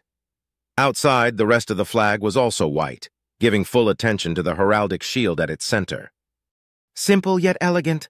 Nicely done, Wyatt," Cynthia praised, examining his banner. "I don't know what to say except, thank you, Clara. I don't know how, but I promise I'll pay you back someday for everything you've done for me. The chit, the armor, and now this banner. It couldn't be cheap." "Think nothing of the chit," Clara began. "It is nothing more than information already available to me. It cost me nothing to help you in that regard. The banner also cost me nothing. As captain of the Noir Navio, it is within my power to make use of the facilities as I wish. That armor is yours because you paid for it, Wyatt." Now it was Wyatt's turn to let out a laugh. "Clara, please, I'm not that stupid. I have no more than 30,000 credits to my name. Nowhere near enough to pay for such an armor, and I never made the purchase myself. I appreciate your generosity regardless, my princess." "Who said anything about generosity? I simply subtracted the amount from your account. Tell me, what was your salary as a warrant officer?" Clara asked, a cheeky smile forming on her lips. Cynthia shook her head but wasn't able to hide her small, playful smirk. "My salary was 800 credits a month," he answered, and his heart raced with anticipation. "Has my salary increased? As a lieutenant, your salary is now 4,000 credits a month. Furthermore, due to services rendered to the royal family and your outstanding courage, you've received a reward of 100,000 credits," Cynthia revealed, causing the pilot to sputter and mumble incoherently. "The armor you are wearing costs 50,000 credits and has already been subtracted." "That means I have over 70,000 credits at my disposal. I can afford to have a video call with my family for a few minutes," Wyatt thought with a triumphant smile spreading across his face. He was about to thank Clara for it, but the princess beat him to the punch. "Save your thanks for when they have meaning and merit, my dear Wyatt. This was nothing more than what was needed. Moreover, perhaps you should check your credit chit," Clara proposed, her smile widening whilst Cynthia passed him a data pad. Not bothering to question her motives, Wyatt took out his credit chit and inserted it into the data pad. He never bothered to check his account more than once or twice each month, if that. He accessed his personal account, and true as the daylight, there it was. 78,242 credits. But something was wrong. He blinked twice, set the data pad down, and rubbed his eyes before picking it back up. There was no mistaking it. There was a 0 next to the 7, followed by a comma and a 6 after it. 6 million cred, he muttered in disbelief before his body gave up and he leaned back on his seat, passing out. Clara let out a rather pleased sigh as she giddily clapped her hands together. "I rather enjoy when he does that." Cynthia shook her head again. "Your senseless teasing and peculiar brand of humor are going to end up killing him, Clara." "Shush you," Clara exclaimed, her cheeks blushing, but her smile never faltered. "Don't lie to me, Cynthia. I can see your smile." "I refuse to acknowledge that statement," Cynthia replied. "When he wakes up, you'll have to instruct him on how to employ his newfound wealth." "I've already taken that into account," the princess answered, leaning back in her seat to relax. Her gaze focused on the unconscious pilot for a moment, before moving past him and saw a small collection of fighter models resting inside an encased model rack. She loved every one of them and never traveled anywhere without them. It had been a small miracle that a handful of her collection had survived at all during their escape. But recently, a certain model had become her new, most precious possession. "We should smile now that we can, Cynthia, for tomorrow is anything but certain." Volantis, Fire Outskirts. Weskel Staples ran as fast as his legs allowed him down the familiar path to his home. He kicked up dirt behind each hurried long step he took, almost sprinting as if an enraged Clixall hen had spotted a dumb rookie trying to steal the eggs from her nest. The long rifle on his back bounced constantly. The feathers on his belt soared with the wind hitting them as he ran. His uniform was dirty, utterly uncaring that he was smearing it with mud, grass stains, and dust, and his hunter hat was held against his head with one hand, firmly pressing it to avoid losing another one. "Weskel, what happened? What got you running like that? Did a blasted blue blood cut off someone's head or something?" Weskel heard the worried but already angry voice of Mr. Warlow, one of their neighbors and a good man at heart with a burning hatred for nobles at large. It was so typical for the old, cane-wielding man to assume that a noble was responsible for any altercation or scandal. To be fair, he was right most of the time in that regard. The Clixall hunter slowed his pace as he did a sharp turn, using his ankle as a pivot in a manner that he had learned over the years. "War!" the 19-year-old yelled, his gaze turning to the aged veteran. "Treason! Duke Draymore has launched a coup! Betrayed the prince!" he shouted in between ragged breaths, feet never stopping. After his reply, he turned his attention back to the road, only faintly hearing a cane falling to the ground, followed by a string of very unflattering words flowing out of the old man's mouth. Weskel kept running, desperate to get home as soon as possible. It took him another 3 minutes until he saw his home on the distance, a humble but beautiful residence won by his parents' hard work. It had been an almost cruel irony of the universe that their home, surrounded by lush life and so close to the forest, had brought so much pain to his big brother Wyatt. Thinking about his big brother was always bittersweet. On one hand, he was a fantastic brother. He always looked out for him and Wham. He loved his family and always did his best. But on the other, he'd seen the pain and the trauma his brother had gone through. The sleepless nights when he screamed in terror, his isolation, his refusal to socialize or interact with anyone, the mouth-breathing idiots calling him a liar, and his fear of anything plant-related. But Wyatt proved stronger, and eventually he regained his senses and strength, even if he looked diminished and fractured in his eyes, and now he was potentially in danger in a conflict that could drag him to war. "Mom! Dad! Wham!" Weskel shouted as he approached his home, slowing down as the air in his lungs burned from his long run. He was used to running long distances thanks to his job, but the run from the train station to his home was more than arduous. He was about to shout again when the front door opened, revealing his father, Wirt Staples. His father was quite lanky. His black hair already had several gray hairs. His face had several wrinkles but maintained an air of youth around himself, and his scarred, burned arms were exposed as his shirt was pulled up, clearly working on something. "Weskel, what's the matter, son?" Wirt asked, his voice gruff but amicable, his tone preoccupied. "Dirt, Dad, you inside!" Weskel cried out, his breathing ragged and spent. His muscles were burning now that he had crawled to a near halt, and his father, bless his heart, aided him inside the house. Wirt Staples guided his second son to the living room where he sat him down on the couch. Weskel wanted to speak, but he put a hand on his left shoulder. "Catch your breath first, Weskel," he commanded, and his son nodded. Then he turned to the side.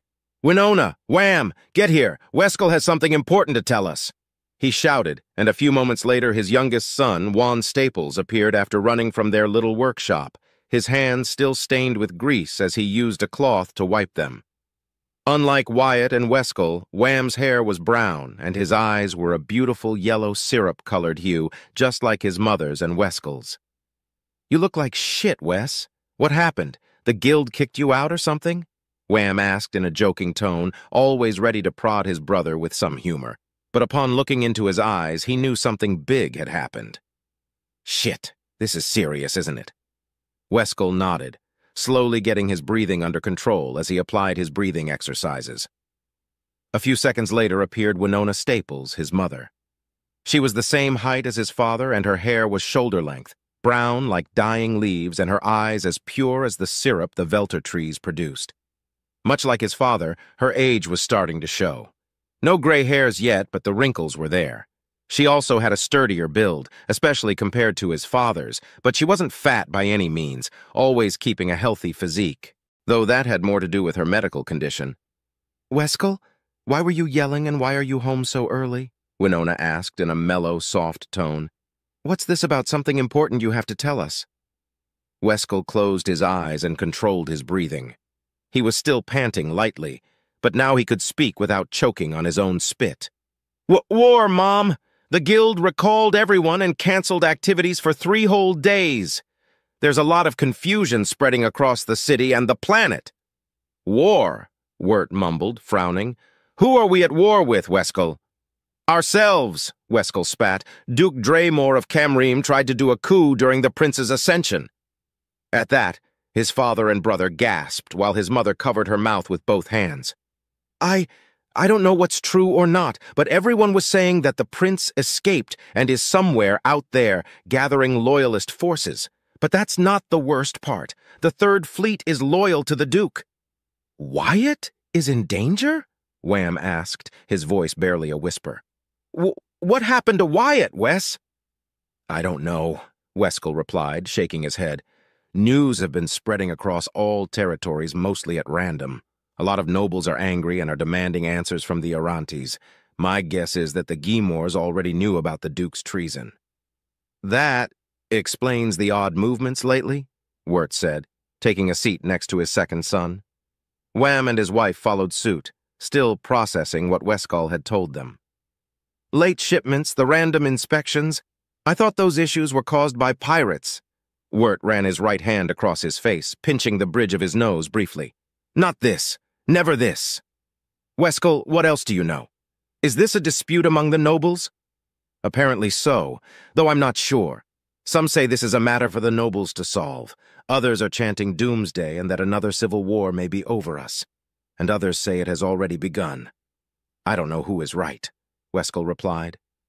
"My poor boy," Winona muttered, eyes watering as she turned to a frame holding Wyatt's photo before he enlisted in the Royal Navy Academy.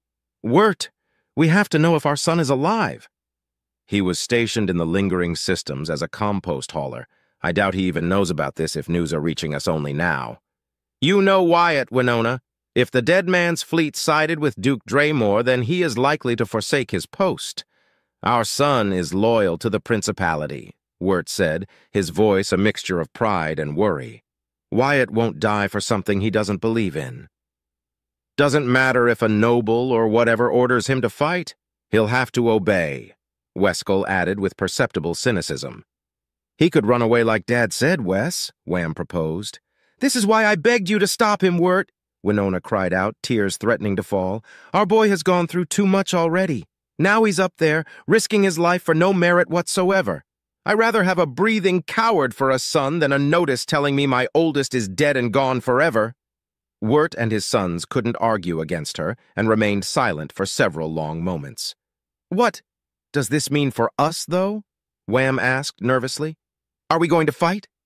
"We first need to know what kind of war we're dealing with," Wirt replied. "If this is a matter of nobility, then we have little to worry about other than suffering from shortages of certain goods. If not, then many will be conscripted to fight or we'll see bombardments and occupation forces soon enough." He stopped to think and take a deep, calming breath. "All that is irrelevant unless we know the side house Guimore took. Loyal, traitor, or neutral." Everyone fell silent, even as Winona tried her best to wipe away the tears now streaking down her cheeks. As commoners, they knew they had no say in the decisions the noble houses above them would take. Sure, if enough of them protested against a singular topic they could be heard, but on matters that involved the ruling of the Principality itself, they were powerless to object or voice their opinions. 2 minutes of uncomfortable silence passed in the blink of an eye until an alarm got their attention, and they turned their attention to the singular video screen that adorned the living room. They didn't use it often, and it was there mostly to receive announcements, general broadcasts, and messages. For a split second, their hearts skipped a beat, fearing the worst. It wasn't until Weskel read the description displayed that he stood up in a hurry, a smile spreading across his face. Video transmission from Wyatt Staples. Accept or decline? The synthetic voice asked as the pinging alarm continued to ring. Accept! Accept, you blasted machine! Weskel cried out, tossing his hat to the side and setting his long rifle on the ground. There was a moment of pure darkness on the screen before a set of dots appeared, one illuminating after the other until all 8 dots were shining white. Then, Wyatt Staples appeared on screen, his nervous expression changing to one of pure elation when he saw his whole family was present. Wyatt! Wham and Weskel cried out at the same time, relieved to see their big brother safe and sound. Weskel, Wham! Wyatt replied, smiling. Mom, Dad, you're all there? I thought you'd be out hunting, Wes, he asked, worry slowly replacing his happiness. Was out. Got here as fast as I could when we got the news about the coup, Wyatt. It's good to see you're alive, Weskel answered, suddenly feeling teary-eyed, but he held his emotions back.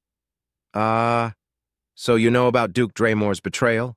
Wyatt said before focusing his attention on his tearing, sobbing mother. Mom, don't cry. I'm fine, really. Winona shook her head slowly, smiling. I'm relieved to see my baby boy is alive. We haven't heard from you in almost a year, dear. Can't a mother worry for her children's safety? Putting that aside, Wyatt, we're all happy to see you again, son, Wirt interjected, beaming at his son.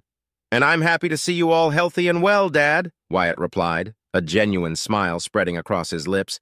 Hey, Wyatt, not to damper the mood or anything, but, can you afford a video call? Wham asked, now that the immediate fervor of bubbling emotions was settling down. Wyatt winced slightly at that, but nodded. Not to worry, I can easily afford it, he replied, choking a bit on the easily part. I'll be sending you a large sum of money directly to your account, Dad. Oh, son, don't be ridiculous. Seeing you alive and well is more than enough to calm our hearts, Wirt replied, smiling at his son. Save your credits. We make enough as it is. Trust me, Dad. It won't be a problem, Wyatt explained cryptically. Just humor me, okay? Put your data chit on the screen and I'll make the transference. Very well, son. If you insist, I won't object. But you must tell us how you were to get your hands on enough credits to not only afford a video call, but also send some of it to us, Wirt said, standing up and going to the screen. He produced a credit chit from his left pocket and connected it. There, ready. Wyatt made a few clicking noises, and a few seconds later he sighed tiredly, but was also relieved. During the process, Weskel looked at his brother closer and noticed some oddities. For once, he seemed to be sitting on what appeared to be a private booth. Second, he was clean, more than usual, especially for a compost hauler. He also seemed more muscular than he'd ever remembered his brother being. Finally, he noticed his uniform and his eyes widened. What the fuck? Weskel exclaimed, gaining the attention of his entire family. Wyatt, why the fuck are you wearing an officer's uniform? Just as quickly, all eyes turned to Wyatt to confirm Weskel's exclamation. It only took them a few seconds to realize that it was true. Wirt Staples took a step back as a gasp escaped his throat, and his legs trembled when he noticed the rank insignia on his son's uniform. Wyatt! You're a lieutenant? Wirt exclaimed, his voice raspy and incredulous. How? How did that happen? You're a commoner. Wyatt's cheeks burned and he scratched the back of his head, looking decidedly uncomfortable. It's a long story, everyone. Over a month ago, I happened to come across the royal yacht and more or less ensured the survival of the vessel and its occupants. I met the prince himself. He paused as his whole family went agape, but continued after a few seconds of stunned silence. The prince rewarded me by making me a lieutenant, and I joined his forces. I've been a part of his fleet ever since. But the prince! You met the prince and he rewarded you with such an honor? It was Winona Staples who made her voice known first. Does that mean you're fighting for His Majesty's right to rule? Wyatt nodded sheepishly. I am, Mom. Guess that means you're not part of the Third Fleet anymore, Wham said, still shaken by the revelation. Had I not encountered the royal yacht and learned about the coup elsewhere, I would have deserted my post. Consequences be damned. I am no traitor, Wyatt said in a reassuring tone. You better have, Wyatt. I like you a lot more alive than dead, Weskel commented, causing his brother and father to share a short-lived chuckle. So where are you now? I don't think you're anywhere near Caiston territory. Wyatt nodded as he took a deep breath. I can tell you where I am, Wes, but I can't tell you much. I was allowed to contact you and let you know I'm alive and not much else. What I can tell you is that I'm currently on the planet Matcha, capital of House Finnegan, he said, as an apologetic smile formed on his lips. Dad, mind checking your balance? Wham ran off, and his footsteps resonated throughout their home for several moments until he came back holding an old but functioning data pad. Handing it over to his father, the older man connected his data chit to it and accessed his account to check his balance. His eyes went wide once more and he collapsed, only avoiding hitting the ground when Wham caught him. Fa! 400,000 credits? Wirt exclaimed, causing his youngest son to let go of him, also in shock. His wife was flabbergasted, and Weskel sputtered on his own saliva after hearing the amount delivered. Wyatt nodded. It is the amount I was advised to send you. I wanted to send you more, but I won't take any risks. That should cover anything you may need for a time and pay for Mom's treatment in full. Send more, Weskel muttered, feeling lightheaded. He had gone from dread and fearing he might have lost his older brother to being relieved, and was now being bombarded by shocking revelation after shocking revelation. Shaking his head, he slapped himself hard enough to make him groan in pain. Definitely not dreaming, he hissed and focused his attention on Wyatt. Why do you have so much money? Who did you kill? Wyatt's expression turned somber for a moment, then shifted to murderous glee before setting into his usual calm, measured expression. I can't tell you the specifics, but I have a lot more credits with me now, and that's not all. The credits were a reward for services rendered, and I'm... Wyatt, hurry up! We have to practice one last time before tomorrow's procession. A melodious, sweet voice called, unseen on the screen, but Wyatt turned to his right and nodded. I'll be out in a minute, Cynthia. I just need to say goodbye. Wham, blushing but with a shit-eating grin spreading across his face, laughed. The revelation of his brother's wealth pushed in favor of doing some sibling mischief. Wyatt! I thought you were too much of a Clixel chick to ask any lady out. Who is she, your girlfriend Tildy? Come on, bro, don't be shy. Introduce her to us. Shut up, Wham, Wyatt countered, cheeks blushing brightly. She's my superior and my friend, all right? Have some respect, honestly, he said with a final huff. Then he smiled sincerely. It's good to see you all again. I don't know when I'll be able to call you again, but for now, stay safe, okay? House Gimor declared itself neutral, so you can rest easy. The prince and his sister Clara are doing everything within their power to avoid turning this conflict into a civil war. A good measure of relief washed over all of them after hearing Wyatt's words. Then Wyatt leaned forth, his voice hushed. I have to go now, everyone. I love you. Oh, and please don't tell Mr. Warlow or anyone else that I'm a blue blood now. Excuse me, what? Weskel asked immediately, bewildered. You're a blue blood? To be specific, the prince ennobled me to the rank of Knight Banneret. That's all I'm allowed to tell you.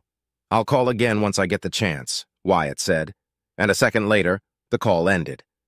Oh, Wirt mumbled, blinked twice in surprise, and then fainted where he sat. Wyatt! Noble! Knight Banner! Wham started, but fainted, joining his father's side a moment later.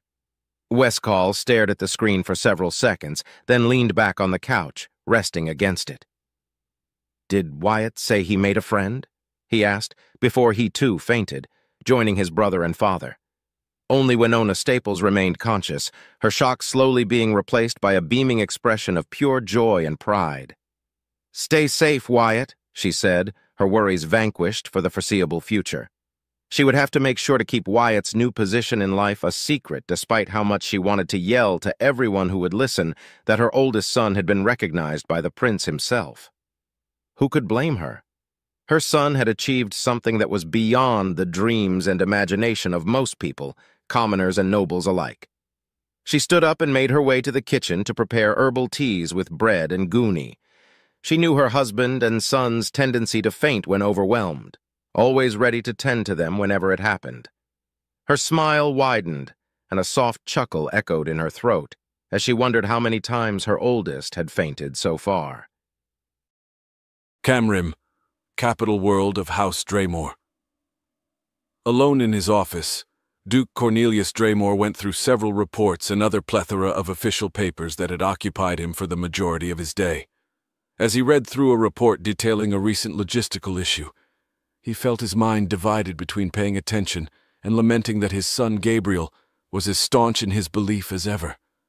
"How I wish you could be at my side, Gabriel," he muttered softly before signing the paper and placing it on a much smaller pile to his right. Suddenly he froze as an internal request for an audience came through from Veronica. A thought later he gave his permission, and the doors opened while he took a professional stance behind his desk. In came his beautiful daughter, Veronica Draymore, a source of both pride and sorrow in his heart. She closed the door behind her, sealing them once more, and walked up to his desk before dropping to knee in full reverence. Cornelius resisted the urge to roll his eyes at her display and merely raised a hand in dismissal. "Veronica, you need not kneel nor bow before me. You're my precious daughter." Veronica shook her head, her blonde, braided hair swaying weakly. "I may be your daughter, Lord Father, but I am but your humble hammer. I pay my respects as it is intended and right," she replied with unquestionable conviction. "If that will make you happy," the Duke said, signaling her to stand up. Of course she obeyed instantly. "What troubles you, Veronica?" "My Lord Father, I come to inform you that House Ivali is no more. The ruinous traitors conspired against your just rulership and planned to defect. I made sure that the heads of these traitors were departed from their ungrateful shoulders, their entire bloodline destroyed and laid to waste," Veronica stated, beaming with pride. Cornelius narrowed his eyes, quickly accessing the network and the database to find who belonged to House Ivali and its history. A fairly powerful house that focused its reputation and power on commerce, construction, and the production of basic consumer goods. Lackluster military achievements, loyal and diligent. At first glance, he failed to see why or how they could be traitors. "I trust that you have sufficient condemning evidence?" he asked, his voice somber and heavy.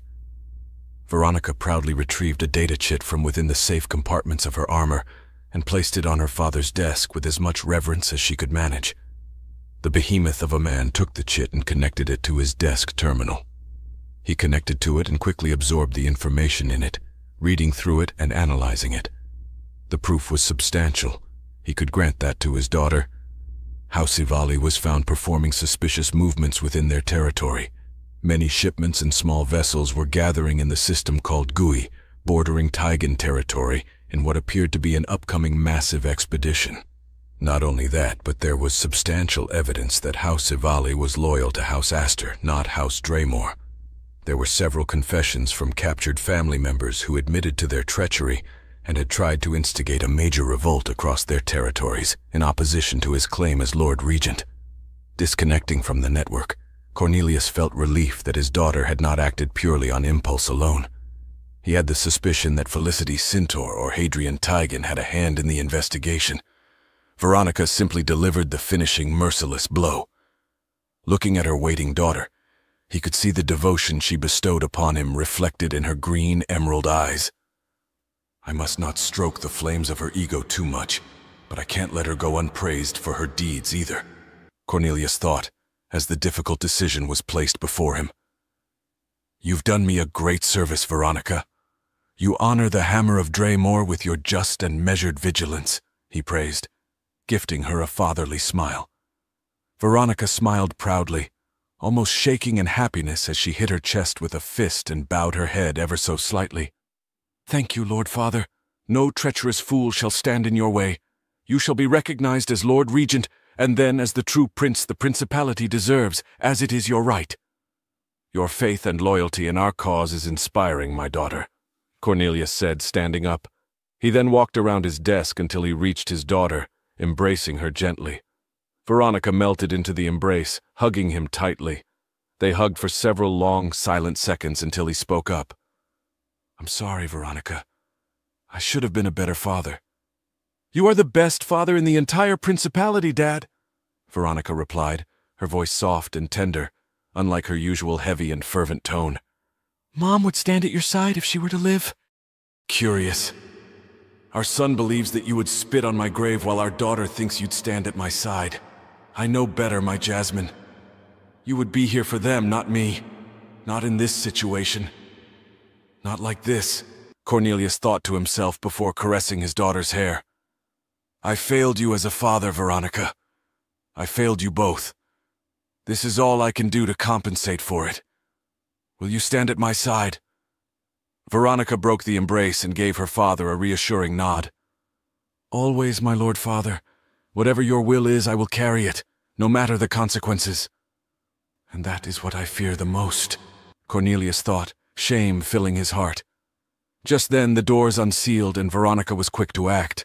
She turned in a blur of motion, drawing her blade and activating it alongside her armor, ready to face any enemy that may come through that door. Instead, one of his many aides entered the room in a hurry. You dare enter the same room that your Lord Regent is occupying without prior notice or warning? Veronica half-shouted, demanding an explanation. The aide fell to his knees a few meters in front of her. I am so terribly sorry, my Lord Regent, my Lady Veronica, but I acted upon your orders, my liege, he said, excusing himself before presenting a simple blue ribbon with a white dot at each end. Cornelius understood immediately, and placed a hand on her daughter's shoulder, calming her down. Stand down, Veronica. He means us no danger and has carried my orders to the letter. I've been expecting this response for several days now. Veronica glared at the aide one last time before deactivating her armor and sword, sheathing it, and glancing at her father. I was not aware of such orders, Lord Father. There are dealings only concern my attention, Veronica. Do you understand? He asked. Predictably, Veronica nodded. Of course, my Lord Father. If it doesn't concern me, then that is your decision and I abide by it. What may I do for you now, my Lord Father? Return to your duties, Veronica. But next time contact me before deciding the fate of an entire house. Only I shall decide their ultimate fate, Cornelius said, as he took the ribbon from his aide, dismissing him with a wave of his hand. The aide was more than happy to obey as he rushed out of the office. Of course, Lord Father, I shall carry your orders, Veronica replied, giving her father a salute before leaving his office. Once the doors were closed and sealed, Cornelius returned to his seat and cleared his throat. Alpha Protocol, Starman, enabled. Authentication code, LGNK017BNH, codename INTI. As the final words escaped his lips, the entire room resonated as an energy field distorted the air and molecules in it, creating a true zone of silence outside the confined bubble around the Duke. His desk terminal glitched to life, sending out multiple errors and a scrambling static until the screen settled on a blue background with a singular white dot in the middle. Duke Cornelius, a synthetic voice spoke. Greetings, the Duke replied, his voice vibrating uncomfortably but nothing he couldn't endure. Is there anything I can help you with? We should be asking that question, Cornelius. We may not have many eyes and ears in the Principality, but we are neither blind nor deaf, or mute for that matter. Our time is limited. Will you succeed? The voice asked in a serious tone. We knew that a clean victory was unlikely, Cornelius replied nonchalantly. I have the upper hand, the numbers, the ships, and the forces necessary to uphold and honor our deal. That's not an answer. Cornelius closed his eyes for a moment before his expression turned stood and firm. Your contributions have been most useful, though some of my subjects fail to see their true potential. I've lost over 50 ships already, most of them being Corvus frigates. A substantial loss, but not entirely outside our expectations. We can't send you more ships, Cornelius. You'll have to manage with the resources at your disposal. One way or another, you must be recognized as the legitimate Lord Regent, be it through guile, ruthlessness, or bloodshed, we care not. Do not fail in your task, Cornelius. The future of the Principality is within your hands, the voice said as the screen began to distort again. We'll be watching and waiting for your results, Cornelius. A second later, the screen went black. Disengage Alpha Protocol, Starman, he said. and the uncomfortable bubble around him disappeared in an instant. Cornelius closed his eyes, took in a deep breath, and resumed his work. He had much, much more to do. Matcha, capital world of House Finnegan, Grand Palace. From the moment the planet named Matcha was visible to the naked eye, Wyatt felt astonished by it. In his mind, Volantis was more beautiful, but that was the biased opinion of his homeworld, no matter how ultimately insignificant it was. Matcha, on the other hand, was unlike any planet he'd seen before. There were at least a couple dozen different orbital stations around the planet, the smallest of which dwarfed Volantis's space station. Then there were the Lagrange shipyards and anchorages, where ships were produced and stationed for a myriad of reasons. But out of every technological wonder that was not the Noir Navio, seeing the orbital ring around the blue, gray, and yellow planet illuminated by the orange light of its local star was an awe-striking experience. The planet didn't have oceans. Rather, there were several large seas scattered across its surface, with plentiful mountain ranges and a wide collection of climates with crossing rivers and smaller lakes, giving the surface an exotic allure. There were everywhere near the seas, and sitting near the bases of mountain ranges, as in space a constant flow of civilian-grade ships docked and undocked from the stations, whilst shuttles did the same, towing all manner of goods. As Wyatt sat on the balcony staring up at the sky, faintly able to see the orbital ring, he felt his heart racing as the time ticked by, but his smile remained strong and vibrant. He had been able to see his family again and send them as much money as Clara had advised him to. That made him chuckle in both embarrassment and good humor. It wasn't the first time I'd fainted in front of them, but it was still rather embarrassing that they got to see me like that, Wyatt thought as he turned his gaze away from the sky and onto the scenery in front of him. The trees were lush but small. The grass, flowers, and plants that made up the immense garden of the palace were beautiful to behold, even if the grass was more orange rather than the green he was used to. Away from any major population center, the Grand Palace of House Finnegan was a veritable fortress of carved stone, metal, woods, and luxury so outrageous that he couldn't begin to fathom how much the price of the chair he was sitting on was. At the thought of his family and financial inquiries, he turned his gaze to Clara as she continued to do something in front of a mirror while Cynthia stood behind her princess. Her red armor was polished to perfection, her long blue hair lush and sparkling, while her hands ran down Clara's blonde hair as she used a brush on it. Whatever Clara was doing seemed to be important as she stared at her reflection, smiled for a few seconds, then sighed, and used her hands to massage her cheeks, cheekbones, lips, and nose for a few seconds before trying again. "Nervous?" Clara suddenly asked without looking away from the mirror. "How does she do that? Does she have the visual field of a Yikanti?" Wyatt thought before straightening his posture. Clearing his throat, he answered, "Very." "Understandable," Clara replied without her usual playful tone. She paused for a moment, smiling at the mirror for several seconds before sighing in frustration once more. "You had very little time to practice, but Cynthia assures me you won't bring me any shame." A chill ran down his spine for a second before replying, "I can only promise to do my best, Clara." "I ask for no more than that," Clara answered. "Was your video call with your family enjoyable?" Wyatt's smile returned as he nodded once. "Yes, it was enjoyable, albeit short. I was lucky enough to see them all already gathered together." "Thank you, Clara, for allowing me to see them again," he said with deep respect for the princess. "I know you must be disappointed that your reunion was short-lived, Wyatt. However, it had to be done," Clara replied. Wyatt shook his head. "Not at all. Seeing them was more than enough. I even got to see Weskel, though that was because the news about the coup reached them. I followed your advice and orders, Clara. You know more than I do. Who am I to question you? On this particular field, I won't contest your words of praise and self-flagellation, Wyatt," came the princess's reply. "Economics and the proper handling of credits is something that, sadly, almost no commoner is ever instructed on. And nobles? Most members of the nobility don't care for it as long as they have credits to use and waste on frivolous and facetious things." She paused for another moment, smiling at her reflection, and this time obtaining a more favorable result, but not the one she desired yet. "Such a shame, really. All military branches are filled with low-standing, exiled, or fallen nobles because of it. Not to mention fourth, fifth, or sixth offspring and branching houses. Competition is fierce because of that, but not the desired type of competition. What is she talking about? Blue bloods are always trying to outdo each other because of their damnable honor, pride, ego, and dignity. Or maybe there's more to it than that, Wyatt thought with mild concern due to Clara's tone. It was cold, but conveyed a certain level of sad disdain. I'll ask Gregor, Raquel, and Nultar during our next training session. And you, Wyatt, Clara continued after a brief pause, are what can be described as fresh nobility. More so than anyone else, you must learn to handle your newfound wealth intelligently. Your desire to send your money to your family was a heartfelt but foolish decision. Do you remember what I said? Wyatt nodded.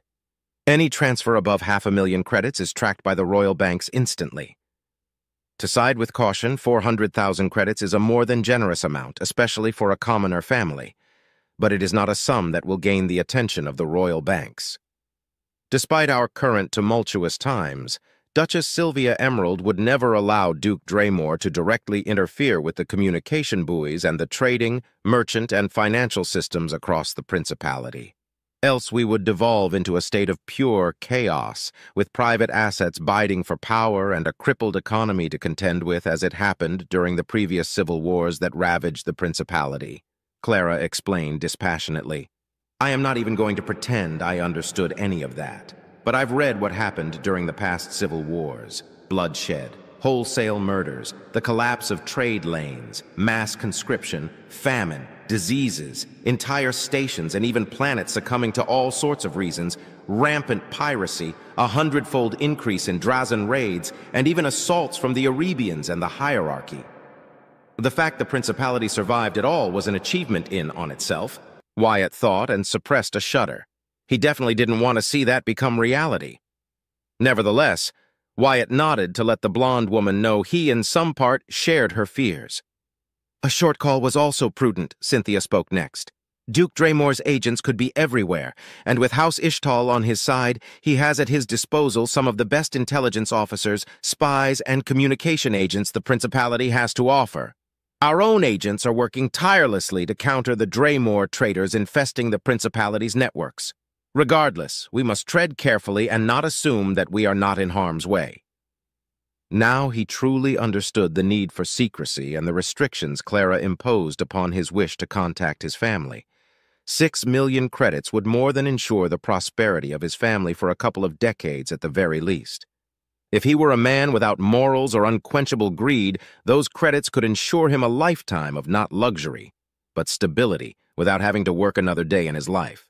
He never craved for much, never wanted anything above his position in life, and that hadn't changed. So what was he to do with his remaining wealth? At Clara's behest, he retained 1 million credits within his immediate account for any purchases he might desire. The rest, excluding the 4,000 credits used, had been taken by Clara in good faith and put in various places the moment they reached Matcha and they connected to the Principality's network. Her only explanation was that his money could grow in the proper places by making the right investments. The princess, bless her heart, had tried to explain to him how that worked, why it was important, and the value of the market. But I learned little to nothing. All I really learned is that those things are complicated and, somehow, important. Like that thing she said, compound interest, was it? How can credits make more credits if you don't work for them? Credits are only good to buy the things you need to survive and to save up for when you need medicine. Putting them in other places just waiting sounds so counterproductive. But she's the expert noble, and I'm still just a commoner with a noble title. All I can do is trust her. I don't see why I shouldn't, Wyatt thought to himself. Worry not, Wyatt. Every network is in a state of chaos. Your call and transaction have gone undetected. Without a proper registry of house staples, such movements are seen as done by a mere commoner. There's no reason for any Draymore traitor to search through such channels despite the signal originating from here, Cynthia explained, reassuring the black-haired man and gifting him a pleasant, friendly smile. Ah, there it is, Clara exclaimed before Wyatt could say anything. At long last, she let go of her face. Just in time, too. My brother dearest has contacted me. The procession shall begin in half an hour. Is my hair done, Cynthia? "I will need 5 minutes, my princess," Cynthia replied, never stopping her work. "You shall be the envy of every lady present, my princess." "Flattery is not your strong point, Cynthia. Nevertheless, your pointed comment is much appreciated. More importantly, Wyatt," Clara said firmly. "Yes, my princess," he replied, ready to drop to a knee at a moment's notice. "After the procession is done and the party begins, remain at my side at all times. I forbid you from mingling, as it were," Clara ordered. Wyatt stared at her, watching her face and the reflection in the mirror. For a second, he could have sworn her eyes lost the spark he'd come to grow accustomed to, replaced by a cold indifference that was deeper and much more terrible than what she showed when dealing with Uriel Hoax. "Wouldn't dream of it, Clara," he replied in a more casual tone, forcing his body to relax even as his immediate instinct was to appear as submissive as possible before her. Clara blinked, and the coldness in her eyes vanished, replaced by a more neutral and serious demeanor. "I do this for your own protection, Wyatt. You do not know proper protocol. Your house is unknown and new, unestablished yet, but as Knight Banneret of House Astor, your value is immense. Many less than reputable people would do anything to gain your nascent power and influence." Wyatt frowned, now that he understood perfectly. "And use me as a pawn in their games for power, influence, and whatnot, right?" "I am relieved that you understand their end goal, Wyatt. Your instincts are sharp, but there are those who will lie to your face, cover their words with the sweetest honey, and promise you unbelievable rewards. Masters of puppeteering and deception. Lending them an ear is to invite disaster for yourself." She paused and glanced at him. "I will not allow you to suffer such a fate, Wyatt." "Not to mention that's only half of what you have to worry, Wyatt," Cynthia continued, her voice serious and direct, like when they first shared a conversation. "The most formidable and dangerous foes shall be the ladies present." "What?" Wyatt asked himself, as his brain did a double-take on what he'd just heard. "How can they be more dangerous?" he blurted out. "And adequately handsome and unmarried," the princess said, putting extra emphasis on that particular word. "Knight Banneret has appeared right before their eyes. What to do? Sit back and let others make the first approach? The shame, the disgrace. No, you will be sought after, my dear Wyatt. Unmarried ladies, and perhaps those already betrothed but seeking a better prospect, shall take their chance to gain your eye, attention, and, most certainly, your carnal candor for no other reason than to place themselves as high as possible within society," Clara explained. "It wouldn't matter if you were appealing to the eye or not in any case, Wyatt. They will come, and they will attempt to use their feminine guile to get what they desire. My princess, these ladies will fight among themselves for the chance to be the one who snares our star pilot and newest Knight Banneret of your house," Cynthia added. "It is fortunate that Wyatt Staples is not a man who seeks the warmth of a lady to comfort his bodily desires." "I'm not sure if she's serious or if she's mocking me," Wyatt thought, disturbed and taken aback by the turn in the conversation. "I suppose that love is not what they desire?" he asked with sarcasm. "Privileged are those few that manage to allow love, trust, and other such sentiments to build a relationship without sacrificing their standing within their houses. In the games of political power, influences, and personal standing, such silly things as love are anathema. They will lie, they will cheat, and they will use their beauty, their sweet-sounding words, and their bodies to gain what they desire. Do not let them win, Wyatt, no matter how succulent their fruits may be," declared the princess. "I understand," Wyatt replied as a shudder coursed through his body. He wasn't ignorant of loveless marriages or arranged ones. Not everyone could be as lucky as his parents, even among commoners, after all. But the prospect of being the center of attention of so many proverbial noble ladies felt disgusting now that he had been warned of their more than likely intentions. The following minutes went on in silence until Cynthia finished brushing Clara's hair. If they were to ask him how it looked, he wouldn't be able to tell the difference. But whatever Cynthia had done seemed to please Clara. That was all he cared about, and the only thing that mattered. As they left the room, the waiting Royal Marines formed around the princess, and they began to walk. Wyatt couldn't help but examine in detail the impossibly exquisite dress Clara was wearing.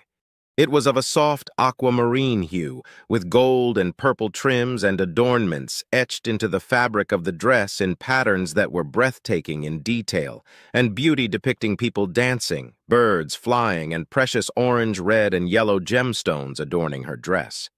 A necklace of platinum graced her neck, crowned with a multicolored gemstone he had never seen before with the crest of House Astor on it.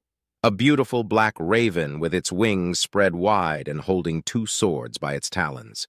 Her arms were covered by long sleeves the same color as her dress. They stopped a few inches from her shoulders and the puffs adorning them.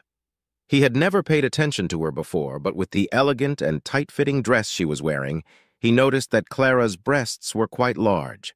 Averting his gaze from her chest, he focused on the smooth, long dress that at first glance seemed restricting on her legs, but the fabric moved in accordance to her own, molding itself against her flesh to never hamper her movements, even as some of it dragged behind her across the floor. Her feet were covered by some sort of heeled shoe he'd only seen on some ladies back in Volantis. The clink-clank noise it made against the ground was both soft and demanded attention. And all of that splendor was nothing compared to her face.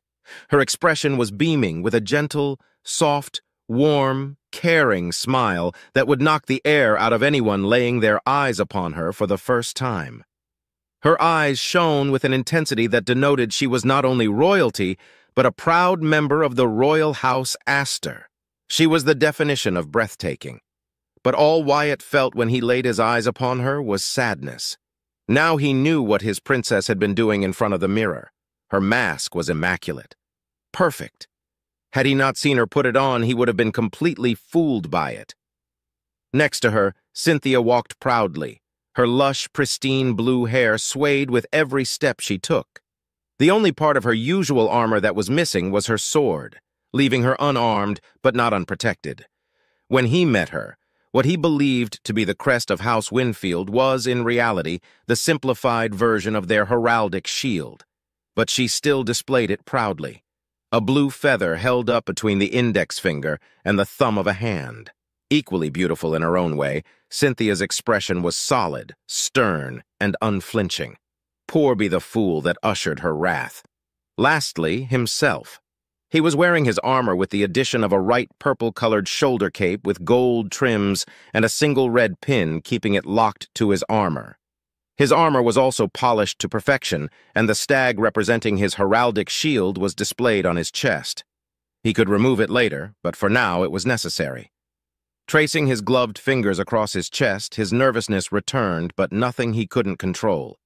They walked through empty hallways with nothing but the sound of footsteps and Clara's heels for company until two Royal Marines opened a set of doors revealing the Prince, Commander Redford, Commander Juliana, and the other commanders, plus several aides and other nobles. The men wore stylish uniforms or expensive-looking formal clothes with more garments and other accessories on them than actual clothes. The women were similar, though most of those present chose to wear a formal dress. Juliana, of course, wore her uniform. When the prince saw his sister, he stopped the conversation he was having with Marchioness Amelia Finnegan. She was a tall, mature woman with sand-colored skin and several freckles adorning her cheeks. Her eyes were golden, and her hair, black as the night, was long and pristine like obsidian. Other members of her house also surrounded the prince as he broke off to greet his sister.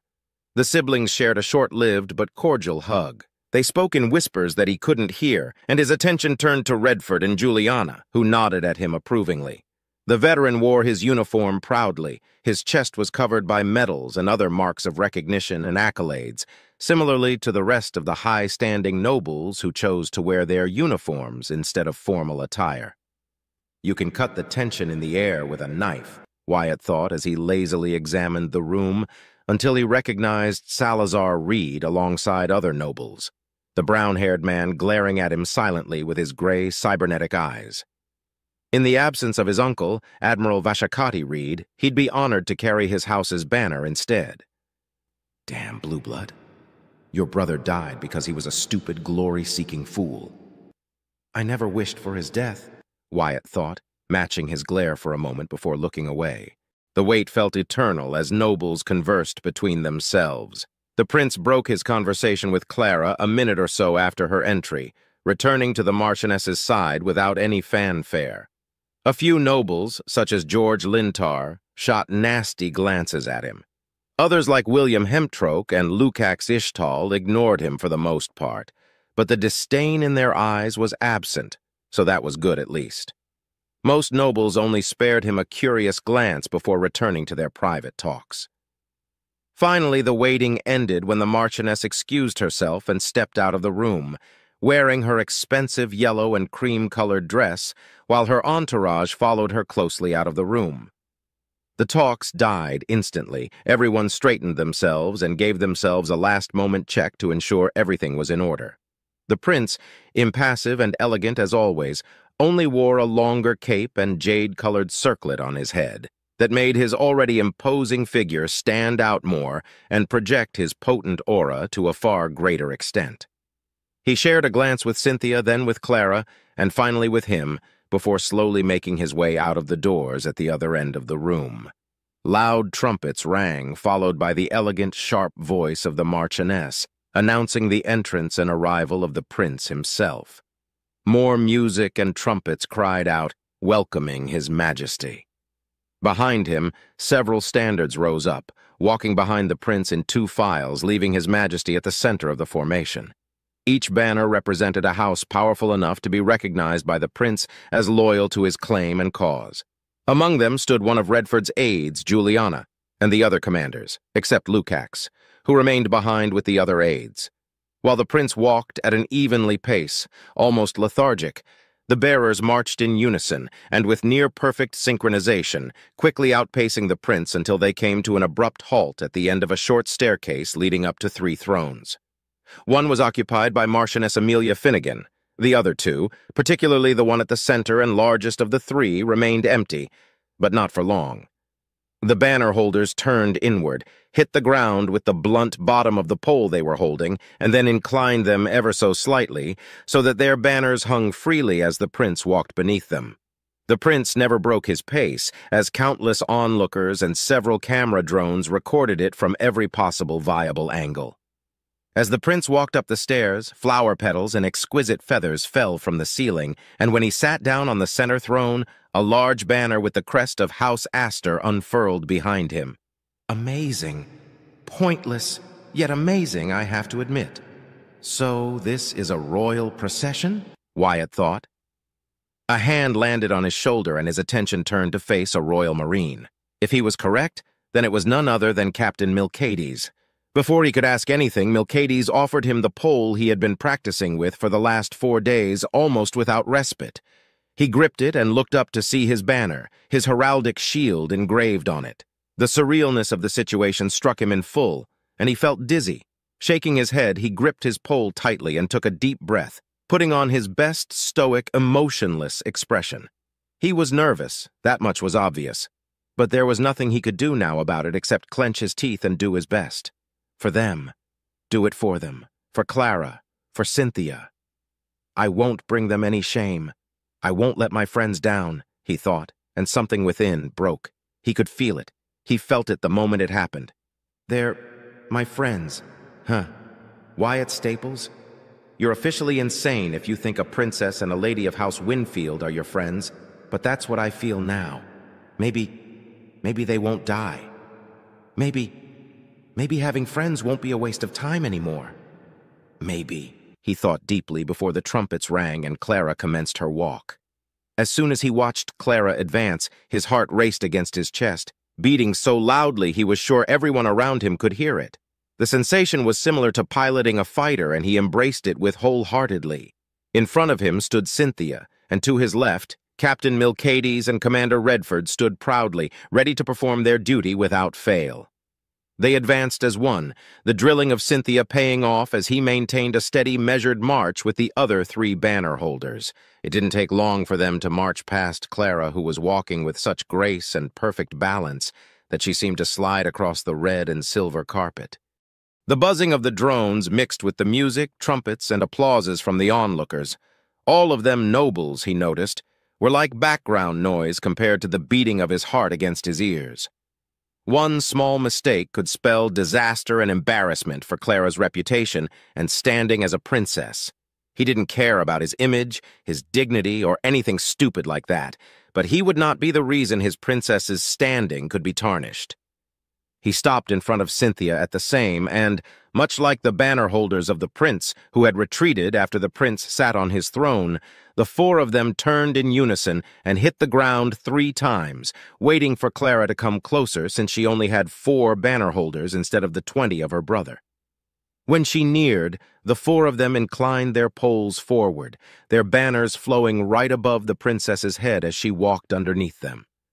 Just like with the prince before her, flower petals and feathers rained from above when she walked up the stairs, making her way to the last remaining throne.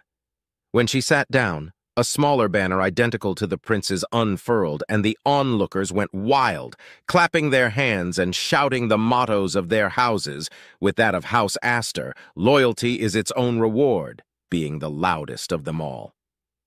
Now came the most difficult step, he reminded himself. He hit the ground once and took a step back. Another strike, another step back. It had to be done in synchronization with the other banner holders, and so far no mistake had been performed. 2 more strikes, 2 more steps, and it was done. Cynthia's rigorous training had paid off. "You were stiff at the start. We had to compensate for the last moments of the march since your pace was off, and you inclined your banner 2 degrees extra." The voice of Cynthia rang inside his mind while the blue-haired woman remained still and as unbending as titanium. "All in all, you performed much better than I had feared, Wyatt. Congratulations. Now that this is over, once we return to the Noir Navio, we can continue with your physical and melee training." Oh, how joyous, Wyatt thought with dismay. Noir Navio docked to Matcha's Lagrange 5 anchorage. "I bet they're happily enjoying all sorts of exquisite foods and drinks down there," Leopold said, idly scratching his scar as he stared at Matcha off in the distance from the observation deck of the monumental anchorage station. Beside him, his teammates and several other personnel ate standard rations, gambled, drank, or chatted. "Do you not pay any attention whatsoever to what I say?" Gregor asked, before taking a sip from a flask he was holding. "Only when you say something half worthwhile, Blue Blood," Leopold replied with a small smirk. Gregor took another sip and Raquel took over. "Leopold, what makes you think they are preoccupied with eating good food and drinks?" "The party," Leopold replied. "Did you see Wyatt? Man, I couldn't have held to that thing if I'd tried with so many blue bloods around me." No offense, Raquel," he was quick to add. "After the procession, they're going to a party, right? Lucky Wyatt. And here we are, stuck on this station while he gets to eat, drink, and hang around beautiful ladies. Worst shore leave ever," the pilot complained. Raquel's mouth opened, and she turned to Gregor with an expression that read, "Is he serious?"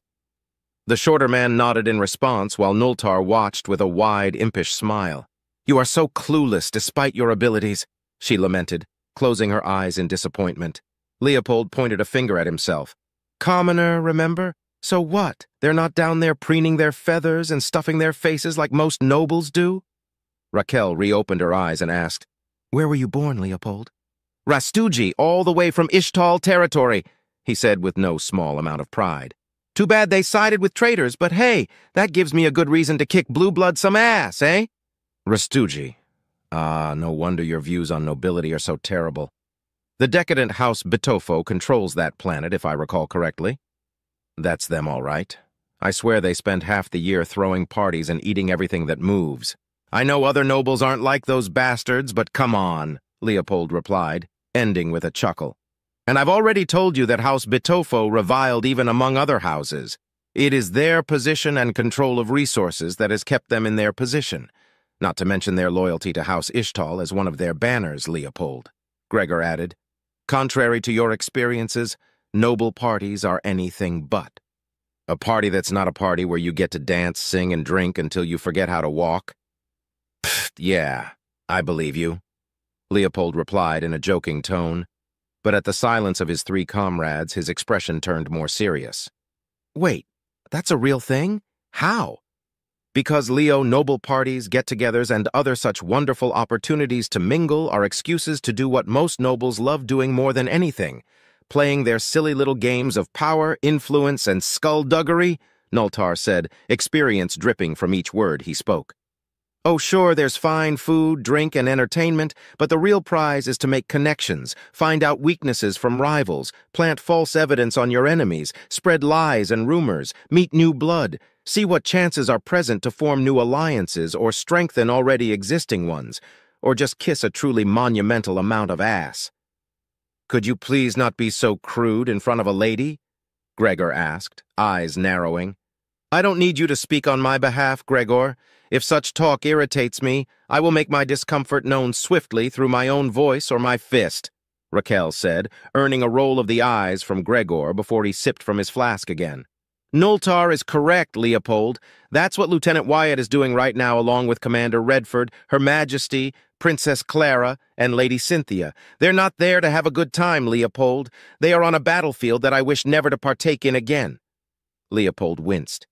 Forget anything I said, then. I'd rather stay here. Speaking of which, why are we here? The rest of the damn fleet is spread across 3 other anchorages, but not a single other ship is here. It is not for us to know. Princess Clara ordered we would dock here, and here we are, Noltar said with a shrug. Besides, it isn't too bad. Everyone got paid, plus a small bonus. Even the recruits from Woodshaft got an initial payment. So all of us get to enjoy ourselves for however long the princess plans to stay. Speaking of that, what are you drinking, Gregor? Gregor swallowed his latest sip and raised an eyebrow. Wine, he replied nonchalantly. I thought you hated alcoholic beverages, Leopold asked, confused. I'm the one that loves getting shit-faced around here. My implants can handle it. It has a low volume, Gregor answered, taking another sip. It helps me focus and think clearly. Think about what? Leopold asked. Wyatt's words, actions, and how is it possible for a commoner to be such a masterful deceiver and planner, Gregor replied, closing his flask. Did you hit your head or something, Gregor? Leopold asked, concerned. Raquel crossed her arms and hummed deeply. So you've noticed it too, Undaj? What about you, Okara? I have my doubts, but I can't see any other reason, Noltar replied. Leopold stared at the 3 of them for several seconds, mouth agape and completely bewildered. What, in the prince's name, are you 3 talking about? You can't be that stupid, Leopold, Gregor began. The prince relied on him to root out the conspirators within his circle. He relied on him. A royal put his trust in a mere commoner? A laughable proposition. Not only that, but he has gained the trust of Princess Clara. Lady Cynthia, a bloody Winfield, is personally training him. Why? How? And Commander Redford gave him the right to choose his teammates for his named fighter squadron, Noltar continued. A commoner is a commoner, after all. Wyatt Staples can't possibly be just a commoner. He has placed himself squarely within Princess Clara's entourage, perhaps even within her inner circle. The thought alone makes me uneasy, Raquel added, eyes narrowing. And his words during our second day of training, they sounded so sincere. I believed him. But it can't be true. It just can't. Leopold stared at his companions one at a time, waiting, praying, hoping to see them crack a smile, a smirk, anything. But as seconds passed, a choked, rasping groan of disbelief escaped his throat. Guys, Wyatt isn't some sort of mastermind, didn't you hear him? He fucked up, simple as. He was going through a damn panic attack. I know I talk a lot of shit about nobles and your privileged positions, but I don't know if I could have handled being elevated the way he was. You're simply naive, Leo, Gregor continued, lamenting the ignorance of his friend and teammate. The disastrous day prior and his apology were but a test. A ruse, if you will. He was testing us and our resolve. We passed. Barely, I fear. He's been testing our weaknesses and strengths, measuring us, to see if we are worth our standing. He has given us ample room to voice our opinions and doesn't belittle our failings. He's unlike other team leaders and officers I've served under. It is disconcerting how different he is, Raquel seconded, as Noltar nodded in agreement. Paradoxical, approachable, talented, and has the aptitudes of a great squadron leader, perhaps more. Yet he is humble and shows no interest in furthering his position and influence. Then again, he has the attention of the prince himself and the ear of Princess Clara. How much higher can you truly go than that? You 3, Leopold said, barking a laugh, have gone insane. Wyatt was a gosh darn compost hauler. He named his squadron composters for crying out loud. Yeah, he saved Princess Clara and he's done some pretty insane stuff, but that doesn't mean he's been planning all of this from the start. Do you honestly think that Wyatt Staples, the man that barked at the command of 3 blue bloods, yeah, I was there when it happened, would be this crazy mastermind all of a sudden? Then how do you explain everything he's done? Very few nobles would even consider admitting to having failed in their tasks, let alone apologize to their subordinates the way he's done. It's as if he has no concept of pride and honor, Raquel questioned. That's because he wasn't a noble until recently, morons, Leopold cried out. You're seeing censor ghosts where there are none. Wyatt is earnest and honest. Too honest, in fact. And he ain't a backstabbing prick like most nobles are. He ain't waiting to use us for his benefit or test us for some confounded reason. He's just trying to do his best in a position he never wanted in the first place. At least I know I wouldn't want to be a bloody noble. No offense. Whatever the case may be, Noltar said in an uncharacteristic serious tone, you cannot deny that every circumstance surrounding him is beyond the norm. Is he really who he claims to be, or have we just seen the man he wants us to see? You are all crazy, Leopold said, exasperated. You'll see I'm right. Wyatt may be a noble now, but he is a commoner at heart. He may change in time, but he's not a shadowy mastermind, he said, and turned his attention back to Matcha. I really wanted to go and meet up a few girls, though. On that, Leo, we can agree, Noltar said. His usual jovial tone returned. Raquel glared at the two while Gregor took another sip from his flask, his eyes narrowing as he, too, stared at the distant planet. Matcha, capital world of House Finnegan, Grand Palace. After the ceremony ended with the closing words of the prince proclaiming that Duke Draymore would be defeated and that the fight had just begun, the already large room began to move and shift. The walls opened up, pillars rose from the ground, and a horde of servants came through to place tables, chairs, cloths, and a plethora of utensils all over the expanding room, now easily 3 times as spacious. The prince rose once the servants were done, placing countless trays filled with foods he'd never seen before, exquisite dishes, extravagant drinks, and lavishly decorated plates, silverware, and glasses.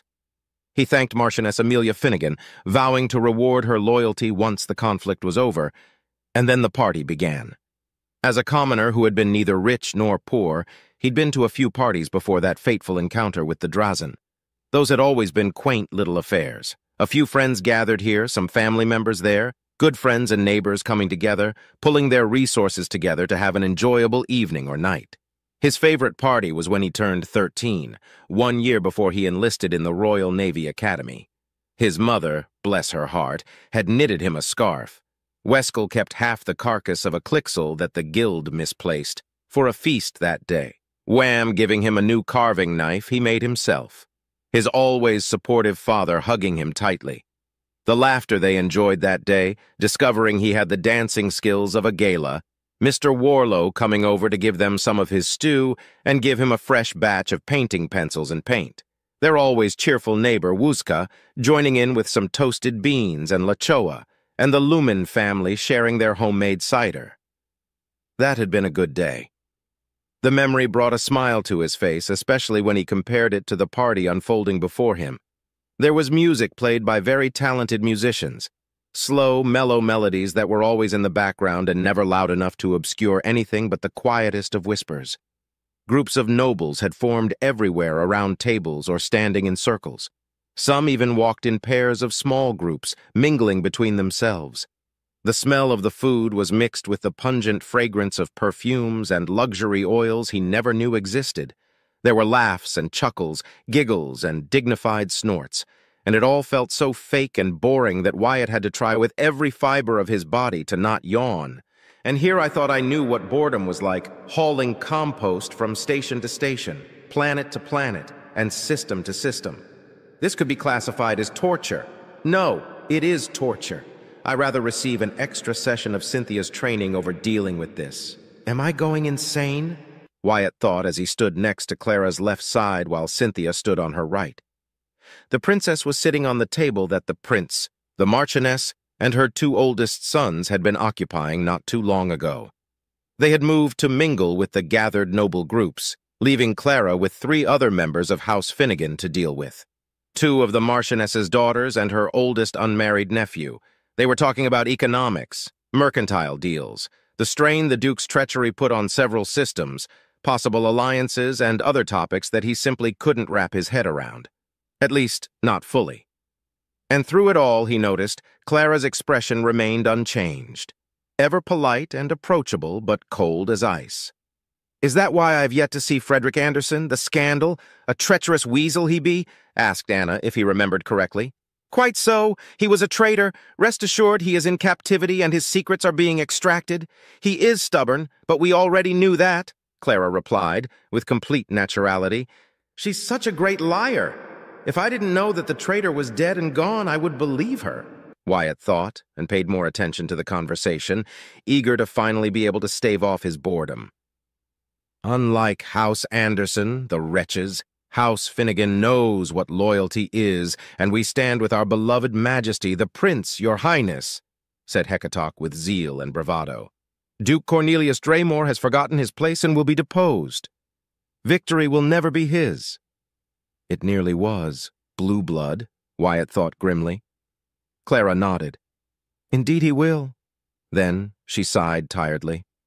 Just thinking about all the reforms, purges, elevations, degradations, investigations, and trials that will follow my uncle's defeat is tiring. Rest assured, those loyal will be recognized. Wyatt sincerely hoped that was the case, that Duke Draymore would be defeated.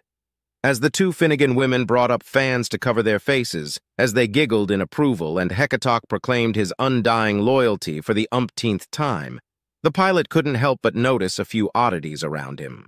Firstly, behind the Finnegan women stood 4 maids, all beautiful with cybernetic eyes. Were the Finnegans so powerful that they could afford to have other nobles as servants? Even so, these maids wore fine-looking dresses, and not only them, almost every lady present wore dresses that were so extravagant that it hurt to look at them. If there was a word that could describe it, that would be gaudy. The lords were no better. While not as extravagant, their formal attires were borderline distasteful with how many adornments they had on them.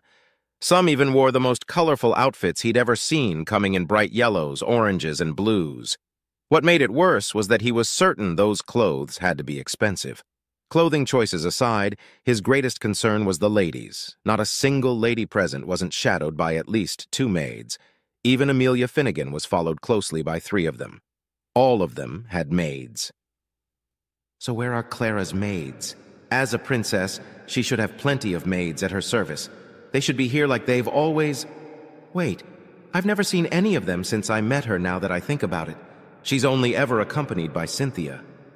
There were at least over 200 survivors from the royal yacht, yet none of them were Clara's maids or servants. Did they die? Were they captured or left behind? Wyatt pondered as the realization manifested in his mind. Now that he was fully awake, the other oddities became bigger problems. The prince was constantly assaulted by other nobles wishing to either extend a cordial greeting or establish a brief conversation with him or those closest to him, like Juliana and Redford. The same happened with Amelia Finnegan and a bunch of other nobles of renown present, such as George Lintar, Lukacs Ishtal, William Hemstroke, Vivian Taravis, and Hannah Talaro, plus many more he had never met before. But Clara was being actively avoided. Looking closer at the 3 Finnegan present, he was now able to see their unease. The fidgeting, the nervousness in their movements, the repeated proclamations of loyalty to the prince and House Astor. It was clear that they didn't want to be there, but were either forced or ordered to remain at her side. Most of all, he noticed the fear in their eyes. Fear directed at Clara. Wyatt, the lady in the red dress is going to pretend to fall as she walks past you. Do not move to aid her. The voice of Clara was clear in his mind, breaking him out of his stupor just in time to see the aforementioned lady, and his heart skipped a beat. To call what she was wearing scandalous would be an understatement. The red, vibrant dress she was wearing was skin-tight, denoting her curvaceous figure, a rather generous cleavage of her bosom, and an equally vibrant red hair that shone against the light illuminating the room. She was breathtakingly beautiful, he had to admit. But just as Clara had warned, The moment she passed next to him, she suddenly lost her step and let out a soft gasp as she fell forward. Wyatt's first instinct was to rush and prevent the red-haired woman from falling face first onto the ground, but obeying Clara's command, he forced himself to remain still as a statue, only his eyes following her as she fell. Before her balance was completely lost, she miraculously regained her footing and unfurled a fan, covering half her face behind it. My, how silly of me. It seems I must have tasted too much wine. Apologies, my princess. I did not wish to inconvenience you, the red-haired quickly apologized. Pay it no heed. Mind your drinks, though. A lady must not embarrass herself, Clara replied, her mask unwavering. Of course, of course. Excuse me, my princess, for I believe my brother is calling, she said, excusing herself as she quietly left, followed by 3 maids and swaying her hips a bit more than what was necessary. What in the world was that all about? Wyatt thought to himself, but quickly remembered the warning Clara and Cynthia had given him. As he focused on the red-haired woman, she made a turn a few tables over and moved her fan away, partially revealing her face, which was, unsurprisingly, showing the frustration someone showed when a plan was foiled. As delightful as your company is, Clara said, and his attention was back on her. I'm afraid I wish to take a stroll through the gardens. I shall come back before the feast begins. Do not worry, I have informed my brother already. Feast? All of the food here, and this isn't the feast yet? Wyatt thought as a void appeared in his stomach at the idea of so much being wasted. The food and drinks had barely been touched, and yet there was to be more. What sort of twisted joke of a nightmare was he going through? In a not-so-subtle hurry, the 3 Finnegans left the table, excusing themselves, while Clara held out her hands. At the same time, he and Cynthia gently held her hand and helped her up to her feet. Wyatt moved the chair back, giving her ample room to walk, and silently followed her alongside Cynthia. As they walked, he noticed the frightened glances, the hostile yet chastened glares, and the way nobles subtly moved out of her way, afraid to come anywhere near her. As they exited the grand hall, the trip made their way to the garden outside where several other nobles were also making use of. The moment they saw them, however, they moved away, or hurriedly rushed back to the grand hall, muttering a weak Your Highness if they passed too close to them. Cynthia, stoic and unflinching as ever, never reacted while Clara replied with nods and polite waves of her hand to anyone brave enough to utter a word. It didn't take long for them to find a quiet place far removed from the music and nosy nobles. Sitting at the edge of a fountain, Clara let out a deep sigh and her mask finally fell off, revealing a tiredness that had been concealed for far too long. Insulting, honorless, misbegotten snakes, Cynthia finally made her voice known, deep and grumbling, acting as if we could not see them. My princess, you do not deserve such treatment. We both know they would never see me any other way, Cynthia. But your words are appreciated, my dearest friend, Clara replied before straining her neck to the side until a gentle pop was heard. Politics. So tiresome. That's what that party is all about? Wyatt asked, softly. I would hardly call that a party. Perhaps a banquet or a lavish social gathering could be a more apt descriptor, Clara replied, her voice sweeter but still retaining an edge to it. Behold, Sir Wyatt Staples, our allies, a wide collection of volatile, opportunistic men and women who would happily backstab each other for more influence and power. Such is the battlefield in which alliances are forged, bargains are made, deals are struck, and enemies are undone. But aren't they loyal to House Astor and the Prince? The Marchioness? Wyatt began, but Clara cut him off. Amelia Finnegan is many things, but purely loyal is not one of them.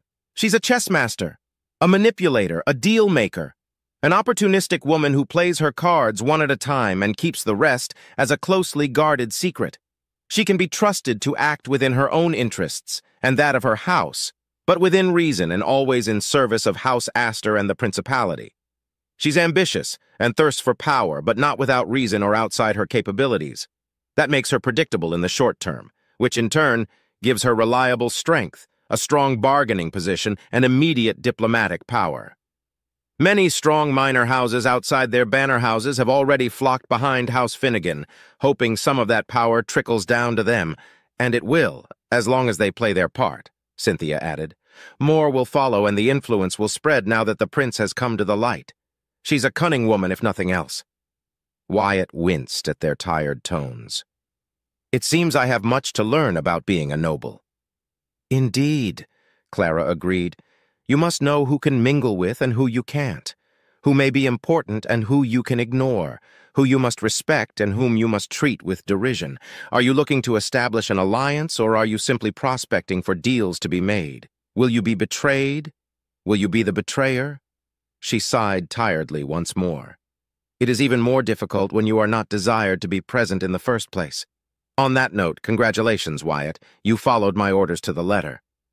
Many harpies and wanton wenches tried to approach you, but only one had the nerve to come close. Her attempt was even commendable and practical. She'll be dangerous to anyone dumb enough to fall for her, Cynthia announced, ending with a dark chuckle. Did you see them, Wyatt? Did you see the eyes set upon you like predators measuring the leap needed to catch their prey? Wyatt shook his head as he shifted on his feet a little, the cool air of the night proving to be refreshing. I didn't, actually. I was bored out of my mind for the most part. I caught a few glances and glares, but nothing else until the red-haired woman came along. What was that all about? A simple yet effective tactic. What sort of gentleman wouldn't try to aid a lady as she falls? Had you moved to aid her, she would have pressed herself onto you and tried to charm you with her beauty. She was indeed fetching. An easy proposition, Clara replied, moving her left hand back and forth in front of her. An introduction followed by a pointed remark on your physique, a subtle touch here, a clever, tasteful joke there, and the next thing you know, you are sharing a glass of wine sitting on a trap of her design. Wyatt frowned. Not after I saw the way she looked at you two, he remarked seriously. As you can imagine, I'm not the most sociable of people. You are the closest I've ever come to making friends since I was 7. He paused and looked back at the grand hall for a few seconds. Without your warning, Clara, I would have fallen for her tricks. But now that I know at least this much, I have no desire to get to know such women. Have you truly never tried to catch the eye of a fetching woman even when you were a commoner, Wyatt? Cynthia asked, eyebrow raised while Clara visibly relaxed her posture. Not really, he replied with a shrug. I've told you before, haven't I? I was planning to marry once I left the Royal Navy, and I got my pension and stipend assured. Truth be told, that was a maybe. The getting married and having kids part. Now that I'm a noble, I'm more inclined not to try too hard for that anymore. Do I have to marry? Is that like a law or something? It is entirely your decision, Wyatt. However, I would highly recommend waiting until this conflict is over to think about marriage and progeny. We could very well not survive, after all, said the princess. For now, let us focus on the issues at hand. Wyatt nodded. If that's the case, Clara, may I ask you something? Clara tilted her head slightly. Taking it for a yes, he continued. Why was everybody avoiding you? You're Princess Clara, an Aster. You should have been swarmed by suitors, unless you're married. Are you married? Come to think of it, how old are you? I am astonished at your lack of tact, Clara exclaimed, smiling and laughing for several moments while Cynthia face-palmed and slowly shook her head in disapproval.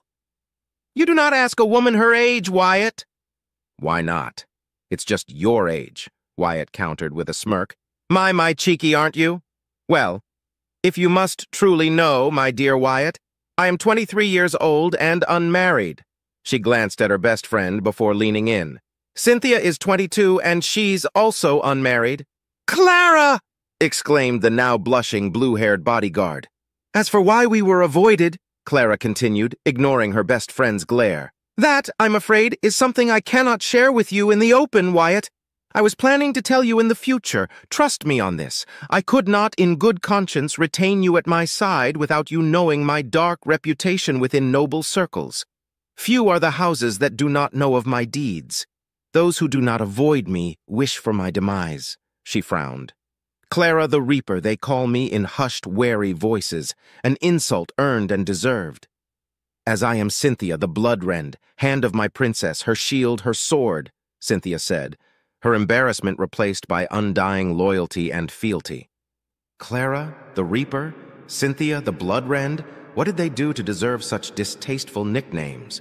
Wyatt asked himself as he stared at the two women for a long, silent moment. As Unflattering as those nicknames are, that doesn't change who you are. What's more, what right do I have to judge you? You're my princess. And it is precisely because of that reason that you must promise me that you shall not judge us as your princess. We are Cynthia Winfield and Clara Astor, your friends, Wyatt Staples, if you'll have us as such at long last. A wave of dread flooded Wyatt's heart. A fear gripped his heart that had not made itself present for years came back to him. The idea that Clara and Cynthia were his friends was so ridiculous that he all but dismissed it. But now, he wasn't so sure anymore. But could he truly call them his friends? Royalty, nobility, and commoner upbringing be damned. He liked them a lot. He had opened up to them, revealed his past, and put his life on their hands, and in turn, they had trusted him and helped him in ways he could hardly understand in full. Not to mention, whenever I'm near them, I feel so at peace. I don't want to lose them, but I don't want to be close to them either. If they die like Wantum, Waldia, and Wisto, no, they're different. I'm different now. I can fight. They can fight. Maybe it'll be all right? The spark of hope within his chest exploded, and with a single nod and fearful smile, he uttered a single word. Yes. To his surprise, Clara beamed a sincere smile before extending her hand to him. Silently, Wyatt took it and squeezed her hand tightly. A moment later, they shook hands. "Pleased to meet you, Clara Astor," he said, then turned to Cynthia, ending the exchange only to offer her his hand. She took it with an ample, proud, serene smile spread across her lips. "Cynthia Winfield." "Wyatt Staples," the two women said at the same time. The moment lasted only for a few seconds, but it was more than enough. Suddenly, Wyatt let out a chuckle. "I guess that explains why you don't have any." The blonde princess and her blue-haired bodyguard blinked in confusion. "Maids," Wyatt clarified. "You don't have any, Clara. Is it because of your reputation?" "I do not enjoy having people on a leash when they do not wish to be near me, Wyatt," Clara answered, then smiled mischievously. "You're the exception. I'm not going to let my elite fighter pilot go." Wyatt turned to Cynthia, shaking her head. "Should I get to barking, then?" he asked as he pointed at Clara with a thumb. The princess's reaction was immediate, as her mouth went agape and her cheeks blushed. For her part, Cynthia merely smiled and placed a hand on his shoulder. "Bark? Wyatt, I'll teach you to howl. Maybe then she'll be satisfied for once." "Why, you... Shush! You... too!" Clara hissed through clenched teeth and a forced, embarrassed smile.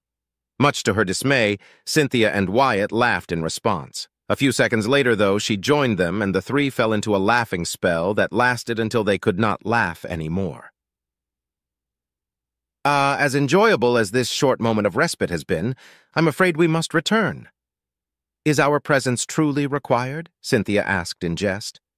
"I'm afraid so," Clara replied dejectedly, this time standing to her feet on her own accord. As the trio made their way back to the grand hall, Clara put on her facade once again and cleared her throat with a ladylike rasp. "Is there something else you wish to ask me, Wyatt?" "Now that you mention it, yes," Wyatt replied. "If you're so feared among nobles, why are your orders obeyed regardless?" "Would you disobey the order of a princess in their place?" Clara countered. Wyatt went silent and cursed himself for asking such a stupid question. Clara, however, continued. "They may fear me, detest me, wish for my demise even, but they are not stupid. As arrogant and self-righteous as most nobles are, they wouldn't dream of insulting me directly. They could make excuses to avoid their duties and distance themselves from me, the cowardly ones. But those savvy enough would take the opportunity to gain my favor through deeds. It fits me well. Empty, hollow words and promises of loyalty are worthless when they can't be fulfilled through actions. If their loyalty is conditional, or they seek to gain something from it, I welcome it all the same." Clara paused for a moment, taking in a deep breath as the faint sound of music reached their ears. "As an Astor, Wyatt, I have power, reach, and wealth almost unparalleled. To gain my favor is to gain access to some of it, even if it is merely theoretical and in spirit. Furthermore, to stand in my good graces is to remain in my brother's line of interest. Now, apply that same logic to Cynthia, and now to yourself, my dear Wyatt." That's why she ordered me to remain at her side. Forget being a pawn in their schemes. I would just be a tool, a thing to be used in their favor and likely discarded when I'm no longer useful to them. All of it just to potentially whisper their words in Clara's ear. By using my mouth instead of their own, Wyatt concluded as fury manifested in his belly. He didn't care about being used, but the idea of being so stupid and ignorant as to be easily fooled by a damn blue blood just to get to Clara and Cynthia enraged him. Silently, he promised himself to never allow himself to get caught in such a trap for their sake, not his. As they re-entered the grand hall, a servant approached Wyatt from the left at a hurried pace. The man was holding a small pillow with a white gauntlet lying on top. "For you, Sir Wyatt Staples," the servant said, offering the gauntlet. Eyes narrowed and fire still raging inside him, Wyatt pushed the pillow away without a moment's hesitation. A second later, Cynthia grabbed his shoulder as she glared at the servant. Before he could ask what was happening, a gasp echoed all around them, and the music stopped. Next, Salazar Reed, proud Marine captain, stepped forth as his footsteps echoed in the growing silence around the grand hall. "I have offered the hand of peace, and it was rejected," he proclaimed, eyes set on the pilot. "As tradition dictates, it is my right to request a duel in light of the spurn performed against my family and house. Honor dictates that the untimely death of my younger brother, Abacus Reed, must be avenged in a duel against the one responsible for it." "Damnable snake," Cynthia snarled within Wyatt's mind. "Fret not, Wyatt, I shall take care of him. If it is a formal duel he wants, then that's what he'll get.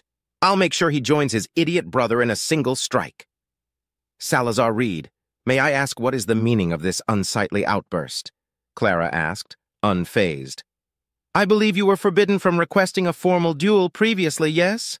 Or am I to assume you're so adamant in seeking your own death that you wish to accelerate it?" Clara asked, her sweet voice contrasting the venomous barbs of her sharp, deadly tongue. "This is no military matter anymore, Your Highness," Salazar replied. "This is a matter of nobility, pride, honor, and righting wrongs. I formally request a shot-and-fence duel since Sir Wyatt Staples refused my offer of peace. I am within my right to cleanse the stain to both my honor and that dealt to my house through his incompetent actions that led to the death of my brother in the field of battle." Wyatt stared at the brown-haired man before turning to him in full. "And if I refuse, then you shall be shamed as a coward. You, your name, your house, and your patron," Salazar replied, his face impassive and stoic. But Wyatt could see the smugness and the thirst for revenge in his eyes as clearly as the night sky. "Accept his duel, Wyatt. I'll inform you what a shot-and-fence duel entails. Clever of him." "I can almost respect that," Clara said in his mind, but her tone sent a shiver down his spine. Win or lose, he knew Salazar was going to pay for his trickery. Off in the distance, he could see the prince looking at the unfolding events with a neutral expression. But Juliana was visibly furious that one of her subordinates had dared to overstep her authority and orders in such a manner. "Will honor be satisfied and this matter resolved once and for all?" Wyatt asked, needing to be sure first. "As tradition dictates," was Salazar's response. "In that case, I accept," Wyatt answered, glaring at the man. The next 10 minutes went in a blur. Apparently, the second garden had a wide range of tracks, fields, and small arenas for such occasions. Also, to his surprise, Wyatt learned that there were a plethora of different types of duels between nobles. Some were purely intellectual, others were physical, and some were team-based, but the majority were one-on-one duels that were typically non-fatal. Such was the case of the shot-and-fence duel. It was fairly simple to understand, though to him it made no sense. But duelists would be given a single-fire pistol, modeled and retrofitted to look like the ancient flintlock from humanity's distant past on Earth. The gun would be loaded by a referee with a single hard rubber round bullet that, on impact, would leave a colorful stain where it hit. The duel itself had several rules that had to be followed and obeyed to the letter. 1. The referee would load the guns to make sure no tampering was done. 2. The duelists would stand back-to-back on a small, narrow field. 3. Once the pistols were loaded, the referee would chant to 10, and each duelist would take a step forth. 4. At the order of the referee, they would stop, turn, and raise their weapons. 5. During the length of the duel, the duelists were forbidden from talking. 6. On the count of 3, the duelists would take aim and fire. 7, if the shots missed or struck the opponent in a non-fatal area, then the fencing would take place with blunted swords. 8, victory was achieved by the first to score a would-be lethal strike, or if the opponent surrendered. In case of a draw, the duel would end all the same. Any violation would result in the immediate disqualification and loss of the perpetrator, such as shooting ahead of time, striking with violent lethal intent, or speaking out of turn. An audience gathered within moments, eager to see a duel play out.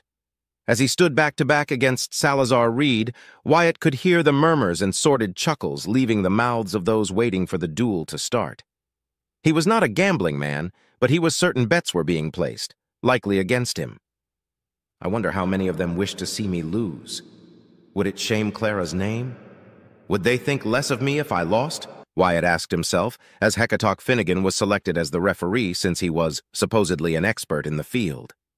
On this most glorious evening and in the presence of our most beloved Liege, the Prince, a duel shall dictate the honor of 2 houses, the challenger, Baron Salazar Reed of the most esteemed House Reed. The challenged Sir Wyatt Staples, Knight Banneret of House Astor representing his nascent household. Do you understand and abide by the rules of this duel? I do, Wyatt and Salazar replied simultaneously.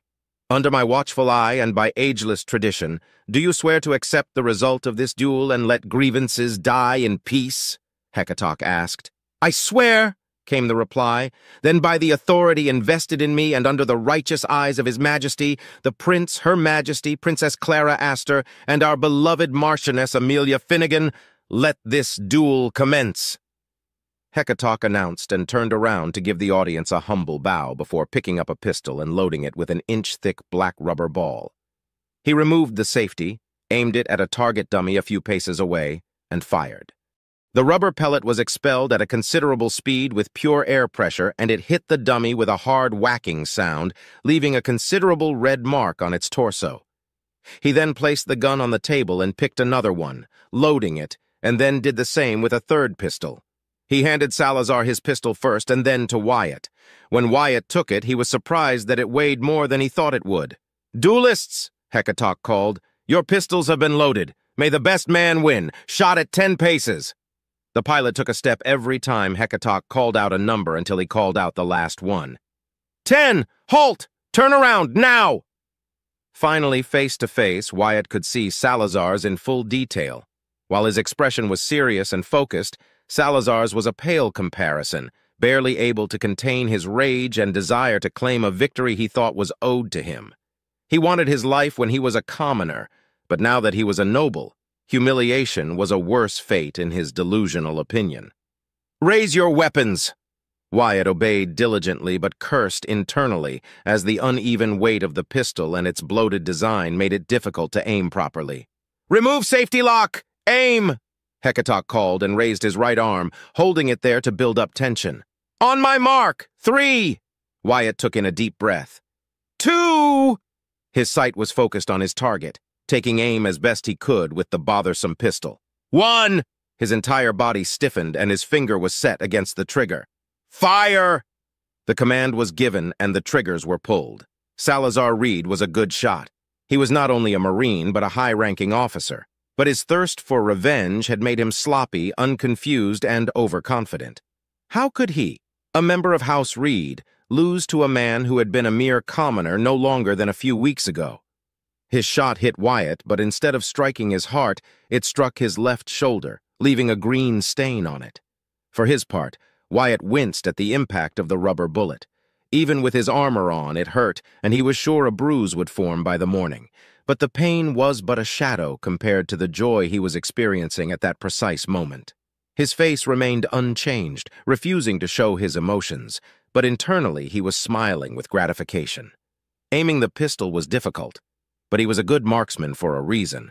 His shot landed perfectly, right between Salazar Reed's eyes, painting half his face in a blue stain. The Baron blinked in confusion several times before angrily removing the substance covering his face. Already a deep red bruise was forming where the bullet impacted his face. Suddenly, all balance left him as he stumbled over his feet and fell backward, trying to get up but unable to even roll over. "Winner! Sir Wyatt Staples!" Hecatoc declared a few seconds after Salazar hit the ground. Polite, weak applauses followed his declaration, as well as several murmurings. "Can I speak and move now?" Wyatt asked. Hecatoc nodded, and he walked up to him, handing the pistol back. Then he moved to Salazar, who was now aided by two of his servants. Still on his knees, the brown-haired man looked up at Wyatt, his face smeared with blue, and the center of impact was growing swollen and bruised. "Will this suffice your thirst for honor?" "Yes, as tradition dictates," Salazar replied, ashamed and defeated. He peeled his gaze away, unable to hold his any longer. Satisfied, Wyatt turned away and walked away in silence. Once he reached Cynthia, the prince stood up. "Now that this short-lived entertainment is over, let the feast commence." By the prince's command, the audience dispersed, but not before the prince, Princess Clara, and Marchioness Amelia walked in first, followed closely by their servants and chosen entourage. Back at their tables, Wyatt couldn't help but notice that many nobles, particularly several ladies, were now sending furtive, predatory glances directed at him. He paid them no attention as he stood his ground. His only lamentation was that he wouldn't be allowed to eat until after the festivities were over, and the night proved to be a long one. Finnegan Grand Palace Medical Wing. Fortunately for everyone, no further disturbances made themselves present to interrupt the night. For Wyatt, to call what he saw a feast felt wrong. The amount of dishes presented was absurd, in his opinion. It also genuinely infuriated him that most nobles tasted a dish only to ignore the rest of it before jumping to the next one. All that effort, all that food dismissed so easily. Then again, it wasn't his place to say anything about it, and he had his fill once Clara decided to retire for the night. A dozen more ladies and a few intrepid lords had tried to approach him, but his indifference or a pointed glare from Cynthia sent them away within moments. Sleep came quickly, and when he woke up to the call of a royal marine, he was escorted to the medical wing. The medical areas of the Noir Navio and the Exalted Virtue were impressive, but they were tiny and cramped compared to what the Finnegans had at their disposal. To merely enter the area, they had to go through a sterilization chamber. Once inside, the air smelled like medicine and alcohol. The medics, nurses, physicians, and doctors were busy at work tending to patients, running physical tests, injecting inoculations, CRISPR, and preparing nobles for surgery. That's when he remembered that he was going to get 4 new implants, and he shuddered in discomfort within his armor. What is this? Have I discovered a weakness? Wyatt turned around to find Cynthia and her sister, Juliana, leaning against what appeared to be the registry. Cynthia, as always, wore her red armor, while Juliana wore her officer's uniform but without the medals she'd displayed last night. He bowed respectfully before replying. "Greetings, Commander Juliana." "Lady Cynthia," he said, and stepped closer while the Royal Marine stuck close to him, wearing his armor that looked similar to Cynthia's, just in black with purple stripes across it, and the crest of House Astor on his right shoulder, and the banner of the Royal Marines, a simple silver human skull with a raven standing on it emblazoned on his left. It occurred to him that he had never seen the Royal Marines wear their actual armor until now, probably in an attempt to keep themselves concealed. "So, are you afraid, Wyatt?" Juliana asked. "Very," Wyatt confessed without hesitation. "After my previous experience adapting to the Dulaxis, Kinator, and Ontoro implants, I'm not too enthused about these 4 new implants," he explained. "Oh, any reason in particular? Poor medical advice and treatment aside?" Juliana asked, remarking that he had been poorly informed after getting his first implants, which caused him more discomfort than necessary. "Truthfully, I do not like being in pain, nor do I enjoy causing it. I can withstand it, but I much prefer not to endure it. However, thanks to the implants I got, I was able to fight the Drazan and survive my wounds. If I have to experience more pain, then so be it." "But you aren't looking forward to it?" Cynthia asked, arms crossed. Wyatt nodded. "I've seen firsthand the amount of pain and damage you can withstand, Wyatt. If you can grow stronger, then what is going through some more pain? Trust me, you are about to experience an entirely different level of pain. Kill me. Kill me now. If you hate me so, just kill me," Wyatt thought with mounting dread, his face paling. Juliana chuckled deeply. "Be nice, Cynthia. Even if you are speaking truthfully, there's no need to scare our valiant knight in such a way. Placing a hand on his shoulder, she continued as she stared into his frightened brown eyes. Now in you go. You need to get a complete physical examination and a genetic sampling to make sure your new implants and enhancements won't be rejected. It's rare, but it can happen. Clara wouldn't forgive me if her private pilot died on the operating table now, would she? Inconveniences aside, I wonder how loud you'll scream, Wyatt. May I refuse to receive these implants? Wyatt asked in a last-ditch attempt to escape what was promising to be an excruciatingly painful experience. What do you think? Juliana replied with a predatory smile. Loyalty is its own reward, Sir Staples. Are the restraints necessary? Wyatt asked, not bothering to hide the fear lacing his words. Tight, flexible restraints were latched to his ankles, wrists, thighs, shins, upper arms, forearms, and waist, keeping him bound to a horizontal operating table, unable to move except for his head, fingers, and toes. His arms were wide open while his legs were lightly spread apart. All in all, he felt even more exposed than during his recovery time in the Noir Navio. He only wore a pair of medical tail trousers that covered his crotch and nothing more. As his head rested on an amazingly comfortable and soft surface, he veered his attention to a window where Cynthia, Juliana, and, to his surprise, Redford, watched the unfolding events with an unreadable, serious expression.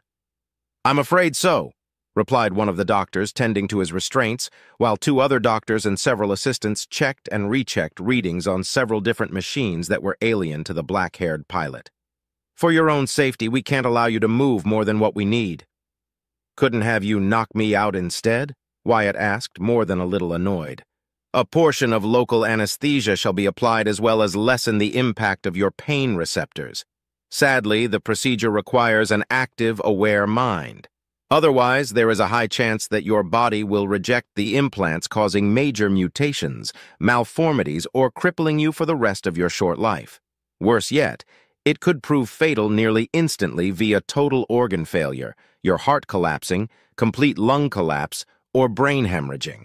Only less than 0.05% of the procedures end up in failure when the patient is awake, than the overwhelming 68% failure rate when the patient is, as you put it, knocked out, the doctor explained professionally. Wyatt had the sneaking suspicion that every doctor and assistant present said or heard that same explanation several times a day. Still, that did nothing to calm his racing heart. You may rest easy, Sir Wyatt Staples. Your physical examination was approved and your genetic sampling showed nothing outside the ordinary. A higher-than-usual likelihood of developing cancer, a relatively average tendency to develop vasovagal syncope, an allergy to silver, and nothing else worth noting. All in all, perfectly normal. Your allergy can be treated with inoculations, and low-grade CRISPR shall remove your minor genetic imperfections, the doctor explained with a dullness that was betrayed by his words. Before Wyatt had a chance to process the information he'd been given, the doctor turned to one of his assistants. Is the procedure ready to commence? The AI has run several thousands of simulations and reports nothing out of the ordinary. The equipment is in perfect working order. Everything that we need is ready for use, Doctor. Patient's vitals are strong and steady. The bruise on his left shoulder is of no concern. Compatibility expected, 90.999%, another assistant announced. Ready to commence on your command, Doctor. Let us begin in that case, the doctor said and nodded at his colleagues before turning to Wyatt. The procedure shall commence in 1 minute, Sir Wyatt Staples. Do not fret, your life is safe within our hands. I very much would rather that not be the case, Wyatt screamed in his mind as he grew agitated. What implants are you going to pun in me? He asked nervously. From easiest to most difficult, Sir Wyatt. You shall first receive the secretor implant, followed shortly after by the trinumeter implants and its enhancing genetic tampering. Immediately after, you will receive the Tier 2 Weave-Thew implant. I must admit, if your physical condition was not as impressive as it is now, or had the Kinetor and Dulaxis shown any minor sign of rejection, I would have protested against you receiving any tier of the Weave-Thew implant. As it stands, however, feel free to scream and writhe as much as you desire, the doctor explained, as his helmet's visor was suddenly sealed. Wait, Commander Juliana wasn't joking? How much is this going to hurt? Wyatt thought as fear threatened to become panic. The only thing that kept him from screaming and begging to stop the procedure was the presence of Cynthia, reminding him why he was getting those implants in the first place. For Clara. Do it for Clara and the principality. It won't be as bad as I imagine, he said to himself, swallowing nervously. Finally, you shall receive the most generous and impressive gift of Commander Juliana Winfield today present to observe the results of this procedure, the doctor said, bowing his head in the direction of the window where the Winfield sisters and Redford watched in complete silence. Juliana seemingly heard what the doctor said as she gave him a solid nod. Wyatt was about to ask what it was when the doctor pulled back and joined his fellow doctors next to a big, cylindrical white machine, as white as the rest of the room. Wires came out of the machine through screen ports that connected with the visors of the three doctors, and their bodies stiffened. Much to his dismay, the equipment that had so far remained a mystery around him came to life, splitting open to reveal several robotic limbs and instruments, of which the vast majority ended in thin, gleaming needles. Phase 1 starting, one assistant announced, and over 24 of those robotic limbs moved in closer to the bound pilot. Wyatt closed his eyes and clenched his teeth a second before he felt the cold metal of the needles piercing his skin at various locations, though most of them, he noticed, focused on his chest, neck, and abdomen. He then felt a stinging pain as something was injected and his entire body clenched tightly. A few seconds later, he opened his eyes as the limbs moved back, discarding the used needle only to be replaced by a new one almost instantly. Phase 1 completed. Awaiting permission to commence Phase 2, another assistant announced. Almost instantly, 2 other mechanical arms ending in a nozzle moved closer to Wyatt and sprayed a small dose of an orange chemical over his armpits. Unwilling to talk, Wyatt only observed the procedure take place and soon felt lighter than usual. His whole body started to tingle, but he could still wriggle his toes and move his fingers. The sensations were dull, though. This doesn't feel anything like the procedure I went through before. In the Exalted Virtue, all they did was spray me, cut me up a little, seal it with biofoam, and apply a few injections before sending me away, thought the pilot, as he compared the two experiences, and further increasing his dislike toward the whole concept of getting implants and other enhancements, no matter how useful they ended up being in the end. Phase 2 commencing, the assistant announced, and 4 limbs moved closer. 2 of them made a quick cut on his armpits, but no blood spilled out. A second later, a small centimeter-wide in diameter silver-colored pellet was introduced into his flesh, and his wounds were quickly sealed by an application of a quick-acting biofoam. Secretor implant installed, awaiting permission to start Phase 3. I wonder what does it do, Wyatt pondered curiously, making a mental note to ask Cynthia later. Seconds passed, and all he could do was blink and wait for what was coming next.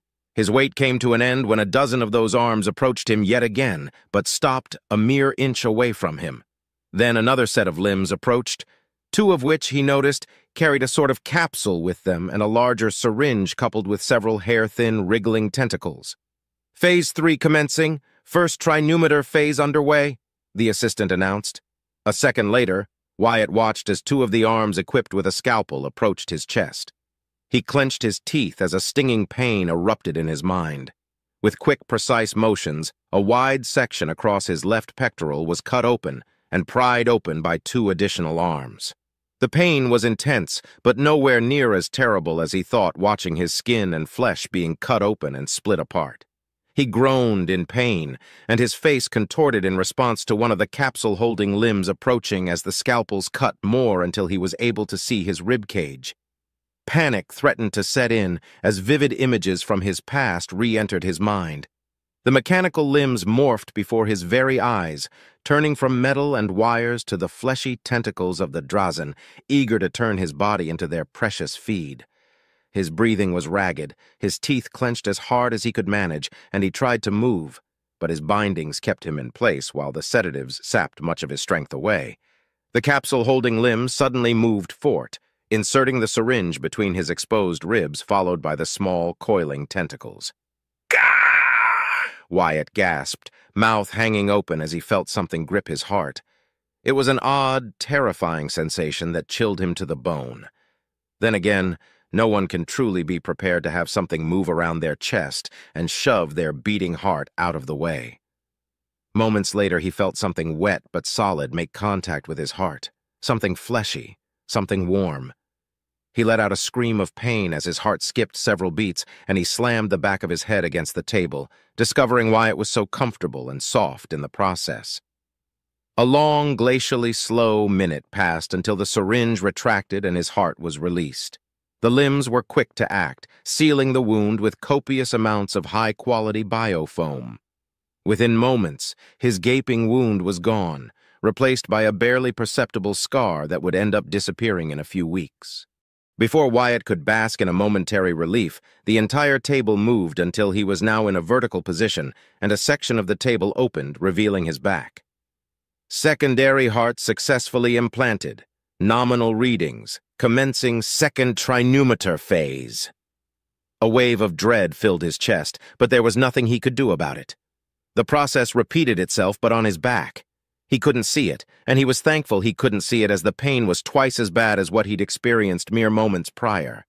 Another scream of pain escaped his lips and his hands clenched into fists while his entire body froze while the other capsule-holding limb moved behind him and inserted another fleshy thing within him. Again, another eternally long minute passed until the syringe retreated and the patch of flesh was sealed back, the biofoam washing away the pain and immense discomfort he had experienced. Auxiliary lungs successfully implanted. Nominal readings, no deviations noticed. Estimated time until full integration of both phases, 5 days, commencing third trinumeter phase. The assistant announced, and the table closed the gap behind him before returning to its original position.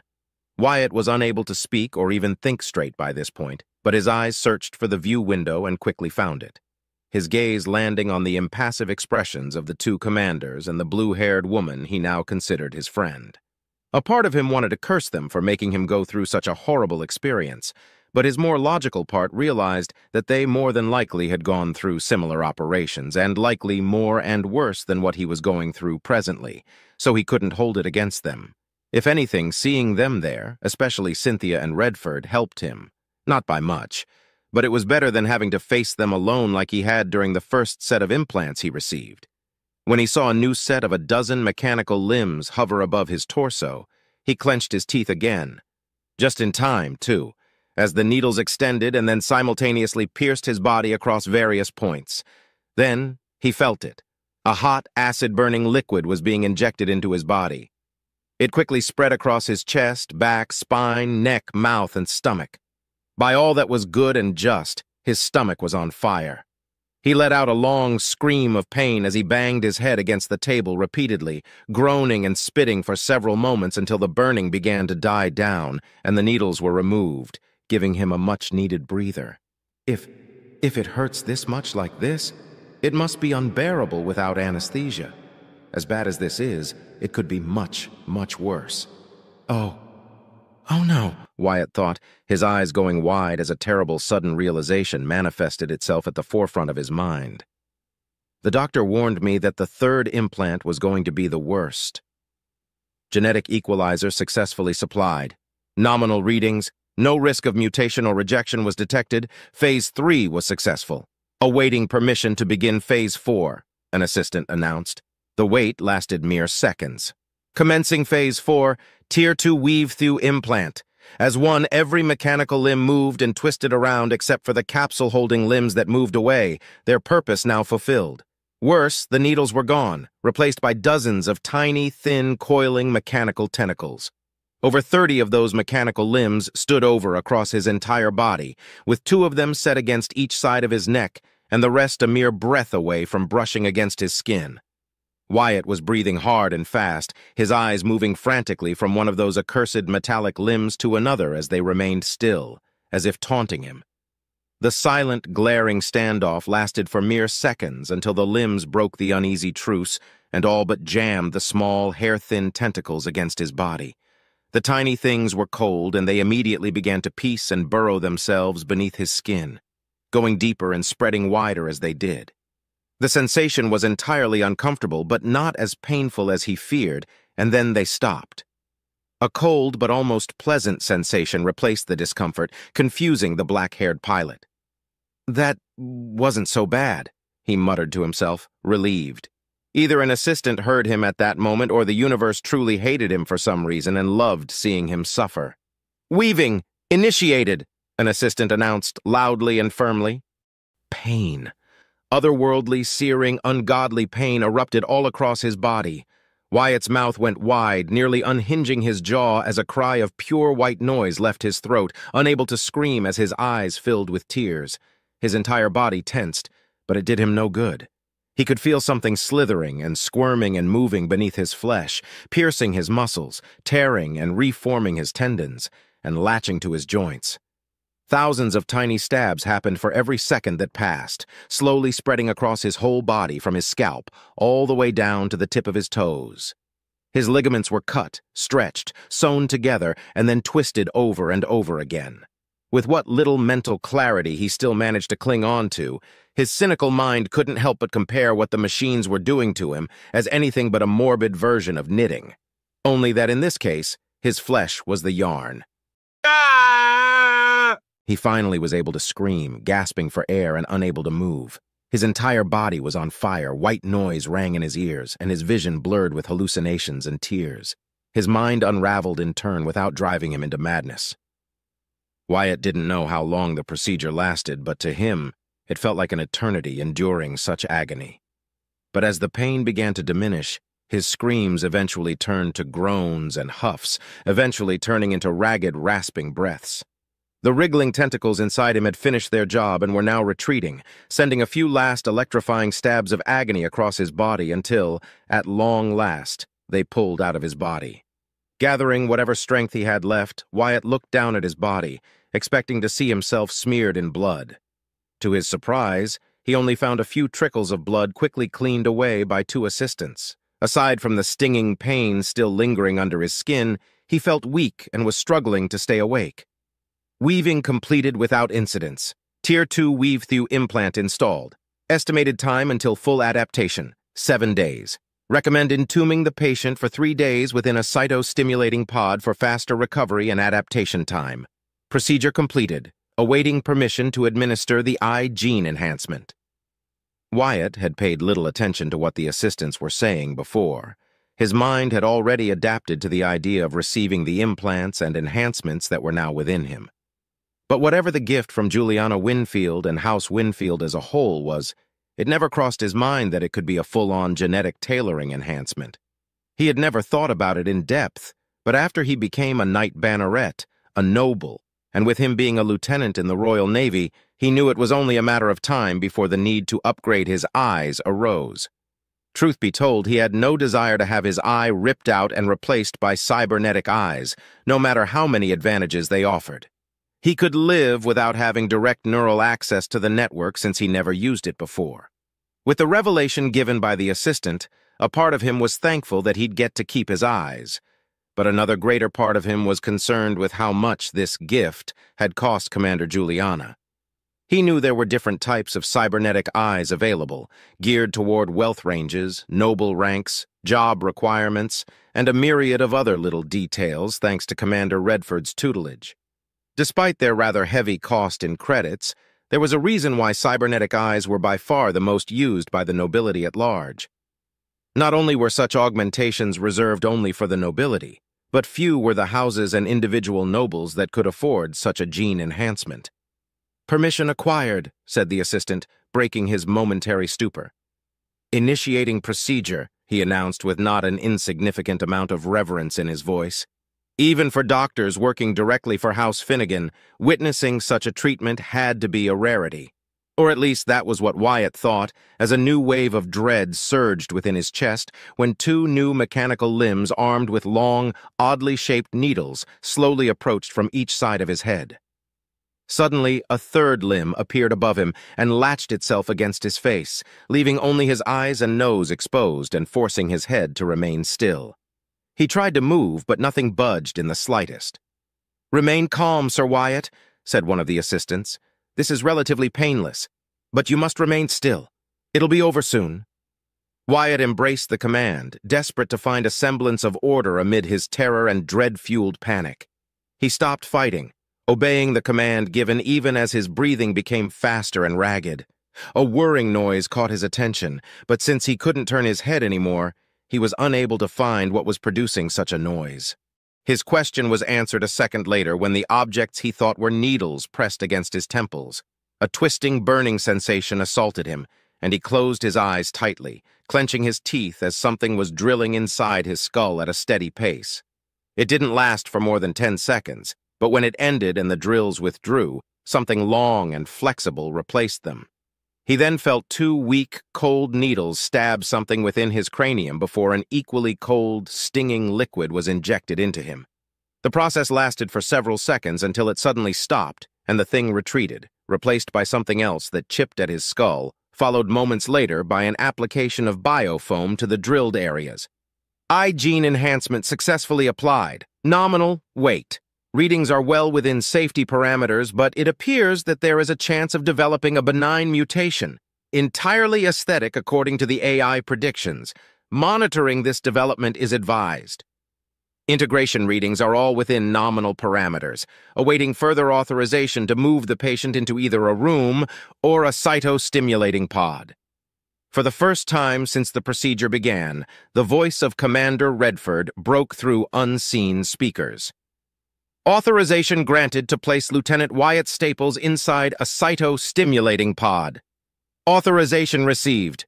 Moving patient now, an assistant said before the doctors unhooked themselves from the station and the mechanical limb released Wyatt's face, letting him breathe normally again.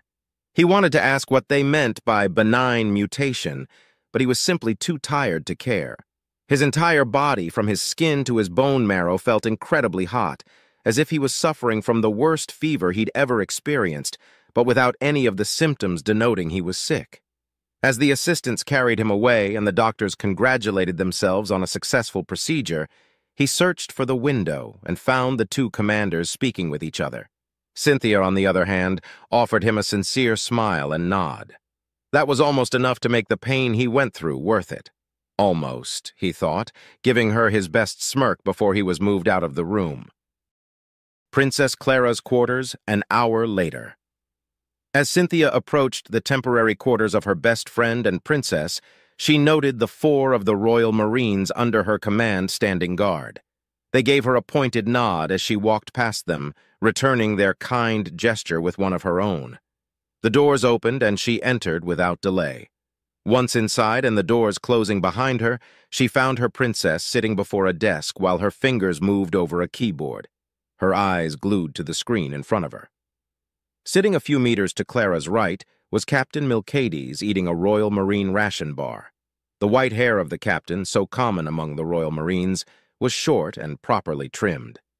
The 6'5" man stood up from his seat, still munching on his food, and saluted her. His eyes, orange and fiery, showed an amicable air to him, hiding the efficient and always reliable, ruthless man that the 27-year-old captain could become within a moment's notice. "Milcades, I see that your assignment was a boring one," Cynthia joked, smiling at her old friend. "Hardly. Ensuring the safety of our beloved princess while you're away is an honor, Cynthia," Milcades replied with a half-full mouth. Swallowing, he continued. "So, how did it go?" "He screamed more than I thought, but cried only when the weave-thew implant got going," Cynthia replied, crossing her arms. "All in all, he endured it better than I thought he would. Most people pass out during the weave-thew procedure. With his aversion toward pain into account, it is impressive." Milcades nodded. "I find it more impressive that he has not tried to escape your training, Cynthia. Heard that you were treating him like a rag doll." Cynthia smirked before elbowing her friend's side. "His melee capabilities leave much to be desired, this is true, but he learns quickly and adapts at a rate that leaves me baffled. After he recovers, I will be careful in measuring and guiding him through the adaptation process. After that, I shall see how well he does with a sword, but I hold no great expectations in that regard." "Looks to me that he's a marksman. Dueling pistols are so poorly designed it is criminal. And yet he managed to land a hit right between Salazar's eyes? I would love to see him in action with a proper rifle or gun." Milcades replied, then hummed deeply. Perhaps I should give him some sniper training, or maybe test his capabilities as an infiltrator? He pondered, glancing at Clara's back. One step at a time, Milcades, Clara replied with her jovial, gentle tone. While he recovers, I must finalize the details of our mission first. Cynthia, did everything go nicely? I would have assisted myself, but duty calls, more so in these tumultuous times. There were no issues with the procedures or the implants except for the eye gene enhancement, Cynthia replied, frowning slightly. A minor chance for a benign mutation was registered. Other than that, it was a successful and ordinary process. A benign mutation? Clara asked, her fingers and attention never diverting from her task at hand. Cosmetic in nature. If it happens, it may slightly alter the original coloration of his eyes, Cynthia replied. My sister and Redford were betting on if it'll take or not. As long as Wyatt is in no harm, it'll be acceptable, Clara remarked. Speaking of your sister Cynthia, has Juliana punished Salazar Reed? Not yet, but she plans to. She first seeks to talk with Vice Admiral Vashakati Reed about this incident. Although, I'm certain he shall be reaching her first. Salazar was thoroughly humiliated by Wyatt's victory, Cynthia said, frowning. Clever of him to ask for a non-lethal honor duel. More clever of him to use a peace gauntlet. Yes, Clara replied.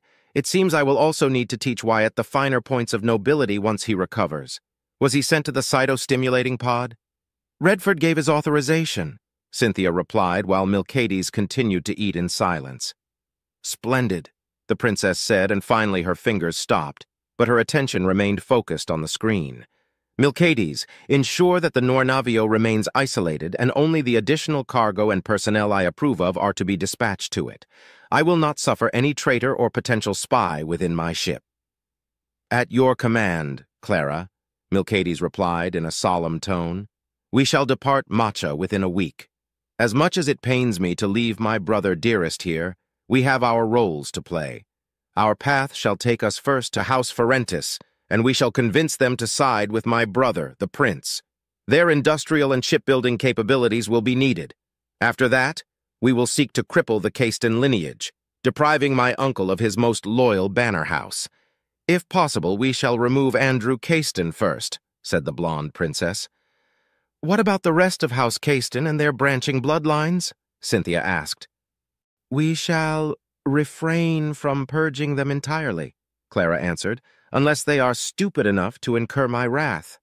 If they do, I shall stand at your side, my princess, Cynthia replied. So shall we, my princess, Milcades seconded. Clara let out a tired sigh. Let us hope, then, that the stupidity and cowardice of Tamarin Caiston are not hereditary. That is not a typical mutation. Are you absolutely sure it will not cause Lieutenant Wyatt any medical inconvenience? Cynthia asked as she stared into the cytostimulating Wyatt was lazily floating in with a breathing mask latched to his face. The pain he displayed the previous days was replaced by sheer boredom as the pilot couldn't do anything but float lazily in the clear, greenish, oil-like substance. Lady Cynthia, I assure you that as head physician, appointed by our beloved Marchioness herself, Lieutenant Wyatt Staples' life is in no danger. Despite his slightly higher-than-average rejection chance, all of his implants and genetic alterations have been received in full by his body. I can go as far as to praise him for his attitude. Not a single demand to be released or for us to hurry up the process has been ushered. He takes to every command given to him at face value and listens to our medical advice closely, no matter how obvious it is that he doesn't want to be here, the white coat-wearing mature man said. If I were one to listen to rumors and baseless accusations, I would believe the word going around that the lieutenant is a commoner. Cynthia frowned internally before answering. They're not baseless. Lieutenant Staples was a commoner until the prince himself elevated him to a knight banneret. Now will you answer my question? She asked, giving the man a cold gaze. Oh, I see. I just assumed that Commander Juliana wouldn't waste... His words died in his throat when the blue-haired woman next to him exhaled through her nose, loud enough for him to hear. Clearing his throat, he continued, I'm terribly sorry, Lady Cynthia. Please forgive my outburst. As for your question, his body and mind have adapted to the enhancement perfectly. The mutation is purely aesthetic. We could try to rewrite his genetic sequence and revert this mutation so that the enhancement takes its original and intended coloration, but that would take at least 2 weeks of intense gene therapy. "Leave it as it is," Cynthia replied. "As long as his health and performance remain intact, my princess cares not for his appearance." The doctor nodded. "As Her Majesty commands, we can proceed with the release procedure at your command, Lady Cynthia." "Good. First, I wish to see him from beyond this glass. Then, you can initiate the process." "It shall be done as you say, Lady Cynthia. Please follow me," the doctor said, making his way to the door of the large room the medical staff had been using to monitor the progress of Wyatt Staples and at least 24 more patients going through similar procedures. When they exited, the doctor and the blue-haired bodyguard quickly walked up to Wyatt's pod, the man inside it visibly relaxing as he offered Cynthia a cordial smile. "Has he seen his eyes?" Cynthia asked. "Not yet. I thought it would be prudent to wait until Princess Clara made a final decision regarding that issue," the doctor replied. Cynthia replied stoically. Silently, the head physician began the process that would set the pilot free after 6 days of imprisonment. His gray eyes flickered for a moment, and blue lights illuminated the interior. Slowly, the oily substance was drained from the pod, and with it, Wyatt was lowered to the floor until he stood on it with his bare feet. Once the liquid was drained, 4 mechanized hoses emerged from the pod's ceiling and started to wash Wyatt's body with pressured water until no residual oil remained. After that, the mask unhooked itself, retreating upward to fully release him. The pod opened and Wyatt took a tentative step forward, then another, and another until he was out of the pod and standing in front of the slightly taller woman he'd accepted as his friend. "Diagnostics completed," the head physician suddenly said. "The weave-through implant needed 1 more day to complete the integration process, but as long as you don't exert yourself for a minimum of 3 days, the process will be completed safely. Avoid any sort of heavy training, piloting, and lifting more than 30 kilos at any given moment," the doctor finished, his words sounding more like a command than medical advice. "I obey," Wyatt replied with a nod. "Good. Now head over to that dressing room, dry yourself, and wear your armor. Your clothes and armor are there waiting for you, Lieutenant," the head physician said, pointing to a private corridor. "Before you go, Lieutenant Wyatt, a question, if you will?" Cynthia asked, stopping her friend as he was about to turn about. "Yes, Lady Cynthia. How may I be of service?" Wyatt replied, lukewarm water still dripping from his body. "Do you perchance know if there is a history of heterochromia in your family?" she asked pointedly. Wyatt blinked and rubbed his chin for a moment. "My mother used to tell me that her grandfather from her father's side, my great-grandfather, had such a condition," he answered truthfully. But the way she asked him such a question made him suspect that something had happened to his eyes. Choosing to be polite, he abstained from asking her if that was the case. "Guess I'll find out sooner or later," Wyatt thought as Cynthia gestured for him to continue his way. He did just that, and with the aid of an AI, soon found himself in a room the size of his quarters back in the Noir Navio. True to his word, his mesh clothes and armor were waiting for him resting inside a case, but that could wait as he approached the mirror next to the case. "What the?" he muttered the second he saw his reflection staring back at him. Tentatively, he touched his face, eyes wide as he scanned, well, his eyes. His pupils were unchanged, but his irises were different. Gone was the brown he'd known all his life, replaced by 2 different sets of color. His right eye was of a vibrant ice blue that gave off the illusion it could reflect light. His left eye was familiar and alien at the same time, more so than his right. His left iris was now of an intense, deep hazel color that reminded him of his mother's eye color, but warmer. The hazel color was so deep that it bordered on being orange, but not quite so. For a moment, it made him remember autumn and the days-old fallen leaves ready to be crumpled underfoot. As he focused on his eyes, now that he was out of the rather pleasant, oily substance, he began to notice something was off with his eyesight. He didn't notice it before, but his vision was better than before receiving his new set of implants. His eyesight had always been good and never needed any sort of medical procedure or glasses. Being a pilot in space didn't require good eyesight, though. In the unfathomable distances of space eyeballing, it was hardly a desired option. But he was a good marksman, and the difference was more than notable. There were no black dots in his vision. Everything was so clear and had a sharpness to it that it was unreal. As he focused more intently, he suddenly felt as if his field of vision and his depth perception zoomed in, giving him an even clearer and more detailed view of his eyes to the point he was able to see each individual eyelash and count them with ease. Wyatt blinked and jumped, taken aback by the suddenness of it. "What did they do to me?" he asked, as he touched the spot on his chest where a scar should be after putting the secondary heart in him. But it was nowhere to be seen. Whatever the oily substance had done, it had taken weeks of healing and done it in less than one. Instinctively, he turned until his left side was exposed to the mirror, revealing the scar that proved his close encounter with the Drazan. He traced his fingers over it and frowned. Part of him was glad that it was still there, a permanent reminder etched into his body as much as it was to his soul. Equally so, he wondered if healing his scar would bring him joy, satisfaction, or sorrow. He wasn't brave enough to find the answer to that question, though. Examining the rest of his body, he couldn't see any real changes. The bruise on his left shoulder was gone, but other than that, the rest of his body was as it had always been. Deciding that he'd wasted enough time contemplating himself, he moved to dry himself using a towel.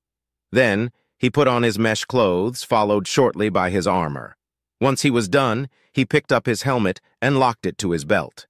2 minutes later, he was out of the dressing room and joined Cynthia, who simply signaled him to follow. In the large room, they walked in silence through white, pristine corridors. Suddenly, Wyatt heard Cynthia's voice in his head. "Wyatt, put on your helmet and seal it. I'll do the same. I shall then open a private channel so we can talk without risk." The pilot didn't question her order and obeyed. After putting on his helmet, sealing it with a hiss of pressurized air, he received a ping signaling a private channel had been opened. "You don't look all that surprised about your eyes," Cynthia commented. "I was expecting you to be more off-put by it. Clara will be disappointed to hear it." Wyatt smiled slightly. Despite being a princess and being one of the scariest women he'd ever met whenever she put on that cold, unreadable mask of hers, he'd come to discover that said princess also had a rather odd and twisted sense of humor. Something that Cynthia cherished about her friend, but also brought with it no small amount of embarrassing moments for the blue-haired woman over the years, no doubt. "For what it's worth, I was surprised when I saw them. Do you know how or why it happened?" Wyatt replied. "There was a chance for a small mutation, though I don't know if you were still fully aware when the assistants announced it during your surgical procedure," Cynthia began. Wyatt thought on that for a moment, and then the memory came to him. He had been far too tired to care about it after the butchery was over, and had simply forgotten about it. Not that he could talk or ask anything to the medics during his stay inside the pod. They never talked to him unless it was to ask him how he was feeling, to move, breathe, or do something in a certain way to run their tests. "I recall someone saying something about a benign mutation, but nothing else," Wyatt replied. "What's a benign mutation? Is it like tumors or something?" "Not quite. Not all mutations are dangerous or malign. Some are inconsequential or benign. In your case, though it is considered a benign mutation, it offers you no advantage whatsoever outside the aesthetic coloration of your eyes. According to the head physician, there was a recessive allele in your genome that became an active and dominant allele. This, as you may have guessed, is the reason why your eyes gained a heterochromic trait. However, the gene eye enhancement was also meant to rewrite your natural eye coloration and give you a dark shade of blue instead. The mutation that took place overwrote the gene enhancement's coloration and intensified it." Wyatt didn't understand the more technical parts of Cynthia's explanation, but he understood enough to figure out that his DNA and the gene enhancement clashed and mutated to make something else that wasn't intended to happen. "But this won't hurt me or hinder me from serving Clara and doing my duty to the prince and the principality?" he asked immediately after. "As I said, your mutation is entirely aesthetic. You'll get the benefits of the enhancement regardless. Tell me, Wyatt, now that you're out of that pod, how do you feel?" Cynthia asked, not once altering her pace or making any motion to look at him as they advanced through the medical wing. "How do I feel is a good question to ask. How do I feel?" Wyatt asked himself and pondered on the question as they walked. Little details started to become clear with each step he took, starting with the way he was walking. I feel unbalanced, but not in a bad way. The spring of each step I take is off. It's almost as if I'm learning how to walk again without forgetting it," Wyatt replied, humming deeply at the end. "My armor also feels lighter than I remember. I myself feel lighter, but also heavier at the same time, if that makes any sense. Come to think about it, I can't really tell I'm breathing anymore. It's so smooth now. And my vision? Everything looks so much clearer than before." "The fact that you've noticed your breathing process changing shows that you are far more aware of your body than most," Cynthia praised him. "Most of your changes come from the weave-thew implant. It's a biomechanical implant that adds new muscle fibers throughout your entire body and enhances existing ones by weaving them together with the use of nanites. It is an intense and painful process, even with regulated anesthesia and sedatives." She paused for a moment. "You received the Tier 2 weave-thew, and you can upgrade to Tier 3 in the future if you so choose. But I'm afraid Tier 4 and Tier 5 are impossible for you to receive." "Trust me, Cynthia. Unless Clara or the Prince order me to do it, I won't get any more implants or enhancements if it means I have to go through that again," Wyatt thought, shuddering. Despite his aversion, curiosity won. "Why?" "Because you need to be genetically and physiologically attuned to those tiers since you're in the womb, or, at the latest, before you turn 6 standard months old," Cynthia explained. "You need to grow with those implants as much as they need to grow with you. Regardless, they provide the same benefits. The higher the tier, the greater said benefits are. You are now approximately 20% stronger than before. With proper training and development, it may increase up to 30%. Not only that, but now you can run faster, your flexibility and agility have been slightly increased, and your bone marrow will also create more red and white blood cells along with platelets." Furthermore, she continued as they moved to exit the medical wing entirely, "it is intended to work in tandem with the Kinetor and Dulaxis implants, enhancing them in turn and complementing each other. Without the Dulaxis, the risk that your body wouldn't be able to adapt to the weave-thew would be increased tenfold. A rejection would most likely take place over the course of months, if not weeks after the surgery. Without the Kinetor, your new muscle mass would end up fracturing your bones constantly with a high possibility of breaking them. Without the weave-thew, those implants are safe for individual use but not at full capacity." "No wonder I feel lighter. I'm simply stronger than I was before," Wyatt thought, amazed. But as good as that sounded, he knew that nothing positive came without a drawback or two. "I understand, Cynthia, but surely such benefits cannot be all there is to it?" Cynthia let out a chuckle. "Keen as always, Wyatt. You're correct in your assumption. Because of the increase in muscle and bone density, your weight increases. Of course, this isn't a real personal issue since your newfound strength more than compensates the weight increase. A fair trade given that you're now stronger, faster, and your bones are much more sturdier and harder to damage, wouldn't you agree?" Another chuckle escaped her lips. "Sadly, there is one more drawback, and that is the need for nourishment. Your body will demand more nutrients to function properly. So I get to eat more without being judged as a glutton?" "I fail to see this as a drawback, Cynthia," Wyatt replied in good humor. "Given your ravenous appetite for sweets and desserts, I am not surprised you'd see it as a benefit," Cynthia replied almost dryly. "But that is an area where the trinumeter implant covers. It is widely regarded as a support implant, and it is, but its benefits are still applicable even without the presence of other implants, enhancements, and gene therapies. The secondary heart increases your blood flow, encourages the production of adrenaline, and allows more oxygen to enter your system. It won't save you if your primary heart is damaged, though. Many fools have died for thinking themselves invincible because they believe they have 2 identical hearts now," Cynthia said, with no small amount of disdain. Wyatt remained silent and decided to never bring up that he, too, had originally believed that he could rely on his secondary heart in case anything happened to the one he had been born with.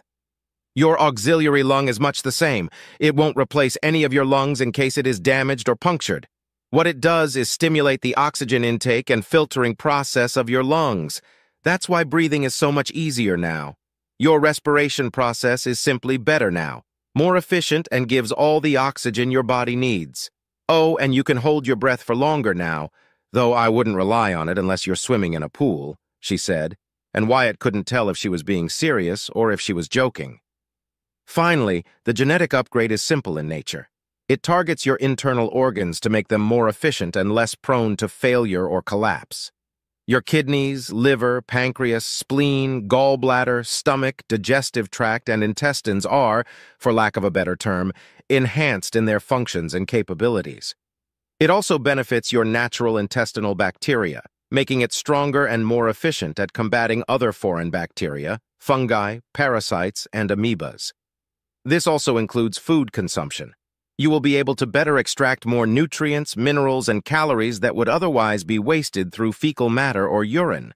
But you will still need to eat more from now on.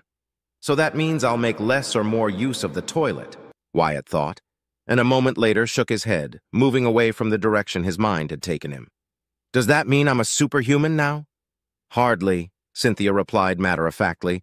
Not even the Royal Marines can be considered to be true superhumans. You, Wyatt, are simply now a cut above the ordinary. You can still fall and break your neck, be vented to space, and die an agonizing death if you don't have any protection. An explosion may maim you, and a poison can bring you to your knees. Never forget that. These implants and enhancements are meant to make you better, stronger, and better capable of performing your duties and role under Clara's command. Oh, I forgot to mention that you should avoid focusing your gaze on anything for the time being until your eyes are fully adapted. You can say that again, Wyatt thought, as he had been actively avoiding staring too intently at anything ever since he left the dressing room. I won't forget it, Cynthia. I promise. Good, was her sole reply. As they exited the medical wing, with the red-armored woman leading the way, a thought occurred to him. Say, Cynthia, what does the secretor implant do, and why didn't anyone tell me about the implants before the procedure began? To answer your second question first, Wyatt, that was because Clara wanted you to focus on practicing for the procession without any potential deviation taking your attention away, Cynthia replied in her usual serene, direct tone. That makes sense, he replied. And here I thought the whole thing about a new world of pain was a joke at the time. I'll be more careful of your words from now on, Lady Cynthia. You will do well to do so, Sir Wyatt. Not only my words, but those of others around you and your own, she replied with an air of seriousness that was lost a second later when she continued. As for your first question, the secretor implant was one of the two implants your rank as lieutenant entails, but was not present in the exalted virtue at the time. Care to guess what it does? Wyatt hummed for a moment before replying. Given the name of the implant and the location chosen for it, I believe it may be related to hair or maybe some sort of oil. Thanks to my mom, I know that we humans normally produce sweat and some sort of oil across our skin. You are close, but not by much. The secretor implant helps regulate the natural pH level that your body produces and stimulates the apocrine glands across your armpits and to a lesser degree across the rest of your body. Cynthia paused for a long, pregnant moment before letting out a frustrated sigh. In other words, Wyatt, the secretor implant makes your bodily odor less pungent. In short, it makes you smell better. Flabbergasted couldn't begin to describe Wyatt's expression when he heard her explanation, and at that moment he was damn glad he was wearing his helmet. Without thinking about it, he grumbled, matching Cynthia's annoyed exhalation, and muttered, Insufferable, petty, idiotic blue bloods. Indeed, Cynthia agreed. Why would such a thing even exist? For what purpose? Wyatt asked, the fact that he had given Cynthia an unintended insult pushed to the side in favor of trying to comprehend why such an implant could ever be necessary. Appearances, Wyatt. There are a plethora of similar implants and even some gene enhancements dedicated solely to the exterior aesthetic of a person.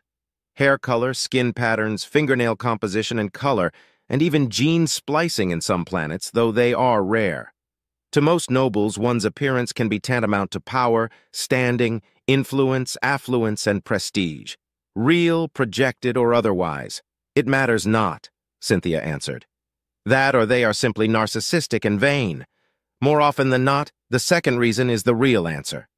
All color left Wyatt's face until he was as pale as snow as a dreadful realization manifested in his mind. Please tell me my eye colors won't make others think I'm like those vain blue bloods? Were you not a commoner not too long ago, Sir Wyatt? Yet here you are, already worried about what others will think about you. Perhaps you truly are cut out to be a blue blood, as you put it, Cynthia jested, finishing with a throaty laugh. Wyatt let out a pained groan before another realization hit him much, much harder than the first one. Whenever I call my family again, Wham is never going to let me live it down. What am I going to tell them about my eyes? The truth, Cynthia replied sincerely. The black-haired man grimaced. You're not wrong, but that doesn't help me at all, Cynthia. Matcha. Location unknown. Jade, as was his operative call name, casually sat in a darkened room with only the light of the monitor in front of him for illumination. He had managed to gain some free time for himself, and that meant he had a chance to carry on his mission without the prying eyes of disloyal mongrels set around him. He waited patiently for the screen to change, as he had been waiting for over 10 minutes. Suddenly, the screen went white for a few seconds before it went back to black, but with the symbol of House Cayston present. "You are late, Jade," the muffled voice of Andrew Cayston spoke first with accusation. "My apologies, Lord Andrew, but I could not reach you before this time. However, our time is limited, I'm afraid. I've managed to fool Finnegan's security protocols, but they won't remain handicapped for long," Jade answered. "If that is indeed the case, report your findings," Andrew ordered. "The false prince has arrived in Matcha. Fealty toward House Astor is high here. I tried to incite a protest among commoners as a test, but they were silenced and captured within a day. Amelia Finnegan may not be a warrior, but she's a fierce woman who does not tolerate dissent coming from those under her. A revolt is unlikely to be successful." Jade paused for a moment, but all he got in response was a hum from Andrew. Taking it as his signal, he continued. "I also report, much to our dismay, that the wretched wench, Clara the Reaper, has taken as her prize the vessel her blue-haired demoness captured shortly after our plan to dispose of the pretender prince was met with failure at the hands of a so-called commoner turned noble." Jade paused again. "This vessel you speak of, is it a destroyer class?" Andrew asked. "It is, my lord. It is the assault destroyer Samuel's Glory, now blasphemously renamed Nornavio by the blue-haired prostitute. When Lord Samuel's name was uttered during the phony trial, I knew there could be no mistake. Lord Samuel was murdered by the vile Winfield, and his body was dumped into space like so much garbage. I am terribly sorry for your loss, Lord Andrew. Save your sentimentalities for when they matter, Jade. All I require from you is that you perform your duty. As for my cousin's fate, I shall have a rather candid talk with my father, it would seem." "Anything else?" Andrew replied, cold and unmovable. It wasn't necessary, but Jade nodded. "The prince shall remain here in Matcha to oversee his gathered forces and prepare to move against his Lord Regent, Duke Cornelius Draymore. I have also, sadly, failed to infiltrate a single pawn or object inside the Nornavio. The wench keeps her prize sealed tight. Furthermore, she shall depart soon from the planet. To where? I cannot say. Most likely she will go into hiding or beseech the aid of Duke Ionati or Duchess Emerald. I wouldn't be so sure about that. Despite her reputation, Princess Clara is not a coward. Most likely she will try to gain supporters to rally behind her unworthy brother's banner. You speak true, Lord Andrew. Such a shame that Lord Tamirin lacks your keen intellect and vision. Before Andrew could retort his flattering words, he continued. The mockery of a royal procession has been replayed non-stop across Matcha and no doubt across most of Finnegan territory. I'm certain the footage will be released into the rest of the Principality tomorrow. As putrid as that display of arrogance is, there is one element that should warrant your attention, Lord Andrew. If this element is important enough for you to give a warning, then I demand to know more about it, Andrew commanded, his voice sounding more firm and authoritative than before. One of the banner holders accompanying the Astor trollop you will not recognize. His name is Wyatt Staples, apparently, and he is the man responsible for ensuring the survival of the harlot at large. He was also the man who tricked me and made us move against the prince under false pretense, causing the imprisonment and the death of Frederick Anderson, Jade answered. They dare execute Frederick Anderson? Do you have proof of it, Jade? Asked Andrew. I do, but I can't send a visual confirmation just yet, Lord Andrew. I will need more time for a better window of opportunity to open itself, replied the operative. Very well. Make haste. With definitive evidence of Frederick's unjust execution, House Anderson will be assured to join the Lord Regent's banner. Now, about this Wyatt Staples? Andrew asked, impassive. After being captured, the pretender prince ennobled the man, elevating him to the rank of Knight Banneret. However, I have many a doubt regarding him. During the battle led by another of your blood, Lord Llanero Caiston, he proved himself instrumental in the destruction of the stealth cruiser Longstride to perfection. After that, he once more showed uncanny ability when he single-handedly destroyed 30 Drazan fighters in the span of mere seconds. I've analyzed the footage and the scanner data personally, and it is authentic. Then, after the Drazan left the system, he managed to fool me and use our moment of ultimate victory against us. This man, this Wyatt Staples, cannot be a mere commoner. Such talent and skill cannot come from such a lowly place, Jade said, his voice laced with disdain. He claimed to be part of the Third Fleet. I recommend that his records are to be found and revised, Lord Andrew. Given what you've told me, I shall make the effort. This Wyatt Staples, whoever he is, could be a dangerous individual if left unchecked. Andrew hummed deeply. That is all I have to inform, Lord Andrew. I shall communicate with you as soon as possible. For the Principality, Jade chanted. For the Principality, Andrew replied, and the connection died a second later. Closing his computer, Jade stood up, ready to leave the damp, dark room. Who are you in reality, Wyatt Staples? Camrim, capital world of House Draymore.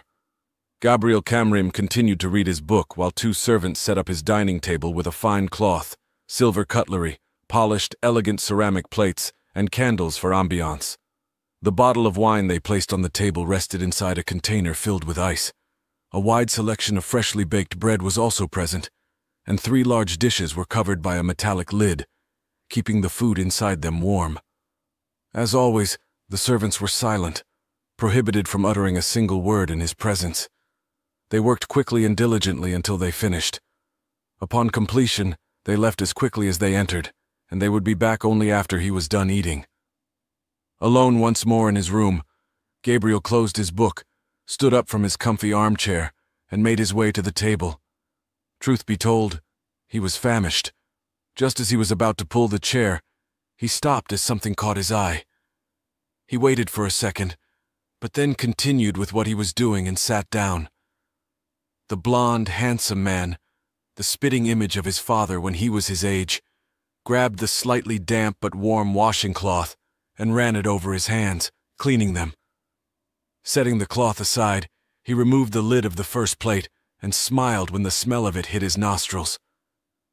Roasted duck, he muttered a second before the steam revealed that, indeed, a roasted duck was before him, cooked to perfection with an ample selection of steamed vegetables adorning it.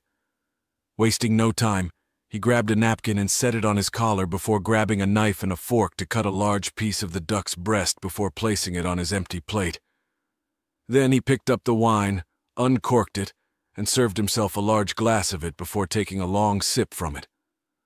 Ah, far-bought vineyards. Peterson spoils me. Pleased with the flavor, he cut into his meal before taking in a mouthful of duck breast. He chewed slowly, savoring the citric flavor of the duck's skin before the meat made his taste buds dance. He ate slowly, deliberately until his first plate was finished. He took another sip from his wine, and just as he was reaching for a second serving, he sighed tiredly. "How much longer are you planning on staying cloaked, Veronica?" he asked softly. A second later, the very air across his table shifted as the refraction field around his sister disappeared. "How did you know I was here?"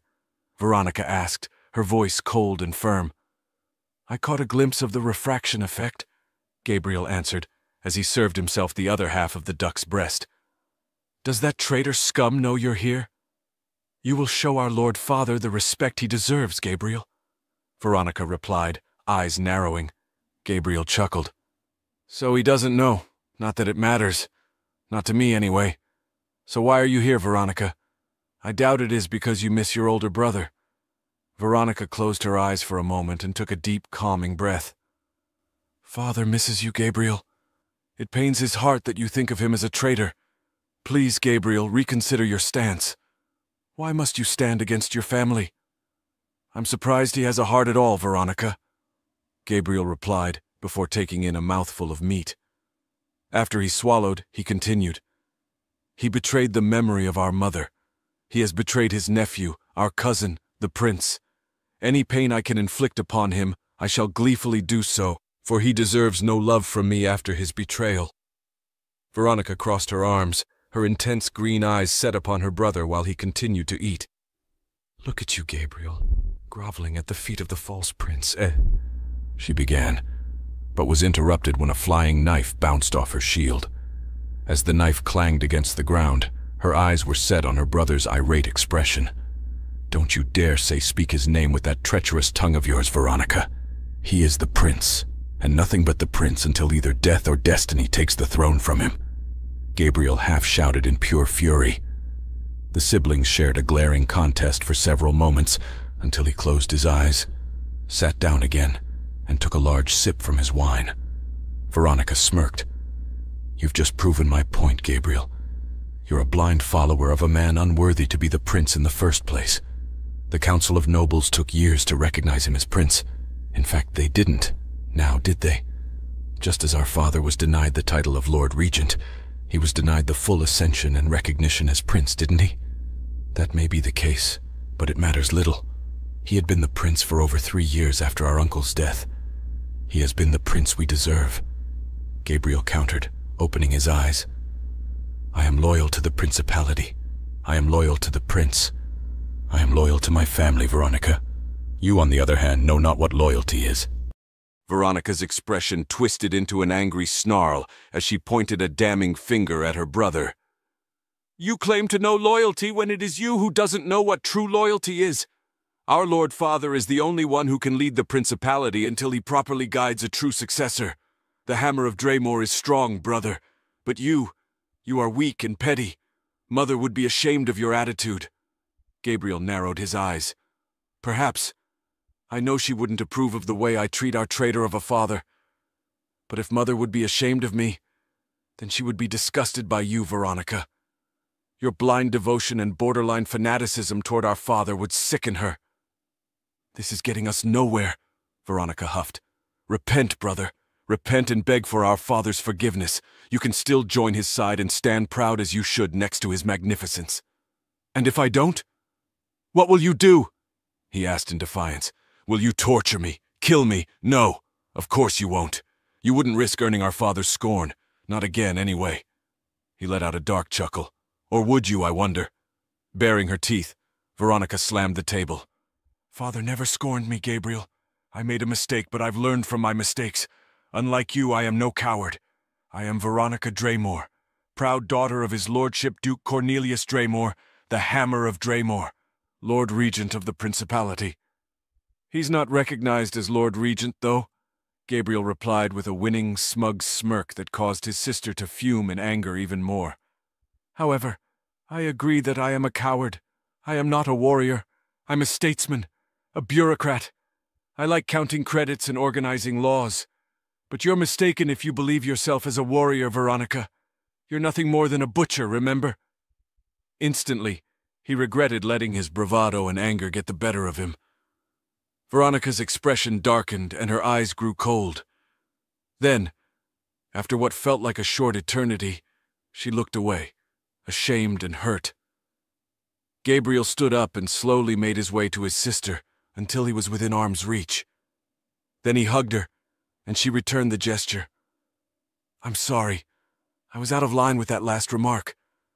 I didn't want to hurt you, Veronica, Gabriel said softly. I know, Veronica replied. Please, Gabriel, reconsider.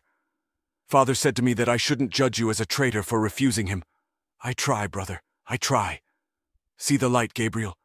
Even you must know that our Lord Father is better suited to lead the principality, even if only as Lord Regent. Perhaps so, Veronica, Gabriel replied, letting go of her, his expression solid as granite and equally unflinching. I never doubted that our father was a great man, but his actions are that of a traitor. Only an Astor may rule the principality. He renounced his claim long ago. I'm sorry. Truly I am. But I will not join him. Not now. Not tomorrow, not ever. And when he falls and the prince stands victorious, I will do everything in my power to gain his mercy and at least ensure your safety." Veronica let out a long, pained sigh. "I see that trying to talk sense into you was futile, brother. Contrary to what you may believe, I do not hate you, Gabriel. I pity you. As our Lord Father's firstborn, you should be standing next to him, not me.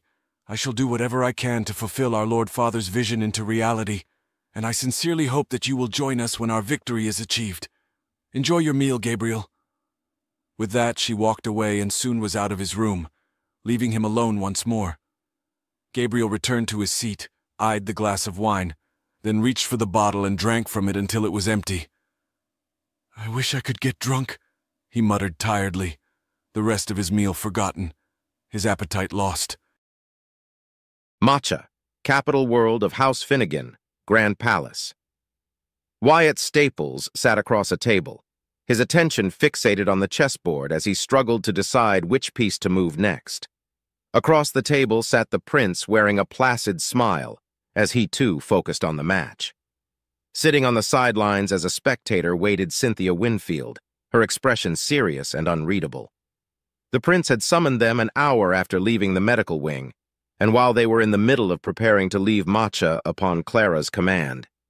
Heeding his request, they answered his call only to find that the prince wished to have a chess match with Wyatt before saying his parting words. The pilot felt relieved that the prince's command was for him to enjoy something trivial, though he suspected it wasn't that entirely. After a respectful greeting on his part, the match began and they had said nothing since. So far he had taken 4 pawns, a knight, and a bishop from the prince, while his liege had only managed to secure both of his knights and 3 pawns. All in all, he was winning. Taking his black-checkered bishop, he moved it to the point that an opening had presented itself, endangering the prince's king. "Check," Wyatt announced. "Not for long," the prince replied before moving a pawn to block Wyatt's bishop. Rubbing his chin for a moment, Wyatt moved his queen, eating up another unprotected pawn. To his surprise, the prince then moved the left side rook and the king at the same time, putting them closer together in what could pass as a protective formation. "Is that allowed?" he asked suddenly, confused and surprised by the move. "Quite so. It is called castling. I quite like it, though it is not advised to rely on it too much," the prince answered with a playful smirk. "I wonder if I'll ever be able to use an en passant on you, Wyatt." "En passant? Is that another strange moving rule? Perhaps I should buy a rule book or something," Wyatt said in his mind before analyzing the board for long, silent moments. Frowning, he moved his right side rook to a position that threatened the prince's queen. Too late, he realized his mistake.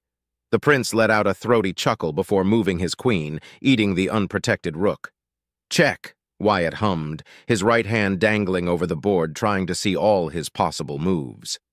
Sadly for him, he only had one to make. Moving his white-checkered bishop, he put it in front of his king, protecting him. The prince, however, showed no mercy, and with the use of his remaining knight, made a move that ate a pawn and also positioned it ready to strike at his king. "Checkmate," the prince announced, smiling. Then he inhaled deeply and then exhaled slowly in complete satisfaction. "He's a marvelous player, isn't he, Cynthia?" "Seeing you two play hurts me mentally," Cynthia replied dryly. "Honestly, my prince, you should give up on your dreams of playing professionally. You are a lousy player. I'm surprised that Wyatt, with his tactical acumen and outside-the-box thinking, matches your lackluster skill," the blue-haired woman ended with a playful grin.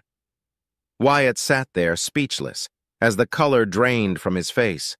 He had gotten used to the playful banter between Clara and Cynthia. They were longtime friends after all, but to hear Cynthia talk in such a way to the prince made his heart skip a beat out of sheer panic, which was only worsened when he heard the prince's reply. "Ha!" The prince barked a laugh that came from the deepest part of his belly. "It seems that your skill with the sword has not dulled, Cynthia. Your tongue is as sharp as your blade." Smirking, he turned his attention to the baffled Wyatt. "Is something the matter, Sir Wyatt Staples?" Wyatt shook his head in an effort to shake off his surprise. As he did so, the memory of his second meeting with the prince came to him. Oh, that's right. He did mention that Cynthia was a friend dear to him. If Clara and Cynthia are close, then it stands to reason that the prince and Cynthia share a similar bond, he reasoned, and his racing heart slowed down. I was merely surprised, my prince. I had forgotten that you previously mentioned that Lady Cynthia is your personal friend, my liege. I suppose it would be surprising to those not close to me that I can be so jovial and open, the prince asked slyly. Nevertheless, Cynthia is indeed a dear friend of mine. I've known her ever since we were children. For all intents and purposes, we grew up together side by side. There is trust, companionship, and a sense of honesty between us. Away from prying eyes, are we not allowed to relax? Is the prince not allowed a moment of reprieve from the weight of ensuring the stability of his realm? I wouldn't know, my prince. But if it is you who says it, and judging from the examples I've witnessed, then it must be true, Wyatt replied. And yet you've not questioned why I have summoned you, the prince asked, leaning on his armchair. It is not my place to question your summon, your majesty. I am your knight banneret. Your command is all I need to act, Wyatt replied solemnly. Unless innocent lives are in peril, the prince said, remembering the oath made during his ennoblement. And you're not my knight banneret, Wyatt. House Astor is your patron, this is true, but if anyone has any claim of ownership, that would be my beloved sister. He paused for a moment, closing his eyes, and he relaxed into his seat, which, coincidentally, is the reason why I have summoned you two before me. You will depart soon on a task that I could only trust Clara to carry in my name. Wyatt Staples, would you give your life for my sister, your princess, if need be? Without hesitation, my prince, Wyatt replied instantly, his voice filled with honesty and conviction. More than my princess. Clara is my friend, and so is Cynthia. Their lives are more important than my own, this I know, but that doesn't matter to me on a personal level. To me, they are precious. I swear to you on everything that I hold dear, my prince, that no harm shall come their way for as long as I draw breath. To his right, Cynthia smiled, while the prince nodded once in approval. Clara was right. You possess the soul of a true knight, a valiant warrior who fights for what is right regardless of actions and consequences to his well-being. You may not believe in honor, Wyatt Staples, but you are a man of honor, not the sort that comes with accolades and self-serving actions. Rather, your honor is your own, that unsurmountable force of will that has fascinated me with every action you've taken. The prince paused, eyes narrowing as he tilted his head slightly. I will not insult you, Sir Wyatt, by promising you rewards beyond imagination. You are not a man that can be bought with mere baubles or the temptation of power. A powerful strength and a dangerous weakness if exploited by your enemies. Do your duty to the best of your capabilities. This I ask not as the prince, but as a brother. Protect Clara, even if that means protecting her from herself. He turned his gaze to Cynthia. The blue-eyed woman nodded once. Then he continued. You've earned my trust in this regard, Wyatt Staples. Loyalty is its own reward. Loyalty is its own reward, ye prince, Wyatt replied. I shall do as you've requested of me. Good. Then you may leave. Clara already knows I've summoned you, so you will decide whether to share or not what I've told you with her. I shall remain here and coordinate our forces and strike out against the traitors within our capacity. A proper counter-assault shall take us months of preparation at the very least. Time is, for the moment, my uncle's ally. Fortunately for us, his window of action is becoming narrower with each passing day. Cynthia stood up a moment later, followed by Wyatt shortly after. The two bowed their heads respectfully before turning to leave the room.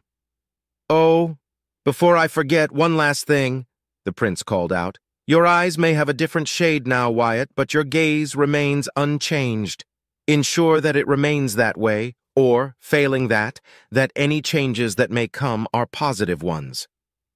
With nothing more to be shared, the prince waved his right hand about lazily, and the doors of his quarters opened, revealing the ever-vigilant royal marines standing guard near their liege. Wyatt and Cynthia walked in silence, ignoring the staff and anyone else they encountered on their way until they reached the ample launch yard with a single shuttle waiting for them. Next to it stood Princess Clara, now wearing her set of purple armor while Milcades flanked her holding an umbrella over her head. The two stopped in front of her and bowed their heads. Let us depart, came her simple order. Milcades closed the umbrella and boarded the shuttle without uttering a word. Cynthia took his place next to her princess, and soon the three of them boarded the shuttle's cockpit. Wyatt sat on the pilot's seat and went through the diagnostics and necessary tests before igniting the engines. The doors closed, and with a hiss of pressurized air, they were sealed. The shuttle shuddered as it began to ascend. As they hovered 10 or so meters above ground, he pressed a button on his panel. Control, control, this is Shuttle NTS-001 currently transporting Her Majesty Princess Clara, requesting permission to leave friendly airspace. Over. Wyatt spoke in his usual serious tone. We read you, Shuttle NTS-001. You have permission to leave. I repeat, you have permission to leave. For the Principality and our beloved Prince, may your journey be a safe one. Over. A professional voice called back. Understood. Copy that, Wyatt replied, letting go of the button. Glancing at his passengers, he found them sitting steady and latched on. After a quick inspection of the other passengers at the back, who to his surprise only consisted of Milcades himself, Wyatt ascended more and did so at an impressive speed. A minute later, the rumbling of the engines diminished considerably, and he could feel them more than he could hear them. The sensation of weightlessness assured him they were in orbit, and a quick inspection of his coordinates confirmed they were on their way to the orbital ring's transit checkpoint. Well, isn't this nostalgic? Clara suddenly spoke, breaking the silence. It reminds me of our first shuttle trip to Woodshaft, only this time the circumstances are not so dire. The black-haired man couldn't deny that she had a point.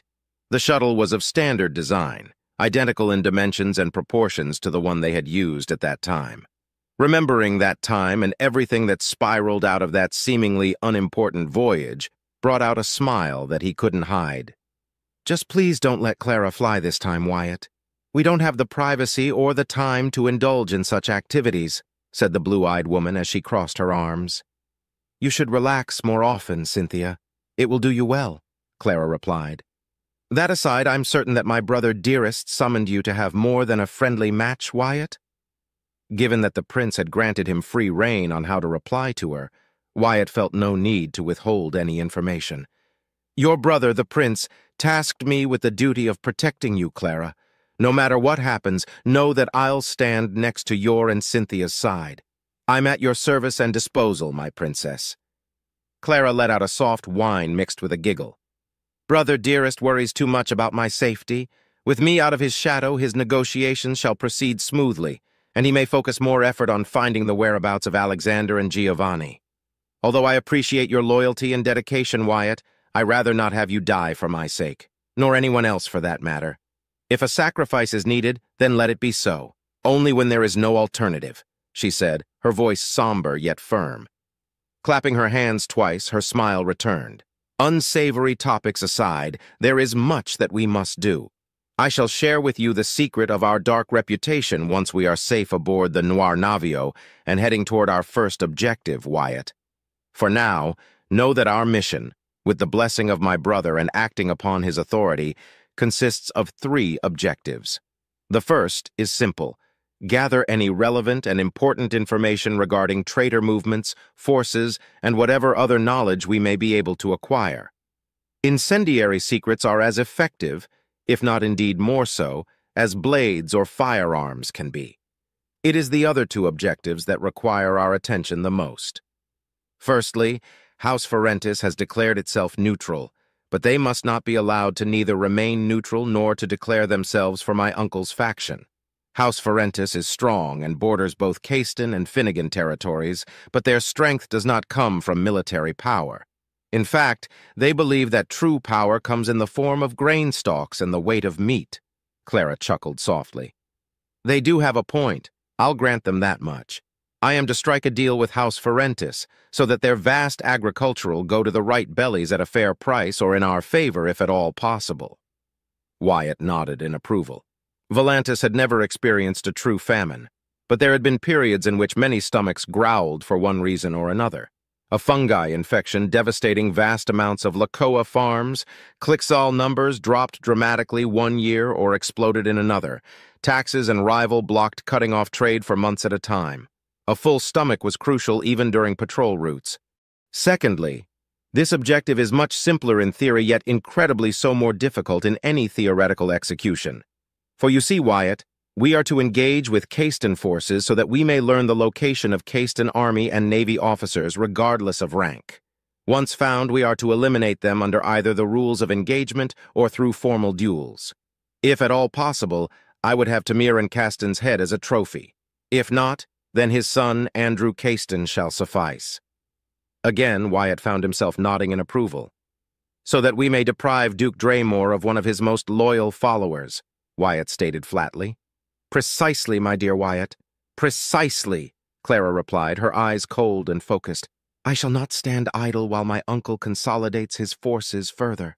The hammer of Draymore is strong, then I shall prove that it can also break. The shuttle approached the large anchorage station slowly without issue. Wyatt had been contacted by the station a few minutes ago, giving him a vector trail to their destination, the Noir Navio. Watching through the monitor's screen, the pilot couldn't help but feel awestruck again upon seeing the marvelous black ship. The hull was almost entirely dark, its surface reflecting the light from the station and the distant star rather dimly. He could still remember vividly what it felt like to command that vessel. It had been an otherworldly experience that was overshadowed by the pure pleasure he felt when the Drazen cruiser was destroyed. The spear-tip-shaped vessel was, again, marvelous to behold. Ever since capturing the ship and taking it away from Caiston hands, his time had been consumed by training, adapting, and more than he would have liked to spend in a medical bay one way or another. In fact, he was starting to grow a not-so-insignificant amount of distaste for medical procedures that kept him bound, though he understood their necessity. But now he could admire the ship more closely. The design was elegant and organic with no room for fanciful aesthetics. It was purely functional, though such simplicity made it beautiful to his eyes. The two short wings, compared to the length of the vessel, that is, that sprung near its rear, served no practical purpose other than to house more compartments, aiding the structural design of the ship that had allowed him to use its mobility in his favor during the battle against the Drazen. For a destroyer class, it was on the average size of one as it measured 1,832 meters in length, a kilometer in width if measured from wing to wing, and a mere 200 at the tip due to the demands of the spinal-mounted pulse beam. Similarly, in height, the situation repeated itself but nowhere near as pronounced with the ship 442 meters at its thickest, central point that housed within the powerful tri-reactor plasma core. Over the length of the vessel, the gradual smoothing was less evident and also ended on the tip, making a perfect 200-meter in diameter cylinder ready to spew its deadly charge. While some could see the ship as bulky or unappealing in design, he personally couldn't see a more perfect ship. Not only was it a technological marvel, especially when compared to the standards set in the Principality, but it was made to strike from the shadows with deadly force and sweep back into the hiding for another run. When I commanded it, I felt like I was one with the ship. It felt like when I'm inside the cockpit of a fighter, but more intense. I could almost feel it move with every command I issued, every turn, every acceleration and deceleration, the power when firing the pulse beam. Everything was so otherworldly. Is that what being a Commodore, Captain, and above feels like? To sit on that chair and be one with the ship? If so, then I envy Commander Redford and Admiral Damien, to be able to enjoy the vastness of space from that perspective all the time. Yes, I envy such a position, Wyatt thought to himself, smiling gently at the Noir Navio. Look at it, so pristine and black, like polished obsidian, a black shimmering pearl set against the blackness of space. Wyatt paused for a moment, and his smile faded slowly. You commanded it through Cynthia's clever use of a loophole in a dire situation, Wyatt. You killed Drazen, you saved people's lives, and Clara was safe. Let that be enough. To experience such a thing as a commoner is more than I ever could have hoped for. Let that be enough. Even if I'm not a commoner anymore, that doesn't change what I am, he thought, content with the resolution even if it wasn't satisfying. Beautiful ship, isn't it? Clara's voice cut through the silence, and Wyatt turned his attention to her. Oh, that didn't startle you? You were so focused on the screen that I thought you'd at least jump a little. It seems I'll have to try harder, said the princess with a serene smile on her lips. Your sense of humor is peculiar, Clara, Wyatt replied. So says the man that's a stick in the mud, Cynthia added with a playful smirk. Do you see me as a means to measure the depth of muddy terrain? Wyatt asked, genuinely confused at her choice of words. No, that's not what, Cynthia replied in puzzlement while Clara let out a short, undignified snort. No, Wyatt, a stick in the mud is a phrase used to describe a person with a dull or boorish personality. Wyatt shrugged. Weskel would agree with you. He always said that I didn't know how to have fun. Be that as it may, Wyatt, what were you pondering about so intently? Clara asked with interest. Wyatt turned to the screen before replying. I was just admiring the Nornavio. I've caught glimpses of it, but I never had the chance to observe it in detail. It has also occurred to me that I've only traveled between 3 different decks. There's still so much to see of it. He paused, taking a second to admire the ship on his screen. You're right, Clara, it is a beautiful ship. Deadly, too. You should know, Cynthia pointed out, her tone serious. Whoever built it managed to compact the firepower of a battlecruiser and the utilities of a battleship to the size of a destroyer. According to our own measurements, it is an assault destroyer, but no other assault destroyer across the Principality could come close to match it. Speed, armor, shields, durability, power, versatility. Even the exalted Virtue would be hard-pressed to match it in an even fight following the rules of engagement. But the Nornavio is not built for them. Silent, decapitating strikes are what this ship was built for, but it isn't defenseless either if it must take action outside its intended role, Clara listed, her tone switching to her colder, more calculative side. This boogeyman hull plating is also intriguing. It may be fragile, but its stealth capabilities vastly outstrip any potential armor grading it could be placed in its stead. The blonde woman unhooked her safety belt and moved closer to Wyatt, standing next to him as she pointed a finger at the rear of the Nornavio. See those edges that mask the engines? Those are there to hide the plume as long as we're not moving too fast or too close to a target. That aside, Wyatt, can you see the radiators anywhere? What is she playing at? Wyatt thought to himself a moment before answering. They're located on the bottom of the ship, but remain locked away unless needed, correct? And why is that? Clara pressed on. Because the boogeyman system radiates excess heat slowly but constantly all the time. It works similarly to how many other types of hulls deal with excess heat, but it does it better and without giving itself to regular sensors. Unless the ship is engaging in an active fight causing the heat levels to accumulate faster than what the hull can radiate off, Wyatt replied, then pondered for a second with a brief hum. Does the ship have heat sinks? When I read the specifications of the Nornavio, I didn't read anything related to heat sinks. There are heat sinks located across the warp drive, the reactor, the weaponry, and the pulse beam cannon. The Nornavio can run very, very hot. Enough to burn everyone in it if a conflict runs for too long. The heat sinks will absorb some of it, but it will eventually overheat under the command of a reckless captain, Clara explained. Which, if you are willing, Wyatt, could you tell me what were you going to do if you hadn't passed out during the assault against the Drazen? Clara makes a good point, and I must confess that I, too, am curious to know what were you planning to do, Wyatt, Cynthia added. Wyatt felt a thrilling wave of tingling pleasure at being reminded of the incident once again. Even if he never got to face Drazen ever again, that battle and the experiences he gained from it were etched into his memory for the rest of his life. With pleasure, he began, his voice reflecting his good mood. After the cruiser was destroyed, I planned on peeling away from them and getting at least one of their remaining destroyed to get near us before entering weapons range. I would then put the Nornavio into a slow spin and engage the enemy with railgun and plasma fire. Once the shields were down, use the heavy laser turrets to strike their center and hopefully destroy their bridge deck. After that, I don't know what I would have done or how I would have reacted to their counter-assaults. Everything was happening so fast, so I just did what came naturally to me. I'm certain that's true, Wyatt. You are not the kind of man to formulate convoluted strategies, at least not outside the thick of combat, and you showed them no mercy. I'm certain you would have gone after them when they made their move to escape the system, Cynthia pointed out. Most likely, yes, Wyatt agreed. There was no point in denying that, if given the chance, he would have made sure every single last Drazen on Gintrax would burn in a fire. As his mind went back to that momentous occasion, he remembered other pieces of information. After a moment of silence, he turned to Clara. Clara, may I ask you something? You may. I've been thinking about it after I got my implant since I didn't have much else to do. Since we were heading to Finnegan territory, why did you barter for Uriel Hoax's ships? Facing another Caiston force was a possibility, but even so, highly unlikely. His Majesty the Prince, your brother, now has access to greater forces. Was it part of your plan? Will the destroyers and freighters you gained form part of your fleet? He asked, and was confused when Clara let out an amused giggle before placing a hand on his shoulder. My dear Wyatt, those ships were never my goal. Woodshaft was the prize I was after. The personnel we gathered up along the way was part of what I was striving to achieve.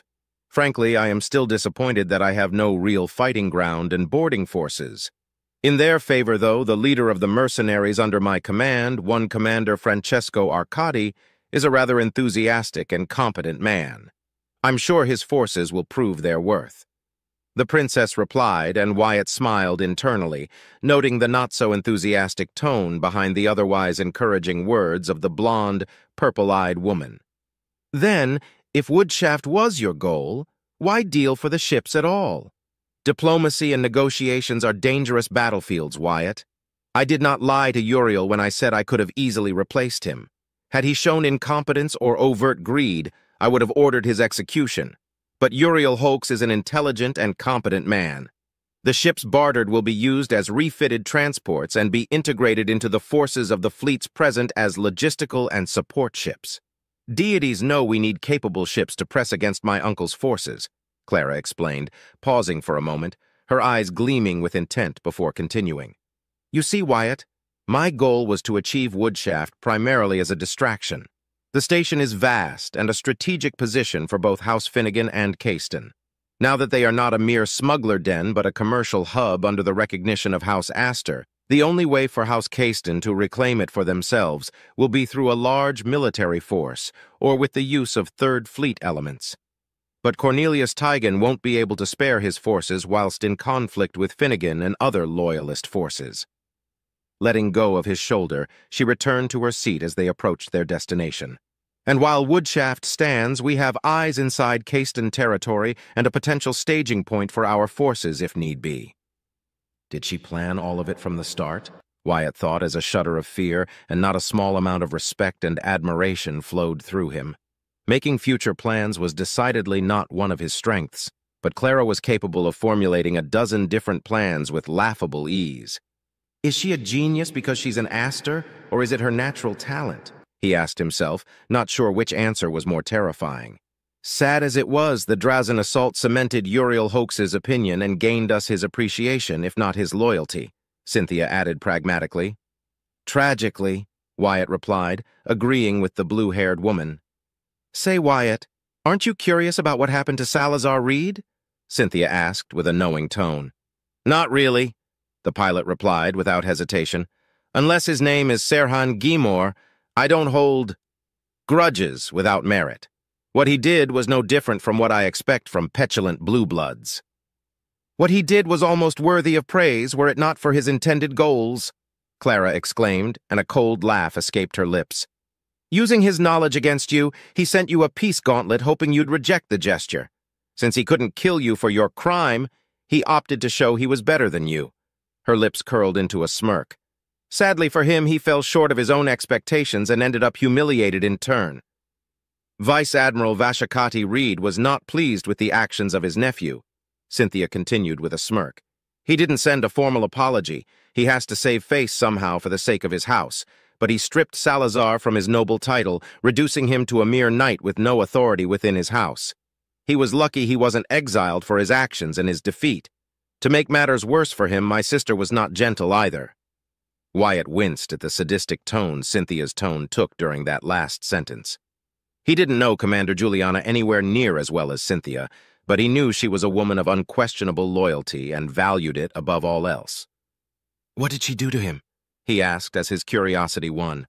After receiving 20 public lashings, she demoted him from captain to sergeant. Marine ranks work in a different system than Royal Navy ones, but effectively, he won't be able to command anything but auxilia forces ever again. His reputation has been ruined, his standing crushed, and those close to him have abandoned him.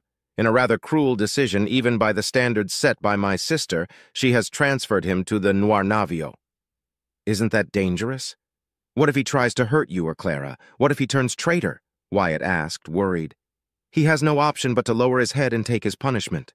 Vashakati made it clear that if he heard any further offense caused by Salazar, he would be stricken from the family records, made pariah, and likely killed or exiled in full disgrace. House Reed can be brutish, but they are loyal to the prince, Cynthia clarified. To a noble of a storied house such as House Reed, there is no greater punishment and threat. He'll likely seek an honorable death in combat before the thought of betrayal crosses his mind. If you say so, I shall trust you, Cynthia, Wyatt replied sincerely. She was the experienced noble of the two, after all. His attention turned to the monitor as the computer signaled that the docking procedure was about to commence. He watched as the hangar of the Noir Navio opened in the distance, illuminating the otherwise black exterior with the blue hue of a kinetic shield. A request for communication came through, and a second later he accepted it. This is Communications and Navigational Officer Galt Tyrome. Proceed to the hangar's Section A Shuttle NTS-001, over. Officer Galt Tyrome, this is Shuttle NTS-001. I read you loud and clear. Proceeding to your directions, over, Wyatt replied, glad to hear the voice of the red-haired man. I still need to thank him for helping me. What do you even give a noble as a gift? Understood, Shuttle NTS-001. We await the arrival of Her Majesty with great anticipation, over and out, Galt said before ending the connection. I'm glad that you countermanded my orders in that last moment, Wyatt. Galt Tyrome has proven himself to be reliable and a good bridge officer. He had to be demoted, but I believe he prefers it. The rest of the crew have also saved me the headache of finding competent bridge personnel. Small blessings truly are a joy when they arrive at your side, don't they? Clara said with a barely perceptible smile. How does she keep doing that? It's like she can read my mind, but I've never heard of something like that before. Not even in the most outlandish rants Mr. Warlow went on and on when he was drunk, Wyatt thought, and glanced at Clara, who in turn didn't do anything to indicate that she could do anything of the sort. Choosing to blame his imagination, he focused on the task at hand as they approached the Noir Navio, the ship growing in size as they approached until even the hangar bay overtook the view of his primary cameras. The moment they passed through the kinetic shield, the bay began to close while he landed on the spot two Econtis were using guiding batons. The shuttle landed softly, and with a dying rumbling from the engines, the trip ended. Two large mechanical arms secured the shuttle in place as the trio put on their helmets and waited until the hangar was pressurized once again. With a loud ping, Wyatt moved to the door and opened it, stepping aside to let Cynthia step out first, followed by Clara, aided by her best friend. Finally, Wyatt followed, and they were soon joined by Captain Milcades, taking his spot next to Cynthia. He was not at all surprised to see 4 Royal Marines stationed close to the shuttle, waiting in their silent, vigilant way. I'm glad to be back aboard a ship, Wyatt commented, relieved. The hangar was fairly empty, with only a few technicians, staff members, and engineers going about fully suited running diagnostics on the available shuttles, drones, and fighters. Now the question was, what was he to do now? The Noir Navio wouldn't leave until several hours later. He wasn't tired, so sleeping was not an option. He was feeling hungrier than usual, though, but it wasn't mealtime yet, and he had no desire to train until they were on their way out. So unless Redford or Clara ordered him to do something, he had nothing to do. There you are! The translated voice of a certain Nikanti rang through his channel, and he turned to his left, seeing Jincho approaching with vivid enthusiasm. I've been looking everywhere for you, worm-brain. Come, you have to see your fighter. Suddenly he turned to Clara. Princess, I'm taking the worm-brained maniac to see his fighter. Glad to see you back, though. Now get moving, maniac. With that said, he turned around and made his way off without waiting for an answer. Did he hack my communicator? Clara's voice was heard through an open channel. He hacked us all, my princess, Milcades replied dryly, but there was an edge of respect in his voice. I didn't detect his intrusion until it was done. Impressive. Should I reprimand him, my princess? Cynthia asked, unmoved. Certainly not. He's even better than what I expected. Such talent shows immense potential. I wonder why he was in Woodshaft in the first place with such talent at his disposal, the princess pondered. His attitude leaves much to be desired. Cynthia commented. True. Regardless, I think I like him. He shows not even an ounce of respect, but he's not malicious either. Yes, I believe I will come to like this rambunctious Yikanti, Clara said in a playful tone. For his part, Wyatt could almost feel Cynthia roll her eyes, and for some reason he was sure Captain Milcades was trying not to chuckle. Wyatt, why are you still here? Aren't you going to see your fighter? She asked in that same tone. As you command, my princess, Wyatt replied, defeated but content. Giving the blonde princess a short-lived salute, he moved to follow the now distant Yikanti. When he caught up to him, he glanced back to see his friends leave, escorted by the Royal Marines. Friends. It still feels so odd to say that, like a bad rash that doesn't go away no matter how much you scratch it. But in a good way, Mom is never going to believe I befriended a princess and a lady of House Winfield. Dad's probably going to faint. Wham is never going to let me forget it. And Weskel is probably going to be a pain about it. The pilot thought of his family's potential reaction, earning a warm, wide smile underneath his helmet. When he caught up with Jincho, they were near a fighter that, true to Jincho's boasting, looked as good as new. Had to replace entire systems. The right wing was torn asunder. How it didn't shear off during your crazy maneuvers, I still don't know. Electrical was blown. You somehow managed to turn your heat sinks into scrap, but everything else was working, Jincho said as he nodded in approval and his tail swayed contently behind him. Got a chance to tinker with it, too. Managed to recalibrate the fuel and thrust systems and reroute excess stress and heat away from the core and into the engines. And your directional thrusters are also better now. Your fighter is now 7.2% faster than before. You can carry half as much coil gun ammunition, and your shields are a whooping 3% stronger now. Had to sacrifice redundant systems, but hey, who cares, right? So, Wormbrain, how do you like your new fighter? You may thank me now. Wyatt smiled widely. Does anyone know what you did to it yet? He asked, barely able to keep the tremor in his voice at bay. If I did, they wouldn't have let me tinker with that beauty of a fighter. Principality regulations can be so anal about it, I'd rather choke on my feathers than deal with that shit. But you, Wormbrain, you know your stuff. I can't see your eyes, but I know you like what you see, eh? Fighting fair is for losers and soon-to-be corpses, Jincho said, extremely proud of himself. More than ever before, Wyatt decided he would stay in Jincho's good graces. Dropping to a knee, he bowed before the surprised Yikanti. Thank you, Master Technician Jincho. I am most impressed and grateful for your work, he said solemnly, putting as much theatrics into his praise as possible. Jincho shuddered, and if it were not for the suit, his feathers and fur would be standing at attention at the compliment. Ha! See, you ungrateful bastards! A little recognition and praise go a long way to get what I can give, Jincho shouted as he threw a fist in the air. Clara has to know this. I'm certain she'll be happy, Wyatt thought. Wyatt landed on the ground with a resounding thud, his face pressed against the mat while he heaved for breath. Above him, Cynthia stood waiting for him to get to his feet. Again, Cynthia said, her tone unflinching as always during their training sessions. The now heterochromatic-eyed pilot groaned as he obeyed the command of the blue-haired woman. Shaking his head, he adopted a low-guard stance with his fists in front of him. Cynthia raised an eyebrow in response. Brute force has never worked before, she pointed out plainly. I know, Wyatt replied, and a chuckle caught his attention. Peering to the right, he found none other than Nultar Olkara as he wiped the sweat from his brow. He gave him a friendly wave as he watched from a safe distance what had become a regular scene for anyone visiting the gymnasium to admire. Namely speaking, watch Cynthia Winfield beat him down relentlessly over and over again. Though, as much as it pained him to admit, he could now see a purpose to the torture she called a training.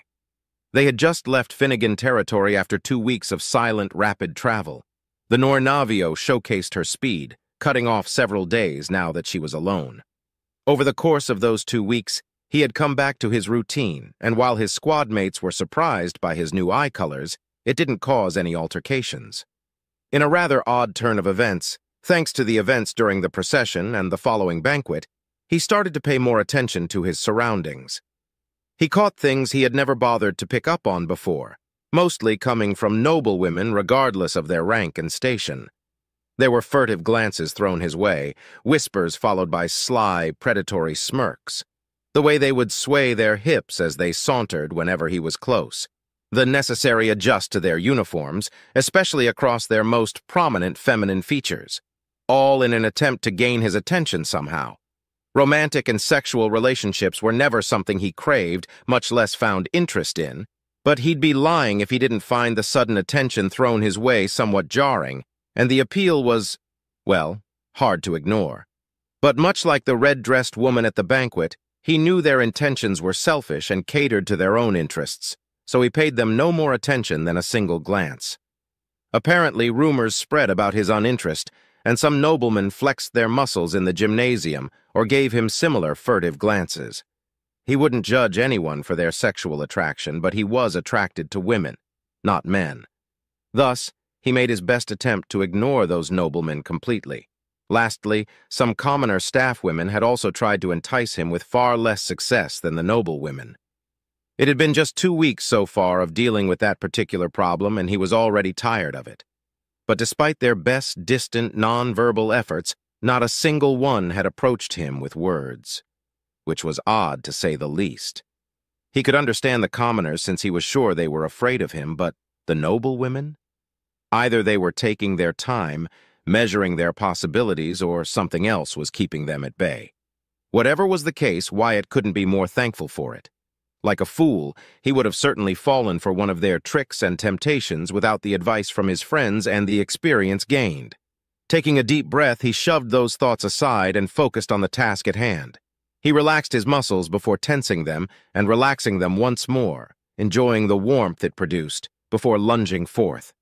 Readapting to his new strength had been an easy task after a couple of days of intense training. Cynthia even showed him some mercy by not engaging him in combat until he was in full control of his body.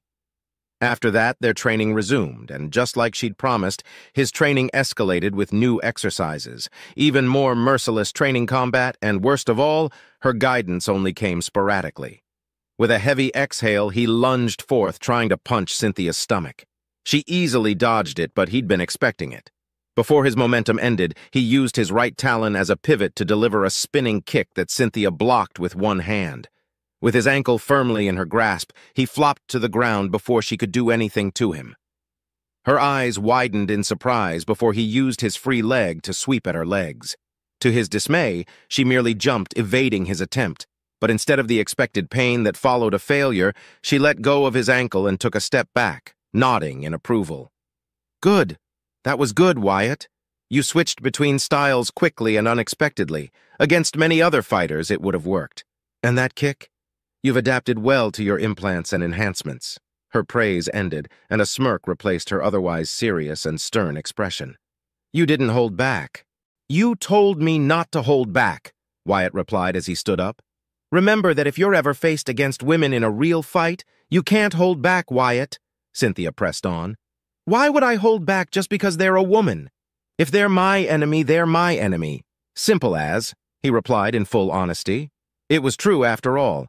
If he was facing an enemy trying to kill him, he cared not if they were a man, a woman, or an alien. Pleased with his answer, Cynthia's smile widened slightly.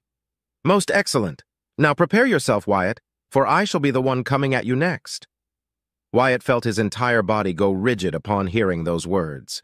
He took a solid defensive stance, crouching slightly with his right leg behind for extra support. Meanwhile, Cynthia didn't bother to take any stance at all. She only hopped 3 times and cracked her neck. The sound made every bystander wince. They shared gazes for what felt like an eternity, until Wyatt, sweating nervously and with a dry throat, nodded. In the blink of an eye, Cynthia, who was at least 3 meters apart, closed the distance before he could react to her. Instinctively, Wyatt threw an uppercut that the blue-haired woman dodged with casual ease.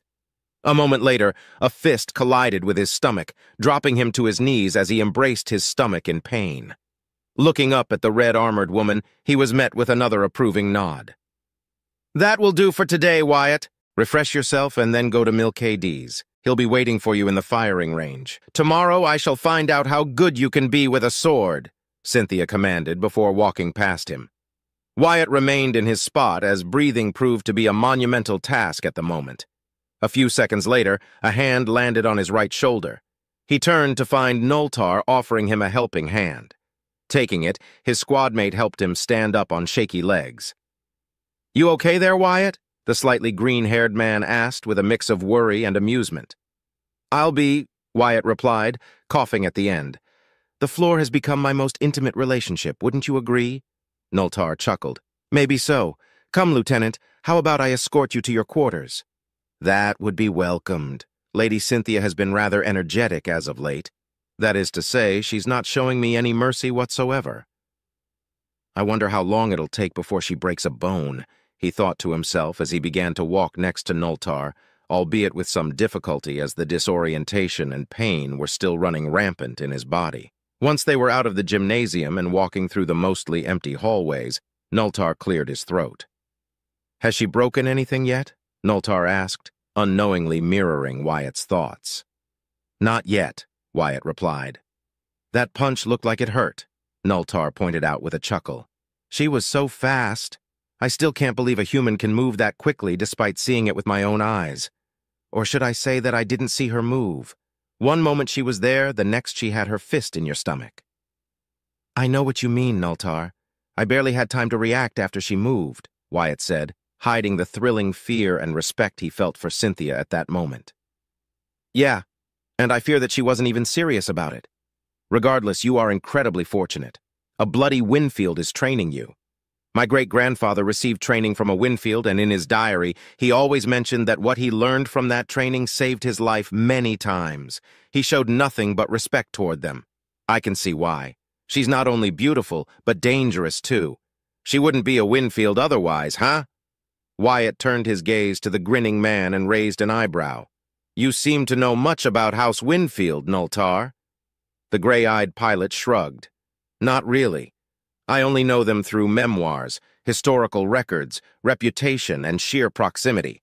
House Okara was a banner house under the rule of House Calidor, same as House Reed. We bordered the territory of House Winfield, so their exploits reached us fairly quickly. I remember now, you showed particular distaste toward House Reed. If you don't mind me asking, how did your family die?" Wyatt asked in an understanding, cordial tone. "Who said anything about my family being dead?" Noltar chuckled somberly. "Although that's a gentler fate than what we are going through." "Oh, I see. Please forgive me, Noltar. I simply assumed your family was killed or something of the like," the black-haired pilot apologized. Noltar shrugged again.